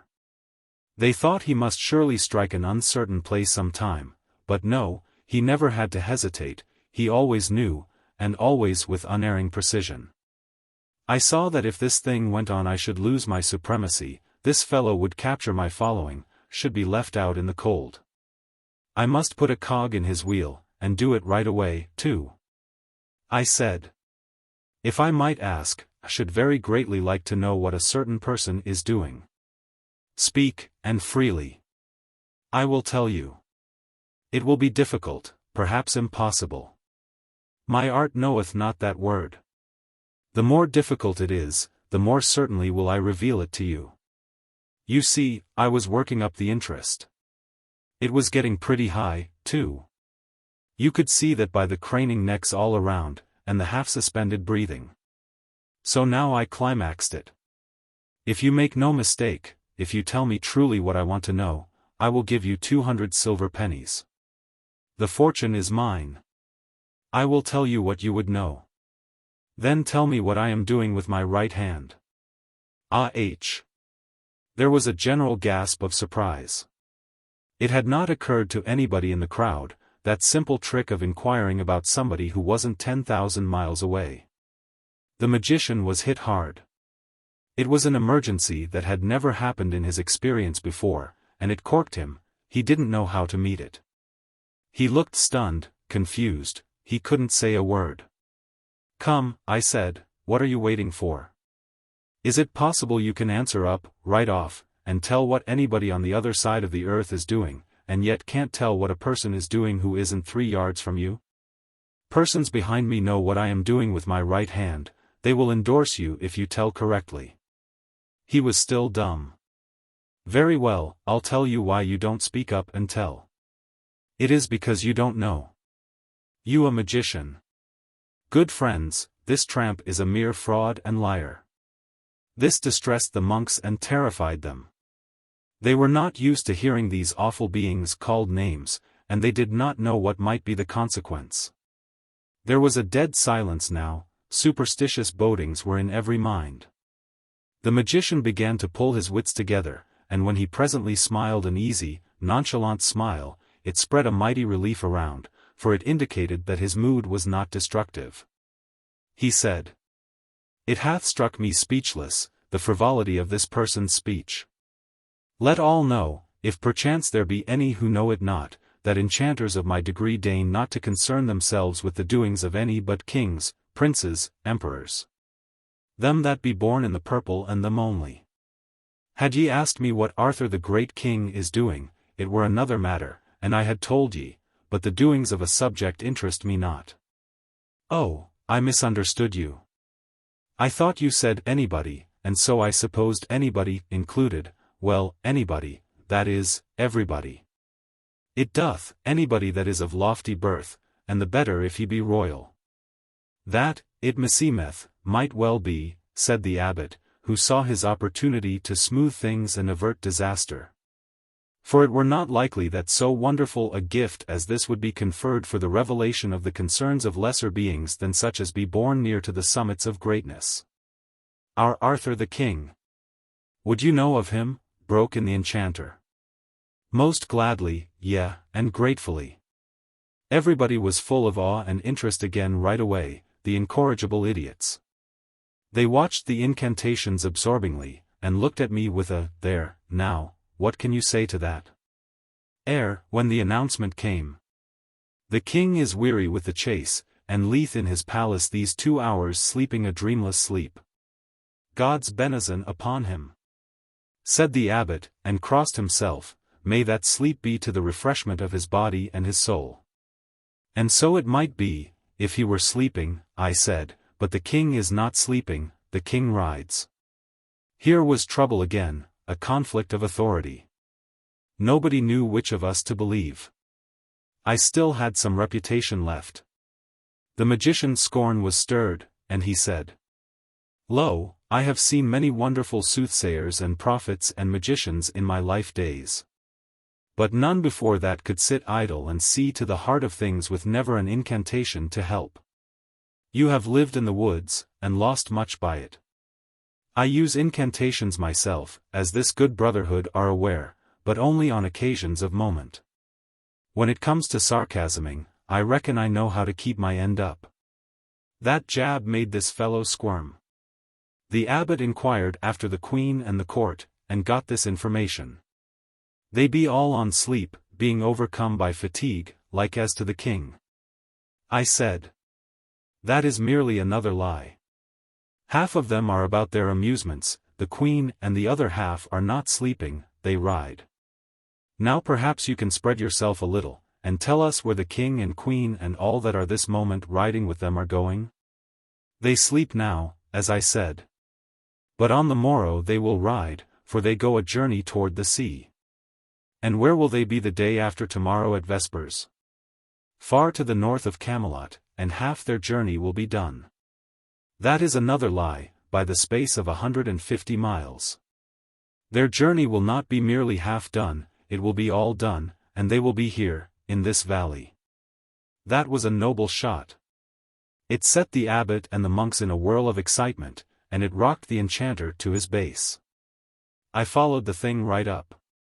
If the king does not arrive, I will have myself ridden on a rail, if he does I will ride you on a rail instead. Next day I went up to the telephone office and found that the king had passed through 2 towns that were on the line. I spotted his progress on the succeeding day in the same way. I kept these matters to myself. The 3rd day's reports showed that if he kept up his gait he would arrive by 4 in the afternoon.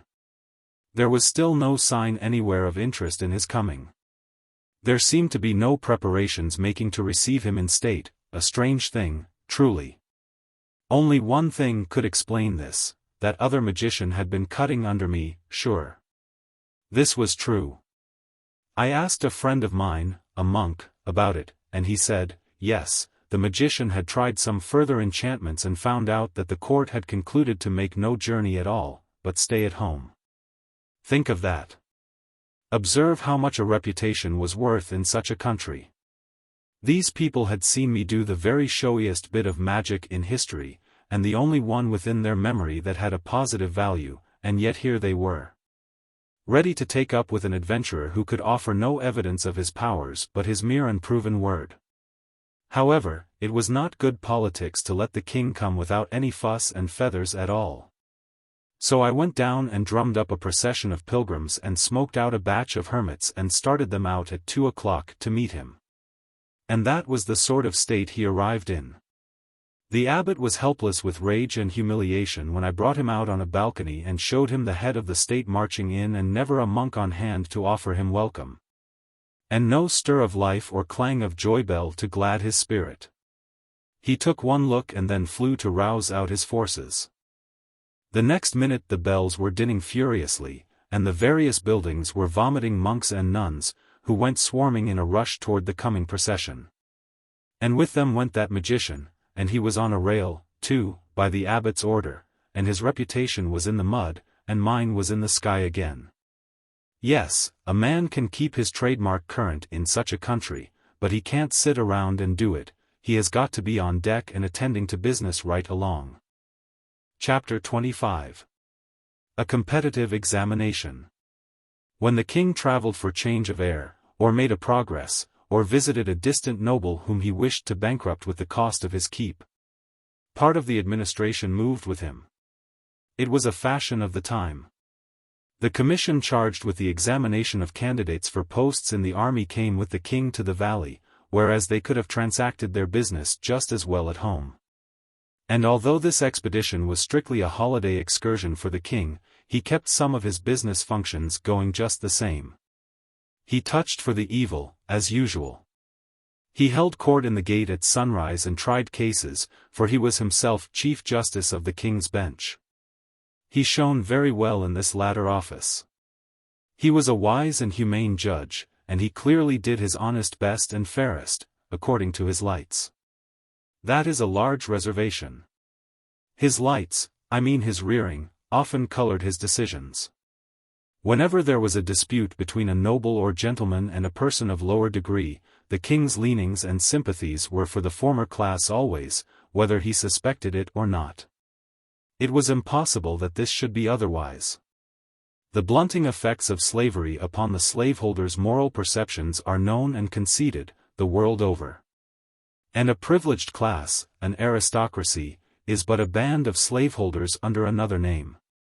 This has a harsh sound, and yet should not be offensive to any, even to the noble himself, unless the fact itself be an offense, for the statement simply formulates a fact. The repulsive feature of slavery is the thing, not its name. One needs but to hear an aristocrat speak of the classes that are below him to recognize, and in but indifferently modified measure, the very air and tone of the actual slaveholder. And behind these are the slaveholder's spirit, the slaveholder's blunted feeling. They are the result of the same cause in both cases, the possessor's old and inbred custom of regarding himself as a superior being. The king's judgments wrought frequent injustices, but it was merely the fault of his training, his natural and unalterable sympathies.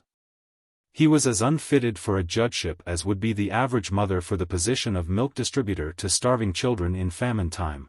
Her own children would fare a shade better than the rest. One very curious case came before the king. A young girl, an orphan, who had a considerable estate, married a fine young fellow who had nothing. The girl's property was within a seigniory held by the church. The bishop of the diocese, an arrogant scion of the great nobility, claimed the girl's estate on the ground that she had married privately, and thus had cheated the church out of one of its rights as lord of the seigniory, the one heretofore referred to as le droit du seigneur. The penalty of refusal or avoidance was confiscation. The girl's defense was, that the lordship of the seigniory was vested in the bishop, and the particular right here involved was not transferable, but must be exercised by the lord himself or stand vacated.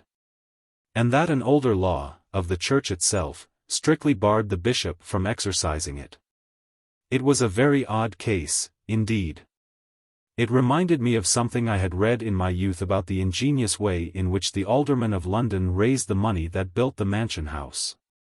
A person who had not taken the sacrament according to the Anglican rite could not stand as a candidate for Sheriff of London. Thus dissenters were ineligible. They could not run if asked, they could not serve if elected.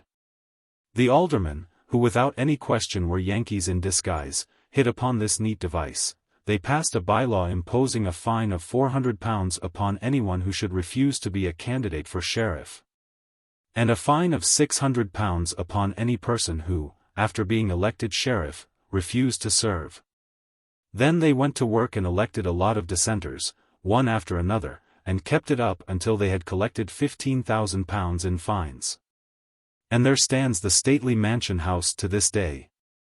To keep the blushing citizen in mind of a long past and lamented day when a band of Yankees slipped into London and played games of the sort that has given their race a unique and shady reputation among all truly good and holy peoples that be in the earth. The girl's case seemed strong to me, the bishop's case was just as strong. I did not see how the king was going to get out of this hole. But he got out. I append his decision. Truly I find small difficulty here, the matter being even a child's affair for simpleness. And the young bride had conveyed notice, as in duty bound, to her feudal lord and proper master and protector the bishop, she had suffered no loss. For the said bishop could have got a dispensation making him, for temporary conveniency, eligible to the exercise of his said right, and thus would she have kept all she had. Whereas, failing in her first duty, she hath by that failure failed in all, for whoso, clinging to a rope, severeth it above his hands, must fall. It being no defense to claim that the rest of the rope is sound, neither any deliverance from his peril, as he shall find. Party, the woman's case is rotten at the source. It is the decree of the court that she forfeit to the said Lord Bishop all her goods, even to the last farthing that she doth possess, and be thereto mulcted in the costs. Next. Here was a tragic end to a beautiful honeymoon not yet 3 months old. Poor young creatures. They had lived these 3 months lapped to the lips in worldly comforts. These clothes and trinkets they were wearing were as fine and dainty as the shrewdest stretch of the sumptuary laws allowed to people of their degree. And in these pretty clothes, she crying on his shoulder, and he trying to comfort her with hopeful words set to the music of despair, they went from the judgment seat out into the world homeless, bedless, breadless. Why, the very beggars by the roadsides were not so poor as they. Well, the king was out of the hole, and on terms satisfactory to the church and the rest of the aristocracy, no doubt. Men write many fine and plausible arguments in support of monarchy, but the fact remains that where every man in a state has a vote, brutal laws are impossible. Arthur's people were of course poor material for a republic, because they had been debased so long by monarchy. And yet even they would have been intelligent enough to make short work of that law which the king had just been administering if it had been submitted to their full and free vote. There is a phrase which has grown so common in the world's mouth that it has come to seem to have sense and meaning, the sense and meaning implied when it is used. That is the phrase which refers to this or that or the other nation as possibly being capable of self-government.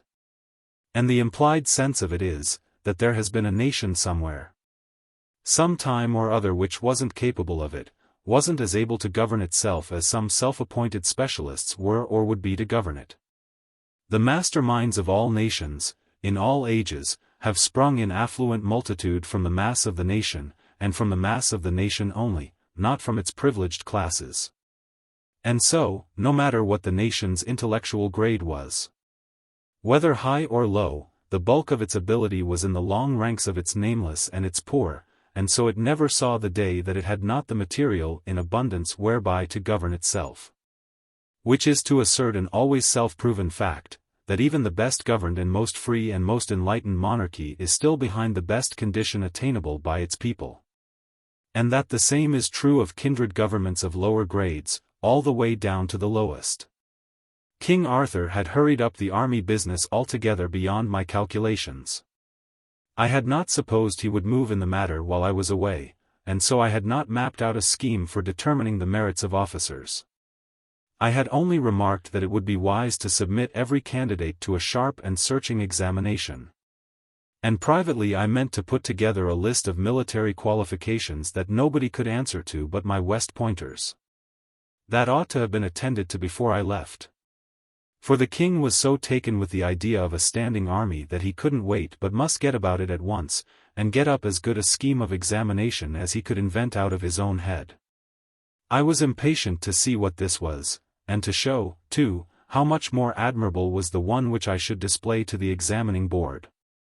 I intimated this, gently, to the king, and it fired his curiosity. When the board was assembled, I followed him in, and behind us came the candidates. One of these candidates was a bright young West Pointer of mine, and with him were a couple of my West Point professors. When I saw the board, I did not know whether to cry or to laugh. The head of it was the officer known to later centuries as Norroy King-at-Arms. The two other members were chiefs of bureaus in his department, and all three were priests, of course. All officials who had to know how to read and write were priests. My candidate was called first, out of courtesy to me, and the head of the board opened on him with official solemnity. Name? Malise. Son of? Webster. Webster. My memory faileth to recall the name. Condition? Weaver. God keep us. The king was staggered, from his summit to his foundations. One clerk fainted, and the others came near it. The chairman pulled himself together, and said indignantly, "It is sufficient. Get you hence." But I appealed to the king. I begged that my candidate might be examined. The king was willing, but the board, who were all well-born folk, implored the king to spare them the indignity of examining the weaver's son. I knew they didn't know enough to examine him anyway, so I joined my prayers to theirs and the king turned the duty over to my professors. I had had a blackboard prepared, and it was put up now, and the circus began.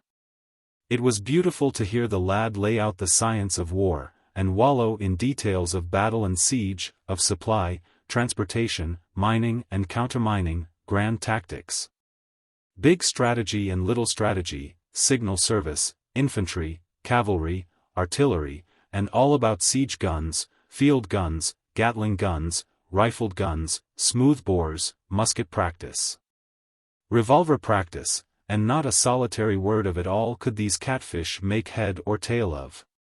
You understand, and it was handsome to see him chalk off mathematical nightmares on the blackboard that would stump the angels themselves, and do it like nothing, too, all about eclipses, and comets, and solstices, and constellations, and mean time, and sidereal time, and dinner time, and bedtime, and every other imaginable thing above the clouds or under them that you could harry or bullyrag an enemy with and make him wish he hadn't come. And when the boy made his military salute and stood aside at last, I was proud enough to hug him, and all those other people were so dazed they looked partly petrified, partly drunk, and wholly caught out and snowed under.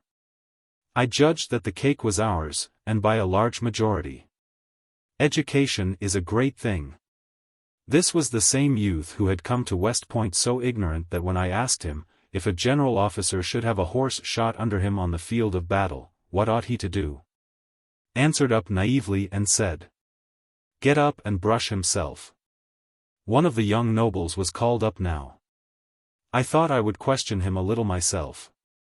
I said, "Can your lordship read?" His face flushed indignantly, and he fired this at me. "Takest me for a clerk? I trow I am not of a blood that. Answer the question." He crowded his wrath down and made out to answer, "No." "Can you write?" He wanted to resent this, too, but I said, "You will confine yourself to the questions, and make no comments. You are not here to air your blood or your graces, and nothing of the sort will be permitted. Can you write?" "No." "Do you know the multiplication table?" "I wit not what ye refer to." "How much is 9 times 6? It is a mystery that is hidden from me by reason that the emergency requiring the fathoming of it hath not in my life days occurred, and so, not having no need to know this thing, I abide barren of the knowledge. If a trade a barrel of onions to be, worth 2 pence the bushel, in exchange for a sheep worth 4 pence and a dog worth a penny, and C kill the dog before delivery, because bitten by the same, who mistook him for D, what sum is still due to A from B, and which party pays for the dog, C or D, and who gets the money? If A, is the penny sufficient, or may he claim consequential damages in the form of additional money to represent the possible profit which might have inured from the dog? And classifiable as earned increment, that is to say, usufruct? Verily, in the all-wise and unknowable providence of God, who moveth in mysterious ways his wonders to perform, have I never heard the fellow to this question for confusion of the mind and congestion of the ducts of thought. Wherefore I beseech you let the dog and the onions and these people of the strange and godless names work out their several salvations from their piteous and wonderful difficulties without help of mine. For indeed their trouble is sufficient as it is, whereas an I tried to help I should but damage their cause the more and yet mayhap not live myself to see the desolation wrought. What do you know of the laws of attraction and gravitation? If there be such, mayhap his grace the king did promulgate them whilst that I lay sick about the beginning of the year and thereby failed to hear his proclamation. What do you know of the science of optics? I know of governors of places, and seneschals of castles, and sheriffs of counties, and many like small offices and titles of honor. But him you call the science of optics I have not heard of before. Peradventure it is a new dignity. Yes, in this country. Try to conceive of this mollusk gravely applying for an official position, of any kind under the sun. Why, he had all the earmarks of a typewriter copyist, if you leave out the disposition to contribute uninvited emendations of your grammar and punctuation. It was unaccountable that he didn't attempt a little help of that sort out of his majestic supply of incapacity for the job. But that didn't prove that he hadn't material in him for the disposition, it only proved that he wasn't a typewriter copyist yet. After nagging him a little more, I let the professors loose on him and they turned him inside out, on the line of scientific war, and found him empty, of course. He knew somewhat about the warfare of the time, bushwhacking around for ogres, and bullfights in the tournament ring, and such things, but otherwise he was empty and useless. Then we took the other young noble in hand, and he was the first one's twin, for ignorance and incapacity. I delivered them into the hands of the chairman of the board with the comfortable consciousness that their cake was dough. They were examined in the previous order of precedence. Name, so please you? Pertipole, son of Sir Pertipole, Baron of Barley Mash. Grandfather? Also Sir Pertipole, Baron of Barley Mash. Great-grandfather? The same name and title. Great-great-grandfather? We had none, worshipful sir, the line failing before it had reached so far back. It mattereth not. It is a good 4 generations, and fulfilleth the requirements of the rule. Fulfills what rule? I asked. The rule requiring 4 generations of nobility, or else the candidate is not eligible. A man not eligible for a lieutenancy in the army unless he can prove 4 generations of noble descent? Even so. Neither lieutenant nor any other officer may be commissioned without that qualification. Oh, come, this is an astonishing thing. What good is such a qualification as that? What good? It is a hardy question, fair sir and boss, since it doth go far to impugn the wisdom of even our holy Mother Church herself. As how? For that she hath established the selfsame rule regarding saints. By her law none may be canonized until he hath lain dead 4 generations. I see, it is the same thing. It is wonderful. In the one case a man lies dead alive 4 generations, mummified in ignorance and sloth, and that qualifies him to command live people, and take their weal and woe into his impotent hands. And in the other case, a man lies bedded with death and worms 4 generations, and that qualifies him for office in the celestial camp. Does the king's grace approve of this strange law? The king said. Why, truly I see naught about it that is strange. All places of honor and of profit do belong, by natural right, to them that be of noble blood, and so these dignities in the army are their property and would be so without this or any rule. The rule is but to mark a limit. Its purpose is to keep out too recent blood, which would bring into contempt these offices, and men of lofty lineage would turn their backs and scorn to take them. I were to blame and I permitted this calamity. You can permit it and you are minded so to do, for you have the delegated authority, but that the king should do it were a most strange madness and not comprehensible to any. I yield. Proceed, Sir Chief of the Heralds' College. The chairman resumed as follows. By what illustrious achievement for the honor of the throne and state did the founder of your great line lift himself to the sacred dignity of the British nobility? He built a brewery. Sire, the board finds this candidate perfect in all the requirements and qualifications for military command, and doth hold his case open for decision after due examination of his competitor. The competitor came forward and proved exactly 4 generations of nobility himself. So there was a tie in military qualifications that far. He stood aside a moment, and Sir Pertipole was questioned further. Of what condition was the wife of the founder of your line? She came of the highest landed gentry, yet she was not noble. She was gracious and pure and charitable, of a blameless life and character, insomuch that in these regards was she peer of the best lady in the land. That will do. Stand down. He called up the competing lordling again, and asked, what was the rank and condition of the great-grandmother who conferred British nobility upon your great house? She was a king's leman and did climb to that splendid eminence by her own unholpen merit from the sewer where she was born. Ah, this, indeed, is true nobility, this is the right and perfect intermixture. The lieutenancy is yours, fair lord. Hold it not in contempt.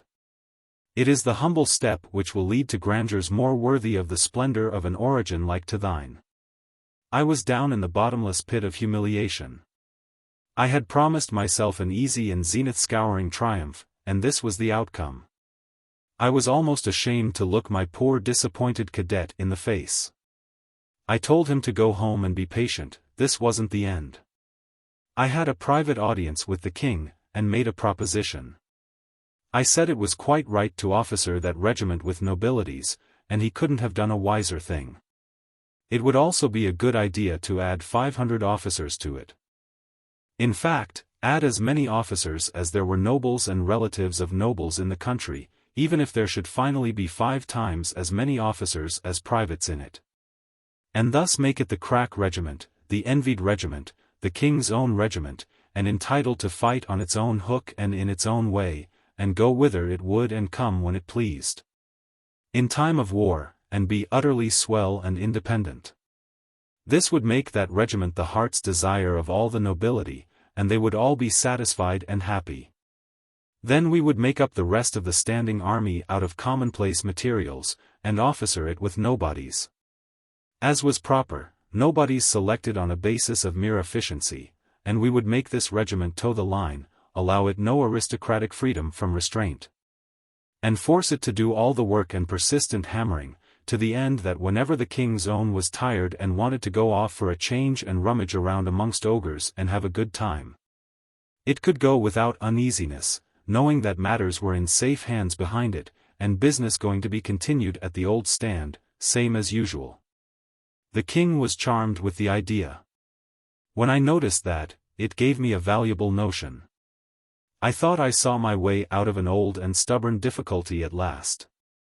You see, the royalties of the Pendragon stock were a long-lived race and very fruitful. Whenever a child was born to any of these, and it was pretty often, there was wild joy in the nation's mouth, and piteous sorrow in the nation's heart. The joy was questionable, but the grief was honest. Because the event meant another call for a royal grant. Long was the list of these royalties, and they were a heavy and steadily increasing burden upon the treasury and a menace to the crown. Yet Arthur could not believe this latter fact, and he would not listen to any of my various projects for substituting something in the place of the royal grants. If I could have persuaded him to now and then provide a support for one of these outlying scions from his own pocket, I could have made a grand to-do over it. And it would have had a good effect with the nation. But no, he wouldn't hear of such a thing. He had something like a religious passion for royal grant. He seemed to look upon it as a sort of sacred swag, and one could not irritate him in any way so quickly and so surely as by an attack upon that venerable institution. If I ventured to cautiously hint that there was not another respectable family in England that would humble itself to hold out the hat, however, that is as far as I ever got. He always cut me short there, and peremptorily, too. But I believed I saw my chance at last. I would form this crack regiment out of officers alone, not a single private. Half of it should consist of nobles, who should fill all the places up to major general, and serve gratis and pay their own expenses. And they would be glad to do this when they should learn that the rest of the regiment would consist exclusively of princes of the blood. These princes of the blood should range in rank from lieutenant general up to field marshal, and be gorgeously salaried and equipped and fed by the state. Moreover, and this was the master stroke, it should be decreed that these princely grandees should be always addressed by a stunningly gaudy and awe-compelling title, which I would presently invent. And they only in all England should be so addressed. Finally, all princes of the blood should have free choice, join that regiment, get that great title, and renounce the royal grant, or stay out and receive a grant. Neatest touch of all, unborn but imminent princes of the blood could be born into the regiment, and start fair, with good wages and a permanent situation, upon due notice from the parents. All the boys would join, I was sure of that, so, all existing grants would be relinquished, that the newly born would always join was equally certain. Within 60 days that quaint and bizarre anomaly, the royal grant, would cease to be a living fact, and take its place among the curiosities of the past. Chapter 26. The First Newspaper. When I told the king I was going out disguised as a petty freeman to scour the country and familiarize myself with the humbler life of the people, he was all afire with the novelty of the thing in a minute, and was bound to take a chance in the adventure himself. Nothing should stop him, he would drop everything and go along. It was the prettiest idea he had run across for many a day. He wanted to glide out the back way and start at once, but I showed him that that wouldn't answer. You see, he was billed for the king's evil, to touch for it, I mean, and it wouldn't be right to disappoint the house and it wouldn't make a delay worth considering, anyway. It was only a one-night stand. And I thought he ought to tell the Queen he was going away. He clouded up at that and looked sad. I was sorry I had spoken, especially when he said mournfully, "Thou forgettest that Lancelot is here, and where Lancelot is, she noteth not the going forth of the king, nor what day he returneth." Of course, I changed the subject. Yes, Guinevere was beautiful, it is true, but take her all around she was pretty slack. I never meddled in these matters, they weren't my affair, but I did hate to see the way things were going on, and I don't mind saying that much. Many's the time she had asked me, "Sir Boss, hast seen Sir Lancelot about?" But if ever she went fretting around for the king I didn't happen to be around at the time. There was a very good layout for the king's evil business, very tidy and creditable. The king sat under a canopy of state, about him were clustered a large body of the clergy in full canonicals. Conspicuous, both for location and personal outfit, stood Merlin, a hermit of the quack doctor species, to introduce the sick. All abroad over the spacious floor, and clear down to the doors, in a thick jumble, lay or sat the scrofulous, under a strong light. It was as good as a tableau. In fact, it had all the look of being gotten up for that, though it wasn't. There were 800 sick people present. The work was slow. It lacked the interest of novelty for me, because I had seen the ceremonies before. The thing soon became tedious, but the proprieties required me to stick it out. The doctor was there for the reason that in all such crowds there were many people who only imagined something was the matter with them. And many who were consciously sound but wanted the immortal honor of fleshly contact with a king, and yet others who pretended to illness in order to get the piece of coin that went with the touch. Up to this time this coin had been a wee little gold piece worth about $1/3. When you consider how much that amount of money would buy, in that age and country, and how usual it was to be scrofulous, when not dead, you would understand that the annual king's evil appropriation was just the river and harbor bill of that government for the grip it took on the treasury and the chance it afforded for skinning the surplus. So I had privately concluded to touch the treasury itself for the king's evil. I covered 6/7 of the appropriation into the treasury a week before starting from Camelot on my adventures, and ordered that the other 7th be inflated into 5-cent nickels and delivered into the hands of the head clerk of the king's evil department. A nickel to take the place of each gold coin, you see, and do its work for it. It might strain the nickel some, but I judged it could stand it. As a rule, I do not approve of watering stock, but I considered it square enough in this case, for it was just a gift, anyway. Of course, you can water a gift as much as you want to. And I generally do. The old gold and silver coins of the country were of ancient and unknown origin, as a rule, but some of them were Roman. They were ill-shapen, and seldom rounder than a moon that is a week past the full. They were hammered, not minted, and they were so worn with use that the devices upon them were as illegible as blisters, and looked like them. I judged that a sharp, bright new nickel, with a first-rate likeness of the king on one side of it and Guinevere on the other, and a blooming pious motto, would take the tuck out of scrofula as handy as a nobler coin and please the scrofulous fancy more. And I was right. This batch was the first it was tried on, and it worked to a charm. The saving in expense was a notable economy. You will see that by these figures, we touched a trifle over 700 of the 800 patients. At former rates, this would have cost the government about $240. At the new rate we pulled through for about $35, thus saving upward of $200 at one swoop. To appreciate the full magnitude of this stroke, consider these other figures. The annual expenses of a national government amount to the equivalent of a contribution of 3 days' average wages of every individual of the population. Counting every individual as if he were a man. If you take a nation of 60 million, where average wages are $2 per day, 3 days' wages taken from each individual will provide $360 million and pay the government's expenses. In my day, in my own country, this money was collected from imposts, and the citizen imagined that the foreign importer paid it, and it made him comfortable to think so. Whereas, in fact, it was paid by the American people, and was so equally and exactly distributed among them that the annual cost to the 100 millionaire and the annual cost to the sucking child of the day laborer was precisely the same, each paid $6. Nothing could be equaler than that, I reckon. Well, Scotland and Ireland were tributary to Arthur, and the united populations of the British Islands amounted to something less than 1 million. A mechanic's average wage was 3 cents a day, when he paid his own keep. By this rule the national government's expenses were $90,000 a year, or about $250 a day. Thus, by the substitution of nickels for gold on a king's evil day, I not only injured no one, dissatisfied no one, but pleased all concerned and saved 4/5 of that day's national expense into the bargain, a saving which would have been the equivalent of $800,000 in my day in America.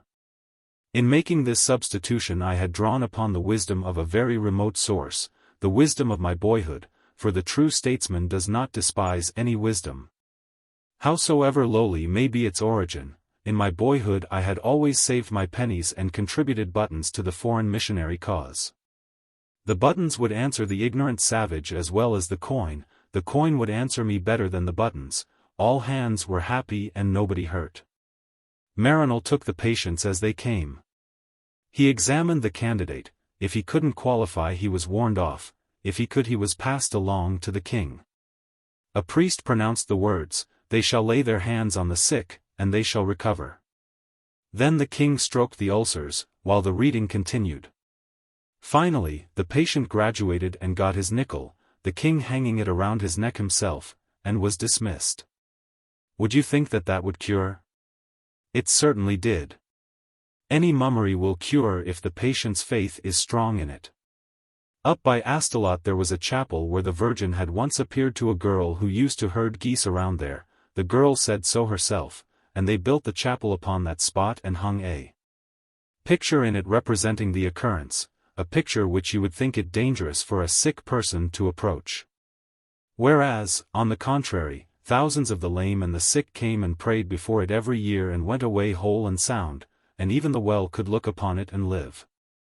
Of course, when I was told these things I did not believe them, but when I went there and saw them I had to succumb. I saw the cures effected myself, and they were real cures and not questionable. I saw cripples whom I had seen around Camelot for years on crutches, arrive and pray before that picture, and put down their crutches and walk off without a limp. There were piles of crutches there which had been left by such people as a testimony. In other places people operated on a patient's mind, without saying a word to him, and cured him. In others, experts assembled patients in a room and prayed over them, and appealed to their faith, and those patients went away cured. Wherever you find a king who can't cure the king's evil you can be sure that the most valuable superstition that supports his throne, the subject's belief in the divine appointment of his sovereign, has passed away. In my youth the monarchs of England had ceased to touch for the evil, but there was no occasion for this diffidence, they could have cured it 49 times in 50. Well, when the priest had been droning for 3 hours, and the good king polishing the evidences, and the sick were still pressing forward as plenty as ever, I got to feeling intolerably bored. I was sitting by an open window not far from the canopy of state. For the 500th time a patient stood forward to have his repulsivenesses stroked. Again those words were being droned out, "They shall lay their hands on the sick," when outside there rang clear as a clarion a note that enchanted my soul and tumbled 13 worthless centuries about my ears. Camelot Weekly Hosanna and Literary Volcano. Latest eruption, only 2 cents, all about the big miracle in the Valley of Holiness. One greater than kings had arrived, the newsboy. But I was the only person in all that throng who knew the meaning of this mighty birth, and what this imperial magician was come into the world to do. I dropped a nickel out of the window and got my paper. The Adam newsboy of the world went around the corner to get my change, is around the corner yet. It was delicious to see a newspaper again, yet I was conscious of a secret shock when my eye fell upon the first batch of display headlines. I had lived in a clammy atmosphere of reverence, respect, deference, so long that they sent a quivery little cold wave through me. High times in the Valley of Holiness. The water morkscorked. Burr Merlin works his arts, but gets left. But he boss scores on his first innings. The miraculous well uncorked amid awful outbursts of infernal fire and smoke and thunder. The buzzard roost astonished. Unparalleled rejoicings. And so on, and so on. Yes, it was too loud. Once I could have enjoyed it and seen nothing out of the way about it, but now its note was discordant. It was good Arkansas journalism, but this was not Arkansas. Moreover, the next to the last line was calculated to give offense to the hermits, and perhaps lose us their advertising. Indeed, there was too lightsome a tone of flippancy all through the paper. It was plain I had undergone a considerable change without noticing it. I found myself unpleasantly affected by pert little irreverencies which would have seemed but proper and airy graces of speech at an earlier period of my life. There was an abundance of the following breed of items. And they discomfort me. Local smoke and cinders. Sir Lancelot met up with old King Foralgrivance of Ireland unexpectedly last week over on the moor south of Sir Balmoral le Merveillous Hogdasture. The widow has been notified. Expedition No. 3 will start it out the 1st of next MGNTH on a search F8R Sir Sagramore le Desirous. It is in command of the renowned Knight of the Red Lawns, assisted by Sir Persant of Ind, who is compete 9T. Intelligent, courteous, and in every wave a brick, and further assisted by Sir Palomides the Saracen, who is no Huckleberry himself. This is no picnic, these boys mean business. The readers of the Hassana will regret to learn that the handsome and popular Sir Charolais of Gaul, who during his 4-week stay at the Bull and Halibut, this city, has won every heart by his polished manners and elegant conversation, will pull out today for home. Give us another call, Charlie. The sinus end of the funeral of the late Sir Dalliance the Duke's son of Cornwall. Killed in an encounter with the giant of the knotted bludgeon last Tuesday on the borders of the Plain of Enchantment was in the hands of the ever-affable and ancient Mumble, Prince of Unthreer Takers. Than whom there exists none by whom it were a more satisfying pleasure to have the last sad offices performed. Give him a trial. The cordial thanks of the Hassana office are due, from editor down to devil. To the ever-courteous and thoughtful Lord High Stew D of the Palace's third assistant V.T. for several sauces of ice cream, a quality calculated to make the EY of the recipients humid with GRTU'd. And it done it. When this administration wants to chalk up a desirable name for early promotion, the Hassana would like a chance to suggest. The Demoiselle Irene Dewlap, of South Astolat, is visiting her uncle, the popular host of the Cattlemen's Boarding Homes, Liver Lane, this city. Young Barker the bellows mender is home again, and looks much improved by his vacation roundup among the outlying smithies. See his ad. Of course it was good enough journalism for a beginning. I knew that quite well, and yet it was somehow disappointing. The court circular pleased me better. Indeed, its simple and dignified respectfulness was a distinct refreshment to me after all those disgraceful familiarities. But even it could have been improved. Do what one may, there is no getting an air of variety into a court circular, I acknowledge that. There is a profound monotonousness about its facts that baffles and defeats one's sincerest efforts to make them sparkle and enthuse. The best way to manage, in fact, the only sensible way, is to disguise repetitiousness of fact under variety of form, skin your fact each time and lay on a new cuticle of words. It deceives the eye. You think it is a new fact, it gives you the idea that the court is carrying on like everything. This excites you, and you drain the whole column, with a good appetite, and perhaps never notice that it's a barrel of soup made out of a single bean. Clarence's way was good, it was simple, it was dignified, it was direct and businesslike. All I say is, it was not the best way. Court Circular. On Monday, the King rode in the park. Tuesday, Wednesday, Thursday, Friday, Saturday, Sunday, However, take the paper by and large, I was vastly pleased with it. Little crudities of a mechanical sort were observable here and there, but there were not enough of them to amount to anything, and it was good enough Arkansas proofreading, anyhow. And better than was needed in Arthur's day and realm. As a rule, the grammar was leaky and the construction more or less lame, but I did not much mind these things. They are common defects of my own, and one mustn't criticize other people on grounds where he can't stand perpendicular himself. I was hungry enough for literature to want to take down the whole paper at this one meal, but I got only a few bites, and then had to postpone. Because the monks around me besieged me so with eager questions. What is this curious thing? What is it for? Is it a handkerchief, saddle blanket, part of a shirt? What is it made of? How thin it is, and how dainty and frail, and how it rattles. Will it wear, do you think, and won't the rain injure it? Is it writing that appears on it, or is it only ornamentation? They suspected it was writing, because those among them who knew how to read Latin and had a smattering of Greek, recognized some of the letters. But they could make nothing out of the result as a whole. I put my information in the simplest form I could. It is a public journal, I will explain what that is, another time. It is not cloth, it is made of paper, sometime I will explain what paper is. The lines on it are reading matter, and not written by hand, but printed. By and by I will explain what printing is. 1,000 of these sheets have been made, all exactly like this, in every minute detail, they can't be told apart. Then they all broke out with exclamations of surprise and admiration. 1,000. Verily a mighty work, a year's work for many men. No, merely a day's work for a man and a boy. They crossed themselves, and whiffed out a protective prayer or two. A miracle, a wonder. Dark work of enchantment. I let it go at that.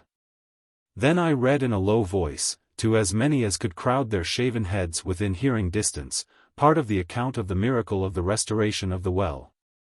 And was accompanied by astonished and reverent ejaculations all through. How true! Amazing, amazing! These be the very haps as they happened, in marvelous exactness. And might they take this strange thing in their hands, and feel of it and examine it? They would be very careful. Yes. So they took it, handling it as cautiously and devoutly as if it had been some holy thing come from some supernatural region. And gently felt of its texture, caressed its pleasant smooth surface with lingering touch, and scanned the mysterious characters with fascinated eyes. These grouped bent heads, these charmed faces, these speaking eyes, how beautiful to me! For was not this my darling, and was not all this mute wonder and interest and homage a most eloquent tribute and unforced compliment to it?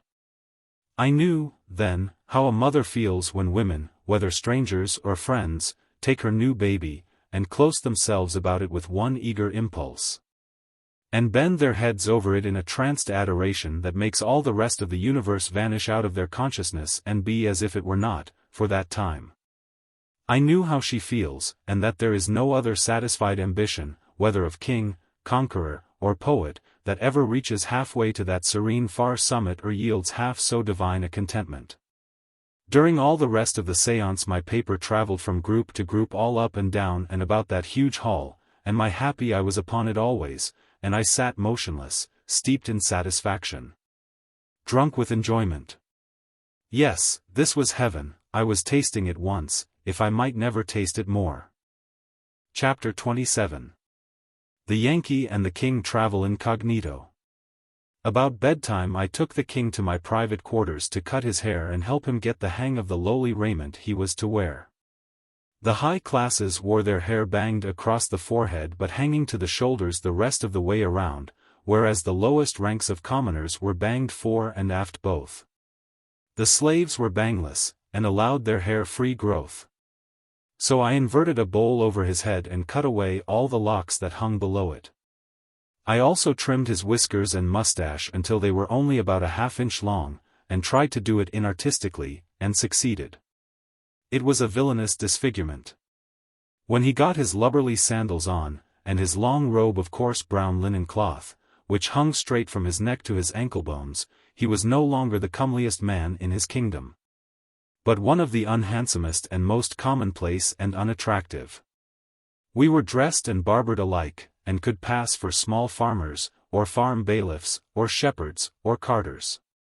Yes, or for village artisans, if we chose, our costume being in effect universal among the poor, because of its strength and cheapness. I don't mean that it was really cheap to a very poor person, but I do mean that it was the cheapest material there was for male attire, manufactured material, you understand. We slipped away an hour before dawn, and by broad sunup had made 8 or 10 miles, and were in the midst of a sparsely settled country.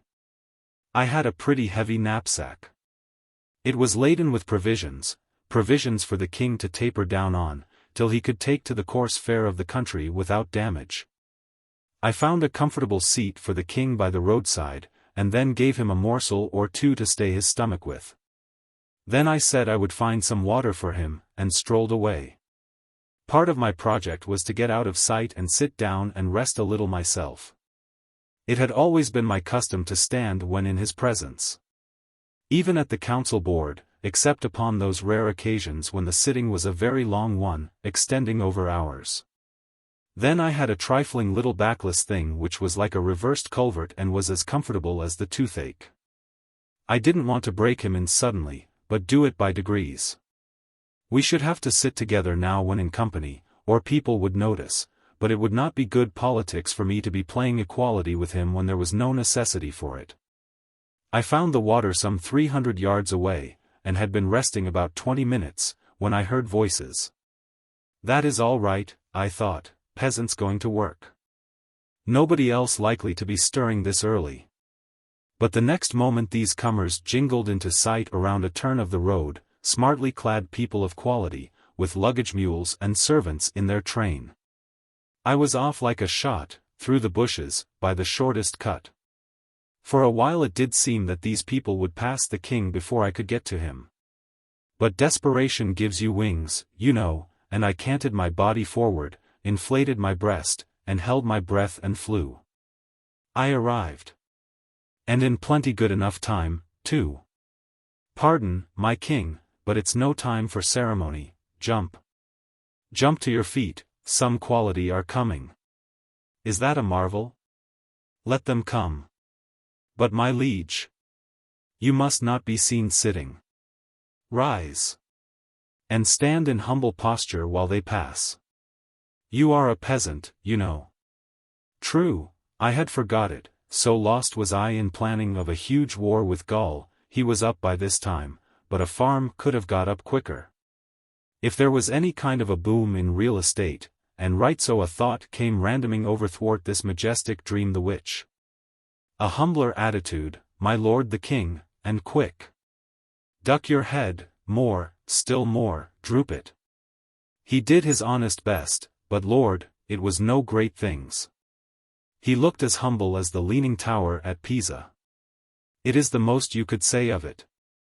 Indeed, it was such a thundering poor success that it raised wondering scowls all along the line, and a gorgeous flunkey at the tail end of it raised his whip. But I jumped in time and was under it when it fell, and under cover of the volley of coarse laughter which followed, I spoke up sharply and warned the king to take no notice. He mastered himself for the moment, but it was a sore tax. He wanted to eat up the procession. I said. It would end our adventures at the very start. And we, being without weapons, could do nothing with that armed gang. If we are going to succeed in our emprise, we must not only look the peasant but act the peasant. It is wisdom. None can gainsay it. Let us go on, Sir Boss. I will take note and learn, and do the best I may. He kept his word. He did the best he could, but I've seen better. If you have ever seen an active, heedless, enterprising child going diligently out of one mischief and into another all day long, and an anxious mother at its heels all the while, and just saving it by a hair from drowning itself or breaking its neck with each new experiment, you've seen the king in me. If I could have foreseen what the thing was going to be like, should have said, no, if anybody wants to make his living exhibiting a king as a peasant, let him take the layout. I can do better with a menagerie, and last longer. And yet, during the first 3 days I never allowed him to enter a hut or other dwelling.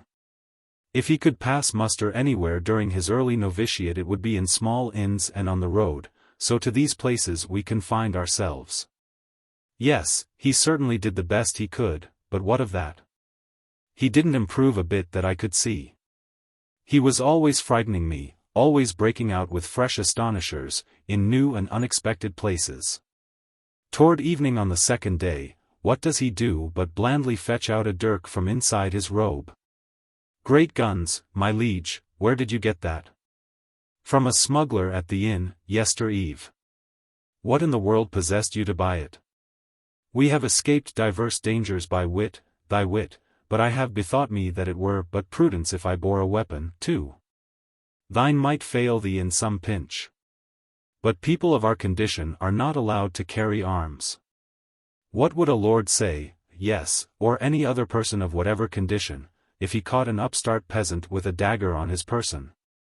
It was a lucky thing for us that nobody came along just then. I persuaded him to throw the dirk away, and it was as easy as persuading a child to give up some bright fresh new way of killing itself. We walked along, silent and thinking. Finally the king said, "When ye know that I meditate a thing inconvenient, or that hath a peril in it, why do you not warn me to cease from that project?" It was a startling question, and a puzzler. I didn't quite know how to take hold of it, or what to say, and so, of course, I ended by saying the natural thing. "But, sire, how can I know what your thoughts are?" The king stopped dead in his tracks, and stared at me. "I believe thou wert greater than Merlin, and truly in magic thou art. But prophecy is greater than magic. Merlin is a prophet. I saw I had made a blunder. I must get back my lost ground."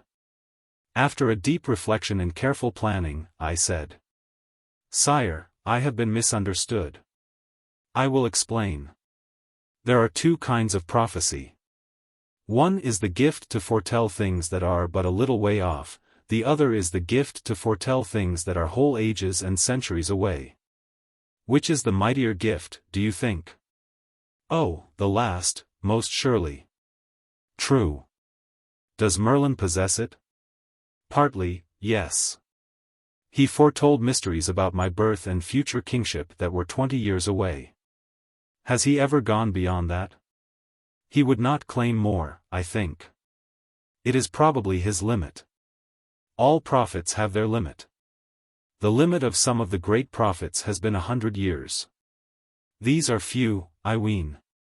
There have been two still greater ones, whose limit was 400 and 600 years, and one whose limit compassed even 720.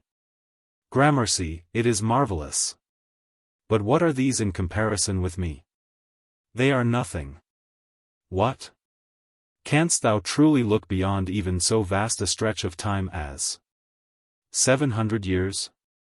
My liege, as clear as the vision of an eagle does my prophetic eye penetrate and lay bare the future of this world for nearly 13 centuries and a half.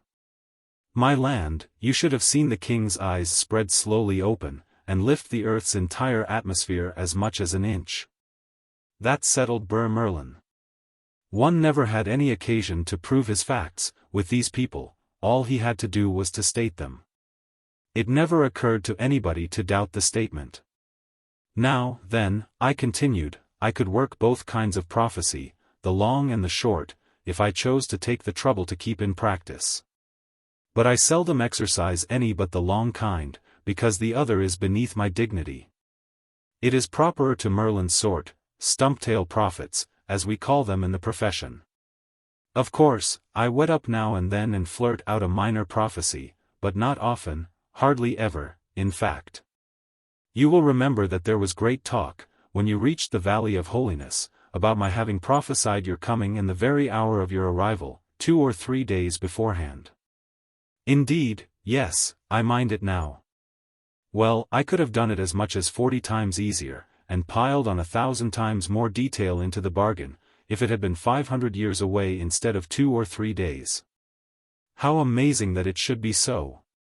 Yes, a genuine expert can always foretell a thing that is 500 years away easier than he can a thing that's only 500 seconds off. And yet in reason it should clearly be the other way. It should be 500 times as easy to foretell the last as the first, for, indeed, it is so close by that one uninspired might almost see it. In truth, the law of prophecy doth contradict the likelihoods, most strangely making the difficult easy, and the easy difficult. It was a wise head. A peasant's cap was no safe disguise for it. You could know it for a king's under a diving bell, if you could hear it work its intellect. I had a new trade now, and plenty of business in it. The king was as hungry to find out everything that was going to happen during the next 13 centuries as if he were expecting to live in them. From that time out, I prophesied myself bald-headed trying to supply the demand. I have done some indiscreet things in my day, but this thing of playing myself for a prophet was the worst. Still, it had its ameliorations. A prophet doesn't have to have any brains. They are good to have, of course, for the ordinary exigencies of life, but they are no use in professional work. It is the restfulest vocation there is. When the spirit of prophecy comes upon you, you merely take your intellect and lay it off in a cool place for a rest, and unship your jaw and leave it alone. It will work itself, the result is prophecy. Every day a knight-errant or so came along, and the sight of them fired the king's martial spirit every time. He would have forgotten himself, sure, and said something to them in a style a suspicious shade or so above his ostensible degree, and so I always got him well out of the road in time. Then he would stand and look with all his eyes, and a proud light would flash from them, and his nostrils would inflate like a warhorse's, and I knew he was longing for a brush with them. But about noon of the third day I had stopped in the road to take a precaution which had been suggested by the whip-stroke that had fallen to my share 2 days before. A precaution which I had afterward decided to leave untaken, I was so loath to institute it. But now I had just had a fresh reminder, while striding heedlessly along, with jaw spread and intellect at rest, for I was prophesying, I stubbed my toe and fell sprawling. I was so pale I couldn't think for a moment. Then I got softly and carefully up and unstrapped my knapsack. I had that dynamite bomb in it, done up in wool in a box. It was a good thing to have along, the time would come when I could do a valuable miracle with it, maybe, but it was a nervous thing to have about me, and I didn't like to ask the king to carry it. Yet I must either throw it away or think up some safe way to get along with its society. I got it out and slipped it into my scrip, and just then here came a couple of knights. The king stood, stately as a statue, gazing toward them, had forgotten himself again, of course, and before I could get a word of warning out, it was time for him to skip, and well that he did it. 2. He supposed they would turn aside. Turn aside to avoid trampling peasant dirt underfoot? When had he ever turned aside himself, or ever had the chance to do it, if a peasant saw him or any other noble knight in time to judiciously save him the trouble? The knights paid no attention to the king at all, it was his place to look out himself, and if he hadn't skipped he would have been placidly ridden down, and laughed at besides. The king was in a flaming fury, and launched out his challenge and epithets with a most royal vigor. The knights were some little distance by now. They halted, greatly surprised, and turned in their saddles and looked back, as if wondering if it might be worth while to bother with such scum as we. Then they wheeled and started for us. Not a moment must be lost. I started for them. I passed them at a rattling gait, and as I went by I flung out a hair-lifting soul-scorching 13-jointed insult which made the king's effort poor and cheap by comparison. I got it out of the 19th century where they know how. They had such headway that they were nearly to the king before they could check up. Then, frantic with rage, they stood up their horses on their hind hoofs and whirled them around, and the next moment here they came, breast to breast. I was 70 yards off, then, and scrambling up a great boulder at the roadside. When they were within 30 yards of me they let their long lances droop to a level, depressed their mailed heads, and so, with their horsehair plumes streaming straight out behind. Most gallant to see, this lightning express came tearing for me. When they were within 15 yards, I sent that bomb with a sure aim, and it struck the ground just under the horses' noses. Yes, it was a neat thing, very neat and pretty to see. It resembled a steamboat explosion on the Mississippi, and during the next 15 minutes we stood under a steady drizzle of microscopic fragments of knights and hardware and horseflesh. I say we, for the king joined the audience, of course, as soon as he had got his breath again. There was a hole there which would afford steady work for all the people in that region for some years to come, in trying to explain it, I mean. As for filling it up, that service would be comparatively prompt, and would fall to the lot of a select few, peasants of that seigneury, and they wouldn't get anything for it either. But I explained it to the king myself. I said it was done with a dynamite bomb. This information did him no damage, because it left him as intelligent as he was before. However, it was a noble miracle, in his eyes, and was another settler for Merlin. I thought it well enough to explain that this was a miracle of so rare a sort that it couldn't be done except when the atmospheric conditions were just right. Otherwise he would be encoring it every time we had a good subject, and that would be inconvenient, because I hadn't any more bombs along. Chapter 28. Drilling the King. On the morning of the 4th day, when it was just sunrise, and we had been tramping an hour in the chill dawn, I came to a resolution: the king must be drilled. Things could not go on so, he must be taken in hand and deliberately and conscientiously drilled, or we couldn't ever venture to enter a dwelling. The very cats would know this masquerader for a humbug and no peasant. So I called a halt and said, "Sire, as between clothes and countenance, you are all right, there is no discrepancy. But as between your clothes and your bearing, you are all wrong, there is a most noticeable discrepancy. Your soldierly stride, your lordly port, these will not do. You stand too straight, your looks are too high, too confident. The cares of a kingdom do not stoop the shoulders, they do not droop the chin, they do not depress the high level of the eye-glance. They do not put doubt and fear in the heart and hang out the signs of them in slouching body and unsure step. It is the sordid cares of the lowly born that do these things. You must learn the trick. You must imitate the trademarks of poverty, misery, oppression, insult, and the other several and common inhumanities that sap the manliness out of a man and make him a loyal and proper and approved subject and a satisfaction to his masters. Or the very infants will know you for better than your disguise, and we shall go to pieces at the first hut we stop at. Pray try to walk like this." The king took careful note, and then tried an imitation. "Pretty fair, pretty fair. Chin a little lower, please, there, very good. Eyes too high. Pray don't look at the horizon, look at the ground, 10 steps in front of you. Ah, that is better, that is very good. Wait, please, you betray too much vigor, too much decision. You want more of a shamble. Look at me, please, this is what I mean. Now you are getting it, that is the idea, at least, it sort of approaches it. Yes, that is pretty fair.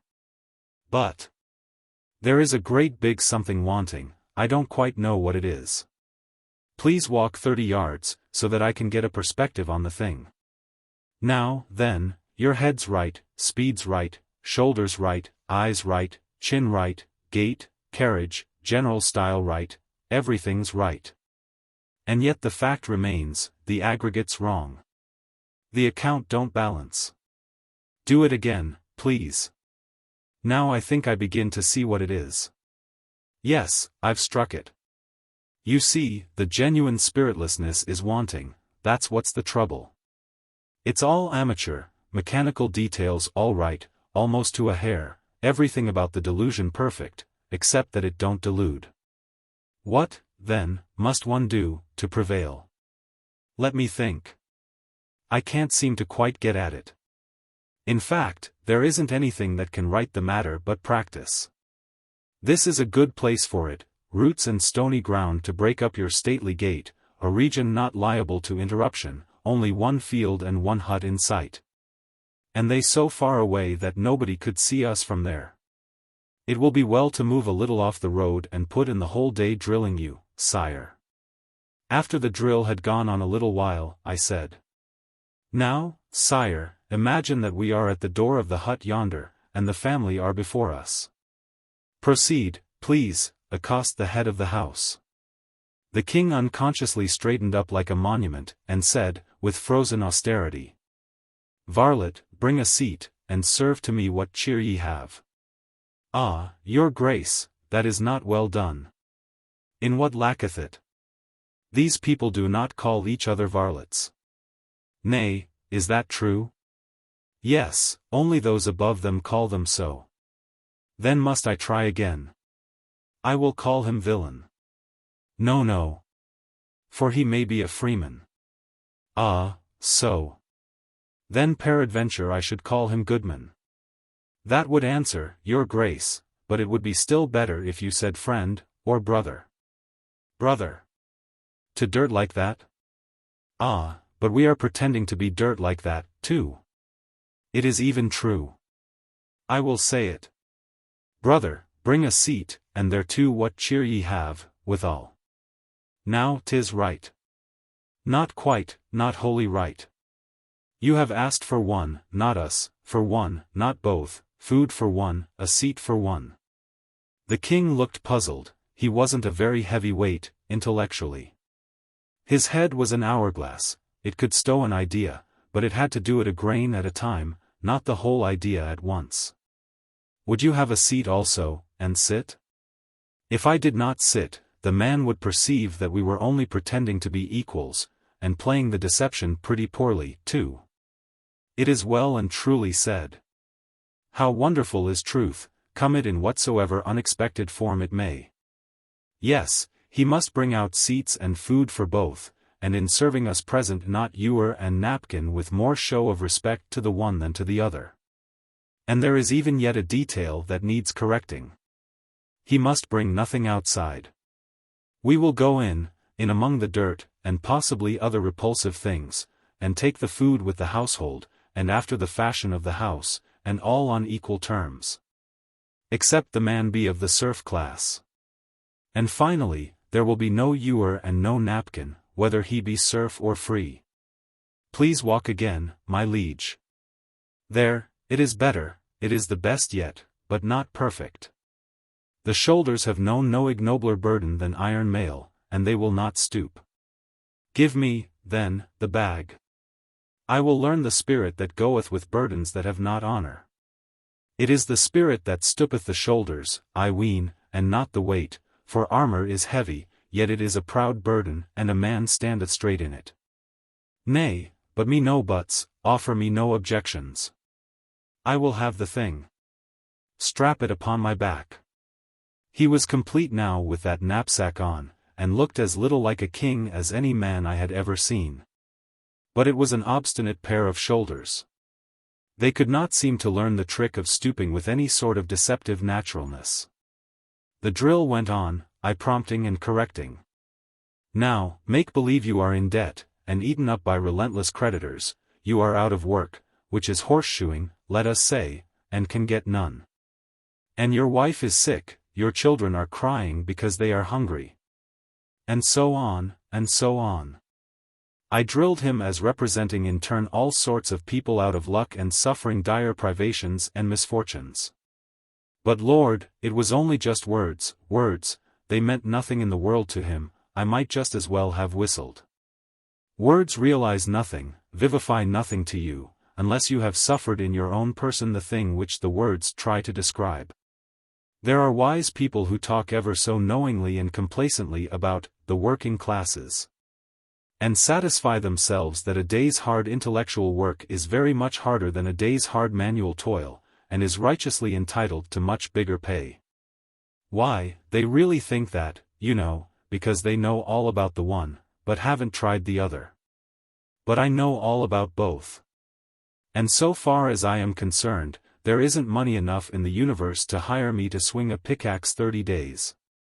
But I will do the hardest kind of intellectual work for just as near nothing as you can cipher it down, and I will be satisfied, too. Intellectual work is misnamed, it is a pleasure, a dissipation, and is its own highest reward. The poorest paid architect, engineer, general, author, sculptor, painter, lecturer, advocate, legislator, actor, preacher, singer is constructively in heaven when he is at work. And as for the musician with the fiddle bow in his hand who sits in the midst of a great orchestra with the ebbing and flowing tides of divine sound washing over him, why, certainly, he is at work. If you wish to call it that, but Lord, it's a sarcasm just the same. The law of work does seem utterly unfair, but there it is, and nothing can change it. The higher the pay in enjoyment the worker gets out of it, the higher shall be his pay in cash, also. And it's also the very law of those transparent swindles, transmissible nobility and kingship. Chapter 29. The Smallpox Hut. When we arrived at that hut at mid-afternoon, we saw no signs of life about it. The field nearby had been denuded of its crop some time before, and had a skinned look, so exhaustively had it been harvested and gleaned. Fences, sheds, everything had a ruined look, and were eloquent of poverty. No animal was around anywhere, no living thing in sight. The stillness was awful, it was like the stillness of death. The cabin was a one-story one, whose thatch was black with age, and ragged from lack of repair. The door stood a trifle ajar. We approached it stealthily, on tiptoe and at half-breath, for that is the way one's feeling makes him do, at such a time. The king knocked. We waited. No answer. Knocked again. No answer. I pushed the door softly open and looked in. I made out some dim forms, and a woman started up from the ground and stared at me, as one does who is wakened from sleep. Presently she found her voice. "Have mercy," she pleaded. "All is taken, nothing is left." "I have not come to take anything, poor woman." "You are not a priest?" "No." "Nor come not from the lord of the manor?" "No, I am a stranger." "Oh, then, for the fear of God, who visits with misery and death such as be harmless, tarry not here, but fly. This place is under his curse, and his churches. Let me come in and help you, you are sick and in trouble." I was better used to the dim light now. I could see her hollow eyes fixed upon me. I could see how emaciated she was. "I tell you the place is under the church's ban. Save yourself, and go, before some stragglers see thee here, and report it. Give yourself no trouble about me. I don't care anything for the church's curse. Let me help you. Now all good spirits, if there be any such, bless thee for that word. Would God I had a sup of water. But hold, forget I said it, and fly, for there is that here that even he that feareth not the church must fear, this disease whereof we die. Leave us, thou brave, good stranger, and take with thee such whole and sincere blessing as them that be accursed can give." But before this I had picked up a wooden bowl and was rushing past the king on my way to the brook. It was 10 yards away. When I got back and entered, the king was within, and was opening the shutter that closed the window hole, to let in air and light. The place was full of a foul stench. I put the bowl to the woman's lips, and as she gripped it with her eager talons the shutter came open and a strong light flooded her face. "Smallpox." I sprang to the king, and said in his ear. "Out of the door on the instant, sire. The woman is dying of that disease that wasted the skirts of Camelot 2 years ago." He did not budge. "Of a truth I shall remain, and likewise help." I whispered again. "King, it must not be. You must go. Ye mean well, and ye speak not unwisely. But it were shame that a king should know fear, and shame that belted knight should withhold his hand where be such as need succor. Peace, I will not go. It is you who must go. The church's ban is not upon me, but it forbiddeth you to be here, and she will deal with you with a heavy hand and word come to her of your trespass." It was a desperate place for him to be in, and might cost him his life, but it was no use to argue with him. If he considered his knightly honor at stake here, that was the end of argument. He would stay, and nothing could prevent it, I was aware of that. And so I dropped the subject. The woman spoke. Fair sir, of your kindness will ye climb the ladder there, and bring me news of what ye find? Be not afraid to report, for times can come when even a mother's heart is past breaking, being already broke. Abide, said the king, and give the woman to eat. I will go. And he put down the knapsack. I turned to start, but the king had already started. He halted, and looked down upon a man who lay in a dim light, and had not noticed us thus far, or spoken. Is it your husband? The king asked. Yes. Is he asleep? God be thanked for that one charity, yes, these 3 hours. Where shall I pay to the full, my gratitude? For my heart is bursting with it for that sleep he sleepeth now. I said. We will be careful. We will not wake him. Ah, no, that ye will not, for he is dead. Dead? Yes, what triumph it is to know it. None can harm him, none insult him more. He is in heaven now, and happy, or if not there, he bides in hell and is content. For in that place he will find neither abbot nor yet bishop. We were boy and girl together, we were man and wife these 25 years, and never separated till this day. Think how long that is to love and suffer together. This morning was he out of his mind, and in his fancy we were boy and girl again and wandering in the happy fields. And so in that innocent glad converse wandered he far and farther, still lightly gossiping, and entered into those other fields we know not of, and was shut away from mortal sight. And so there was no parting, for in his fancy I went with him, he knew not but I went with him, my hand in his, my young soft hand, not this withered claw. Ah, yes, to go, and know it not. To separate and know it not, how could one go peacefuller than that? It was his reward for a cruel life patiently borne. There was a slight noise from the direction of the dim corner where the ladder was. It was the king descending. I could see that he was bearing something in one arm, and assisting himself with the other. He came forward into the light, upon his breast lay a slender girl of 15. She was but half conscious. She was dying of smallpox. Here was heroism at its last and loftiest possibility, its utmost summit. This was challenging death in the open field unarmed, with all the odds against the challenger, no reward set upon the contest, and no admiring world in silks and cloth of gold to gaze and applaud. And yet the king's bearing was as serenely brave as it had always been in those cheaper contests where knight meets knight in equal fight and clothed in protecting steel. He was great now. Sublimely great. The rude statues of his ancestors in his palace should have an addition, would see to that. And it would not be a mailed king killing a giant or a dragon, like the rest. It would be a king in commoner's garb bearing death in his arms that a peasant mother might look her last upon her child and be comforted. He laid the girl down by her mother, who poured out endearments and caresses from an overflowing heart, and one could detect a flickering faint light of response in the child's eyes. But that was all. The mother hung over her, kissing her, petting her, and imploring her to speak, but the lips only moved and no sound came. I snatched my liquor flask from my knapsack, but the woman forbade me, and said, "No, she does not suffer, it is better so. It might bring her back to life. None that be so good and kind as ye are would do her that cruel hurt. For look you, what is left to live for? Her brothers are gone, her father is gone, her mother goeth, the church's curse is upon her, and none may shelter or befriend her even though she lay perishing in the road.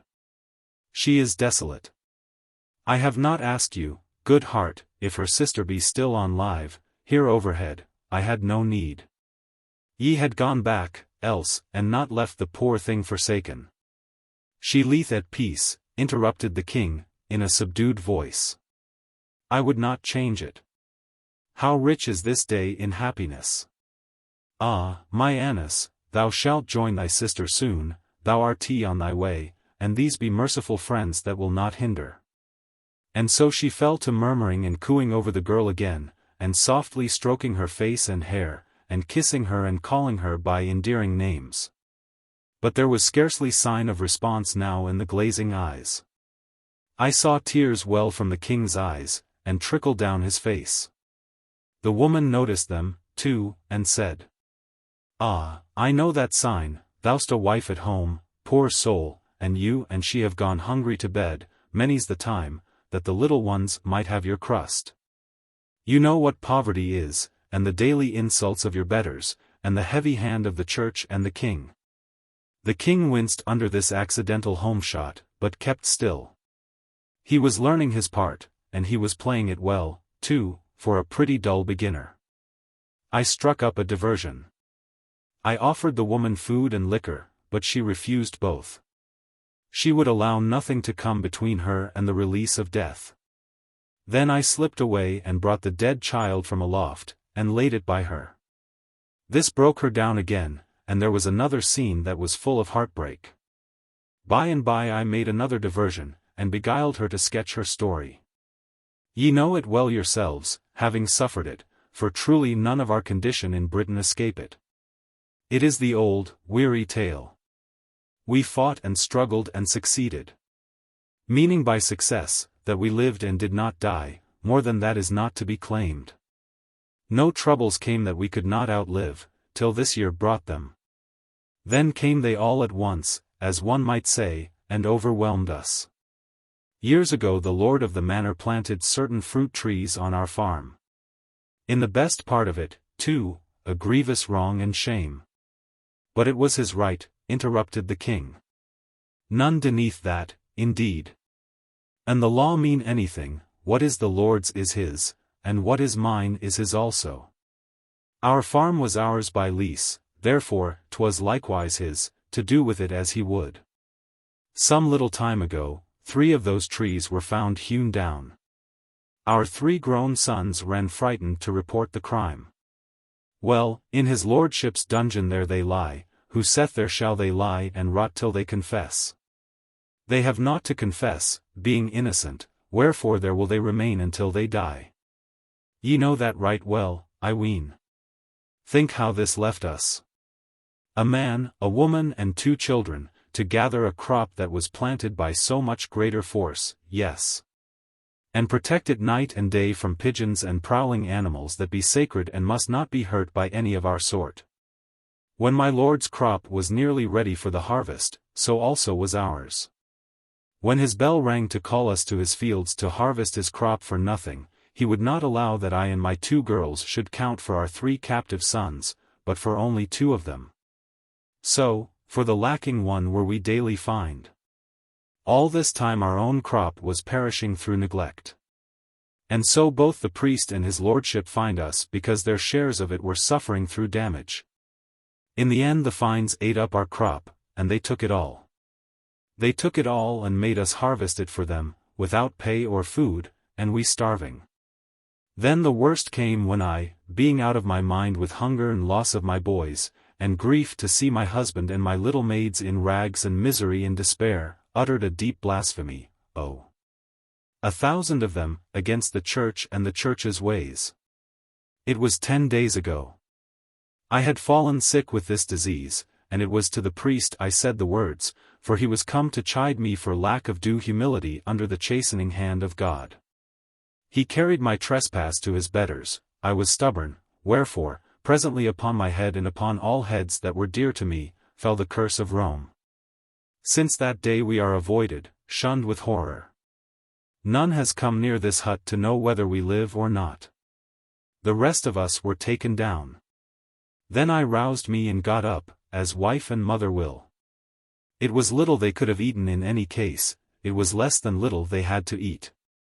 But there was water, and I gave them that. How they craved it! And how they blessed it!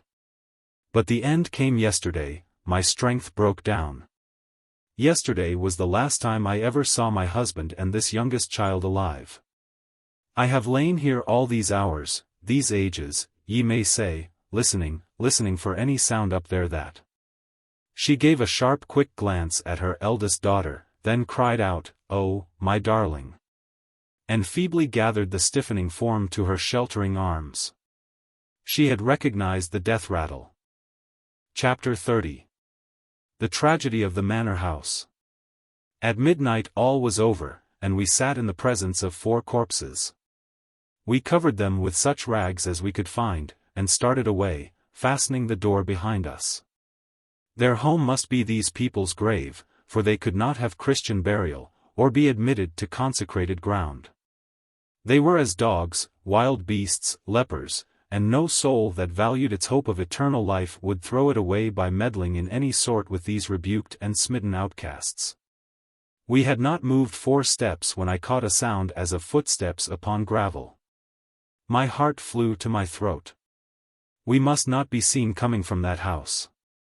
I plucked at the king's robe and we drew back and took shelter behind the corner of the cabin.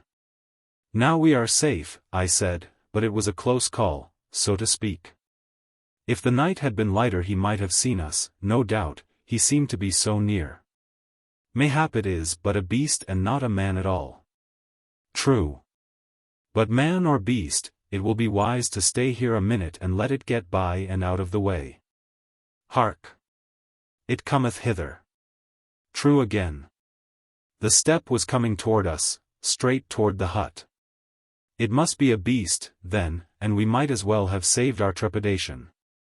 I was going to step out, but the king laid his hand upon my arm. There was a moment of silence, then we heard a soft knock on the cabin door. It made me shiver. Presently the knock was repeated, and then we heard these words in a guarded voice. Mother! Father!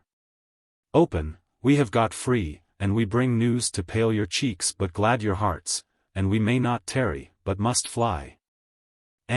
But they answer not. Mother! Father! I drew the king toward the other end of the hut and whispered. Come, now we can get to the road. The king hesitated, was going to demur. But just then we heard the door give way, and knew that those desolate men were in the presence of their dead. Come, my liege. In a moment they will strike a light, and then will follow that which it would break your heart to hear. He did not hesitate this time. The moment we were in the road I ran. And after a moment he threw dignity aside and followed. I did not want to think of what was happening in the hut, I couldn't bear it, I wanted to drive it out of my mind. So I struck into the first subject that lay under that one in my mind. I have had the disease those people died of, and so have nothing to fear. But if you have not had it also. He broke in upon me to say he was in trouble, and it was his conscience that was troubling him. These young men have got free, they say, but how? It is not likely that their Lord hath set them free. Oh, no, I make no doubt they escaped. That is my trouble. I have a fear that this is so, and your suspicion doth confirm it, you having the same fear. I should not call it by that name though. I do suspect that they escaped, but if they did, I am not sorry, certainly. I am not sorry, I think, but what is it? What is there for one to be troubled about? If they did escape, then are we bound in duty to lay hands upon them and deliver them again to their Lord. For it is not seemly that one of his quality should suffer a so insolent and high-handed outrage from persons of their base degree. There it was again. He could see only one side of it. He was born so, educated so, his veins were full of ancestral blood that was rotten with this sort of unconscious brutality. Brought down by inheritance from a long procession of hearts that had each done its share toward poisoning the stream. To imprison these men without proof, and starve their kindred, was no harm, for they were merely peasants and subject to the will and pleasure of their lord. No matter what fearful form it might take. But for these men to break out of unjust captivity was insult and outrage, and a thing not to be countenanced by any conscientious person who knew his duty to his sacred caste. I worked more than half an hour before I got him to change the subject, and even then an outside matter did it for me. This was a something which caught our eyes as we struck the summit of a small hill, a red glow, a good way off. That's a fire, said I. Fires interested me considerably, because I was getting a good deal of an insurance business started, and was also training some horses and building some steam fire engines, with an eye to a paid fire department by and by. The priests opposed both my fire and life insurance, on the ground that it was an insolent attempt to hinder the decrees of God. And if you pointed out that they did not hinder the decrees in the least, but only modified the hard consequences of them if you took out policies and had luck, they retorted that that was gambling against the decrees of God, and was just as bad. So they managed to damage those industries more or less, but I got even on my accident business. As a rule, a knight is a lummox, and sometimes even a labrick, and hence open to pretty poor arguments when they come glibly from a superstition monger. But even he could see the practical side of a thing once in a while. And so of late you couldn't clean up a tournament and pile the result without finding one of my accident tickets in every helmet. We stood there a while, in the thick darkness and stillness, looking toward the red blur in the distance, and trying to make out the meaning of a faraway murmur that rose and fell fitfully on the night. Sometimes it swelled up and for a moment seemed less remote, but when we were hopefully expecting it to betray its cause and nature, it dulled and sank again, carrying its mystery with it. We started down the hill in its direction, and the winding road plunged us at once into almost solid darkness, darkness that was packed and crammed in between two tall forest walls. We groped along down for half a mile, perhaps, that murmur growing more and more distinct all the time, the coming storm threatening more and more, with now and then a little shiver of wind, a faint show of lightning, and dull grumblings of distant thunder. I was in the lead. I ran against something, a soft heavy something which gave, slightly, to the impulse of my weight. At the same moment the lightning glared out, and within a foot of my face was the writhing face of a man who was hanging from the limb of a tree. That is, it seemed to be writhing, but it was not. It was a gruesome sight. Straightway there was an ear-splitting explosion of thunder, and the bottom of heaven fell out, the rain poured down in a deluge. No matter, we must try to cut this man down, on the chance that there might be life in him yet, mustn't we? The lightning came quick and sharp now, and the place was alternately noonday and midnight. One moment the man would be hanging before me in an intense light, and the next he was blotted out again in the darkness. I told the king we must cut him down. The king at once objected. If he hanged himself, he was willing to lose his property to his lord, so let him be. If others hanged him, belike they had the right, let him hang. But me no buts, but even leave him as he is. And for yet another reason. When the lightning cometh again, there, look abroad. Two others hanging, within 50 yards of us. It is not weather meet for doing useless courtesies unto dead folk. They are past thanking you. Come, it is unprofitable to tarry here. There was reason in what he said, so we moved on. Within the next mile we counted 6 more hanging forms by the blaze of the lightning, and altogether it was a grisly excursion. That murmur was a murmur no longer, it was a roar. A roar of men's voices. A man came flying by now, dimly through the darkness, and other men chasing him. They disappeared. Presently another case of the kind occurred, and then another and another. Then a sudden turn of the road brought us in sight of that fire. It was a large manor-house. And little or nothing was left of it, and everywhere men were flying and other men raging after them in pursuit. I warned the king that this was not a safe place for strangers. We would better get away from the light, until matters should improve. We stepped back a little, and hid in the edge of the wood. From this hiding place we saw both men and women hunted by the mob. The fearful work went on until nearly dawn. Then, the fire being out and the storm spent, the voices and flying footsteps presently ceased, and darkness and stillness reigned again. We ventured out, and hurried cautiously away.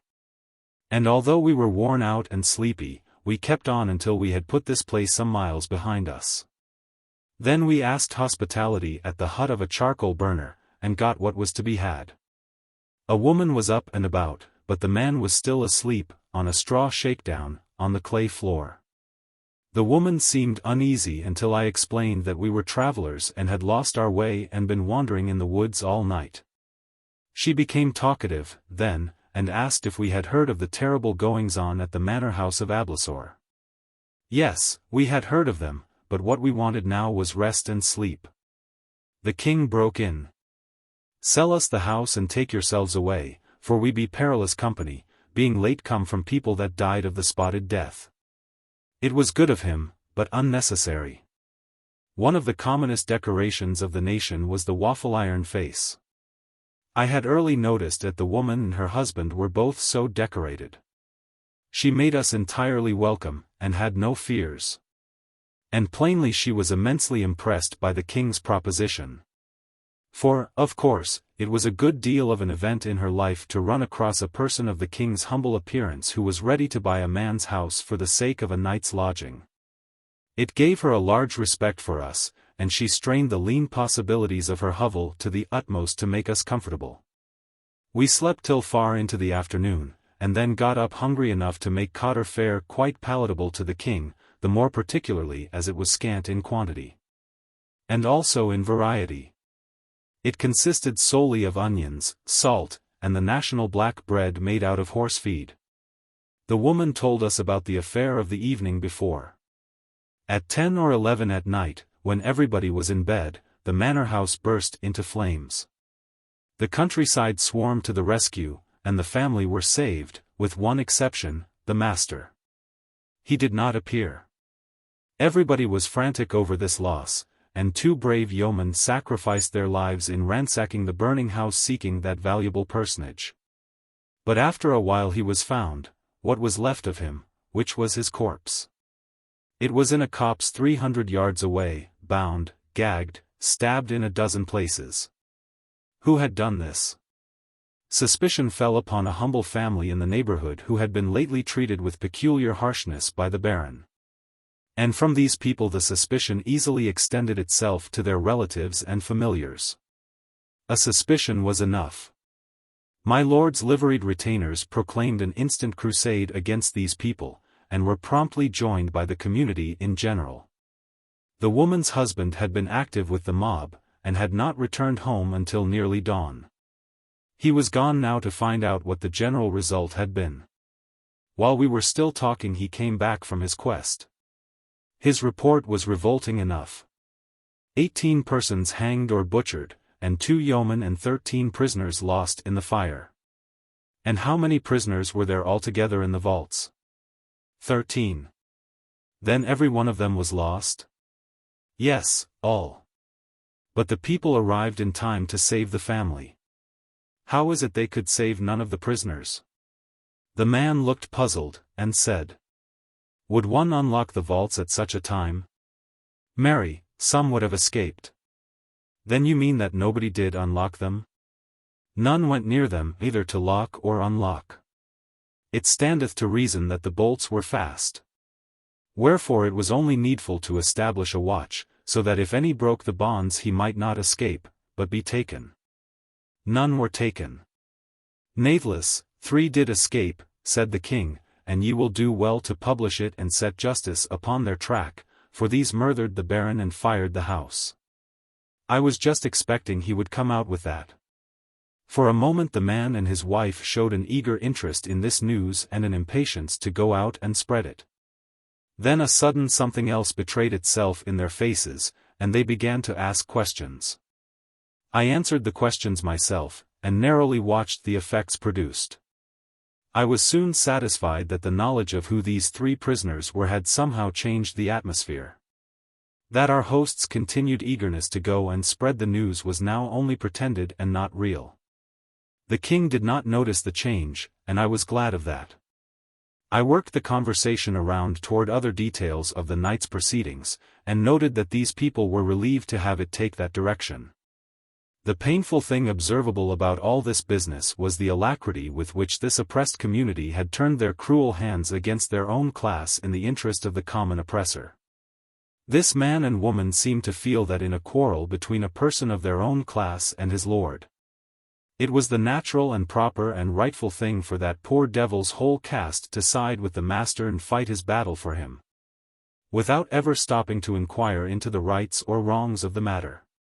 This man had been out helping to hang his neighbors, and had done his work with zeal, and yet was aware that there was nothing against them but a mere suspicion. With nothing back of it describable as evidence, still neither he nor his wife seemed to see anything horrible about it. This was depressing, to a man with the dream of a republic in his head. It reminded me of a time 13 centuries away, when the poor whites of our South who were always despised and frequently insulted by the slave lords around them, and who owed their base condition simply to the presence of slavery in their midst, were yet pusillanimously ready to side with the slave lords in all political moves for the upholding and perpetuating of slavery, and did also finally shoulder their muskets and pour out their lives in an effort to prevent the destruction of that very institution which degraded them. And there was only one redeeming feature connected with that pitiful piece of history, and that was, that secretly the poor white did detest the slave lord, and did feel his own shame. That feeling was not brought to the surface, but the fact that it was there and could have been brought out, under favoring circumstances, was something. In fact, it was enough. For it showed that a man is at bottom a man, after all, even if it doesn't show on the outside. Well, as it turned out, this charcoal burner was just the twin of the southern poor white of the far future. The king presently showed impatience, and said, "An ye prattle here all the day, justice will miscarry. Think ye the criminals will abide in their father's house? They are fleeing, they are not waiting. You should look to it that a party of horse be set upon their track." The woman paled slightly, but quite perceptibly, and the man looked flustered and irresolute. I said, "Come, friend, I will walk a little way with you, and explain which direction I think they would try to take. If they were merely resistors of the gabelle or some kindred absurdity, I would try to protect them from capture. But when men murder a person of high degree and likewise burn his house, that is another matter." The last remark was for the king, to quiet him. On the road the man pulled his resolution together, and began the march with a steady gait, but there was no eagerness in it. By and by I said, "What relation were these men to you, cousins?" He turned as white as his layer of charcoal would let him, and stopped, trembling. "Ah, my God, how know ye that?" "I didn't know it, it was a chance guess." "Poor lads, they are lost." "And good lads they were, too. Were you actually going yonder to tell on them?" He didn't quite know how to take that, but he said, hesitatingly, "Yes." "Then I think you are a damned scoundrel." It made him as glad as if I had called him an angel. "Say the good words again, brother. For surely ye mean that ye would not betray me and I failed of my duty." "Duty? There is no duty in the matter, except the duty to keep still and let those men get away. They've done a righteous deed." He looked pleased, and touched with apprehension at the same time.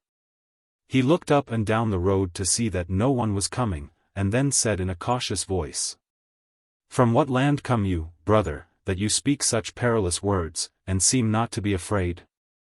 "They are not perilous words when spoken to one of my own caste, I take it." "You would not tell anybody I said them?" I would be drawn asunder by wild horses first." "Well, then, let me say my say. I have no fears of your repeating it. I think devil's work has been done last night upon those innocent poor people. That old baron got only what he deserved. If I had my way, all his kind should have the same luck." Fear and depression vanished from the man's manner, and gratefulness and a brave animation took their place. "Even though you be a spy, and your words a trap for my undoing, yet are they such refreshment that to hear them again and others like to them, I would go to the gallows happy, as having had one good feast at least in a starved life. And I will say my say now, and ye may report it if ye be so minded. I helped to hang my neighbors for that it were peril to my own life to show lack of zeal in the master's cause. The others helped for none other reason. All rejoice today that he is dead, but all do go about seemingly sorrowing, and shedding the hypocrite's tear, for in that lies safety. I have said the words, I have said the words. The only ones that have ever tasted good in my mouth, and the reward of that taste is sufficient. Lead on, and ye will, be it even to the scaffold, for I am ready. There it was, you see. A man is a man, at bottom. Whole ages of abuse and oppression cannot crush the manhood clear out of him. Whoever thinks it a mistake is himself mistaken. Yes, there is plenty good enough material for a republic in the most degraded people that ever existed, even the Russians. Plenty of manhood in them, even in the Germans, if one could but force it out of its timid and suspicious privacy. To overthrow and trample in the mud any throne that ever was set up and any nobility that ever supported it. We should see certain things yet, let us hope and believe. First, a modified monarchy, till Arthur's days were done, then the destruction of the throne, nobility abolished, every member of it bound out to some useful trade, universal suffrage instituted. And the whole government placed in the hands of the men and women of the nation there to remain. Yes, there was no occasion to give up my dream yet awhile. Chapter 31. Marco. We strolled along in a sufficiently indolent fashion now, and talked. We must dispose of about the amount of time it ought to take to go to the little hamlet of Ablasor and put justice on the track of those murderers and get back home again. And meantime I had an auxiliary interest which had never paled yet. Never lost its novelty for me since I had been in Arthur's kingdom, the behavior, born of nice and exact subdivisions of caste, of chance passers-by toward each other. Toward the shaven monk who trudged along with his cowl tilted back and the sweat washing down his fat jowls, the coal-burner was deeply reverent, to the gentleman he was abject. With the small farmer and the free mechanic he was cordial and gossipy, and when a slave passed by with a countenance respectfully lowered, this chap's nose was in the air, he couldn't even see him. Well, there are times when one would like to hang the whole human race and finish the farce. Presently we struck an incident. A small mob of half-naked boys and girls came tearing out of the woods, scared and shrieking. The eldest among them were not more than 12 or 14 years old. They implored help, but they were so beside themselves that we couldn't make out what the matter was. However, we plunged into the wood, they scurrying in the lead, and the trouble was quickly revealed. They had hanged a little fellow with a bark rope, and he was kicking and struggling, in the process of choking to death. We rescued him, and fetched him around. It was some more human nature, the admiring little folk imitating their elders. They were playing mob, and had achieved a success which promised to be a good deal more serious than they had bargained for. It was not a dull excursion for me. I managed to put in the time very well. I made various acquaintanceships, and in my quality of stranger was able to ask as many questions as I wanted to. A thing which naturally interested me, as a statesman, was the matter of wages. I picked up what I could under that head during the afternoon. A man who hasn't had much experience, and doesn't think, is apt to measure a nation's prosperity or lack of prosperity by the mere size of the prevailing wages. If the wages be high, the nation is prosperous, if low, it isn't. Which is an error. It isn't what sum you get, it's how much you can buy with it, that's the important thing. And it's that tells whether your wages are high in fact or only high in name. I could remember how it was in the time of our great Civil War in the 19th century. In the North a carpenter got $3 a day, gold valuation, in the South he got 50, payable in Confederate shinplasters worth $1 a bushel. In the North a suit of overalls cost $3, a day's wages, in the South it cost 75, which was 2 days' wages. Other things were in proportion. Consequently, wages were twice as high in the North as they were in the South, because the one wage had that much more purchasing power than the other had. Yes, I made various acquaintances in the hamlet, and a thing that gratified me a good deal was to find our new coins in circulation, lots of millrays, lots of mills, lots of cents. A good many nickels, and some silver. All this among the artisans and commonalty generally, yes, and even some gold, but that was at the bank, that is to say, the goldsmiths. I dropped in there while Marco, the son of Marco, was haggling with a shopkeeper over a quarter of a pound of salt, and asked for change for a $20 gold piece.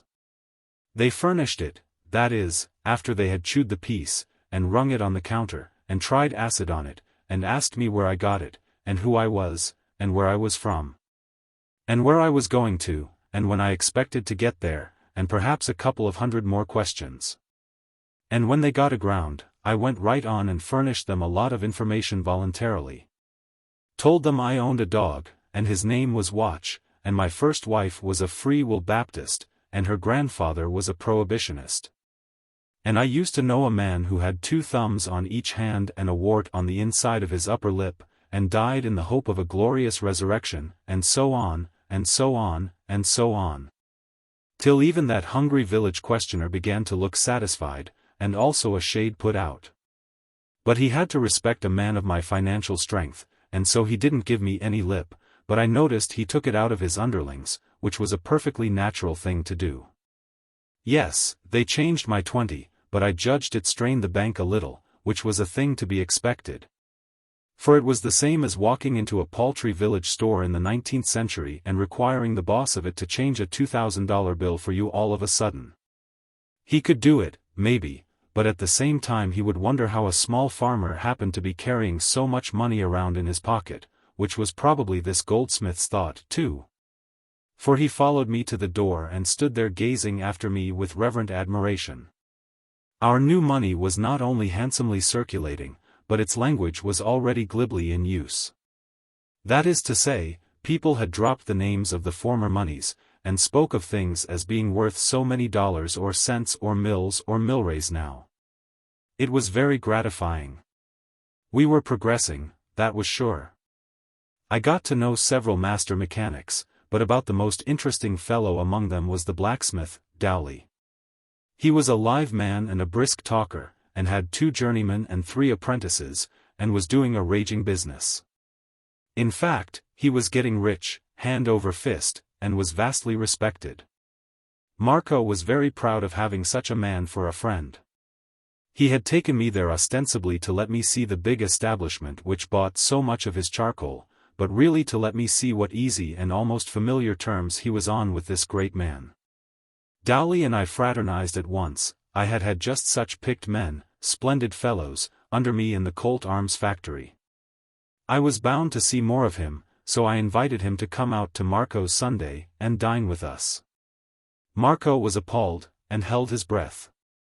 And when the grandee accepted, he was so grateful that he almost forgot to be astonished at the condescension.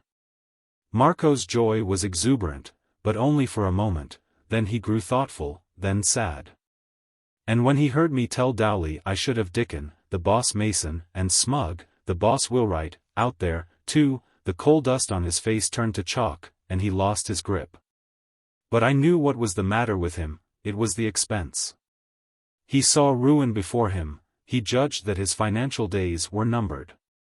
However, on our way to invite the others, I said, "You must allow me to have these friends come, and you must also allow me to pay the costs." His face cleared, and he said with spirit, "But not all of it, not all of it. Ye cannot well bear a burden like to this alone." I stopped him, and said, "Now let's understand each other on the spot, old friend. I am only a farm bailiff, it is true, but I am not poor, nevertheless. I have been very fortunate this year, you would be astonished to know how I have thriven. I tell you the honest truth when I say I could squander away as many as a dozen feasts like this and never care that for the expense," and I snapped my fingers. I could see myself rise a foot at a time in Marco's estimation, and when I fetched out those last words I was become a very tower for style and altitude. "So you see, you must let me have my way. You can't contribute a cent to this orgy, that's settled. It's grand and good of you." "No, it isn't. You've opened your house to Jones and me in the most generous way. Jones was remarking upon it today, just before you came back from the village. For although he wouldn't be likely to say such a thing to you, because Jones isn't a talker, and is diffident in society, he has a good heart and a grateful, and knows how to appreciate it when he is well treated. Yes, you and your wife have been very hospitable toward us. Ah, brother, 'tis nothing, such hospitality. But it is something. The best a man has, freely given, is always something, and is as good as a prince can do, and ranks right along beside it, for even a prince can but do his best. And so we'll shop around and get up this layout now, and don't you worry about the expense. I'm one of the worst spendthrifts that ever was born. Why, do you know, sometimes in a single week I spend, but never mind about that, you'd never believe it anyway. And so we went gaddying along, dropping in here and there, pricing things, and gossiping with the shopkeepers about the riot, and now and then running across pathetic reminders of it. In the persons of shunned and tearful and houseless remnants of families whose homes had been taken from them and their parents butchered or hanged. The raiment of Marco and his wife was of coarse tow linen and linsey-woolsey respectively, and resembled township maps, it being made up pretty exclusively of patches which had been added, township by township, in the course of 5 or 6 years, until hardly a hand's breadth of the original garments was surviving and present. Now I wanted to fit these people out with new suits, on account of that swell company, and I didn't know just how to get at it, with delicacy. Until at last it struck me that as I had already been liberal in inventing wordy gratitude for the king, it would be just the thing to back it up with evidence of a substantial sort. So I said, "And Marco, there's another thing which you must permit, out of kindness for Jones, because you wouldn't want to offend him." He was very anxious to testify his appreciation in some way, but he is so diffident he couldn't venture it himself. And so he begged me to buy some little things and give them to you and Dame Phyllis and let him pay for them without your ever knowing they came from him. You know how a delicate person feels about that sort of thing, and so I said I would. And we would keep mum. Well, his idea was, a new outfit of clothes for you both. Oh, it is wastefulness. It may not be, brother, it may not be. Consider the vastness of the sum. Hang the vastness of the sum.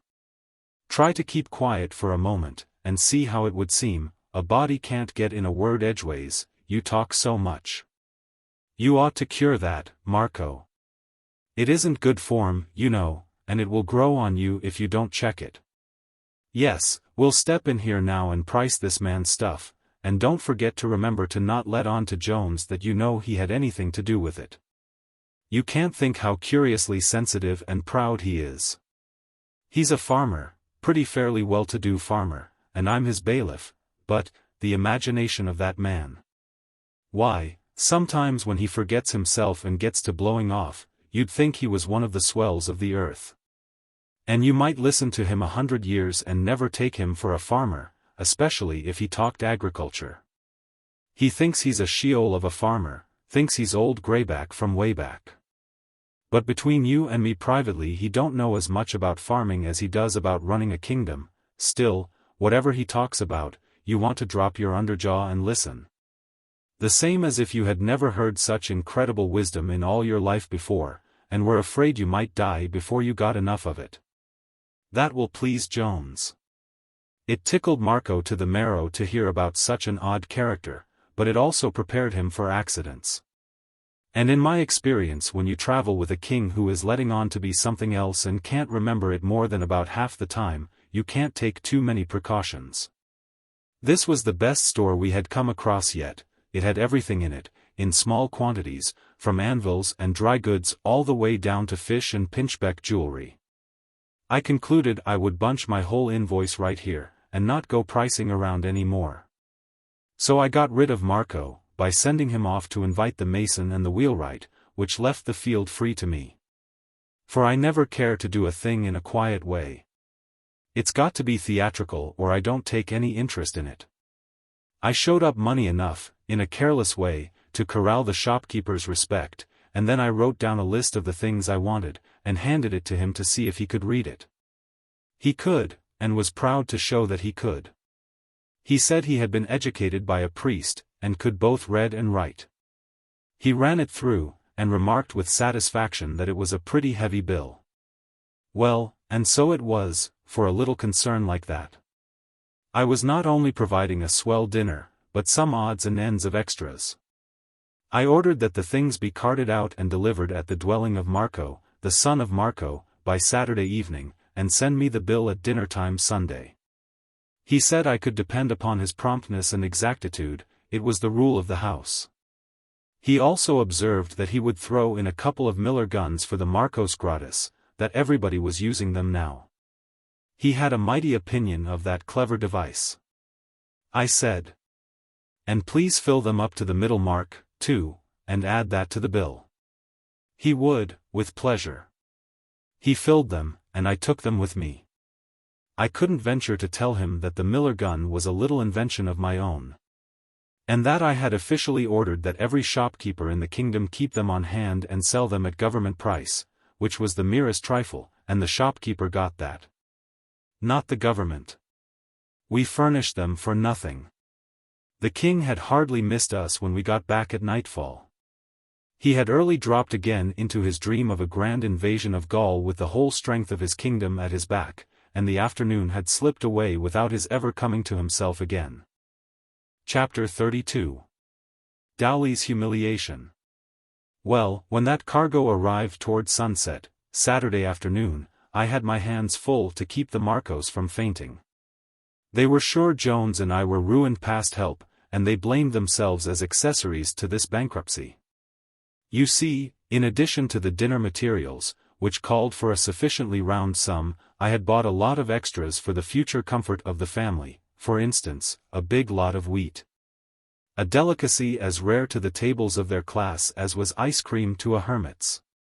Also a sizable deal dinner table, also 2 entire pounds of salt, which was another piece of extravagance in those people's eyes, also crockery, stools, the clothes, a small cask of beer, and so on. I instructed the Marcos to keep quiet about this sumptuousness, so as to give me a chance to surprise the guests and show off a little. Concerning the new clothes, the simple couple were like children. They were up and down, all night, to see if it wasn't nearly daylight, so that they could put them on, and they were into them at last as much as an hour before dawn was due. Then their pleasure, not to say delirium, was so fresh and novel and inspiring that the sight of it paid me well for the interruptions which my sleep had suffered. The king had slept just as usual, like the dead. The Marcos could not thank him for their clothes, that being forbidden. But they tried every way they could think of to make him see how grateful they were. Which all went for nothing, he didn't notice any change. It turned out to be one of those rich and rare fall days which is just a June day toned down to a degree where it is heaven to be out of doors. Toward noon the guests arrived, and we assembled under a great tree and were soon as sociable as old acquaintances. Even the king's reserve melted a little, though it was some little trouble to him to adjust himself to the name of Jones along at first. I had asked him to try to not forget that he was a farmer. But I had also considered it prudent to ask him to let the thing stand at that, and not elaborate it any. Because he was just the kind of person you could depend on to spoil a little thing like that if you didn't warn him. His tongue was so handy, and his spirit so willing. And his information so uncertain. Dowley was in fine feather, and I early got him started, and then adroitly worked him around onto his own history for a text and himself for a hero. And then it was good to sit there and hear him hum. Self-made man, you know. They know how to talk. They do deserve more credit than any other breed of men, yes, that is true, and they are among the very first to find it out, too. He told how he had begun life an orphan lad without money and without friends able to help him, how he had lived as the slaves of the meanest master lived. How his day's work was from 16 to 18 hours long, and yielded him only enough black bread to keep him in a half-fed condition. How his faithful endeavors finally attracted the attention of a good blacksmith, who came near knocking him dead with kindness by suddenly offering, when he was totally unprepared, to take him as his bound apprentice for 9 years and give him board and clothes and teach him the trade, or mystery, as Dowley called it. That was his first great rise, his first gorgeous stroke of fortune. And you saw that he couldn't yet speak of it without a sort of eloquent wonder and delight that such a gilded promotion should have fallen to the lot of a common human being. He got no new clothing during his apprenticeship, but on his graduation day his master tricked him out in spang-new tow linens and made him feel unspeakably rich and fine. "I remember me of that day," the wheelwright sang out, with enthusiasm. "And I likewise," cried the mason. "I would not believe they were thine own, in faith I could not." "Nor other," shouted Dowley, with sparkling eyes. "I was like to lose my character, the neighbour's wending I had mayhap been stealing. It was a great day, one forgetteth not days like that." "Yes, and his master was a fine man, and prosperous, and always had a great feast of meat twice in the year, and with it white bread, true wheaten bread, in fact, lived like a lord, so to speak. And in time Dowley succeeded to the business and married the daughter. And now consider what is come to pass," said he, impressively. "2 times in every month there is fresh meat upon my table." He made a pause here, to let that fact sink home, then added, "and 8 times salt meat." "It is even true," said the wheelwright, with bated breath. "I know it of mine own knowledge," said the mason, in the same reverent fashion. "On my table appeareth white bread every Sunday in the year," added the master smith, with solemnity. "I leave it to your own consciences, friends, if this is not also true?" "By my head, yes," cried the mason.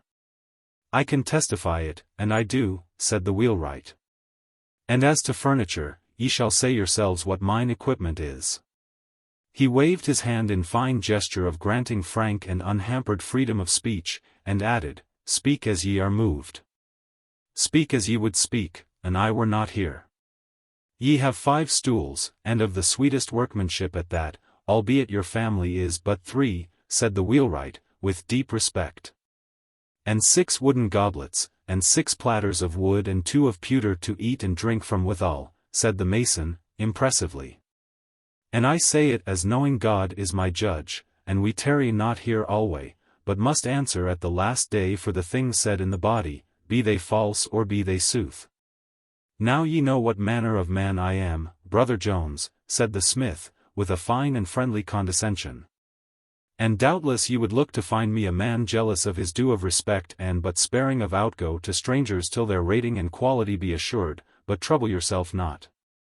As concerning that, wit ye well ye shall find me a man that regardeth not these matters but is willing to receive any he as his fellow and equal that carrieth a right heart in his body. Be his worldly estate howsoever modest.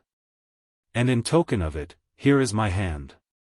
And I say with my own mouth we are equals, equals, and he smiled around on the company with the satisfaction of a god who is doing the handsome and gracious thing and is quite well aware of it.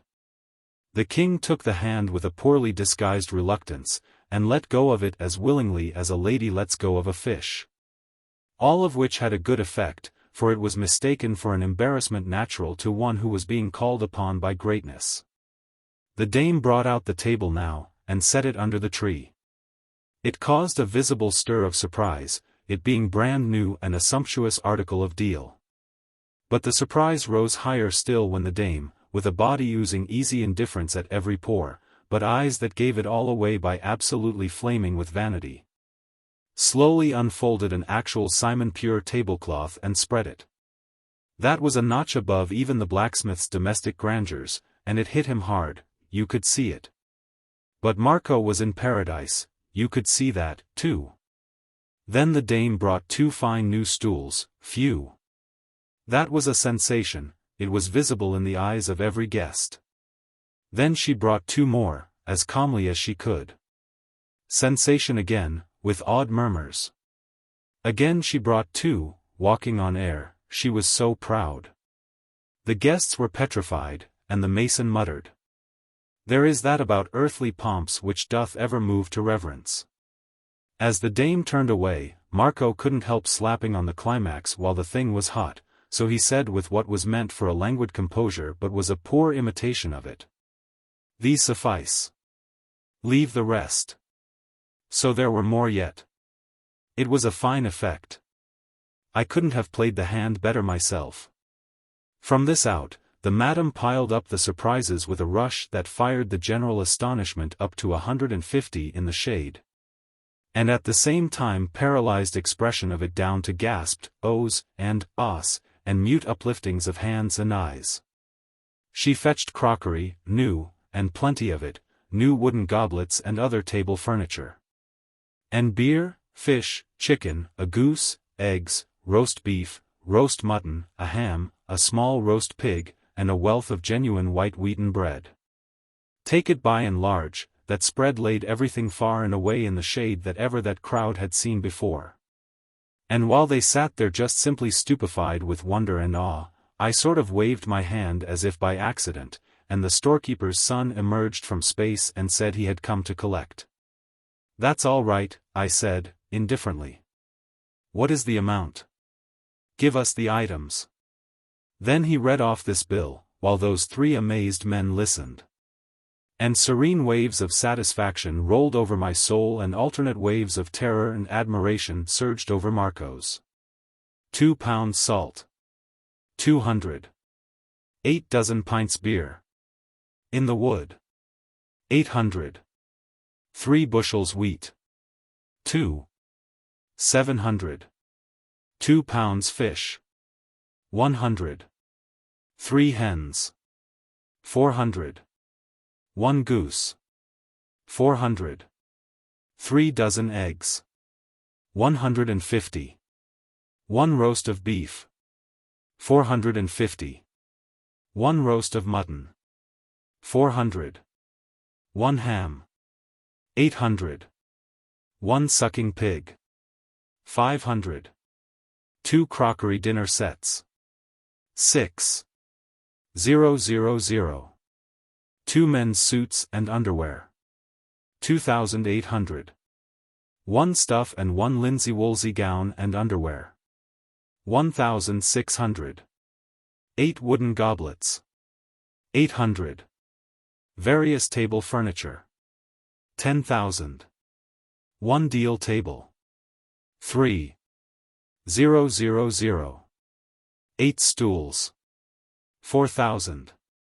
2 Miller guns, loaded. 3,000. He ceased. There was a pale and awful silence. Not a limb stirred. Not a nostril betrayed the passage of breath. "Is that all?" I asked, in a voice of the most perfect calmness. "All, fair sir, save that certain matters of light moment are placed together under a head height sundries. If it would like you, I will sepa." "It is of no consequence," I said, accompanying the words with a gesture of the most utter indifference. "Give me the grand total, please." The clerk leaned against the tree to stay himself, and said, 39,150 milrays. The wheelwright fell off his stool, the others grabbed the table to save themselves, and there was a deep and general ejaculation of, "God be with us in the day of disaster." The clerk hastened to say, "My father chargeth me to say he cannot honorably require you to pay it all at this time. And therefore only prayeth you." I paid no more heed than if it were the idle breeze, but, with an air of indifference amounting almost to weariness, got out my money and tossed $4 on to the table. Ah, you should have seen them stare. The clerk was astonished and charmed. He asked me to retain one of the dollars as security, until he could go to town and, I interrupted. "What, and fetch back 9 cents? Nonsense. Take the whole. Keep the change." There was an amazed murmur to this effect. "Verily this being is made of money. He throweth it away even as if it were dirt." The blacksmith was a crushed man. The clerk took his money and reeled away drunk with fortune. I said to Marco and his wife, "Good folk, here is a little trifle for you," handing the Miller guns as if it were a matter of no consequence, though each of them contained 15 cents in solid cash. And while the poor creatures went to pieces with astonishment and gratitude, I turned to the others and said as calmly as one would ask the time of day, "Well, if we are all ready, I judge the dinner is. Come, fall to." Ah, well, it was immense, yes, it was a daisy. I don't know that I ever put a situation together better, or got happier spectacular effects out of the materials available. The blacksmith, well, he was simply mashed. Land! I wouldn't have felt what that man was feeling, for anything in the world. Here he had been blowing and bragging about his grand meat feast twice a year, and his fresh meat twice a month, and his salt meat twice a week. And his white bread every Sunday the year round, all for a family of 3. The entire cost for the year not above February 6, 69 cents, 2 mills and 6 millrays, and all of a sudden here comes along a man who slashes out nearly $4 on a single blowout. And not only that, but acts as if it made him tired to handle such small sums. Yes, Dowley was a good deal wilted, and shrunk up and collapsed. He had the aspect of a bladder balloon that's been stepped on by a cow. Chapter 33. 6th Century Political Economy. However, I made a dead set at him, and before the first third of the dinner was reached, I had him happy again. It was easy to do, in a country of ranks and castes. You see, in a country where they have ranks and castes, a man isn't ever a man, he is only part of a man, he can't ever get his full growth. You prove your superiority over him in station, or rank, or fortune, and that's the end of it, he knuckles down. You can't insult him after that. No, I don't mean quite that. Of course you can insult him, I only mean it's difficult, and so, unless you've got a lot of useless time on your hands it doesn't pay to try. I had the smith's reverence now, because I was apparently immensely prosperous and rich. I could have had his adoration if I had had some little gimcrack title of nobility. And not only his, but any commoner's in the land, though he were the mightiest production of all the ages, in intellect, worth, and character, and I bankrupt in all 3. This was to remain so, as long as England should exist in the earth. With the spirit of prophecy upon me, I could look into the future and see her erect statues and monuments to her unspeakable George and other royal and noble clothes horses. And leave unhonored the creators of this world, after God, Gutenberg, Watt, Arkwright, Whitney, Morse, Stevenson, Bell. The king got his cargo aboard, and then, the talk not turning upon battle, conquest, or ironclad duel, he dulled down to drowsiness and went off to take a nap. Mrs. Marco cleared the table, placed the beer keg handy, and went away to eat her dinner of leavings in humble privacy. And the rest of us soon drifted into matters near and dear to the hearts of our sort, business and wages, of course. At a first glance, things appeared to be exceeding prosperous in this little tributary kingdom, whose lord was King Bagdemagus, as compared with the state of things in my own region. They had the protection system in full force here, whereas we were working along down toward free trade, by easy stages, and were now about halfway. Before long, Dowley and I were doing all the talking, the others hungrily listening. Dowley warmed to his work, snuffed an advantage in the air, and began to put questions which he considered pretty awkward ones for me, and they did have something of that look. In your country, brother, what is the wage of a master bailiff, master hind, carter, shepherd, swineherd? 25 millrays a day, that is to say, 1/4 cent. The smith's face beamed with joy. He said, with us they are allowed the double of it. And what may a mechanic get, carpenter, dauber, mason, painter, blacksmith, wheelwright, and the like? On the average, 50 millrays, 1/2 cent a day. Ho ho. With us they are allowed 100. With us any good mechanic is allowed 1 cent a day. I count out the tailor, but not the others, they are all allowed 1 cent a day, and in driving times they get more, yes, up to 110 and even 15 millrays a day. I've paid 115 myself, within the week. Raw for protection, to Sheol with free trade. And his face shone upon the company like a sunburst. But I didn't scare at all. I rigged up my pile driver, and allowed myself 15 minutes to drive him into the earth, drive him all in, drive him until not even the curve of his skull should show above ground. Here is the way I started in on him. I asked, what do you pay a pound for salt? 100 millrays. We pay 40. What do you pay for beef and mutton, when you buy it? That was a neat hit. It made the color come. It varieth somewhat, but not much, one may say 75 milrays the pound. We pay 33. What do you pay for eggs? 50 milrays the dozen. We pay 20. What do you pay for beer? It costeth us 8½ milrays the pint. We get it for 25 bottles for a cent. What do you pay for wheat? At the rate of 900 milrays the bushel. We pay 400. What do you pay for a man's tow linen suit? 13 cents. We pay 6. What do you pay for a stuff gown for the wife of the laborer or the mechanic? We pay 8 cents, 4 mils. Well, observe the difference, you pay 8 cents and 4 mils, we pay only 4 cents. I prepared now to sock it to him. I said, look here, dear friend, what's become of your high wages you were bragging so about a few minutes ago? And I looked around on the company with placid satisfaction, for I had slipped up on him gradually and tied him hand and foot, you see, without his ever noticing that he was being tied at all. What's become of those noble high wages of yours? I seem to have knocked the stuffing all out of them, it appears to me. But if you will believe me, he merely looked surprised, that is all. He didn't grasp the situation at all, didn't know he had walked into a trap, didn't discover that he was in a trap. I could have shot him, from sheer vexation. With cloudy eye and a struggling intellect he fetched this out. Mary, I seem not to understand. It is proved that our wages be double thine.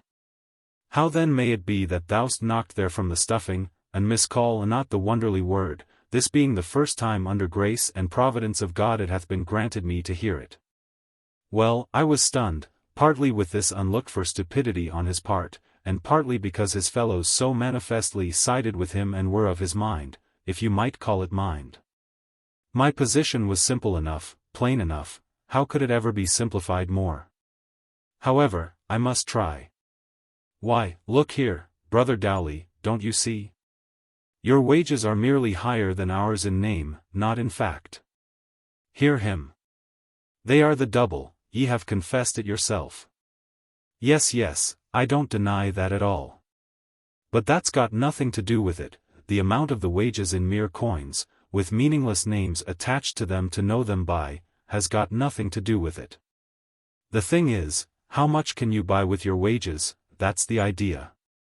While it is true that with you a good mechanic is allowed about $3.50 a year, and with us only about $1.75. There, ye're confessing it again. Ye're confessing it again. Confound it, I've never denied it, I tell you. What I say is this. With us half a dollar buys more than $1 buys with you, and therefore it stands to reason and the commonest kind of common sense, that our wages are higher than yours. He looked dazed, and said, despairingly. Verily, I cannot make it out. Ye've just said ours are the higher, and with the same breath ye take it back. Oh, great Scott, isn't it possible to get such a simple thing through your head? Now look here, let me illustrate. We pay 4 cents for a woman's stuff gown, you pay 8.40, which is 4 mils more than double. What do you allow a laboring woman who works on a farm? 2 mils a day. Very good, we allow but half as much, we pay her only 1/10 cent a day. An. Again ye're soon. Wait. Now, you see, the thing is very simple, this time you'll understand it. For instance, it takes your woman 42 days to earn her gown, at 2 mils a day, 7 weeks' work, but ours earns hers in 40 days, 2 days short of 7 weeks. Your woman has a gown, and her whole 7 weeks' wages are gone, ours has a gown, and 2 days' wages left, to buy something else with. There, now you understand it. He looked, well, he merely looked dubious, it's the most I can say, so did the others. I waited, to let the thing work.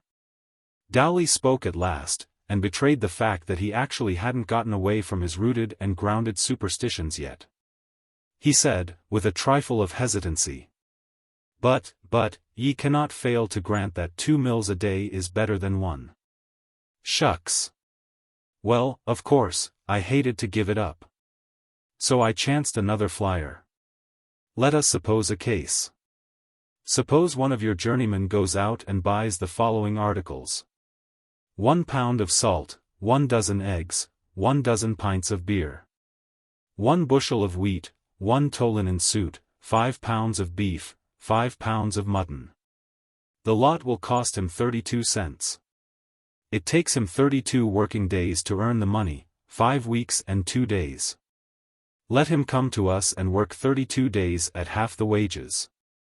He can buy all those things for a shade under 14.5 cents, they will cost him a shade under 29 days' work, and he will have about half a week's wages over.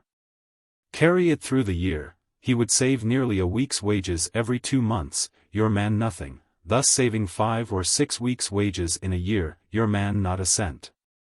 Now I reckon you understand that high wages and low wages are phrases that don't mean anything in the world until you find out which of them will buy the most. It was a crusher. But, alas, it didn't crush. No, I had to give it up. What those people valued was high wages. It didn't seem to be a matter of any consequence to them whether the high wages would buy anything or not. They stood for protection and swore by it, which was reasonable enough, because interested parties had gulled them into the notion that it was protection which had created their high wages. I proved to them that in a quarter of a century their wages had advanced but 30%, while the cost of living had gone up 100. And that with us, in a shorter time, wages had advanced 40%, while the cost of living had gone steadily down. But it didn't do any good. Nothing could unseat their strange beliefs. Well, I was smarting under a sense of defeat. Undeserved defeat, but what of that? That didn't soften the smart any. And to think of the circumstances.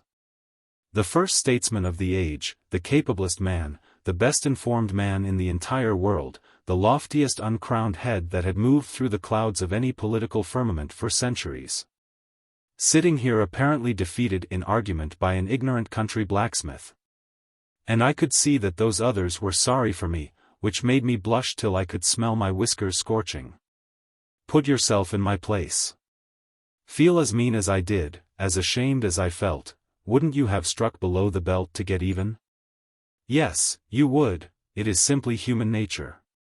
Well, that is what I did. I am not trying to justify it. I'm only saying that I was mad, and anybody would have done it. Well, when I make up my mind to hit a man, I don't plan out a love tap, no, that isn't my way. As long as I'm going to hit him at all, I'm going to hit him a lifter. And I don't jump at him all of a sudden, and risk making a blundering halfway business of it. No, I get away off yonder to one side, and work up on him gradually, so that he never suspects that I'm going to hit him at all. And by, all in a flash, he's flat on his back, and he can't tell for the life of him how it all happened. That is the way I went for Brother Dowley. I started to talking lazy and comfortable, as if I was just talking to pass the time. And the oldest man in the world couldn't have taken the bearings of my starting place and guessed where I was going to fetch up. Boys, there's a good many curious things about law, and custom, and usage, and all that sort of thing, when you come to look at it. Yes, and about the drift and progress of human opinion and movement, too. There are written laws, they perish, but there are also unwritten laws, they are eternal. Take the unwritten law of wages, it says they've got to advance, little by little, straight through the centuries. And notice how it works. We know what wages are now, here and there and yonder. We strike an average, and say that's the wages of today. We know what the wages were 100 years ago, and what they were 200 years ago. That's as far back as we can get, but it suffices to give us the law of progress, the measure and rate of the periodical augmentation. And so, without a document to help us, we can come pretty close to determining what the wages were 300 and 400 and 500 years ago. Good, so far. Do we stop there? No. We stop looking backward, we face around and apply the law to the future. My friends, I can tell you what people's wages are going to be at any date in the future you want to know, for hundreds and hundreds of years. What, Goodman, what? Yes. In 700 years wages will have risen to 6 times what they are now, here in your region, and farm hands will be allowed 3 cents a day, and mechanics 6. I would I might die now and live then, interrupted Smug, the wheelwright, with a fine avaricious glow in his eye. And that isn't all. They'll get their board besides, such as it is, it won't bloat them. 250 years later, pay attention now, a mechanic's wages will be, mind you, this is law, not guesswork. A mechanic's wages will then be 20 cents a day. There was a general gasp of awed astonishment. Dickon the mason murmured, with raised eyes and hands. More than 3 weeks' pay for 1 day's work. Riches, of a truth, yes, riches. Muttered Marco, his breath coming quick and short, with excitement. Wages will keep on rising, little by little, as steadily as a tree grows. And at the end of 340 years more there'll be at least one country where the mechanic's average wage will be 200 cents a day. It knocked them absolutely dumb. Not a man of them could get his breath for upwards of 2 minutes. Then the coal burner said prayerfully, "Might I but live to see it." "It is the income of an earl," said Smug. "An earl, say ye?" said Dowley. "Ye could say more than that and speak no lie. There's no earl in the realm of Bagdemagus that hath an income like to that." "Income of an earl, mf. It's the income of an angel." Now, then, that is what is going to happen as regards wages. In that remote day, that man will earn, with 1 week's work, that bill of goods which it takes you upwards of 50 weeks to earn now. Some other pretty surprising things are going to happen, too. Brother Dowley, who is it that determines, every spring, what the particular wage of each kind of mechanic, laborer, and servant shall be for that year? Sometimes the courts, sometimes the town council, but most of all, the magistrate. Ye may say, in general terms, it is the magistrate that fixes the wages. Doesn't ask any of those poor devils to help him fix their wages for them, does he? That were an idea. The master that's to pay him the money is the one that's rightly concerned in that matter, ye will notice. Yes, but I thought the other man might have some little trifle at stake in it, too. And even his wife and children, poor creatures. The masters are these, nobles, rich men, the prosperous generally. These few, who do no work, determine what pay the vast hive shall have who do work. You see? They're a combine, a trade union, to coin a new phrase, who band themselves together to force their lowly brother to take what they choose to give. 1300 years hence, so says the unwritten law, the combine will be the other way. And then how these fine people's posterity will fume and fret and grit their teeth over the insolent tyranny of trade unions. Yes, indeed. The magistrate will tranquilly arrange the wages from now clear away down into the 19th century. And then all of a sudden the wage earner will consider that a couple of 1,000 years or so is enough of this one-sided sort of thing. And he will rise up and take a hand in fixing his wages himself. Ah, he will have a long and bitter account of wrong and humiliation to settle.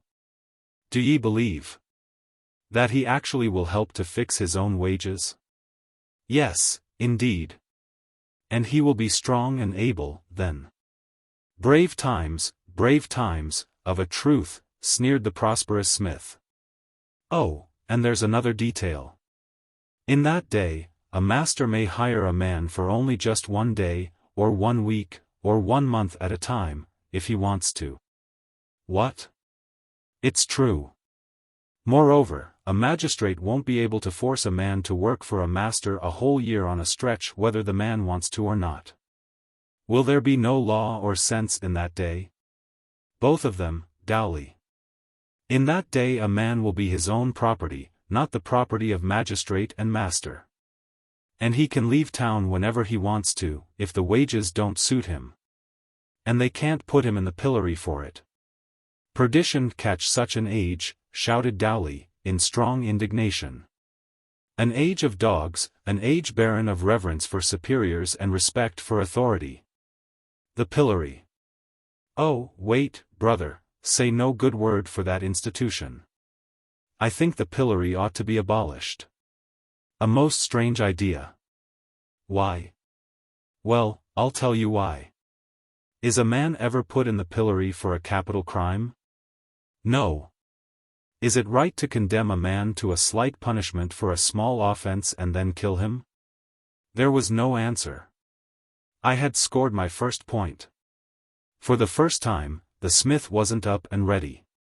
The company noticed it. Good effect. You don't answer, brother. You were about to glorify the pillory a while ago, and shed some pity on a future age that isn't going to use it. I think the pillory ought to be abolished. What usually happens when a poor fellow is put in the pillory for some little offense that didn't amount to anything in the world? The mob try to have some fun with him, don't they?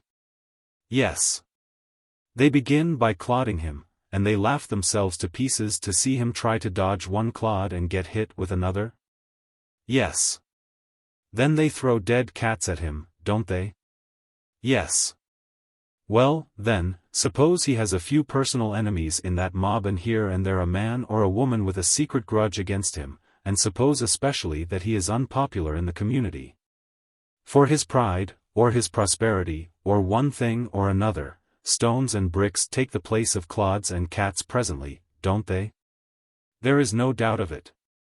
As a rule he is crippled for life, isn't he, jaws broken, teeth smashed out, or legs mutilated, gangrened, presently cut off, or an eye knocked out, maybe both eyes? It is true, God knoweth it. And if he is unpopular he can depend on dying, right there in the stocks, can't he? He surely can. One may not deny it. I take it none of you are unpopular, by reason of pride or insolence, or conspicuous prosperity, or any of those things that excite envy and malice among the base scum of a village. You wouldn't think it much of a risk to take a chance in the stocks. Dowley winced, visibly. I judged he was hit. But he didn't betray it by any spoken word. As for the others, they spoke out plainly, and with strong feeling. They said they had seen enough of the stocks to know what a man's chance in them was, and they would never consent to enter them if they could compromise on a quick death by hanging. Well, to change the subject, for I think I've established my point that the stocks ought to be abolished. I think some of our laws are pretty unfair. For instance, if I do a thing which ought to deliver me to the stocks, and you know I did it and yet keep still and don't report me, you will get the stocks if anybody informs on you. Ah, but that would serve you but right, said Dowley, for you must inform. So saith the law. The others coincided. Well, all right, let it go, since you vote me down. But there's one thing which certainly isn't fair. The magistrate fixes a mechanic's wage at 1 cent a day, for instance. The law says that if any master shall venture, even under utmost press of business, to pay anything over that cent a day, even for a single day, he shall be both fined and pilloried for it. And whoever knows he did it and doesn't inform, they also shall be fined and pilloried. Now it seems to me unfair, Dowley, and a deadly peril to all of us, that because you thoughtlessly confessed, a while ago, that within a week you have paid 1 cent and 15 mil. Oh! I tell you it was a smasher. You ought to have seen them to go to pieces, the whole gang. I had just slipped up on poor smiling and complacent Dowley so nice and easy and softly, that he never suspected anything was going to happen till the blow came crashing down and knocked him all to rags. A fine effect. In fact, as fine as any I ever produced, with so little time to work it up in. But I saw in a moment that I had overdone the thing a little. I was expecting to scare them, but I wasn't expecting to scare them to death. They were mighty near it, though. You see, they had been a whole lifetime learning to appreciate the pillory. And to have that thing staring them in the face, and every one of them distinctly at the mercy of me, a stranger, if I chose to go and report, well, it was awful. And they couldn't seem to recover from the shock, they couldn't seem to pull themselves together. Pale, shaky, dumb, pitiful? Why, they weren't any better than so many dead men. It was very uncomfortable. Of course, I thought they would appeal to me to keep mum, and then we would shake hands, and take a drink all round, and laugh it off, and there an end. But no. You see, I was an unknown person, among a cruelly oppressed and suspicious people, a people always accustomed to having advantage taken of their helplessness. And never expecting just or kind treatment from any but their own families and very closest intimates. Appeal to me to be gentle, to be fair, to be generous? Of course, they wanted to, but they couldn't dare. Chapter 34. The Yankee and the King sold as slaves. Well, what had I better do? Nothing in a hurry, sure. I must get up a diversion. Anything to employ me while I could think, and while these poor fellows could have a chance to come to life again. There sat Marco, petrified in the act of trying to get the hang of his miller gun, turned to stone, just in the attitude he was in when my piledriver fell. The toy still gripped in his unconscious fingers. So I took it from him and proposed to explain its mystery. Mystery. A simple little thing like that, and yet it was mysterious enough, for that race and that age. I never saw such an awkward people, with machinery, you see, they were totally unused to it. The miller gun was a little double-barreled tube of toughened glass, with a neat little trick of a spring to it, which upon pressure would let a shot escape. But the shot wouldn't hurt anybody, it would only drop into your hand. In the gun were two sizes, wee mustard seed shot, and another sort that were several times larger. They were money. The mustard seed shot represented millrays, the larger ones mills. So the gun was a purse, and very handy, too, you could pay out money in the dark with it, with accuracy. And you could carry it in your mouth, or in your vest pocket, if you had one.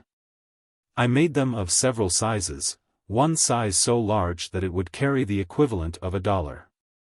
Using shot for money was a good thing for the government. The metal cost nothing, and the money couldn't be counterfeited, for I was the only person in the kingdom who knew how to manage a shot tower. Paying the shot soon came to be a common phrase. Yes, and I knew it would still be passing men's lips, away down in the 19th century, yet none would suspect how and when it originated. The king joined us, about this time, mightily refreshed by his nap, and feeling good. Anything could make me nervous now, I was so uneasy, for our lives were in danger. And so it worried me to detect a complacent something in the king's eye which seemed to indicate that he had been loading himself up for a performance of some kind or other. Confound it, why must he go and choose such a time as this? I was right. He began, straight off, in the most innocently artful, and transparent, and lubberly way, to lead up to the subject of agriculture. The cold sweat broke out all over me. I wanted to whisper in his ear, "Man, we are in awful danger. Every moment is worth a principality till we get back these men's confidence, don't waste any of this golden time." But of course I couldn't do it. Whisper to him? It would look as if we were conspiring. So I had to sit there and look calm and pleasant while the king stood over that dynamite mine and mooned along about his damned onions and things. At first the tumult of my own thoughts, summoned by the danger signal and swarming to the rescue from every quarter of my skull, kept up such a hurrah and confusion and fifing and drumming that I couldn't take in a word. But presently when my mob of gathering plans began to crystallize and fall into position and form line of battle, a sort of order and quiet ensued and I caught the boom of the king's batteries. As if out of remote distance. Were not the best way, methinks, albeit it is not to be denied that authorities differ as concerning this point. Some contending that the onion is but an unwholesome berry when stricken early from the tree. The audience showed signs of life, and sought each other's eyes in a surprised and troubled way. Willie as others do yet maintain, with much show of reason, that this is not of necessity the case. instancing that plums and other like cereals do be always dug in the unripe state. The audience exhibited distinct distress. Yes, and also fear. Yet are they clearly wholesome. The more especially when one doth assuage the asperities of their nature by admixture of the tranquilizing juice of the wayward cabbage. The wild light of terror began to glow in these men's eyes. And one of them muttered, "These be errors, every one, God hath surely smitten the mind of this farmer." I was in miserable apprehension, I sat upon thorns. And further instancing the known truth that in the case of animals, the young, which may be called the green fruit of the creature, is the better, all confessing that when a goat is ripe, his fur doth heat and soaring aim his flesh, the which defect, taken in connection with his several rancid habits, and fulsome appetites, and godless attitudes of mind, and bilious quality of morals. They rose and went for him. With a fierce shout, the one would betray us, the other is mad. Kill them! Kill them! They flung themselves upon us. What joy flamed up in the king's eye! He might be lame in agriculture, but this kind of thing was just in his line. He had been fasting long, he was hungry for a fight. He hit the blacksmith a crack under the jaw that lifted him clear off his feet and stretched him flat on his back. St. George for Britain, and he downed the wheelwright. The mason was big, but I laid him out like nothing. The three gathered themselves up and came again, went down again, came again. And kept on repeating this, with native British pluck, until they were battered to jelly, reeling with exhaustion, and so blind that they couldn't tell us from each other. And yet they kept right on, hammering away with what might was left in them. Hammering each other, for we stepped aside and looked on while they rolled, and struggled, and gouged, and pounded, and bit, with the strict and wordless attention to business of so many bulldogs. We looked on without apprehension, for they were fast getting past ability to go for help against us, and the arena was far enough from the public road to be safe from intrusion. Well, while they were gradually playing out, it suddenly occurred to me to wonder what had become of Marco. I looked around, he was nowhere to be seen. Oh, but this was ominous. I pulled the king's sleeve, and we glided away and rushed for the hut. No Marco there, no Phyllis there. They had gone to the road for help, sure. I told the king to give his heels wings, and I would explain later. We made good time across the open ground, and as we darted into the shelter of the wood I glanced back and saw a mob of excited peasants swarm into view, with Marco and his wife at their head. They were making a world of noise, but that couldn't hurt anybody. The wood was dense, and as soon as we were well into its depths we would take to a tree and let them whistle. Ah, but then came another sound, dogs. Yes, that was quite another matter. It magnified our contract, we must find running water. We tore along at a good gait, and soon left the sounds far behind and modified to a murmur. We struck a stream and darted into it. We waded swiftly down it, in the dim forest light, for as much as 300 yards, and then came across an oak with a great bough sticking out over the water. We climbed up on this bough, and began to work our way along it to the body of the tree. Now we began to hear those sounds more plainly, so the mob had struck our trail. For a while the sounds approached pretty fast.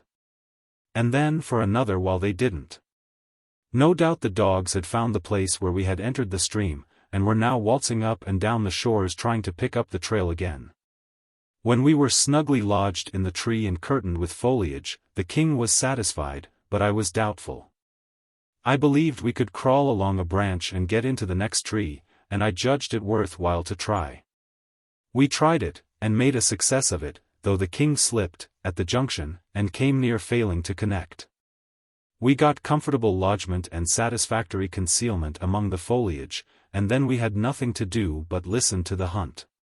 Presently we heard it coming, and coming on the jump, too. Yes, and down both sides of the stream. Louder, louder, next minute it swelled swiftly up into a roar of shoutings, barkings, tramplings, and swept by like a cyclone. I was afraid that the overhanging branch would suggest something to them, said I, but I don't mind the disappointment. Come, my liege, it were well that we make good use of our time. We've flanked them. Dark is coming on, presently. If we can cross the stream and get a good start, and borrow a couple of horses from somebody's pasture to use for a few hours, we shall be safe enough. We started down, and got nearly to the lowest limb, when we seemed to hear the hunt returning. We stopped to listen. Yes, said I, they're baffled, they've given it up, they're on their way home.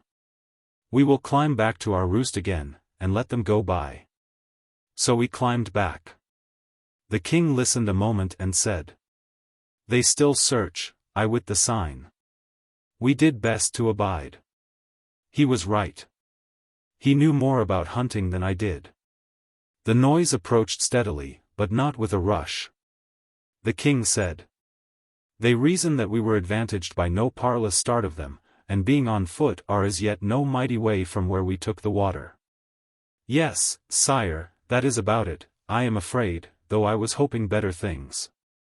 The noise drew nearer and nearer, and soon the van was drifting under us, on both sides of the water. A voice called a halt from the other bank, and said, And they were so minded, they could get to yon tree by this branch that overhangs, and yet not touch ground. Ye will do well to send a man up it. Marry, that we will do. I was obliged to admire my cuteness in foreseeing this very thing and swapping trees to beat it. But, don't you know, there are some things that can beat smartness and foresight? Awkwardness and stupidity can. The best swordsman in the world doesn't need to fear the second best swordsman in the world. No, the person for him to be afraid of is some ignorant antagonist who has never had a sword in his hand before. He doesn't do the thing he ought to do, and so the expert isn't prepared for him. He does the thing he ought not to do, and often it catches the expert out and ends him on the spot. Well, how could I, with all my gifts, make any valuable preparation against a nearsighted, cross-eyed, pudding-headed clown who would aim himself at the wrong tree and hit the right one? And that is what he did. He went for the wrong tree, which was, of course, the right one by mistake, and up he started. Matters were serious now. We remained still, and awaited developments. The peasant toiled his difficult way up. The king raised himself up and stood. He made a leg ready, and when the comber's head arrived in reach of it there was a dull thud, and down went the man floundering to the ground. There was a wild outbreak of anger below, and the mob swarmed in from all around, and there we were treed, and prisoners. Another man started up. The bridging bough was detected, and a volunteer started up the tree that furnished the bridge. The king ordered me to play Horatius and keep the bridge. For a while the enemy came thick and fast. But no matter, the head man of each procession always got a buffet that dislodged him as soon as he came in reach. The king's spirits rose, his joy was limitless.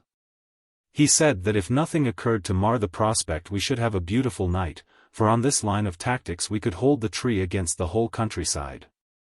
However, the mob soon came to that conclusion themselves, wherefore they called off the assault and began to debate other plans. They had no weapons, but there were plenty of stones, and stones might answer. We had no objections. A stone might possibly penetrate to us once in a while, but it wasn't very likely. We were well protected by boughs and foliage, and were not visible from any good aiming point. If they would but waste half an hour in stone throwing, the dark would come to our help. We were feeling very well satisfied. We could smile, almost laugh. But we didn't, which was just as well, for we should have been interrupted. Before the stones had been raging through the leaves and bouncing from the boughs 15 minutes, we began to notice a smell. A couple of sniffs of it was enough of an explanation. It was smoke. Our game was up at last. We recognized that. When smoke invites you, you have to come. They raised their pile of dry brush and damp weeds higher and higher, and when they saw the thick cloud begin to roll up and smother the tree, they broke out in a storm of joy clamors. I got enough breath to say, "Proceed, my liege, after you is manners." The king gasped. "Follow me down, and then back thyself against one side of the trunk, and leave me the other. Then will we fight. Let each pile his dead according to his own fashion and taste. Then he descended, barking and coughing, and I followed. I struck the ground an instant after him. We sprang to our appointed places, and began to give and take with all our might. The powwow and racket were prodigious. It was a tempest of riot and confusion and thick-falling blows. Suddenly some horsemen tore into the midst of the crowd, and a voice shouted, "Hold, or ye are dead men!" How good it sounded! The owner of the voice bore all the marks of a gentleman, picturesque and costly raiment, the aspect of command, a hard countenance, with complexion and features marred by dissipation. The mob fell humbly back, like so many spaniels. The gentleman inspected us critically, then said sharply to the peasants, "What are you doing to these people? They be madmen, worshipful sir, that have come wandering we know not whence, and ye know not whence? Do ye pretend ye know them not? Most honored sir, we speak but the truth. They are strangers and unknown to any in this region, and they be the most violent and bloodthirsty madmen that ever. Peace! Ye know not what ye say. They are not mad. Who are ye? And whence are ye? Explain." "We are but peaceful strangers, sir," I said, "and traveling upon our own concerns. We are from a far country, and unacquainted here. We have purposed no harm. And yet but for your brave interference and protection these people would have killed us. As you have divined, sir, we are not mad, neither are we violent or bloodthirsty." The gentleman turned to his retinue and said calmly, "Lash me these animals to their kennels." The mob vanished in an instant. And after them plunged the horsemen, laying about them with their whips and pitilessly riding down such as were witless enough to keep the road instead of taking to the bush. The shrieks and supplications presently died away in the distance, and soon the horsemen began to straggle back. Meantime the gentleman had been questioning us more closely, but had dug no particulars out of us. We were lavish of recognition of the service he was doing us, but we revealed nothing more than that we were friendless strangers from a far country. When the escort were all returned, the gentleman said to one of his servants, "Bring the led horses and mount these people." "Yes, my lord." We were placed toward the rear, among the servants. We traveled pretty fast, and finally drew rein some time after dark at a roadside in some 10 or 12 miles from the scene of our troubles. My lord went immediately to his room, after ordering his supper, and we saw no more of him. At dawn in the morning we breakfasted and made ready to start. My lord's chief attendant sauntered forward at that moment with indolent grace, and said, "Ye have said ye should continue upon this road, which is our direction likewise. Wherefore my lord, the Earl Grip, hath given commandment that ye retain the horses and ride, and that certain of us ride with ye a 20 mile to a fair town that hight Camelot. Whenso ye shall be out of peril." We could do nothing less than express our thanks and accept the offer. We jogged along, 6 in the party, at a moderate and comfortable gait, and in conversation learned that my Lord Grip was a very great personage in his own region, which lay a day's journey beyond Camelot.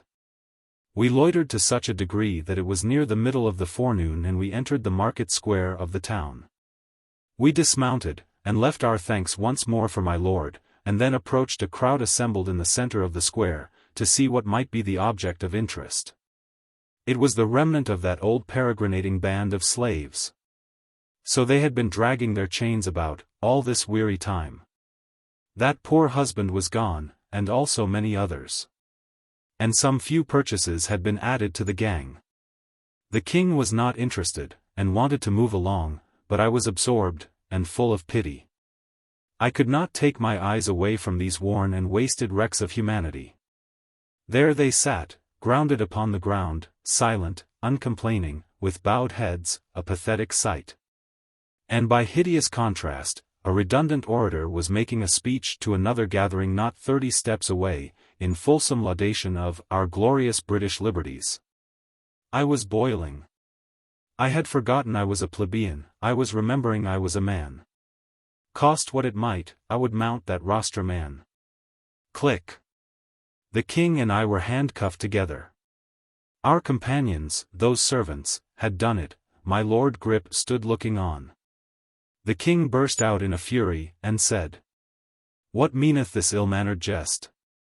My lord merely said to his head miscreant, coolly, "Put up the slaves and sell them." Slaves. The word had a new sound, and how unspeakably awful.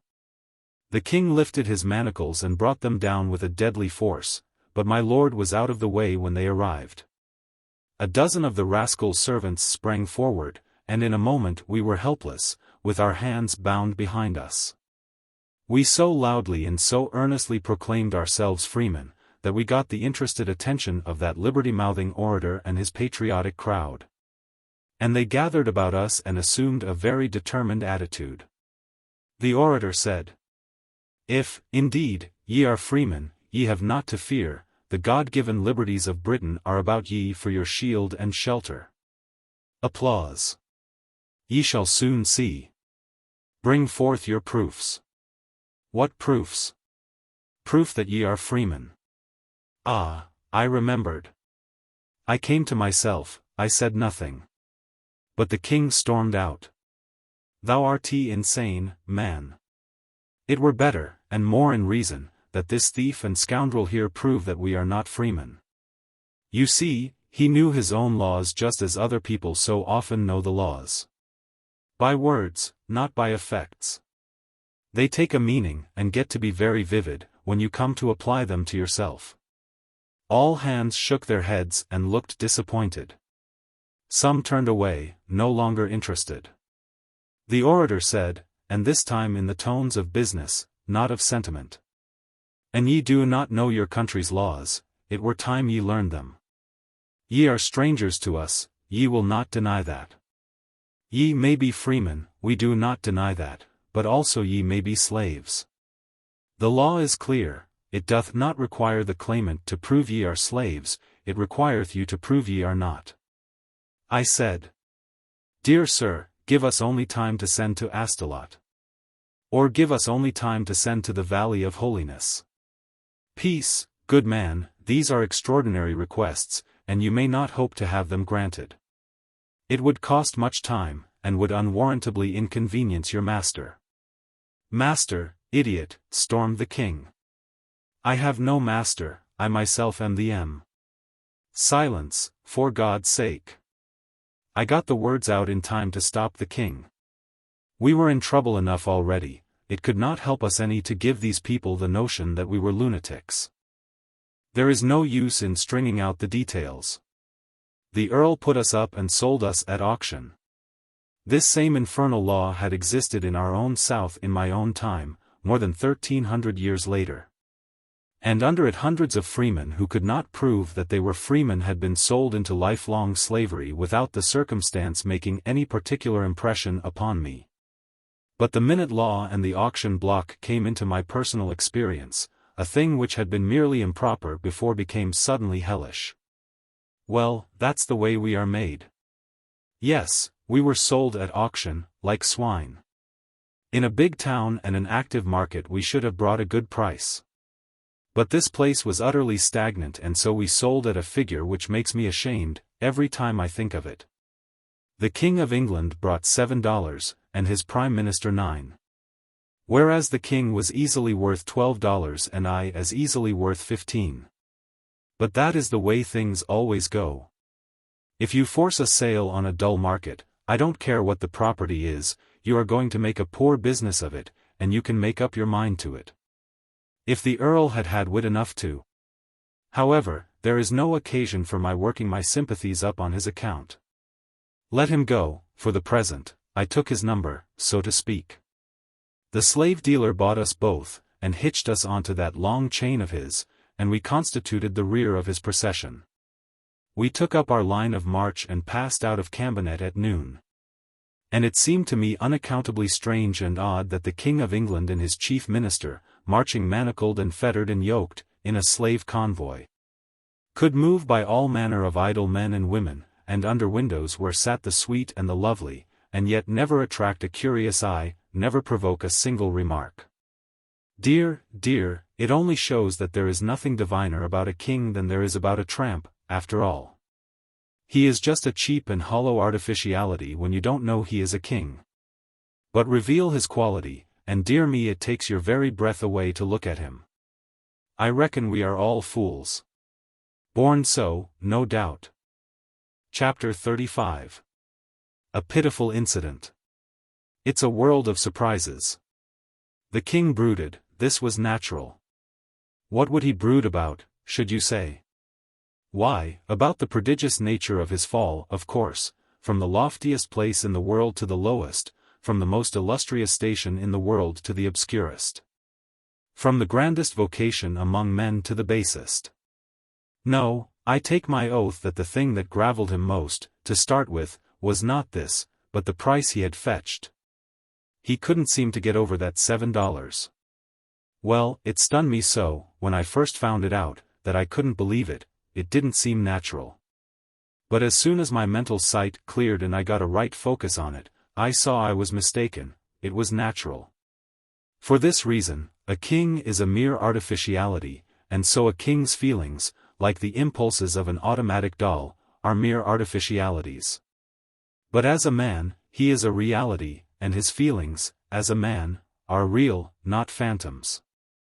It shames the average man to be valued below his own estimate of his worth, and the king certainly wasn't anything more than an average man, if he was up that high. Confound him, he wearied me with arguments to show that in anything like a fair market he would have fetched $25, sure, a thing which was plainly nonsense. And full of the baldest conceit. I wasn't worth it myself. But it was tender ground for me to argue on. In fact, I had to simply shirk argument and do the diplomatic instead. I had to throw conscience aside, and brazenly concede that he ought to have brought $25. Whereas I was quite well aware that in all the ages, the world had never seen a king that was worth half the money. And during the next 13 centuries wouldn't see one that was worth the fourth of it. Yes, he tired me. If he began to talk about the crops, or about the recent weather, or about the condition of politics, or about dogs, or cats, or morals, or theology, no matter what, I sighed, for I knew what was coming. He was going to get out of it a palliation of that tiresome $7 sale. Wherever we halted where there was a crowd, he would give me a look which said plainly, if that thing could be tried over again now, with this kind of folk, you would see a different result. Well, when he was first sold, it secretly tickled me to see him go for $7, but before he was done with his sweating and worrying I wished he had fetched 100. The thing never got a chance to die, for every day, at one place or another, possible purchasers looked us over, and, as often as any other way, their comment on the king was something like this. Here's a $2.50 chump with a $30 style. Pity, but style was marketable. At last this sort of remark produced an evil result. Our owner was a practical person and he perceived that this defect must be mended if he hoped to find a purchaser for the king. So he went to work to take the style out of his sacred majesty. I could have given the man some valuable advice, but I didn't. You mustn't volunteer advice to a slave driver unless you want to damage the cause you are arguing for. I had found it a sufficiently difficult job to reduce the king's style to a peasant's style, even when he was a willing and anxious pupil. Now then, to undertake to reduce the king's style to a slave's style, and by force, go to. It was a stately contract. Never mind the details, it will save me trouble to let you imagine them. I will only remark that at the end of a week there was plenty of evidence that lash and club and fist had done their work well. The king's body was a sight to see, and to weep over, but his spirit? Why, it wasn't even fazed. Even that dull clod of a slave driver was able to see that there can be such a thing as a slave who will remain a man till he dies. Whose bones you can break, but whose manhood you can't. This man found that from his first effort down to his latest, he couldn't ever come within reach of the king, but the king was ready to plunge for him, and did it. So he gave up at last, and left the king in possession of his style unimpaired. The fact is, the king was a good deal more than a king, he was a man. And when a man is a man, you can't knock it out of him. We had a rough time for a month, tramping to and fro in the earth, and suffering. And what Englishman was the most interested in the slavery question by that time? His Grace the King. Yes, from being the most indifferent, he was become the most interested. He was become the bitterest hater of the institution I had ever heard talk. And so I ventured to ask once more a question which I had asked years before and had gotten such a sharp answer that I had not thought it prudent to meddle in the matter further. Would he abolish slavery? His answer was as sharp as before, but it was music this time. I shouldn't ever wish to hear pleasanter, though the profanity was not good, being awkwardly put together, and with the crash word almost in the middle instead of at the end, where, of course, it ought to have been. I was ready and willing to get free now, I hadn't wanted to get free any sooner. No, I cannot quite say that. I had wanted to, but I had not been willing to take desperate chances, and had always dissuaded the king from them. But now, it was a new atmosphere. Liberty would be worth any cost that might be put upon it now. I set about a plan, and was straightway charmed with it. It would require time, yes, and patience, too, a great deal of both. One could invent quicker ways, and fully as sure ones, but none that would be as picturesque as this, none that could be made so dramatic. And so I was not going to give this one up. It might delay us months, but no matter, would carry it out or break something. Now and then we had an adventure. One night we were overtaken by a snowstorm while still a mile from the village we were making for. Almost instantly we were shut up as in a fog, the driving snow was so thick. You couldn't see a thing, and we were soon lost. The slave driver lashed us desperately, for he saw ruin before him, but his lashings only made matters worse, for they drove us further from the road and from likelihood of succor. So we had to stop at last and slump down in the snow where we were. The storm continued until toward midnight, then ceased. By this time 2 of our feebler men and 3 of our women were dead, and others past moving and threatened with death. Our master was nearly beside himself. He stirred up the living, and made us stand, jump, slap ourselves, to restore our circulation, and he helped as well as he could with his whip. Now came a diversion. We heard shrieks and yells, and soon a woman came running and crying, and seeing our group, she flung herself into our midst and begged for protection.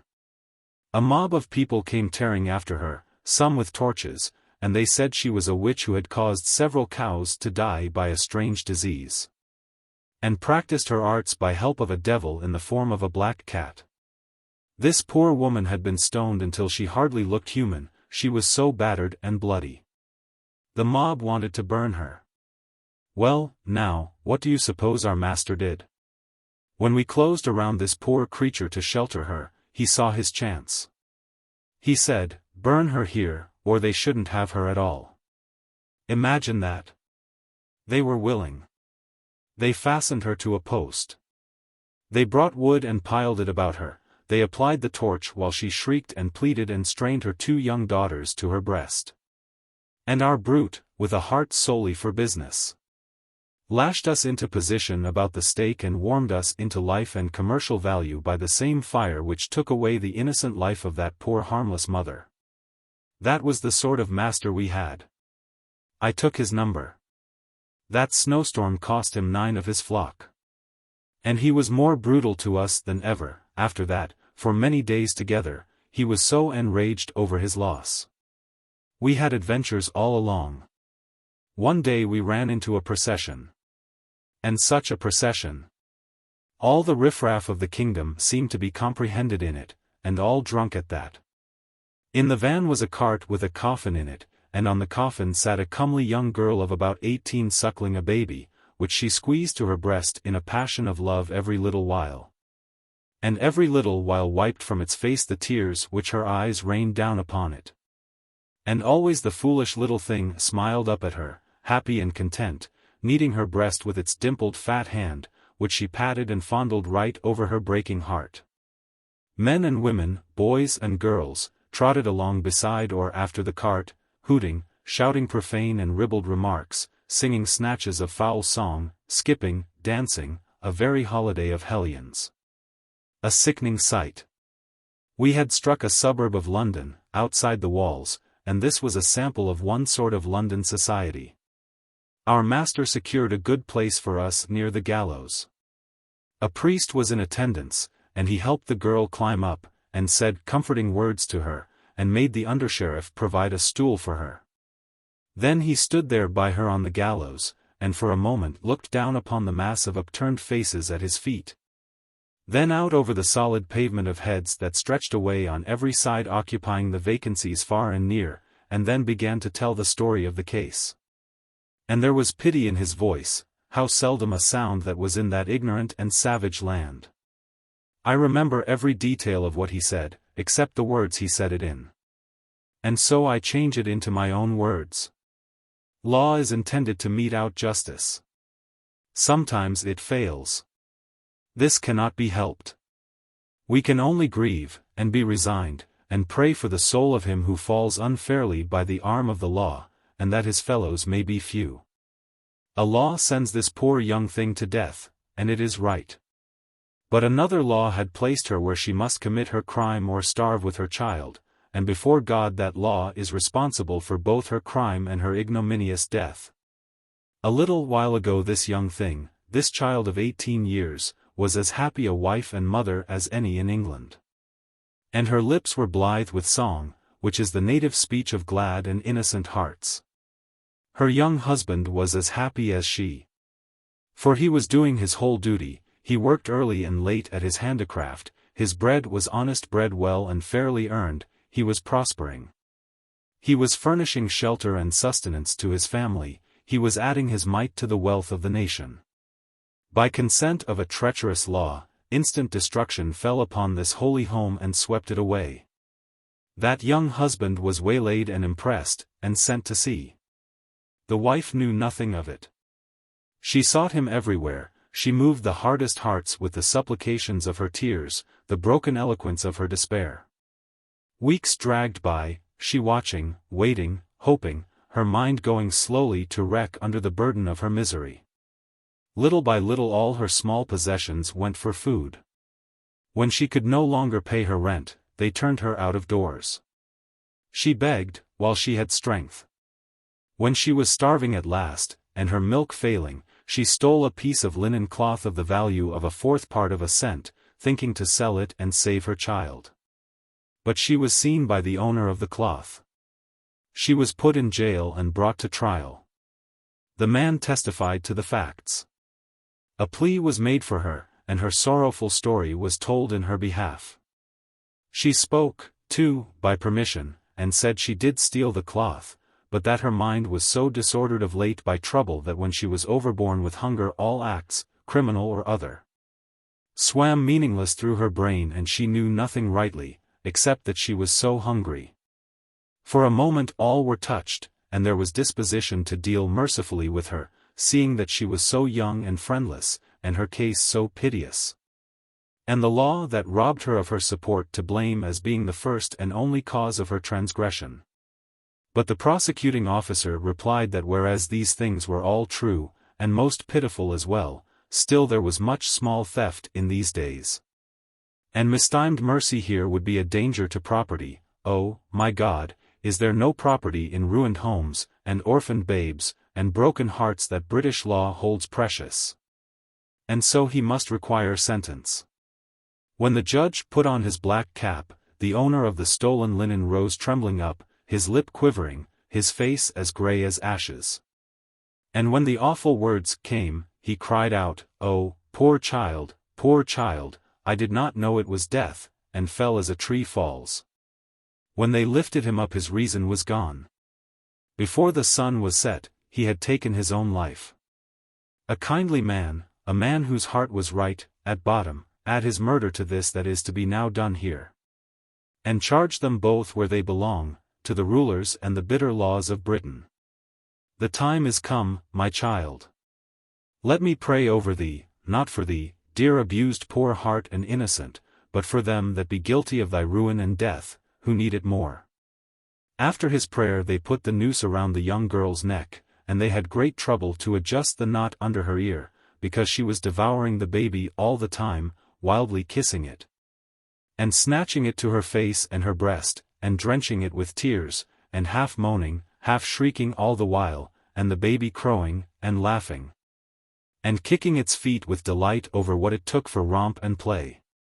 Even the hangman couldn't stand it, but turned away. When all was ready the priest gently pulled and tugged and forced the child out of the mother's arms, and stepped quickly out of her reach. But she clasped her hands, and made a wild spring toward him, with a shriek, but the rope, and the undersheriff, held her short. Then she went on her knees and stretched out her hands and cried, "One more kiss, oh, my God, one more, it is the dying that begs it." She got it, she almost smothered the little thing. And when they got it away again, she cried out, "Oh, my child, my darling, it will die. It has no home, it has no father, no friend, no mother." "It has them all," said that good priest. "All these will I be to it till I die." You should have seen her face then. Gratitude? Lord, what do you want with words to express that? Words are only painted fire, a look is the fire itself. She gave that look, and carried it away to the treasury of heaven, where all things that are divine belong. Chapter 36. An Encounter in the Dark. London, to a slave, was a sufficiently interesting place. It was merely a great big village, and mainly mud and thatch. The streets were muddy, crooked, unpaved. The populace was an ever-flocking and drifting swarm of rags, and splendors, of nodding plumes and shining armor. The king had a palace there. He saw the outside of it. It made him sigh, yes, and swear a little, in a poor juvenile 6th century way. We saw knights and grandees whom we knew, but they didn't know us in our rags and dirt and raw welts and bruises, and wouldn't have recognized us if we had hailed them, nor stopped to answer either. It being unlawful to speak with slaves on a chain. Sandy passed within 10 yards of me on a mule, hunting for me, I imagined. But the thing which clean broke my heart was something which happened in front of our old barrack in a square. While we were enduring the spectacle of a man being boiled to death in oil for counterfeiting pennies. It was the sight of a newsboy, and I couldn't get at him. Still, I had one comfort. Here was proof that Clarence was still alive and banging away. I meant to be with him before long. The thought was full of cheer. I had one little glimpse of another thing, one day, which gave me a great uplift. It was a wire stretching from housetop to housetop. Telegraph or telephone, sure. I did very much wish I had a little piece of it. It was just what I needed, in order to carry out my project of escape.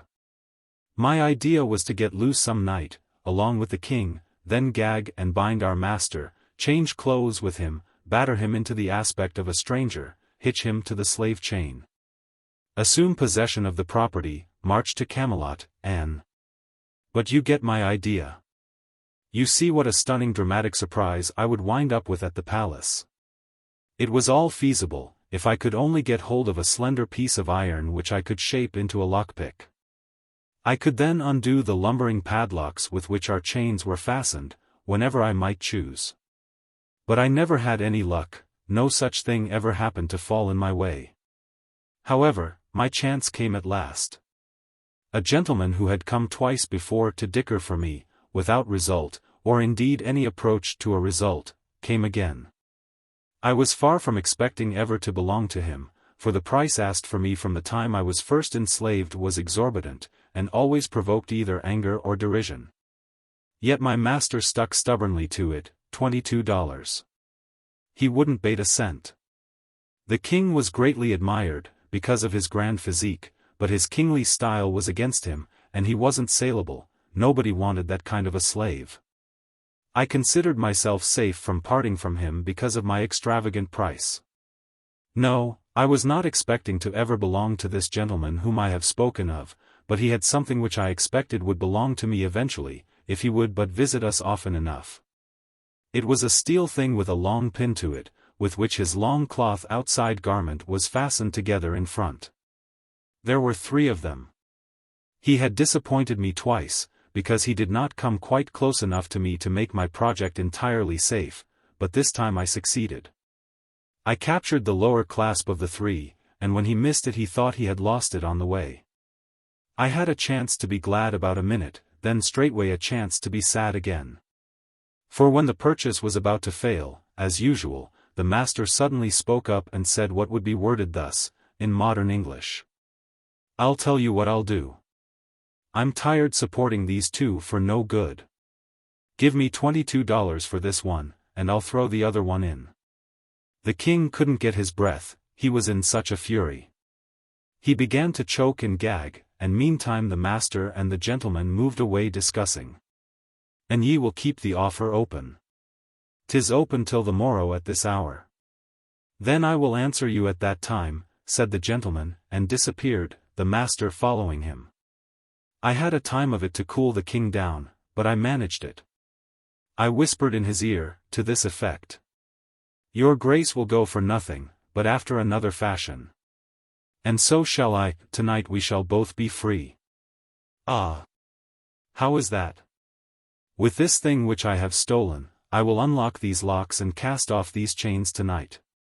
When he comes about 9:30 to inspect us for the night, we will seize him, gag him, batter him, and early in the morning we will march out of this town, proprietors of this caravan of slaves." That was as far as I went, but the king was charmed and satisfied.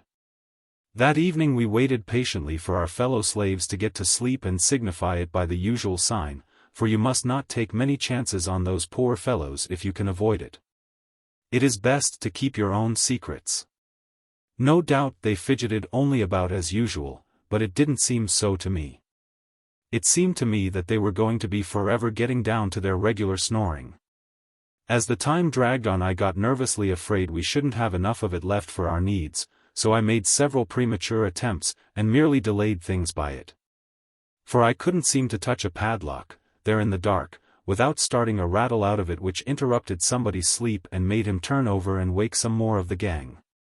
But finally I did get my last iron off, and was a free man once more. I took a good breath of relief, and reached for the king's irons. Too late. In comes the master, with a light in one hand and his heavy walking staff in the other. I snuggled close among the wallow of snorers, to conceal as nearly as possible that I was naked of irons. And I kept a sharp lookout and prepared to spring for my man the moment he should bend over me. But he didn't approach. He stopped, gazed absently toward our dusky mass a minute, evidently thinking about something else. Then set down his light, moved musingly toward the door, and before a body could imagine what he was going to do, he was out of the door and had closed it behind him. "Quick," said the king. "Fetch him back." Of course, it was the thing to do, and I was up and out in a moment. But, dear me, there were no lamps in those days, and it was a dark night. But I glimpsed a dim figure a few steps away. I darted for it, threw myself upon it, and then there was a state of things and lively.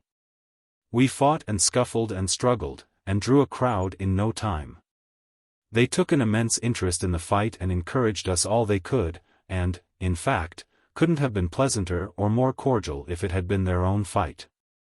Then a tremendous row broke out behind us, and as much as half of our audience left us, with a rush, to invest some sympathy in that. Lanterns began to swing in all directions. It was the watch gathering from far and near. Presently a halberd fell across my back, as a reminder, and I knew what it meant. I was in custody. So was my adversary. We were marched off toward prison, one on each side of the watchman. Here was disaster, here was a fine scheme gone to sudden destruction. I tried to imagine what would happen when the master should discover that it was I who had been fighting him.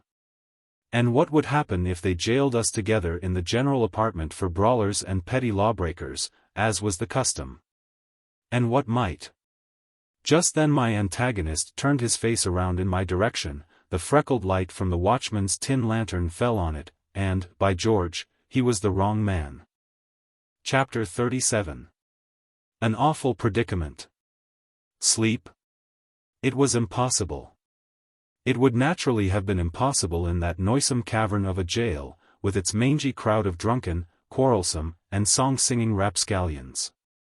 But the thing that made sleep all the more a thing not to be dreamed of was my racking impatience to get out of this place and find out the whole size of what might have happened yonder in the slave quarters in consequence of that intolerable miscarriage of mine.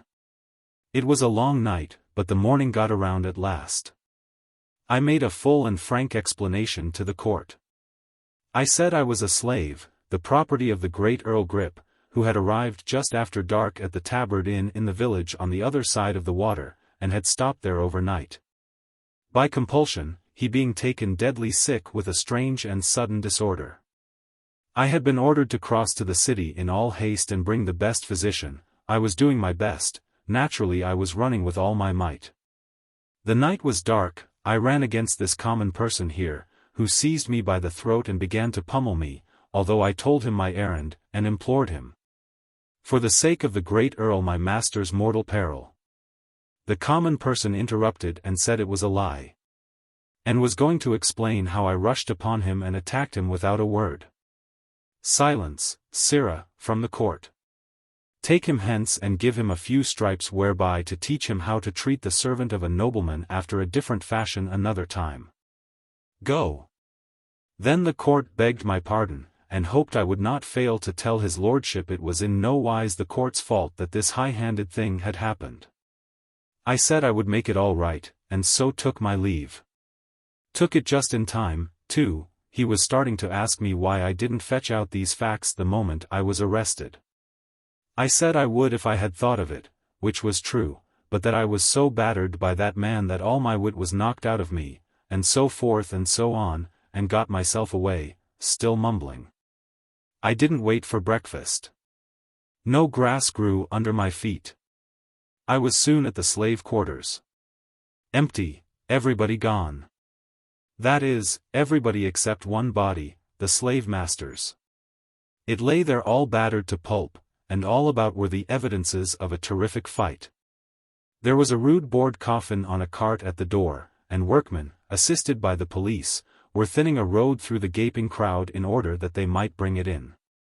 I picked out a man humble enough in life to condescend to talk with one so shabby as I, and got his account of the matter. There were 16 slaves here. They rose against their master in the night, and thou sayest how it ended. Yes. How did it begin? There was no witness but the slaves. They said the slave that was most valuable got free of his bonds and escaped in some strange way, by magic arts, 'twas thought, by reason that he had no key. And the locks were neither broke nor in any wise injured. When the master discovered his loss, he was mad with despair, and threw himself upon his people with his heavy stick. Who resisted and brake his back and in other and divers ways did give him hurts that brought him swiftly to his end. This is dreadful. It will go hard with the slaves, no doubt, upon the trial. Marry, the trial is over. Over. Would they be a week, think you, and the matter so simple? They were not the half of a quarter of an hour at it. Why, I don't see how they could determine which were the guilty ones in so short a time. Which ones? Indeed, they considered not particulars like to that. They condemned them in a body. Wit ye not the law? Which men say the Romans left behind them here when they went, that if one slave killeth his master all the slaves of that man must die for it. True. I had forgotten. And when will these die? Belike within a 24 hours, albeit some say they will wait a pair of days more, if peradventure they may find the missing one meantime. The missing one. It made me feel uncomfortable. Is it likely they will find him? Before the day is spent, yes. They seek him everywhere. They stand at the gates of the town, with certain of the slaves who will discover him to them if he cometh, and none can pass out but he will be first examined. Might one see the place where the rest are confined? The outside of it, yes. The inside of it, but ye will not want to see that. I took the address of that prison for future reference and then sauntered off. At the first second-hand clothing shop I came to, up a back street, I got a rough rig suitable for a common seaman who might be going on a cold voyage, and bound up my face with a liberal bandage, saying I had a toothache. This concealed my worst bruises. It was a transformation. I no longer resembled my former self. Then I struck out for that wire, found it and followed it to its den. It was a little room over a butcher's shop, which meant that business wasn't very brisk in the telegraphic line. The young chap in charge was drowsing at his table. I locked the door and put the vast key in my bosom. This alarmed the young fellow, and he was going to make a noise, but I said, "Save your wind, if you open your mouth you are dead, sure. Tackle your instrument. Lively, now. Call Camelot. This doth amaze me. How should such as you know aught of such matters as? Call Camelot. I am a desperate man. Call Camelot, or get away from the instrument and I will do it myself." "What, you?" "Yes, certainly." "Stop gabbling. Call the palace." He made the call. "Now, then, call Clarence." "Clarence who?" "Never mind Clarence who. Say you want Clarence, you'll get an answer." He did so. We waited 5 nerve-straining minutes, 10 minutes, how long it did seem. And then came a click that was as familiar to me as a human voice, for Clarence had been my own pupil. "Now, my lad, vacate. They would have known my touch, maybe, and so your call was surest. But I'm all right now." He vacated the place and cocked his ear to listen, but it didn't win. I used a cipher. I didn't waste any time in sociabilities with Clarence, but squared away for business, straight off, thus. "The king is here and in danger. We were captured and brought here as slaves. We should not be able to prove our identity, and the fact is, I am not in a position to try. Send a telegram for the palace here which will carry conviction with it." His answer came straight back. "They don't know anything about the telegraph, they haven't had any experience yet, the line to London is so new. Better not venture that. They might hang you. Think up something else. Might hang us."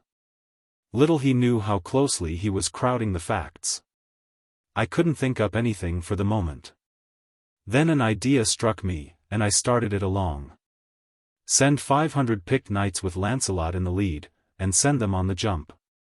Let them enter by the southwest gate, and look out for the man with a white cloth around his right arm. The answer was prompt. "They shall start in half an hour." "All right, Clarence. Now tell this lad here that I'm a friend of yours and a deadhead, and that he must be discreet and say nothing about this visit of mine." The instrument began to talk to the youth and I hurried away. I fell to ciphering. In half an hour it would be 9 o'clock. Knights and horses in heavy armor couldn't travel very fast. These would make the best time they could, and now that the ground was in good condition, and no snow or mud, they would probably make a 7-mile gait. They would have to change horses a couple of times, they would arrive about 6, or a little after, it would still be plenty light enough. They would see the white cloth which I should tie around my right arm, and I would take command. We would surround that prison and have the king out in no time. It would be showy and picturesque enough, all things considered, though I would have preferred noonday, on account of the more theatrical aspect the thing would have. Now, then, in order to increase the strings to my bow, I thought I would look up some of those people whom I had formerly recognized, and make myself known. That would help us out of our scrape, without the knights. But I must proceed cautiously, for it was a risky business. I must get into sumptuous raiment, and it wouldn't do to run and jump into it. No, I must work up to it by degrees, buying suit after suit of clothes, in shops wide apart, and getting a little finer article with each change, until I should finally reach silk and velvet. And be ready for my project. So I started. But the scheme fell through like scat. The first corner I turned, I came plump upon one of our slaves, snooping around with a watchman. I coughed at the moment, and he gave me a sudden look that bit right into my marrow. I judge he thought he had heard that cough before. I turned immediately into a shop and worked along down the counter, pricing things and watching out of the corner of my eye. Those people had stopped, and were talking together and looking in at the door. I made up my mind to get out the back way, if there was a back way, and I asked the shop woman if I could step out there and look for the escaped slave, who was believed to be in hiding back there somewhere, and said I was an officer in disguise, and my pard was yonder at the door with one of the murderers in charge. And would she be good enough to step there and tell him he needn't wait, but had better go at once to the further end of the back alley and be ready to head him off when I rousted him out. She was blazing with eagerness to see one of those already celebrated murderers, and she started on the errand at once. I slipped out the back way, locked the door behind me, put the key in my pocket and started off, chuckling to myself and comfortable. Well, I had gone and spoiled it again, made another mistake. A double one, in fact. There were plenty of ways to get rid of that officer by some simple and plausible device, but no, I must pick out a picturesque one. It is the crying defect of my character. And then, I had ordered my procedure upon what the officer, being human, would naturally do. Whereas when you are least expecting it, a man will now and then go and do the very thing which it's not natural for him to do. The natural thing for the officer to do, in this case, was to follow straight on my heels. He would find a stout oaken door, securely locked, between him and me. Before he could break it down, I should be far away and engaged in slipping into a succession of baffling disguises which would soon get me into a sort of raiment which was a surer protection from meddling law-dogs in Britain than any amount of mere innocence and purity of character. But instead of doing the natural thing, the officer took me at my word, and followed my instructions. And so, as I came trotting out of that cul-de-sac, full of satisfaction with my own cleverness, he turned the corner and I walked right into his handcuffs. If I had known it was a cul-de-sac, however, there isn't any excusing a blunder like that. Let it go. Charge it up to profit and loss. Of course, I was indignant, and swore I had just come ashore from a long voyage, and all that sort of thing, just to see, you know, if it would deceive that slave. But it didn't. He knew me. Then I reproached him for betraying me. He was more surprised than hurt. He stretched his eyes wide, and said, "What, wouldst have me let thee, of all men, escape and not hang with us, when thou art the very cause of our hanging? Go to. Go to was their way of saying, I should smile, or, I like that. Queer talkers, those people. Well, there was a sort of bastard justice in his view of the case, and so I dropped the matter. When you can't cure a disaster by argument, what is the use to argue? It isn't my way. So I only said, You're not going to be hanged. None of us are. Both men laughed, and the slave said, Ye have not ranked as a fool, before. You might better keep your reputation, seeing the strain would not be for long. It will stand it, I reckon. Before tomorrow we shall be out of prison, and free to go where we will, besides. The witty officer lifted at his left ear with his thumb, made a rasping noise in his throat, and said, Out of prison, yes, ye say true. And free likewise to go where ye will, so ye wander not out of his grace the devil's sultry realm. I kept my temper, and said, indifferently, Now I suppose you really think we are going to hang within a day or two? I thought it not many minutes ago, for so the thing was decided and proclaimed. Ah, then you've changed your mind, is that it? Even that. I only thought, then, I know, now. I felt sarcastical, so I said. Oh, sapient servant of the law, condescend to tell us, then, what you know. That ye will all be hanged today, at mid-afternoon. Oh ho! That shot hit home. Lean upon me. The fact is I did need to lean upon somebody. My knights couldn't arrive in time. They would be as much as 3 hours too late. Nothing in the world could save the King of England. Nor me, which was more important. More important, not merely to me, but to the nation, the only nation on earth standing ready to blossom into civilization. I was sick. I said no more, there wasn't anything to say. I knew what the man meant, that if the missing slave was found, the postponement would be revoked, the execution take place today. Well, the missing slave was found. Chapter 38. Sir Lancelot and Knights to the Rescue. Nearing 4 in the afternoon. The scene was just outside the walls of London. A cool, comfortable, superb day, with a brilliant sun. The kind of day to make one want to live, not die. The multitude was prodigious and far-reaching, and yet we 15 poor devils hadn't a friend in it. There was something painful in that thought, look at it how you might. There we sat, on our tall scaffold, the butt of the hate and mockery of all those enemies. We were being made a holiday spectacle. They had built a sort of grand stand for the nobility and gentry, and these were there in full force, with their ladies. We recognized a good many of them. The crowd got a brief and unexpected dash of diversion out of the king. The moment we were freed of our bonds he sprang up, in his fantastic rags, with face bruised out of all recognition, and proclaimed himself Arthur, King of Britain. And denounced the awful penalties of treason upon every soul there present if hair of his sacred head were touched. It startled and surprised him to hear them break into a vast roar of laughter. It wounded his dignity, and he locked himself up in silence. Then, although the crowd begged him to go on, and tried to provoke him to it by catcalls, jeers, and shouts of "Let him speak! The king! The king!" His humble subjects hunger and thirst for words of wisdom out of the mouth of their master his serene and sacred raggedness. But it went for nothing. He put on all his majesty and sat under this rain of contempt and insult unmoved. He certainly was great in his way. Absently, I had taken off my white bandage and wound it about my right arm. When the crowd noticed this, they began upon me. They said, "Doubtless this sailor man is his minister, observe his costly badge of office." I let them go on until they got tired, and then I said, "Yes, I am his minister, the boss, and tomorrow you will hear that from Camelot which." I got no further.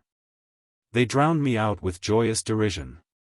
But presently there was silence. For the sheriffs of London, in their official robes, with their subordinates, began to make a stir which indicated that business was about to begin. In the hush which followed, our crime was recited, the death warrant read, then everybody uncovered while a priest uttered a prayer. Then a slave was blindfolded, the hangman unslung his rope. There lay the smooth road below us, we upon one side of it, the banked multitude wailing its other side, a good clear road. And kept free by the police, how good it would be to see my 500 horsemen come tearing down it. But no, it was out of the possibilities. I followed its receding thread out into the distance, not a horseman on it, or sign of one. There was a jerk, and the slave hung dangling. Dangling and hideously squirming, for his limbs were not tied. A second rope was unslung, in a moment another slave was dangling. In a minute a third slave was struggling in the air. It was dreadful. I turned away my head a moment, and when I turned back I missed the king. They were blindfolding him.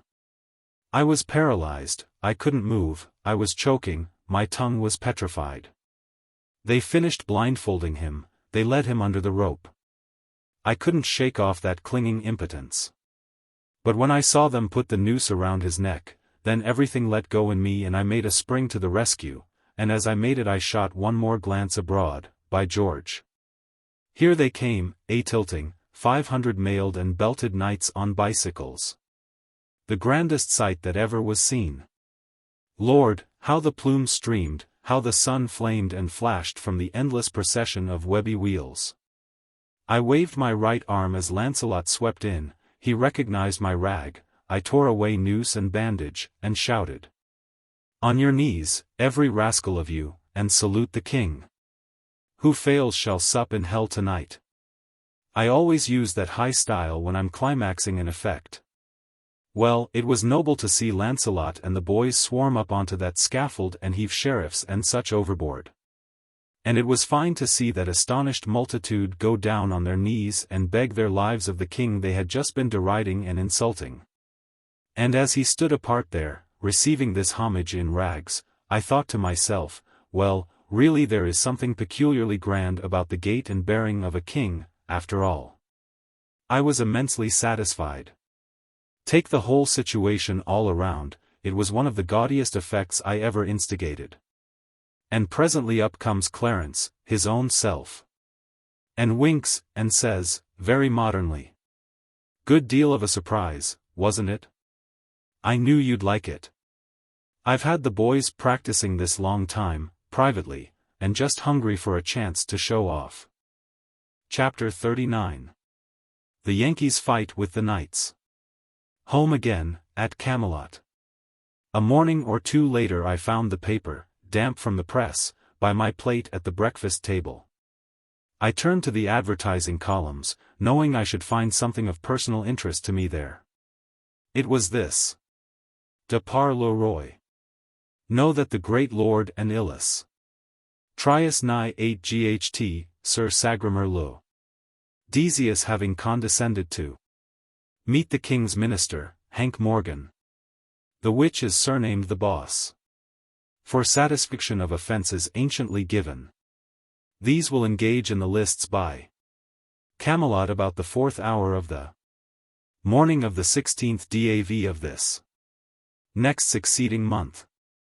The battle will be l'outrance, sith the said offence was of a deadly sort, admitting of no common position. De par le oi. Clarence's editorial reference to this affair was to this effect. It will be observed, by a GL7 NCE at our advertising columns, that the commo Knighty is to be favored with a treat of unusual interest in the tournament line. The aims of the artists are warrant of good entertainment. The box office will be open at noon of the 13th, ad. Mission 3 cents, reserved seats 5. Pro. Seats to go to the hospital fund up tacky. Royal pair and all the court will be pres. Ent. With these exceptions, and the press and the clergy, the free list is strict. Lysus ended. Parties are hereby warned. Ed against buying tickets of speculators. They will not be good at the door. Everybody knows and likes the boss. Everybody knows and likes Sir Sag. Come, let us give the lads a good send off. Remember, the proceeds go to a great and free charity, and one whose broad benevolence stretches out its help. Hand, warm with the blood of a love. Heart, to all that sojourn.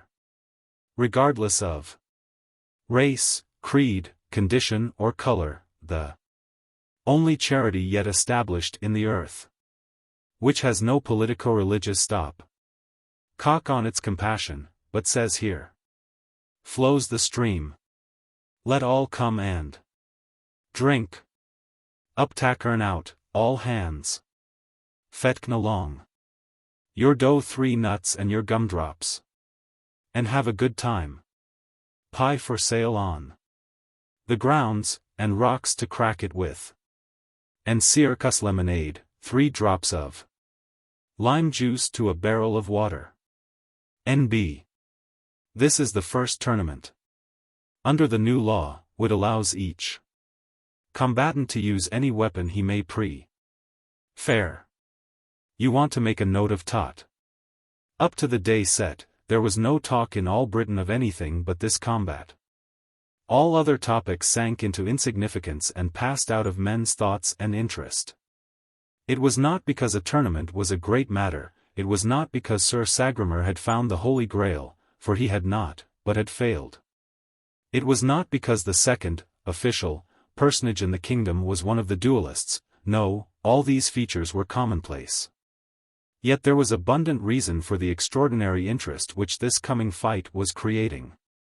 It was born of the fact that all the nation knew that this was not to be a duel between mere men, so to speak, but a duel between two mighty magicians.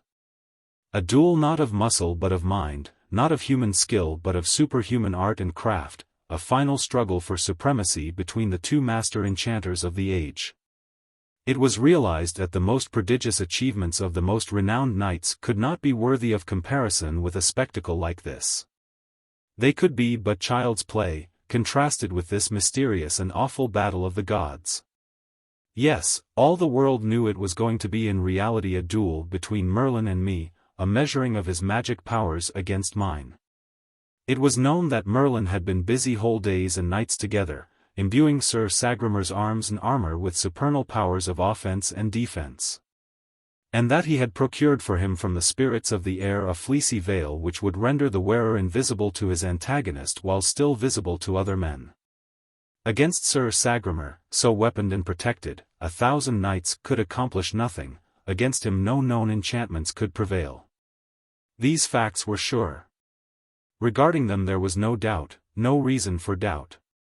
There was but one question: might there be still other enchantments, unknown to Merlin, which could render Sir Sagramor's veil transparent to me, and make his enchanted mail vulnerable to my weapons? This was the one thing to be decided in the lists. Until then the world must remain in suspense. So the world thought there was a vast matter at stake here, and the world was right, but it was not the one they had in their minds. No, a far vaster one was upon the cast of this die, the life of Knight-Errantry. I was a champion, it was true, but not the champion of the frivolous black arts, I was the champion of hard unsentimental common sense and reason. I was entering the lists to either destroy Knight-Errantry or be its victim. Vast as the showgrounds were, there were no vacant spaces in them outside of the lists, at 10 o'clock on the morning of the 16th.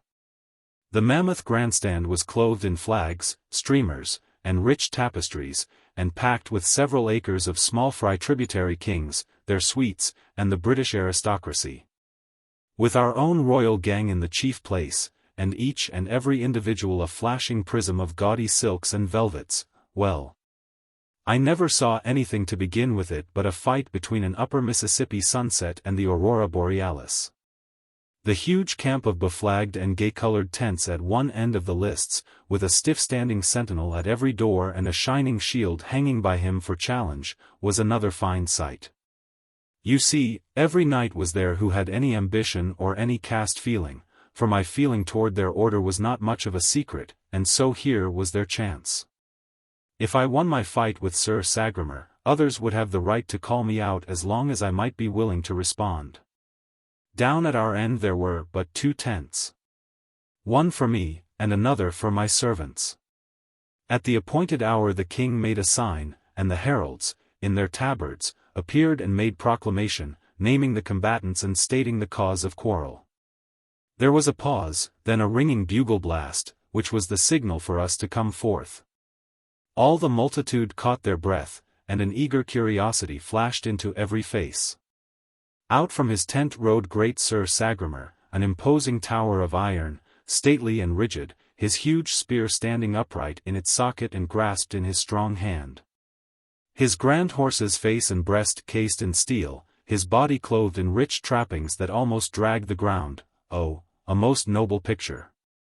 A great shout went up, of welcome and admiration. And then out I came. But I didn't get any shout. There was a wondering and eloquent silence for a moment, then a great wave of laughter began to sweep along that human sea, but a warning bugle blast cut its career short. I was in the simplest and comfortablest of gymnast costumes, flesh-colored tights from neck to heel, with blue silk puffings about my loins, and bareheaded.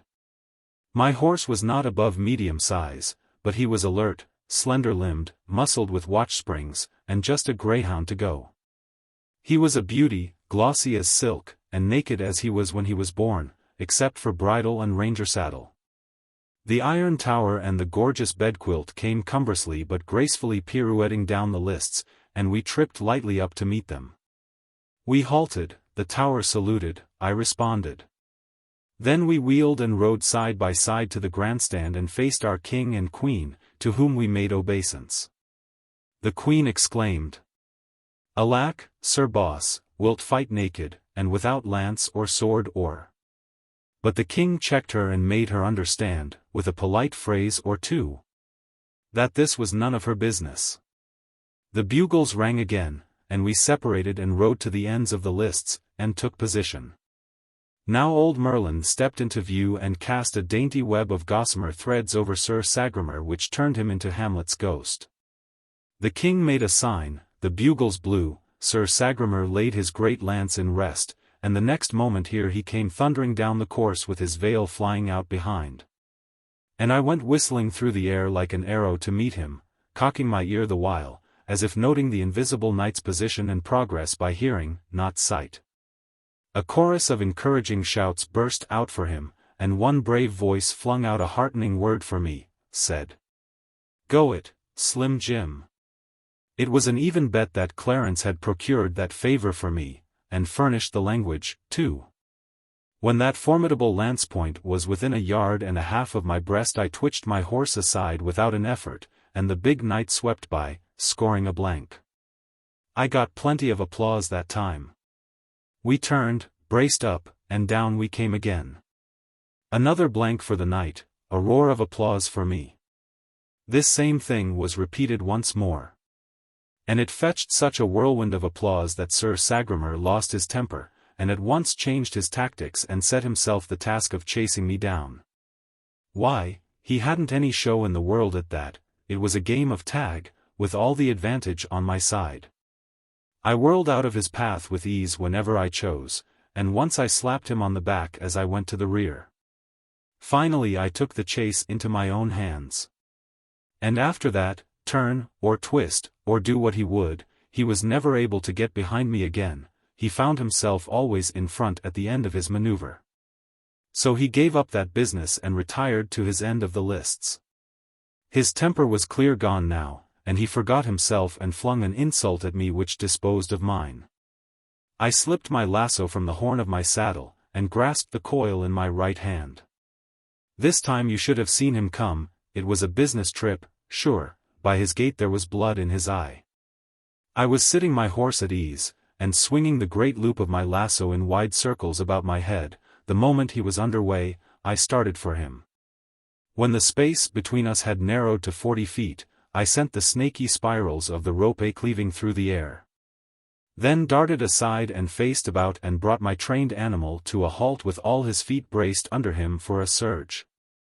The next moment the rope sprang taut and yanked Sir Sagramor out of the saddle. Great Scott, but there was a sensation. Unquestionably, the popular thing in this world is novelty. These people had never seen anything of that cowboy business before, and it carried them clear off their feet with delight. From all around and everywhere, the shout went up. Encore! Encore! I wondered where they got the word, but there was no time to cipher on philological matters, because the whole Knight-Errantry hive was just humming now. And my prospect for trade couldn't have been better. The moment my lasso was released and Sir Sagramor had been assisted to his tent, I hauled in the slack, took my station and began to swing my loop around my head again. I was sure to have use for it as soon as they could elect a successor for Sir Sagramor, and that couldn't take long where there were so many hungry candidates. Indeed, they elected one straight off, Sir Hervis de Revel. Bzz. Here he came, like a house afire, I dodged, he passed like a flash, with my horsehair coils settling around his neck. A second or so later, FST. His saddle was empty. I got another encore, and another, and still another. When I had snaked 5 men out, things began to look serious to the ironclads, and they stopped and consulted together. As a result, they decided that it was time to waive etiquette and send their greatest and best against me.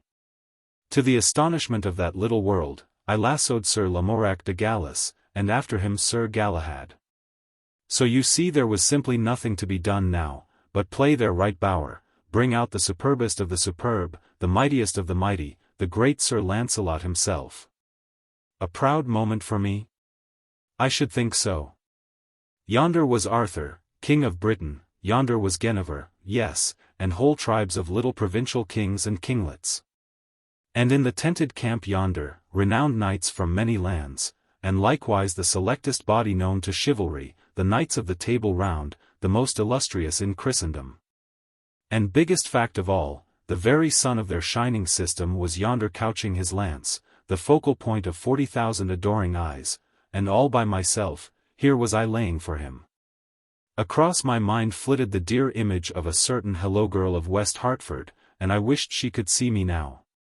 In that moment, down came the invincible, with the rush of a whirlwind, the courtly world rose to its feet and bent forward, the fateful coils went circling through the air. And before you could wink I was towing Sir Lancelot across the field on his back, and kissing my hand to the storm of waving kerchiefs and the thunder crash of applause that greeted me. Said I to myself, as I coiled my lariat and hung it on my saddle horn, and sat there drunk with glory, the victory is perfect, no other will venture against me, Knight-Errantry is dead. Now imagine my astonishment, and everybody else's, too, to hear the peculiar bugle call which announces that another competitor is about to enter the lists. There was a mystery here. I couldn't account for this thing. Next, I noticed Merlin gliding away from me, and then I noticed that my lasso was gone. The old sleight-of-hand expert had stolen it, sure, and slipped it under his robe. The bugle blew again. I looked, and down came Sagramor riding again, with his dust brushed off and his veil nicely rearranged. I trotted up to meet him, and pretended to find him by the sound of his horse's hoofs. He said, "Thou art quick of ear, but it will not save thee from this," and he touched the hilt of his great sword. "And ye are not able to see it, because of the influence of the veil, know that it is no cumbrous lance, but a sword, and I ween ye will not be able to avoid it." His visor was up. There was death in his smile. I should never be able to dodge his sword, that was plain. Somebody was going to die this time. If he got the drop on me, I could name the corpse. We rode forward together, and saluted the royalties. This time the king was disturbed. He said, "Where is thy strange weapon?" "It is stolen, sire." "Hast another at hand?" "No, sire, I brought only the one." Then Merlin mixed in. "He brought but the one because there was but the one to bring. There exists none other but that one. It belongeth to the king of the demons of the sea. This man is a pretender, and ignorant, else he had known that that weapon can be used in but 8 bouts only, and then it vanisheth away to its home under the sea." "Then is he weaponless," said the king. "Sir Sagramor, ye will grant him leave to borrow." "And I will lend," said Sir Lancelot, limping up. "He is as brave a knight of his hands as any that be on live, and he shall have mine." He put his hand on his sword to draw it, but Sir Sagramor said, "Stay, it may not be. He shall fight with his own weapons, it was his privilege to choose them and bring them. If he has erred, on his head be it." "Knight," said the king, "thou art overwrought with passion. It disorders thy mind. Wouldst kill a naked man? And he do it, he shall answer it to me," said Sir Lancelot. "I will answer it to any he that desireth," retorted Sir Sagramor hotly. Merlin broke in, rubbing his hands and smiling his lowdownest smile of malicious gratification. "'Tis well said, right well said. And 'tis enough of parleying, let my lord the king deliver the battle signal." The king had to yield. The bugle made proclamation, and we turned apart and rode to our stations. There we stood, 100 yards apart, facing each other, rigid and motionless, like horsed statues. And so we remained, in a soundless hush, as much as a full minute, everybody gazing, nobody stirring. It seemed as if the king could not take heart to give the signal.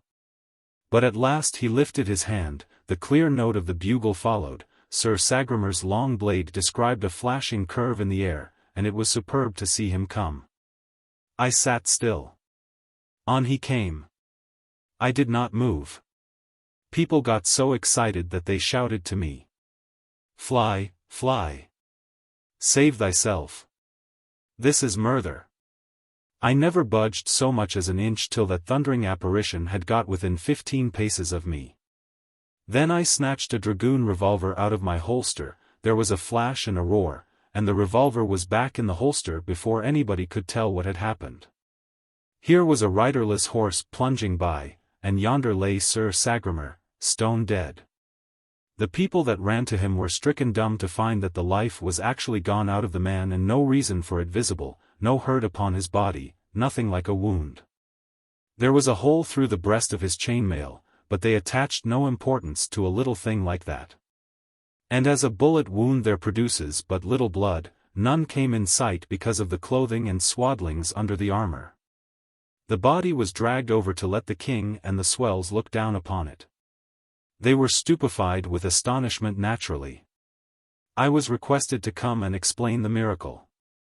But I remained in my tracks, like a statue, and said, "If it is a command, I will come. But my lord the king knows that I am where the laws of combat require me to remain while any desire to come against me." I waited. Nobody challenged. Then I said, "If there are any who doubt that this field is well and fairly won, I do not wait for them to challenge me, I challenge them." "It is a gallant offer," said the king, "and well beseems you. Whom will you name first?" "I name none, I challenge all. Here I stand, and dare the chivalry of England to come against me, not by individuals, but in mass." "What?" shouted a score of knights. "You have heard the challenge. Take it, or I proclaim you recreant knights and vanquished, every one." It was a bluff, you know.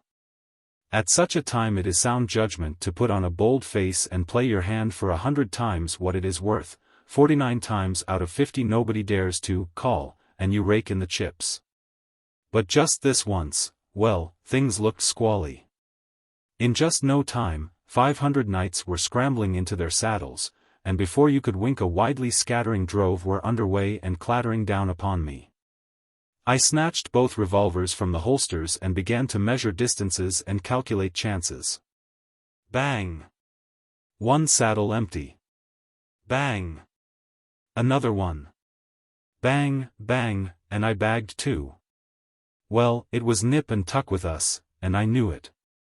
If I spent the 11th shot without convincing these people, the 12th man would kill me, sure. And so I never did feel so happy as I did when my 9th downed its man and I detected the wavering in the crowd which is premonitory of panic. An instant lost now could knock out my last chance. But I didn't lose it. I raised both revolvers and pointed them. The halted host stood their ground just about one good square moment, then broke and fled. The day was mine. Knight-Errantry was a doomed institution. The march of civilization was begun. How did I feel? Ah, you never could imagine it. And Merlin? His stock was flat again. Somehow, every time the magic of Falderol tried conclusions with the magic of science, the magic of Falderol got left. Chapter 40. 3 years later. When I broke the back of Knight-Errantry that time, I no longer felt obliged to work in secret. So, the very next day I exposed my hidden schools, my mines, and my vast system of clandestine factories and workshops to an astonished world. That is to say, I exposed the 19th century to the inspection of the 6th. Well, it is always a good plan to follow up an advantage promptly. The knights were temporarily down, but if I would keep them so I must just simply paralyze them, nothing short of that would answer. You see, I was bluffing that last time in the field. It would be natural for them to work around to that conclusion, if I gave them a chance. So I must not give them time, and I didn't. I renewed my challenge, engraved it on brass, posted it up where any priest could read it to them, and also kept it standing in the advertising columns of the paper. I not only renewed it, but added to its proportions.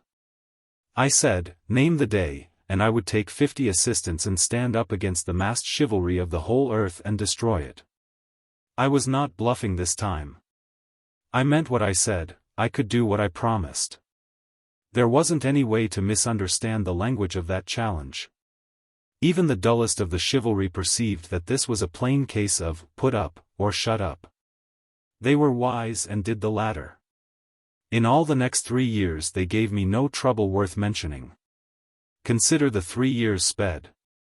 Now look around on England. A happy and prosperous country, and strangely altered.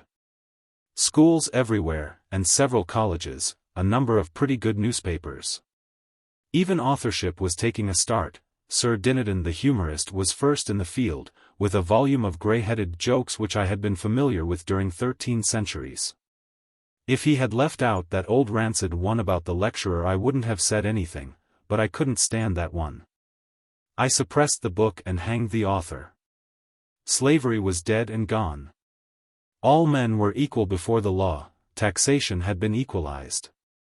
The telegraph, the telephone, the phonograph, the typewriter, the sewing machine, and all the 1,000 willing and handy servants of steam and electricity were working their way into favor. We had a steamboat or two on the Thames, we had steam warships, and the beginnings of a steam commercial marine. I was getting ready to send out an expedition to discover America. We were building several lines of railway, and our line from Camelot to London was already finished and in operation. I was shrewd enough to make all offices connected with the passenger service places of high and distinguished honor. My idea was to attract the chivalry and nobility, and make them useful and keep them out of mischief. The plan worked very well, the competition for the places was hot. The conductor of the 4:33 express was a duke. There wasn't a passenger conductor on the line below the degree of earl. They were good men, every one, but they had 2 defects which I couldn't cure, and so had to wink at. They wouldn't lay aside their armor, and they would knock down fare, I mean rob the company. There was hardly a knight in all the land who wasn't in some useful employment. They were going from end to end of the country in all manner of useful missionary capacities. Their penchant for wandering, and their experience in it, made them altogether the most effective spreaders of civilization we had. They went clothed in steel and equipped with sword and lance and battle-axe, and if they couldn't persuade a person to try a sewing machine on the installment plan, or a melodeon, or a barbed wire fence, or a prohibition journal, or any of the other 1,001 things they canvassed for, they removed him and passed on. I was very happy. Things were working steadily toward a secretly longed-for point. You see, I had 2 schemes in my head which were the vastest of all my projects. The one was to overthrow the Catholic Church and set up the Protestant faith on its ruins, not as an established church, but a go-as-you-please one.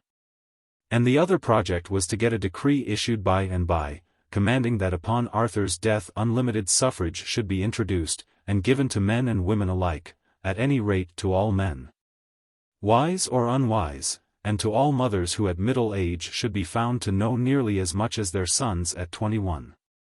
Arthur was good for 30 years yet, he being about my own age, that is to say, 40, and I believed that in that time I could easily have the active part of the population of that day ready and eager for an event which should be the first of its kind in the history of the world, a rounded and complete governmental revolution without bloodshed.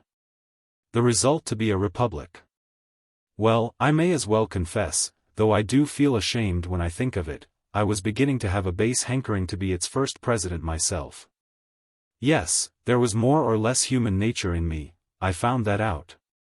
Clarence was with me as concerned the revolution, but in a modified way.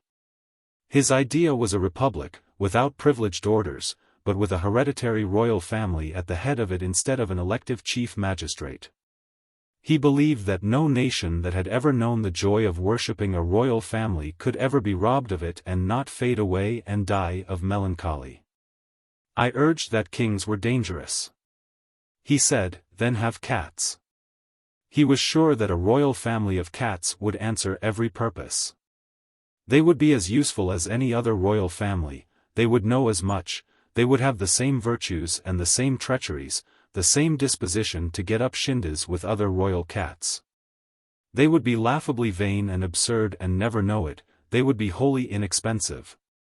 Finally, they would have as sound a divine right as any other royal house, and Tom 7, or Tom 11, or Tom 14 by the grace of God King, would sound as well as it would when applied to the ordinary royal tomcat with tights on.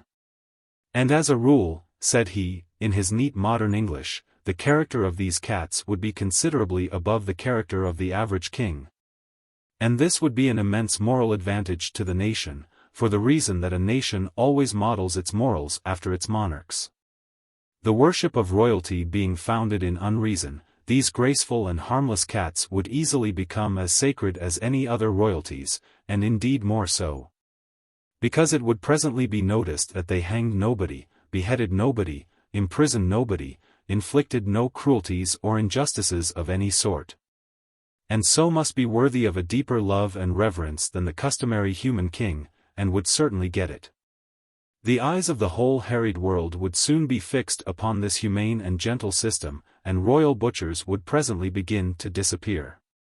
Their subjects would fill the vacancies with catlings from our own royal house, we should become a factory, we should supply the thrones of the world.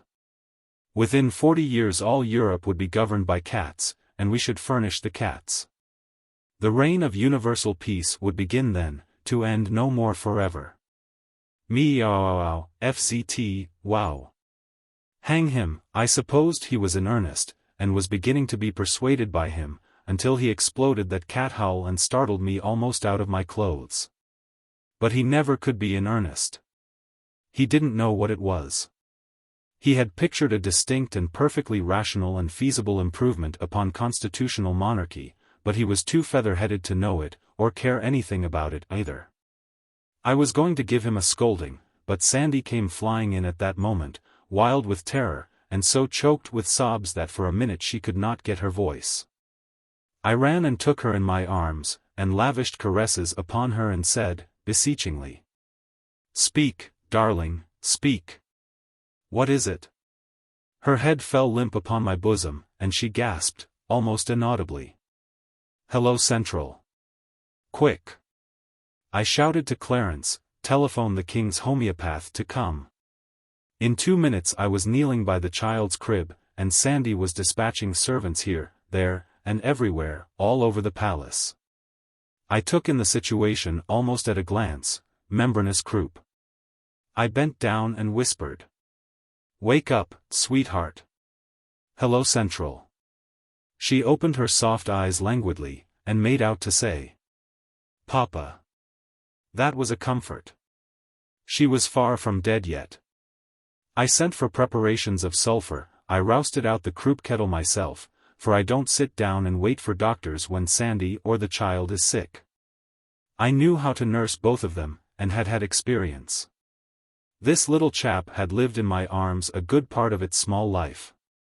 And often I could soothe away its troubles and get it to laugh through the tear-dews on its eyelashes when even its mother couldn't. Sir Lancelot, in his richest armor, came striding along the great hall now on his way to the stock board. He was president of the stock board, and occupied the Siege Perilous, which he had bought of Sir Galahad. For the stock board consisted of the Knights of the Round Table, and they used the Round Table for business purposes now. Seats at it were worth, well, you would never believe the figure, so it is no use to state it. Sir Lancelot was a bear, and he had put up a corner in one of the new lines, and was just getting ready to squeeze the shorts today, but what of that? He was the same old Lancelot, and when he glanced in as he was passing the door and found out that his pet was sick, that was enough for him.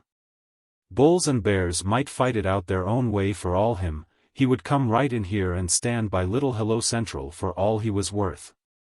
And that was what he did. He shied his helmet into the corner, and in half a minute he had a new wick in the alcohol lamp and was firing up on the croup kettle.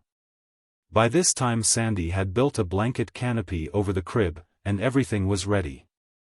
Sir Lancelot got up steam, he and I loaded up the kettle with unslaked lime and carbolic acid, with a touch of lactic acid added thereto. Then filled the thing up with water and inserted the steam spout under the canopy. Everything was shipshape now, and we sat down on either side of the crib to stand our watch. Sandy was so grateful and so comforted that she charged a couple of churchwardens with willow bark and sumac tobacco for us, and told us to smoke as much as we pleased. It couldn't get under the canopy, and she was used to smoke, being the first lady in the land who had ever seen a cloud blown. Well, there couldn't be a more contented or comfortable sight than Sir Lancelot in his noble armor sitting in gracious serenity at the end of a yard of snowy churchwarden. He was a beautiful man, a lovely man, and was just intended to make a wife and children happy. But, of course Guinevere, however, it's no use to cry over what's done and can't be helped. Well, he stood watch and watch with me, right straight through, for 3 days and nights, till the child was out of danger.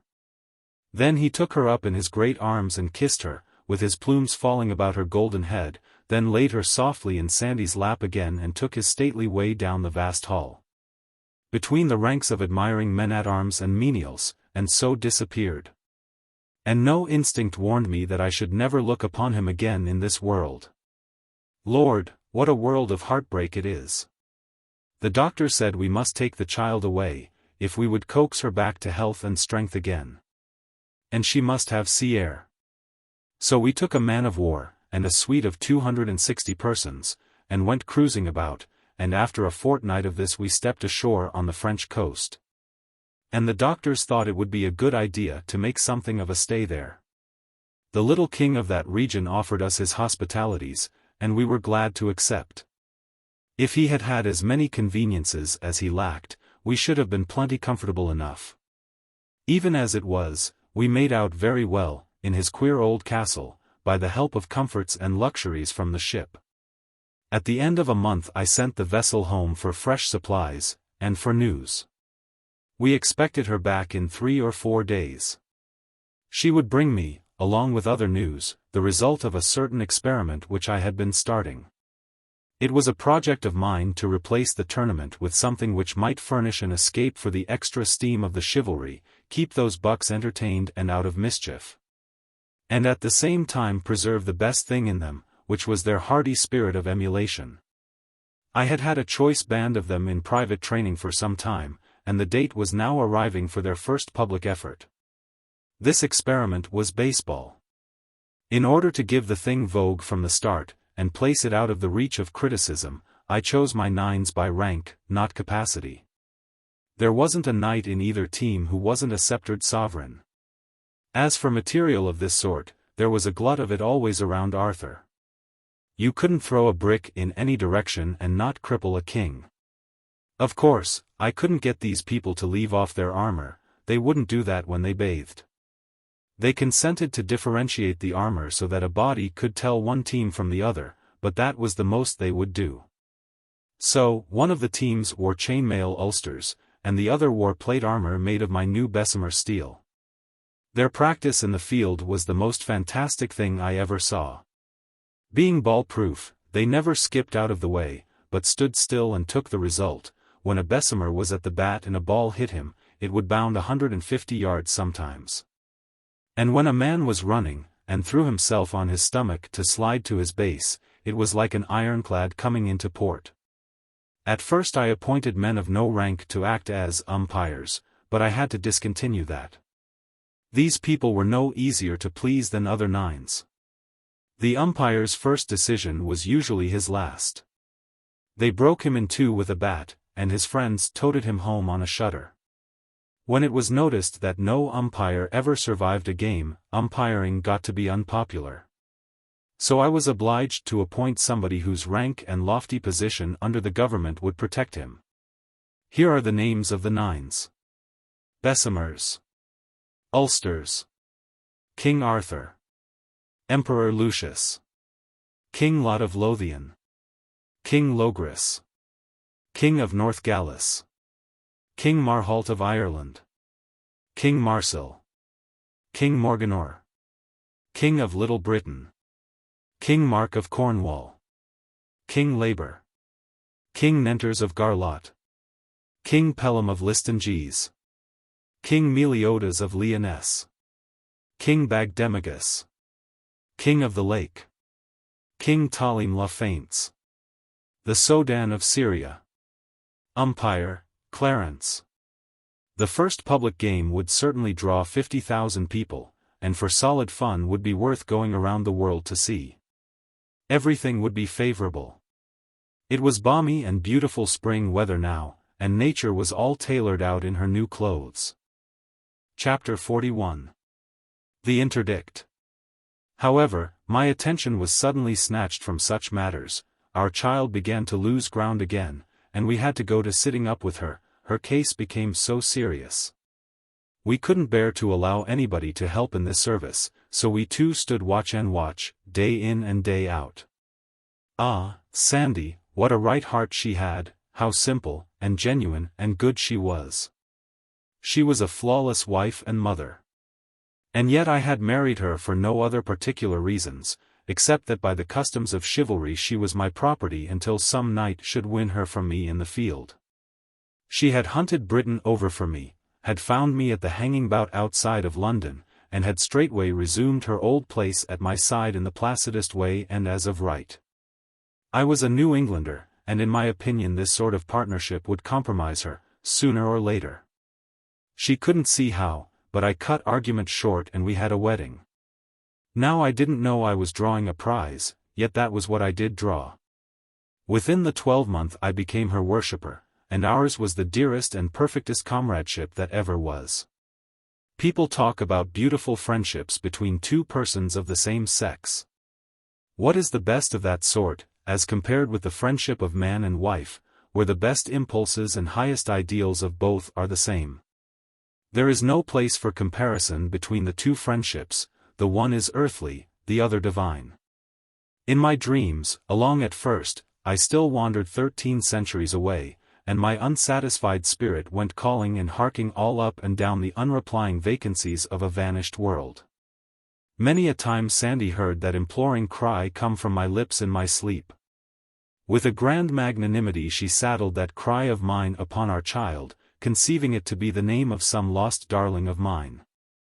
It touched me to tears, and it also nearly knocked me off my feet, too, when she smiled up in my face for an earned reward, and played her quaint and pretty surprise upon me. The name of one who was dear to thee is here preserved, here made holy, and the music of it will abide alway in our ears. Now thou lt kiss me, as knowing the name I have given the child. But I didn't know it, all the same. I hadn't an idea in the world. But it would have been cruel to confess it and spoil her pretty game, so I never let on, but said, "Yes, I know, sweetheart, how dear and good it is of you, too. But I want to hear these lips of yours, which are also mine, utter it first, then its music will be perfect." "Pleased to the marrow," she murmured. "Hello Central." I didn't laugh, I am always thankful for that, but the strain ruptured every cartilage in me, and for weeks afterward I could hear my bones clack when I walked. She never found out her mistake. The first time she heard that form of salute used at the telephone she was surprised, and not pleased. But I told her I had given order for it, that henceforth and forever the telephone must always be invoked with that reverent formality, in perpetual honor and remembrance of my lost friend and her small namesake. This was not true. But it answered. Well, during 2 weeks and a half we watched by the crib, and in our deep solicitude we were unconscious of any world outside of that sick room. Then our reward came, the center of the universe turned the corner and began to mend. Grateful? It isn't the term. There isn't any term for it. You know that yourself. If you've watched your child through the valley of the shadow and seen it come back to life and sweep night out of the earth with one all-illuminating smile that you could cover with your hand. Why, we were back in this world in one instant. Then we looked the same startled thought into each other's eyes at the same moment, more than 2 weeks gone, and that ship not back yet. In another minute I appeared in the presence of my train. They had been steeped in troubled bodings all this time, their faces showed it. I called an escort and we galloped 5 miles to a hilltop overlooking the sea. Where was my great commerce that so lately had made these glistening expanses populous and beautiful with its white-winged flocks? Vanished, every one. Not a sail, from verge to verge, not a smoke bank, just a dead and empty solitude, in place of all that brisk and breezy life. I went swiftly back, saying not a word to anybody. I told Sandy this ghastly news. We could imagine no explanation that would begin to explain. Had there been an invasion? An earthquake? A pestilence? Had the nation been swept out of existence? But guessing was profitless. I must go, at once. I borrowed the King's Navy, a ship no bigger than a steam launch, and was soon ready. The parting, yes, that was hard. As I was devouring the child with last kisses, it brisked up and jabbered out its vocabulary, the first time in more than 2 weeks, and it made fools of us for joy. The darling mispronunciations of childhood, dear me, there's no music that can touch it. And how one grieves when it wastes away and dissolves into correctness, knowing it will never visit his bereaved ear again. Well, how good it was to be able to carry that gracious memory away with me. I approached England the next morning, with the wide highway of salt water all to myself. There were ships in the harbour, at Dover, but they were naked as to sails, and there was no sign of life about them. It was Sunday, yet at Canterbury the streets were empty. Strangest of all, there was not even a priest in sight, and no stroke of a bell fell upon my ear. The mournfulness of death was everywhere. I couldn't understand it.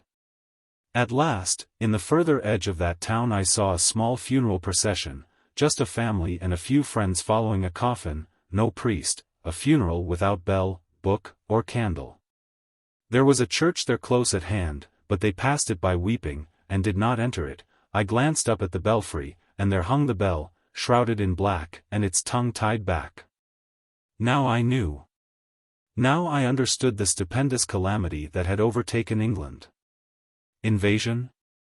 Invasion is a triviality to it. It was the interdict.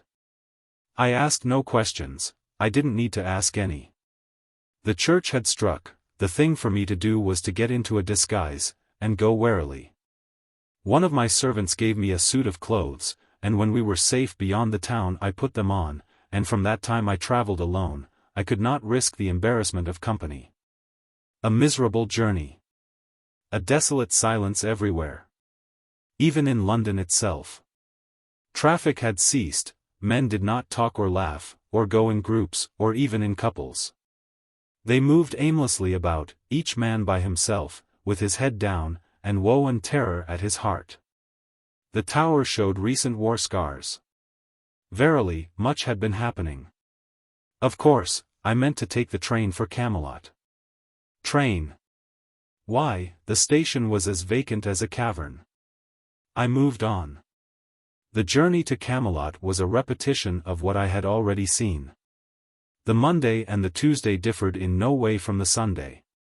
I arrived far in the night. From being the best electric-lighted town in the kingdom and the most like a recumbent son of anything you ever saw, it was become simply a blot upon darkness, that is to say. It was darker and solider than the rest of the darkness, and so you could see it a little better. It made me feel as if maybe it was symbolical, a sort of sign that the church was going to keep the upper hand now, and snuff out all my beautiful civilization just like that. I found no life stirring in the somber streets. I groped my way with a heavy heart. The vast castle loomed black upon the hilltop, not a spark visible about it.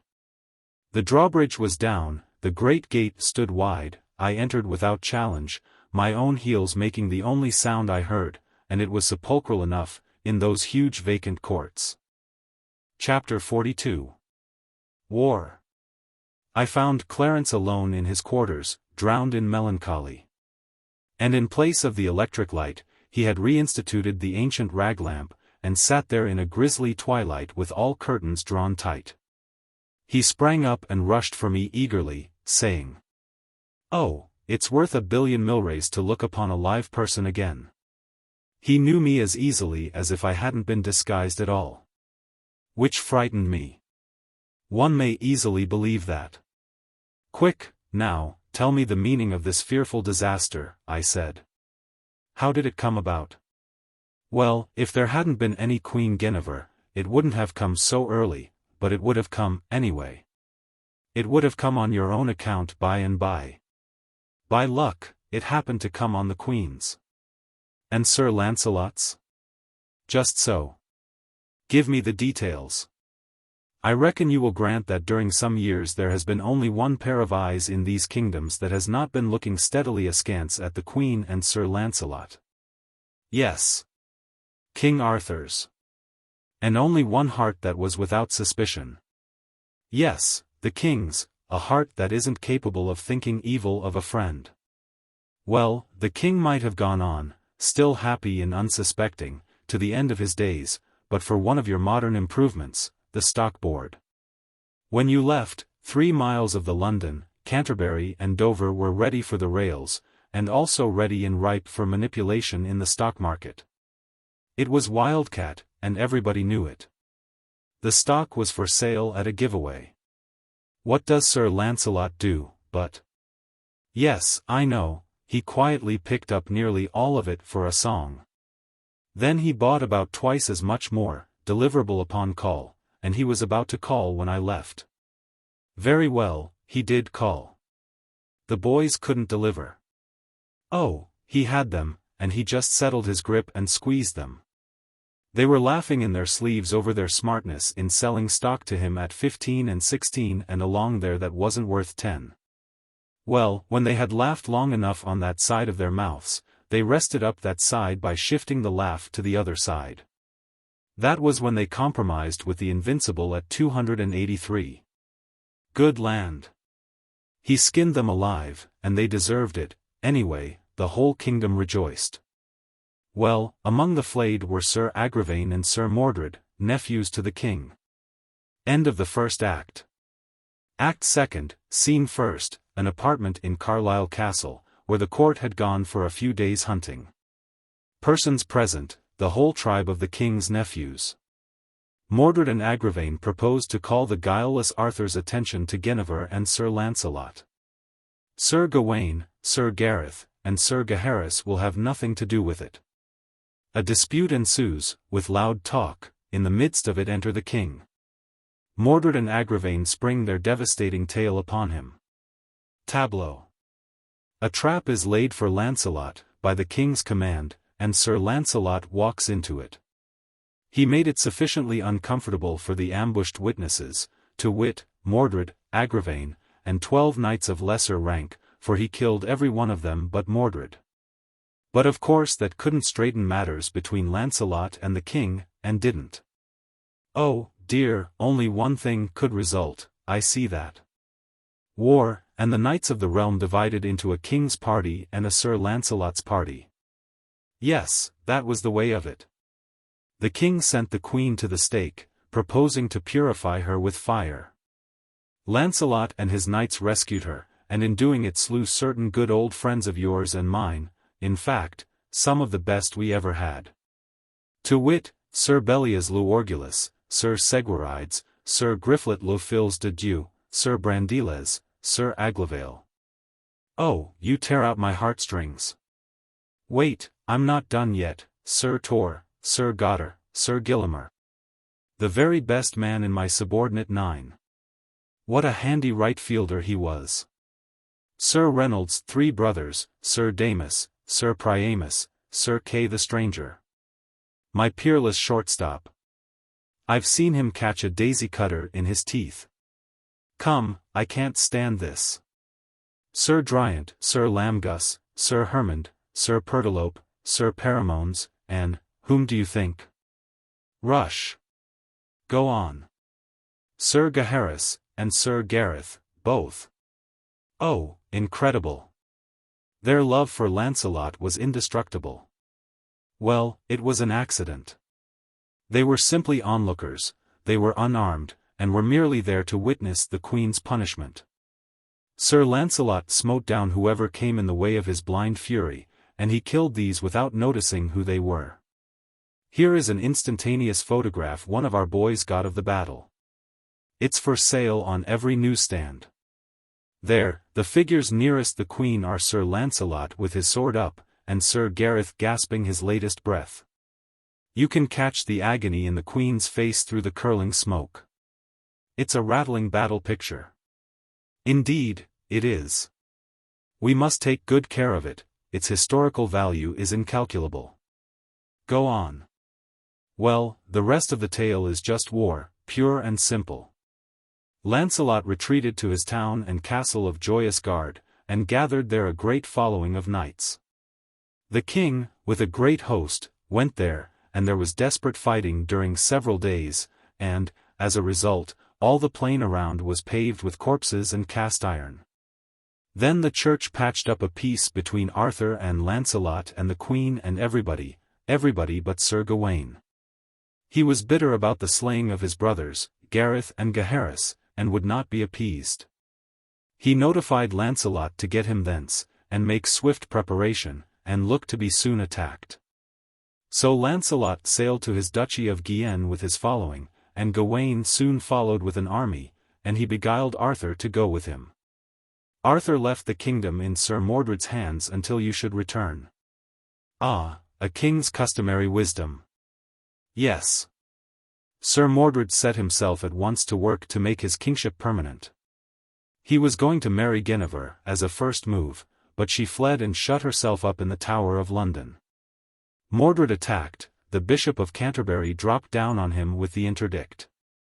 The king returned, Mordred fought him at Dover, at Canterbury, and again at Barham Down.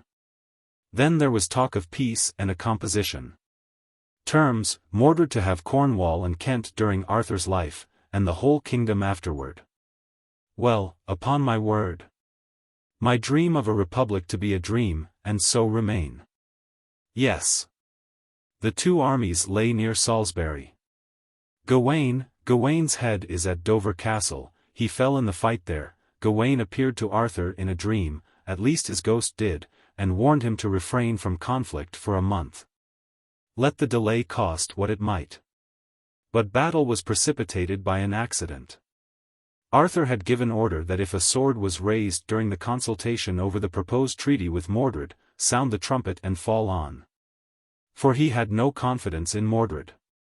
Mordred had given a similar order to his people. Well, by and by an adder bit a knight's heel. The knight forgot all about the order, and made a slash at the adder with his sword. Inside of half a minute those two prodigious hosts came together with a crash. They butchered away all day. Then the king, however, we have started something fresh since you left, our paper has. No? What is that? War correspondence. Why, that's good. Yes, the paper was booming right along, for the interdict made no impression, got no grip, while the war lasted. I had war correspondence with both armies. I will finish that battle by reading you what one of the boys says. Then the king looked about him.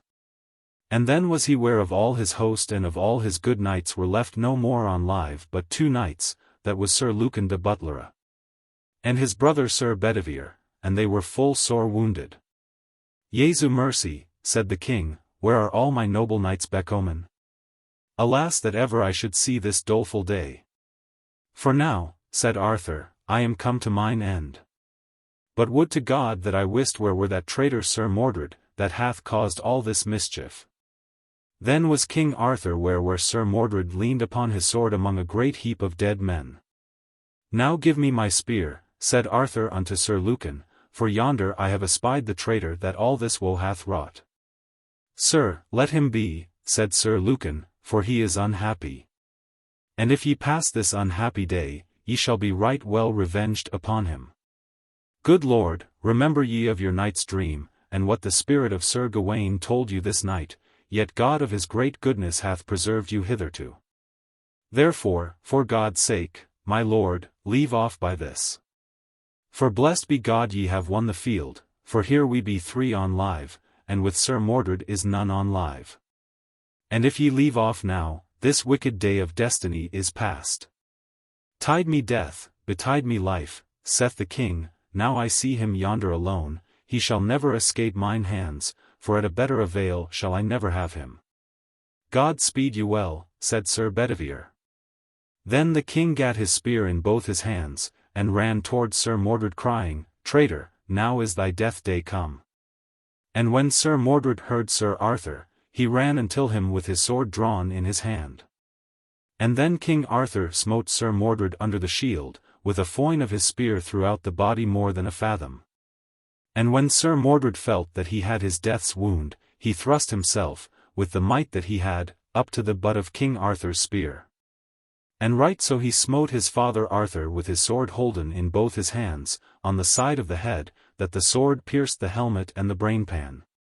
And therewithal Sir Mordred fell stark dead to the earth. And the noble Arthur fell in a swoon to the earth, and there he swooned ofttimes. That is a good piece of war correspondence, Clarence. You are a first-rate newspaper man. Well, is the king all right? Did he get well? Poor soul, no.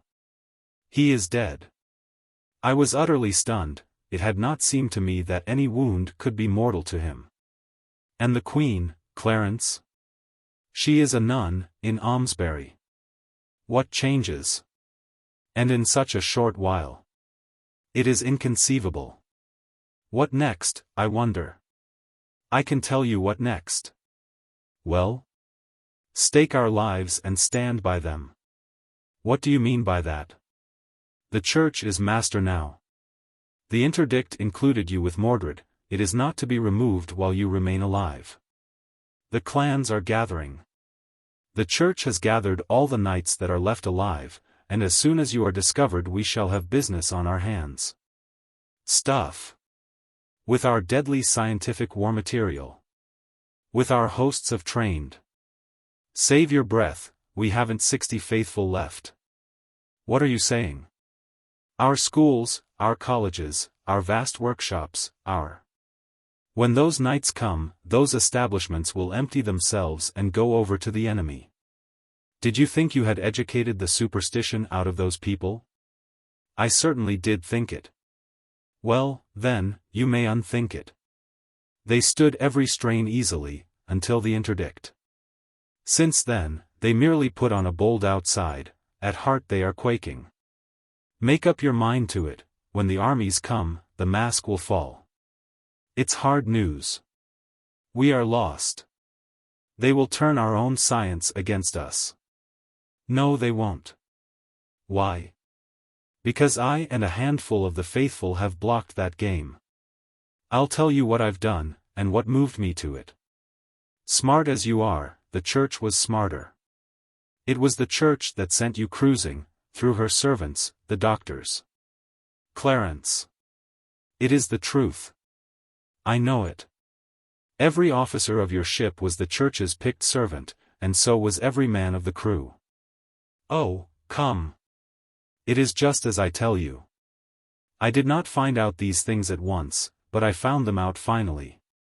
Did you send me verbal information, by the commander of the ship, to the effect that upon his return to you, with supplies, you were going to leave Cadiz? Cadiz? I haven't been at Cadiz at all. Going to leave Cadiz and cruise in distant seas indefinitely, for the health of your family? Did you send me that word? Of course not. I would have written, wouldn't I? Naturally. I was troubled and suspicious. When the commander sailed again I managed to ship a spy with him. I have never heard of vessel or spy since. I gave myself 2 weeks to hear from you in. Then I resolved to send a ship to Cadiz. There was a reason why I didn't. What was that? Our navy had suddenly and mysteriously disappeared. Also, as suddenly and as mysteriously, the railway and telegraph and telephone service ceased, the men all deserted, poles were cut down, the Church laid a ban upon the electric light. I had to be up and doing, and straight off. Your life was safe. Nobody in these kingdoms but Merlin would venture to touch such a magician as you without 10,000 men at his back. I had nothing to think of but how to put preparations in. The best trim against your coming. I felt safe myself, nobody would be anxious to touch a pet of yours. So this is what I did. From our various works I selected all the men, boys I mean, whose faithfulness under whatsoever pressure I could swear to, and I called them together secretly and gave them their instructions. There are 52 of them, none younger than 14, and none above 17 years old. Why did you select boys? Because all the others were born in an atmosphere of superstition and reared in it. It is in their blood and bones. We imagined we had educated it out of them, they thought so, too. The interdict woke them up like a thunderclap. It revealed them to themselves, and it revealed them to me, too. With boys it was different. Such as have been under our training from 7 to 10 years have had no acquaintance with the Church's terrors, and it was among these that I found my 52. As a next move, I paid a private visit to that old cave of Merlin's, not the small one, the big one. Yes. The one where we secretly established our first great electric plant when I was projecting a miracle. Just so. And as that miracle hadn't become necessary then, I thought it might be a good idea to utilize the plant now. I've provisioned the cave for a siege. A good idea, a first-rate idea. I think so. I placed 4 of my boys there as a guard, inside, and out of sight. Nobody was to be hurt, while outside, but any attempt to enter, well, we said just let anybody try it. Then I went out into the hills and uncovered and cut the secret wires which connected your bedroom with the wires that go to the dynamite deposits under all our vast factories, mills, workshops, magazines, etc. And about midnight I and my boys turned out and connected that wire with the cave, and nobody but you and I suspects where the other end of it goes to. We laid it underground, of course, and it was all finished in a couple of hours or so. We shan't have to leave our fortress now when we want to blow up our civilization. It was the right move, and the natural one, military necessity, in the changed condition of things. Well, what changes have come? We expected to be besieged in the palace some time or other, but, however, go on. Next, we built a wire fence. Wire fence? Yes. You dropped the hint of it yourself, 2 or 3 years ago. Oh, I remember, the time the Church tried her strength against us the first time, and presently thought it wise to wait for a hopefuler season. Well, how have you arranged the fence? I start 12 immensely strong wires, naked, not insulated, from a big dynamo in the cave, dynamo with no brushes except a positive and a negative one. Yes, that's right. The wires go out from the cave and fence in a circle of level ground 100 yards in diameter. They make 12 independent fences, 10 feet apart, that is to say, 12 circles within circles, and their ends come into the cave again. Right, go on. The fences are fastened to heavy oaken posts only 3 feet apart, and these posts are sunk 5 feet in the ground. That is good and strong. Yes. The wires have no ground connection outside of the cave. They go out from the positive brush of the dynamo, there is a ground connection through the negative brush. The other ends of the wire return to the cave, and each is grounded independently. No, that won't do. Why? It's too expensive, uses up force for nothing. You don't want any ground connection except the one through the negative brush.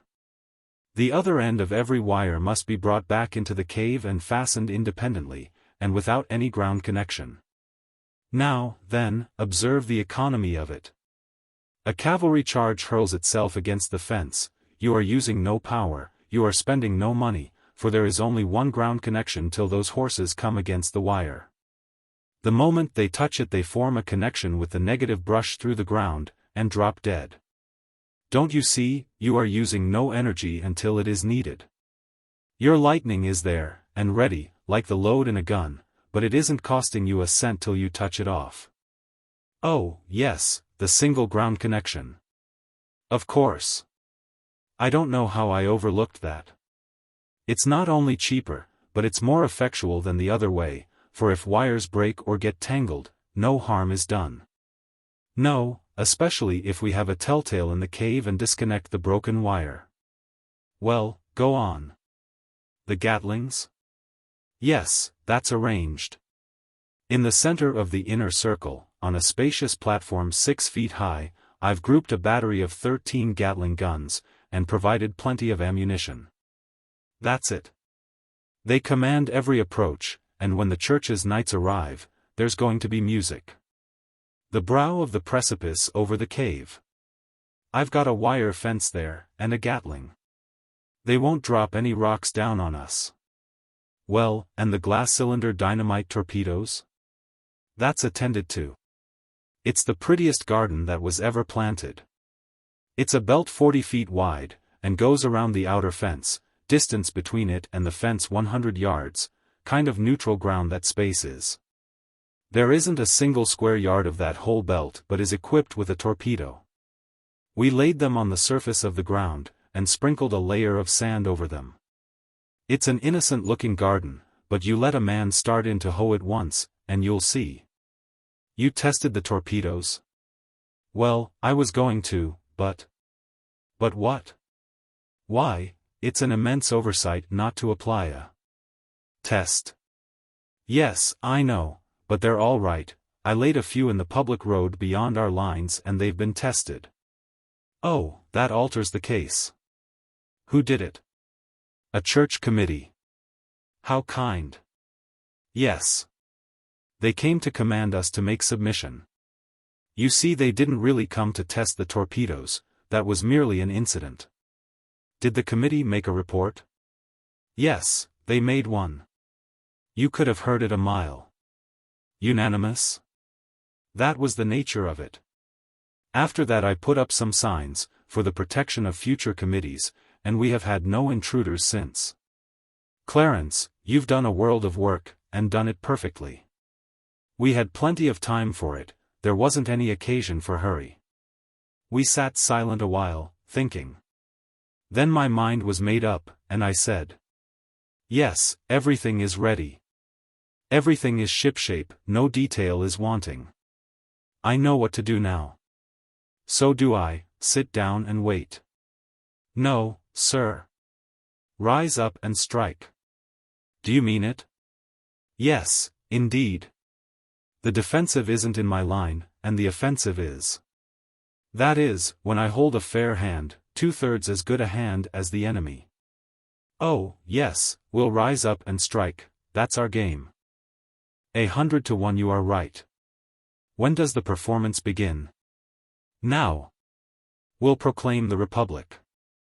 Well, that will precipitate things, sure enough. It will make them buzz, I tell you. England will be a hornet's nest before noon tomorrow, if the Church's hand hasn't lost its cunning, and we know it hasn't. Now you write and I'll dictate thus. Proclamation. Be it known unto all. Whereas the king having died and left no heir, it becomes my duty to continue the executive authority vested in me, until a government shall have been created and set in motion. The monarchy has lapsed, it no longer exists. By consequence, all political power has reverted to its original source, the people of the nation. With the monarchy, its several adjuncts died also. Wherefore there is no longer a nobility, no longer a privileged class, no longer an established church, all men are become exactly equal, they are upon one common level, and religion is free. A republic is hereby proclaimed, as being the natural estate of a nation when other authority has ceased. It is the duty of the British people to meet together immediately, and by their votes elect representatives and deliver into their hands the government. I signed it, the boss, and dated it from Merlin's cave. Clarence said. Why, that tells where we are, and invites them to call right away. That is the idea. We strike, by the proclamation, then it's their innings. Now have the thing set up and printed and posted, right off, that is, give the order. Then, if you've got a couple of bicycles handy at the foot of the hill, ho for Merlin's cave. I shall be ready in 10 minutes. What a cyclone there is going to be tomorrow when this piece of paper gets to work. It's a pleasant old palace, this is, I wonder if we shall ever again, but never mind about that. Chapter 43. The Battle of the Sand Belt. In Merlin's cave, Clarence and I and 52 fresh, bright, well-educated, clean-minded young British boys. At dawn I sent an order to the factories and to all our great works to stop operations and remove all life to a safe distance, as everything was going to be blown up by secret mines. And no telling at what moment, therefore, vacate at once. These people knew me, and had confidence in my word. They would clear out without waiting to part their hair, and I could take my own time about dating the explosion. You couldn't hire one of them to go back during the century, if the explosion was still impending. We had a week of waiting. It was not dull for me, because I was writing all the time. During the first 3 days, I finished turning my old diary into this narrative form. It only required a chapter or so to bring it down to date. The rest of the week I took up in writing letters to my wife. It was always my habit to write to Sandy every day, whenever we were separate, and now I kept up the habit for love of it, and of her, though I couldn't do anything with the letters, of course, after I had written them. But it put in the time, you see, and was almost like talking. It was almost as if I was saying, Sandy, if you and Hello Central were here in the cave, instead of only your photographs, what good times we could have.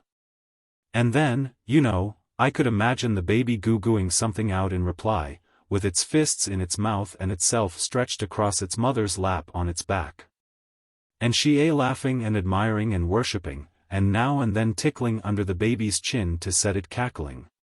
And then maybe throwing in a word of answer to me herself, and so on and so on. Well, don't you know, I could sit there in the cave with my pen, and keep it up, that way, by the hour with them. Why, it was almost like having us all together again. I had spies out every night, of course, to get news. Every report made things look more and more impressive. The hosts were gathering, down all the roads and paths of England the knights were riding, and priests rode with them, to hearten these original crusaders, this being the Church's war. All the nobilities, big and little, were on their way, and all the gentry.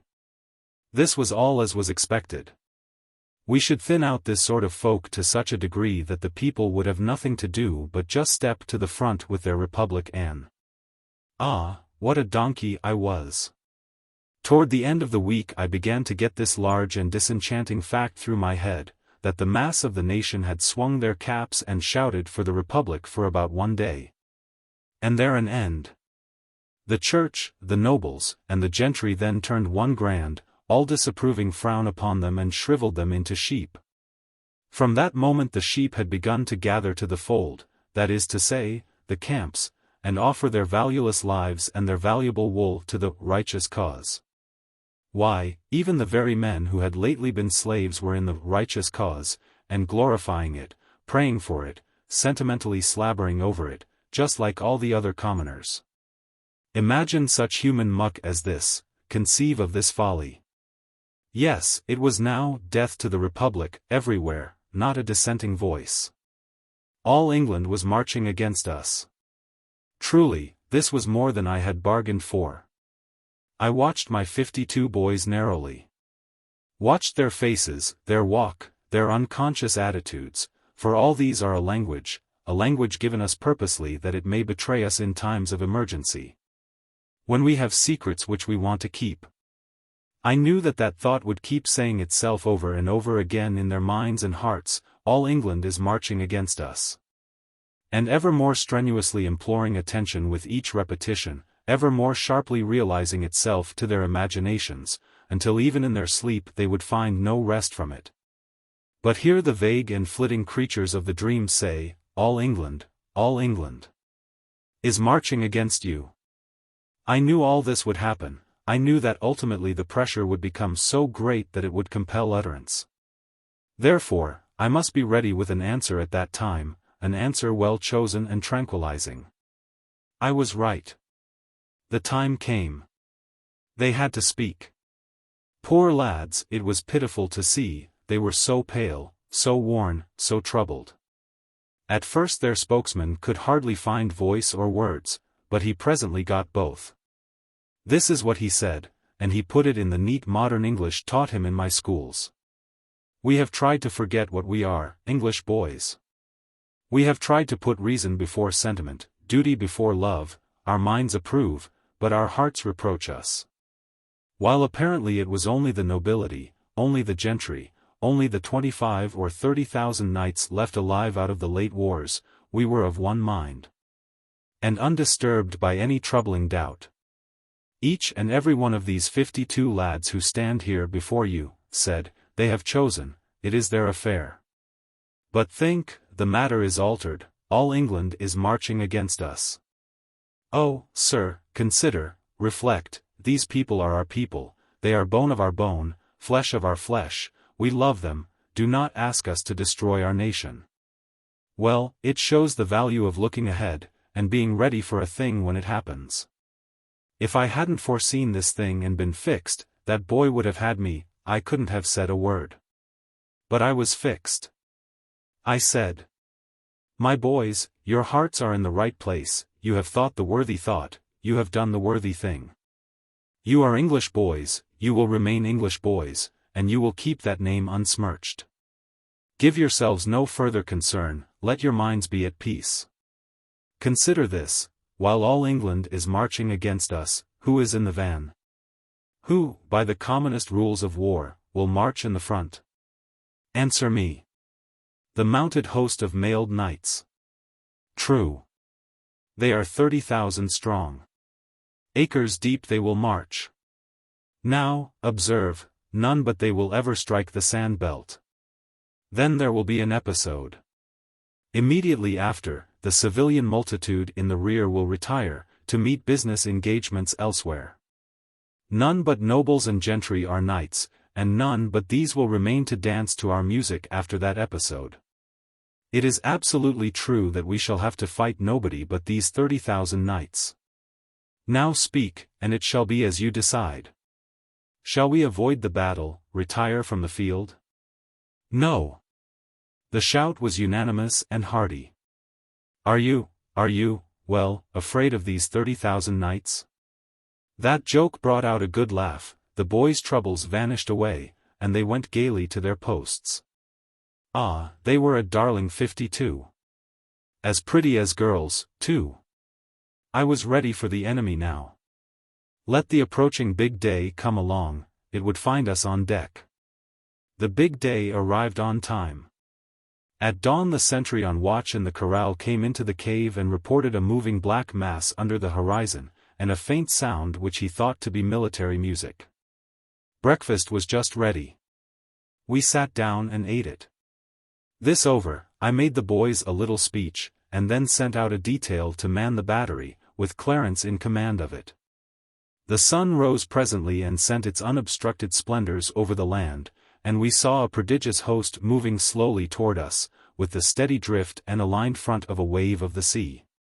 Nearer and nearer it came, and more sublimely imposing became its aspect. Yes, all England was there, apparently. Soon we could see the innumerable banners fluttering, and then the sun struck the sea of armor and set it all aflash. Yes, it was a fine sight, I hadn't ever seen anything to beat it. At last we could make out details. All the front ranks, no telling how many acres deep, were horsemen, plumed knights in armor. Suddenly we heard the blare of trumpets.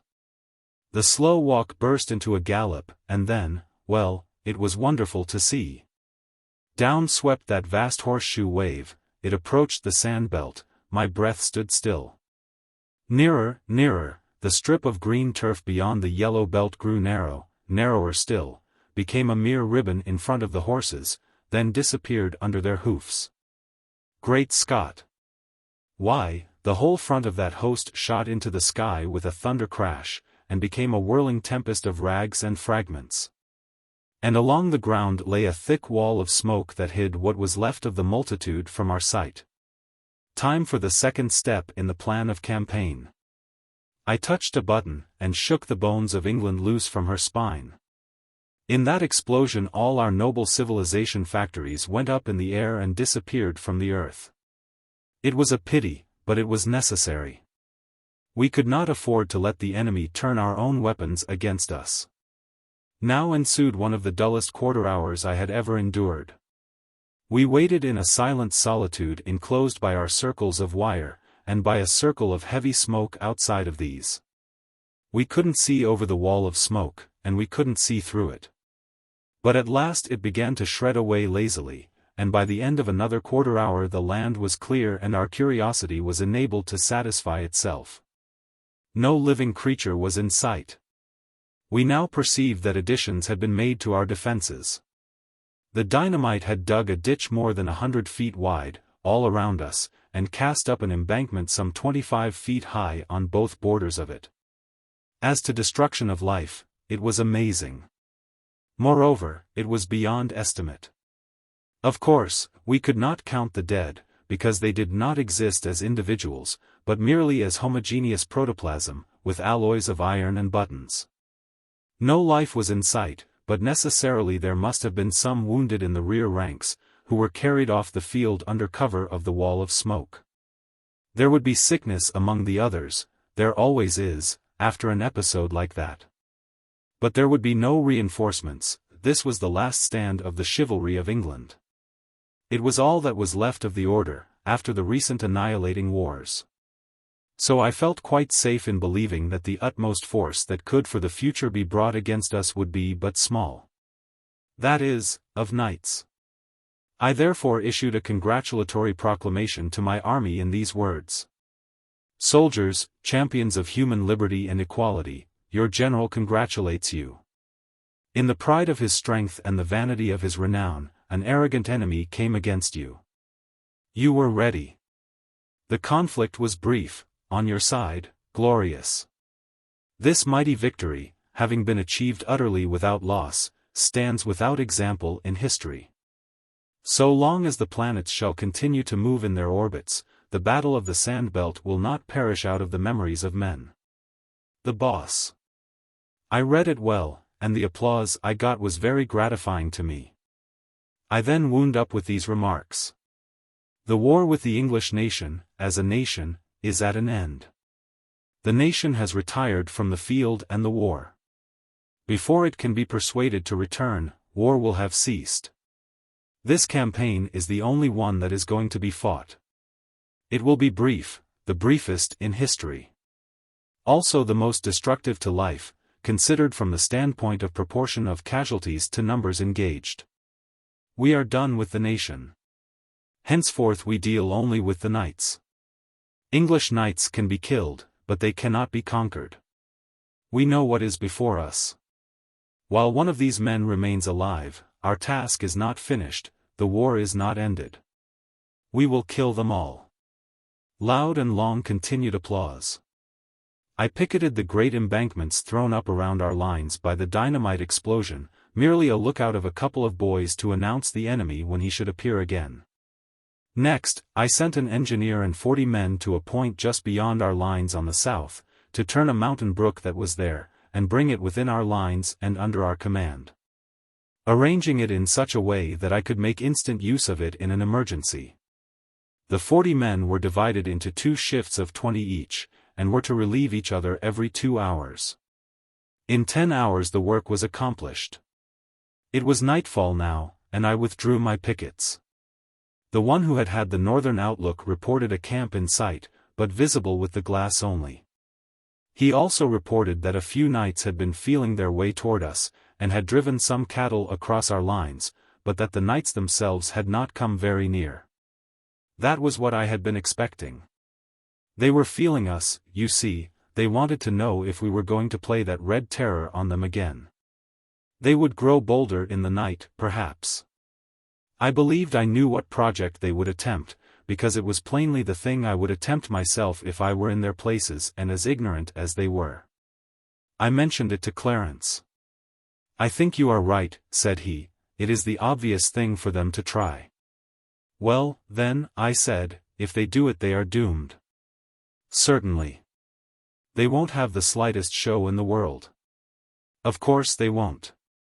It's dreadful, Clarence. It seems an awful pity. The thing disturbed me so that I couldn't get any peace of mind for thinking of it and worrying over it. So, at last, to quiet my conscience, I framed this message to the knights. To the Honourable the Commander of the Insurgent Chivalry of England, you fight in vain. We know your strength, if one may call it by that name. We know that at the utmost you cannot bring against us above 25,000 knights. Therefore, you have no chance, none whatever. Reflect, we are well equipped, well fortified, we number 54. 54 what? Men? No, minds, the capablest in the world. A force against which mere animal might may no more hope to prevail than may the idle waves of the sea hope to prevail against the granite barriers of England. Be advised. We offer you your lives. For the sake of your families, do not reject the gift. We offer you this chance, and it is the last. Throw down your arms, surrender unconditionally to the Republic, and all will be forgiven. Signed, the Boss. I read it to Clarence, and said I proposed to send it by a flag of truce. He laughed the sarcastic laugh he was born with, and said, "Somehow it seems impossible for you to ever fully realize what these nobilities are. Now let us save a little time and trouble. Consider me the commander of the knights yonder. Now, then, you are the flag of truce, approach and deliver me your message, and I will give you your answer." I humored the idea. I came forward under an imaginary guard of the enemy's soldiers, produced my paper, and read it through. For answer, Clarence struck the paper out of my hand, pursed up a scornful lip and said with lofty disdain, "Dismember me this animal, and return him in a basket to the base-born knave who sent him. Other answer have I none. How empty is theory in presence of fact." And this was just fact, and nothing else. It was the thing that would have happened, there was no getting around that. I tore up the paper and granted my mistimed sentimentalities a permanent rest. Then, to business. I tested the electric signals from the Gatling platform to the cave, and made sure that they were all right. I tested and retested those which commanded the fences. These were signals whereby I could break and renew the electric current in each fence independently of the others at will. I placed the brook connection under the guard and authority of 3 of my best boys, who would alternate in 2-hour watches all night and promptly obey my signal. If I should have occasion to give it, 3 revolver shots in quick succession. Sentry duty was discarded for the night, and the corral left empty of life. I ordered that quiet be maintained in the cave, and the electric lights turned down to a glimmer. As soon as it was good and dark, I shut off the current from all the fences, and then groped my way out to the embankment bordering our side of the great dynamite ditch. I crept to the top of it and lay there on the slant of the muck to watch. But it was too dark to see anything. As for sounds, there were none. The stillness was deathlike. True, there were the usual night sounds of the country, the whir of night birds, the buzzing of insects, the barking of distant dogs, the mellow lowing of far-off kine, but these didn't seem to break the stillness, they only intensified it, and added a gruesome melancholy to it into the bargain. I presently gave up looking, the night shut down so black, but I kept my ears strained to catch the least suspicious sound, for I judged I had only to wait, and I shouldn't be disappointed. However, I had to wait a long time. At last I caught what you may call indistinct glimpses of sound, dulled metallic sound. I pricked up my ears, then, and held my breath, for this was the sort of thing I had been waiting for.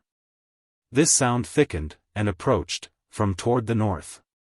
Presently, I heard it at my own level, the ridge-top of the opposite embankment, 100 feet or more away.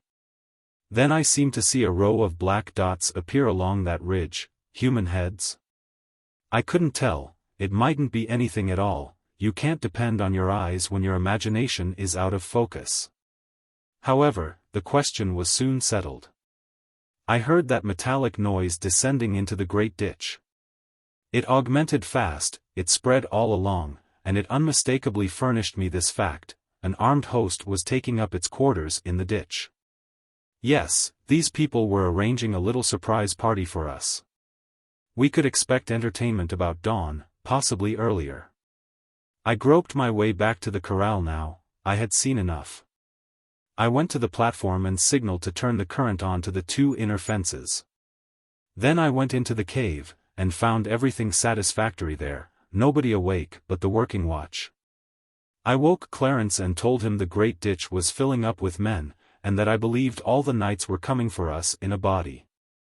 It was my notion that as soon as dawn approached we could expect the ditch's ambuscade thousands to swarm up over the embankment and make an assault, and be followed immediately by the rest of their army.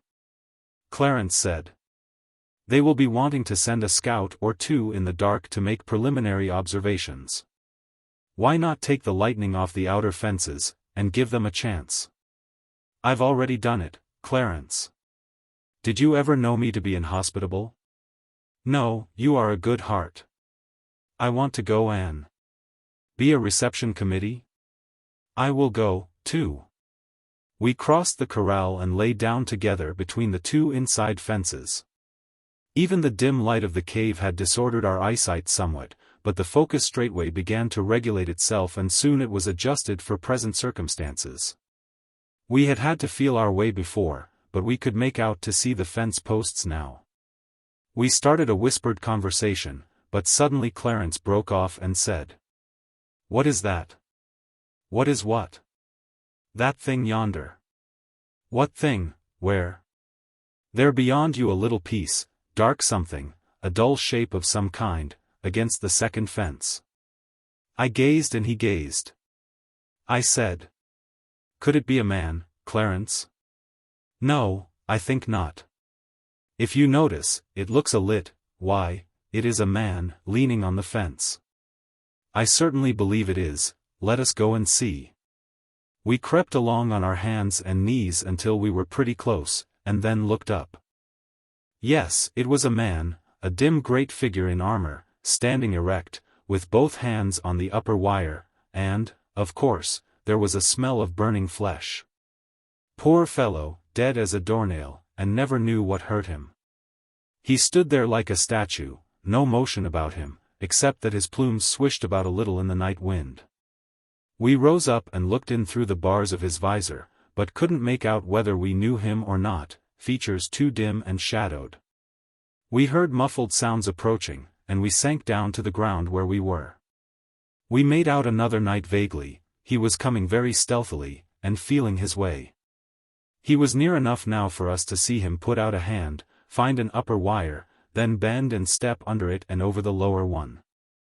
Now he arrived at the first knight, and started slightly when he discovered him. He stood a moment, no doubt wondering why the other one didn't move on. Then he said, in a low voice, "Why dreamest thou here, good Sir Mar?" Then he laid his hand on the corpse's shoulder, and just uttered a little soft moan and sunk down dead. Killed by a dead man, you see, killed by a dead friend, in fact. There was something awful about it.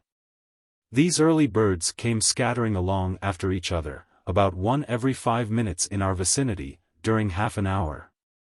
They brought no armor of offense but their swords. As a rule, they carried the sword ready in the hand, and put it forward and found the wires with it. We would now and then see a blue spark when the knight that caused it was so far away as to be invisible to us, but we knew what had happened, all the same. Poor fellow, he had touched a charged wire with his sword and been electrocuted. We had brief intervals of grim stillness, interrupted with piteous regularity by the clash made by the falling of an ironclad. And this sort of thing was going on, right along, and was very creepy there in the dark and lonesomeness. We concluded to make a tour between the inner fences. We elected to walk upright, for convenience's sake. We argued that if discerned, we should be taken for friends rather than enemies, and in any case we should be out of reach of swords, and these gentry did not seem to have any spears along. Well, it was a curious trip. Everywhere dead men were lying outside the second fence, not plainly visible, but still visible. And we counted 15 of those pathetic statues, dead knights standing with their hands on the upper wire. One thing seemed to be sufficiently demonstrated: our current was so tremendous that it killed before the victim could cry out. Pretty soon we detected a muffled and heavy sound, and next moment we guessed what it was. It was a surprise in force coming. I whispered Clarence to go and wake the army, and notify it to wait in silence in the cave for further orders. He was soon back, and we stood by the inner fence and watched the silent lightning do its awful work upon that swarming host. One could make out but little of detail. But he could note that a black mass was piling itself up beyond the second fence. That swelling bulk was dead men. Our camp was enclosed with a solid wall of the dead, a bulwark, a breastwork, of corpses, you may say. One terrible thing about this thing was the absence of human voices. There were no cheers, no war cries. Being intent upon a surprise, these men moved as noiselessly as they could. And always when the front rank was near enough to their goal to make it proper for them to begin to get a shout ready, of course they struck the fatal line and went down without testifying. I sent a current through the third fence now, and almost immediately through the fourth and fifth, so quickly were the gaps filled up. I believed the time was come now for my climax. I believed that that whole army was in our trap. Anyway, it was high time to find out. So I touched a button and set 50 electric suns aflame on the top of our precipice. Land, what a sight! We were enclosed in 3 walls of dead men. All the other fences were pretty nearly filled with the living, who were stealthily working their way forward through the wires. The sudden glare paralyzed this host, petrified them, you may say, with astonishment. There was just one instant for me to utilize their immobility in, and I didn't lose the chance. You see, in another instant they would have recovered their faculties, then they'd have burst into a cheer and made a rush, and my wires would have gone down before it. But that lost instant lost them their opportunity forever. While even that slight fragment of time was still unspent, I shot the current through all the fences and struck the whole host dead in their tracks. There was a groan you could hear. It voiced the death pang of 11,000 men. It swelled out on the night with awful pathos. A glance showed that the rest of the enemy, perhaps 10,000 strong, were between us and the encircling ditch, and pressing forward to the assault. Consequently we had them all. And had them past help. Time for the last act of the tragedy. I fired the 3 appointed revolver shots, which meant turn on the water. There was a sudden rush and roar, and in a minute the mountain brook was raging through the big ditch and creating a river 100 feet wide and 25 deep. Stand to your guns, men. Open fire. The 13 Gatlings began to vomit death into the fated 10,000. They halted, they stood their ground a moment against that withering deluge of fire, then they broke, faced about and swept toward the ditch like chaff before a gale. A full 4th part of their force never reached the top of the lofty embankment, the 3/4 reached it and plunged over, to death by drowning. Within 10 short minutes after we had opened fire, armed resistance was totally annihilated, the campaign was ended, we 54 were masters of England. 25,000 men lay dead around us. But how treacherous is fortune! In a little while, say an hour, happened a thing, by my own fault, which, but I have no heart to write that. Let the record end here. Chapter 44. A postscript by Clarence. I, Clarence, must write it for him. He proposed that we 2 go out and see if any help could be accorded the wounded. I was strenuous against the project. I said that if there were many, we could do but little for them, and it would not be wise for us to trust ourselves among them, anyway. But he could seldom be turned from a purpose once formed. So we shut off the electric current from the fences, took an escort along, climbed over the enclosing ramparts of dead knights, and moved out upon the field. The first wounded man who appealed for help was sitting with his back against a dead comrade. When the boss bent over him and spoke to him, the man recognized him and stabbed him. That knight was Sir Meliagrance, as I found out by tearing off his helmet. He will not ask for help any more. We carried the boss to the cave and gave his wound, which was not very serious, the best care we could. In this service we had the help of Merlin, though we did not know it. He was disguised as a woman, and appeared to be a simple old peasant goodwife. In this disguise, with brown-stained face and smooth-shaven, he had appeared a few days after the boss was hurt and offered to cook for us. saying her people had gone off to join certain new camps which the enemy were forming, and that she was starving.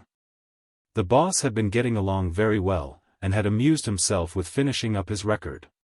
We were glad to have this woman, for we were short-handed. We were in a trap, you see, a trap of our own making. If we stayed where we were, our dead would kill us. If we moved out of our defenses, we should no longer be invincible. We had conquered. In turn we were conquered. The boss recognized this, we all recognized it. If we could go to one of those new camps and patch up some kind of terms with the enemy, yes, but the boss could not go, and neither could I. For I was among the first that were made sick by the poisonous air bred by those dead thousands. Others were taken down, and still others. Tomorrow. Tomorrow. It is here. And with it the end. About midnight I awoke, and saw that hag making curious passes in the air about the boss's head and face, and wondered what it meant. Everybody but the dynamo watch lay steeped in sleep. There was no sound. The woman ceased from her mysterious foolery, and started tiptoeing toward the door. I called out. "Stop. What have you been doing?" She halted, and said with an accent of malicious satisfaction. "Ye were conquerors, ye are conquered. These others are perishing, you also. Ye shall all die in this place, every one, except him. He sleepeth now, and shall sleep 13 centuries. I am Merlin." Then such a delirium of silly laughter overtook him that he reeled about like a drunken man, and presently fetched up against one of our wires. His mouth is spread open yet. Apparently he is still laughing. I suppose the face will retain that petrified laugh until the corpse turns to dust. The boss has never stirred, sleeps like a stone. If he does not wake today we shall understand what kind of a sleep it is. And his body will then be borne to a place in one of the remote recesses of the cave where none will ever find it to desecrate it. As for the rest of us, well, it is agreed that if any one of us ever escapes alive from this place, he will write the fact here, and loyally hide this manuscript with the boss, our dear good chief, whose property it is, be he alive or dead. Final P.S. by M.T. The dawn was come when I laid the manuscript aside. The rain had almost ceased, the world was grey and sad, the exhausted storm was sighing and sobbing itself to rest. I went to the stranger's room, and listened at his door, which was slightly ajar. I could hear his voice, and so I knocked. There was no answer, but I still heard the voice. I peeped in. The man lay on his back in bed, talking brokenly but with spirit, and punctuating with his arms, which he thrashed about, restlessly, as sick people do in delirium. I slipped in softly and bent over him. His mutterings and ejaculations went on. I spoke, merely a word, to call his attention. His glassy eyes and his ashy face were alight in an instant with pleasure, gratitude, gladness, welcome. "Oh, Sandy, you are come at last, how I have longed for you. Sit by me, do not leave me, never leave me again, Sandy, never again. Where is your hand? Give it me, dear, let me hold it. There, now all is well, all is peace, and I am happy again, we are happy again, isn't it so, Sandy? You are so dim, so vague, you are but a mist, a cloud, but you are here, and that is blessedness sufficient, and I have your hand. Don't take it away, it is for only a little while, I shall not require it long." Was that the child? Hello Central, she doesn't answer. Asleep, perhaps? Bring her when she wakes, and let me touch her hands, her face, her hair, and tell her goodbye. Sandy. Yes, you are there. I lost myself a moment, and I thought you were gone. Have I been sick long? It must be so, it seems months to me. And such dreams. Such strange and awful dreams, Sandy. Dreams that were as real as reality, delirium, of course, but so real.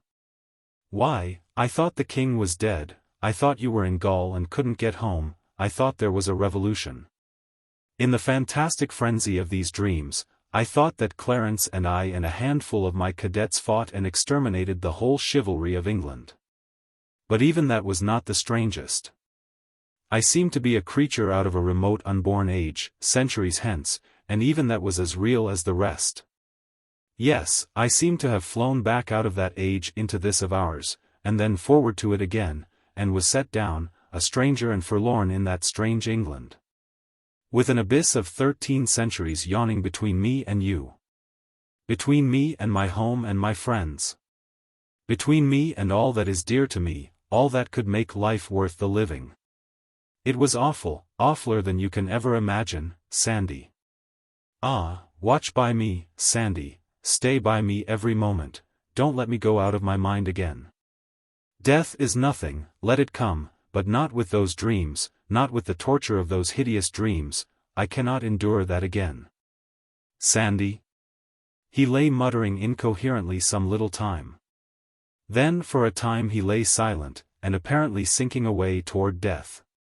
Presently his fingers began to pick busily at the coverlet, and by that sign I knew that his end was at hand. With the first suggestion of the death rattle in his throat he started up slightly, and seemed to listen, then he said. A bugle? It is the king. The drawbridge, there. Man the battlements. Turn out the... He was getting up his last effect, but he never finished it.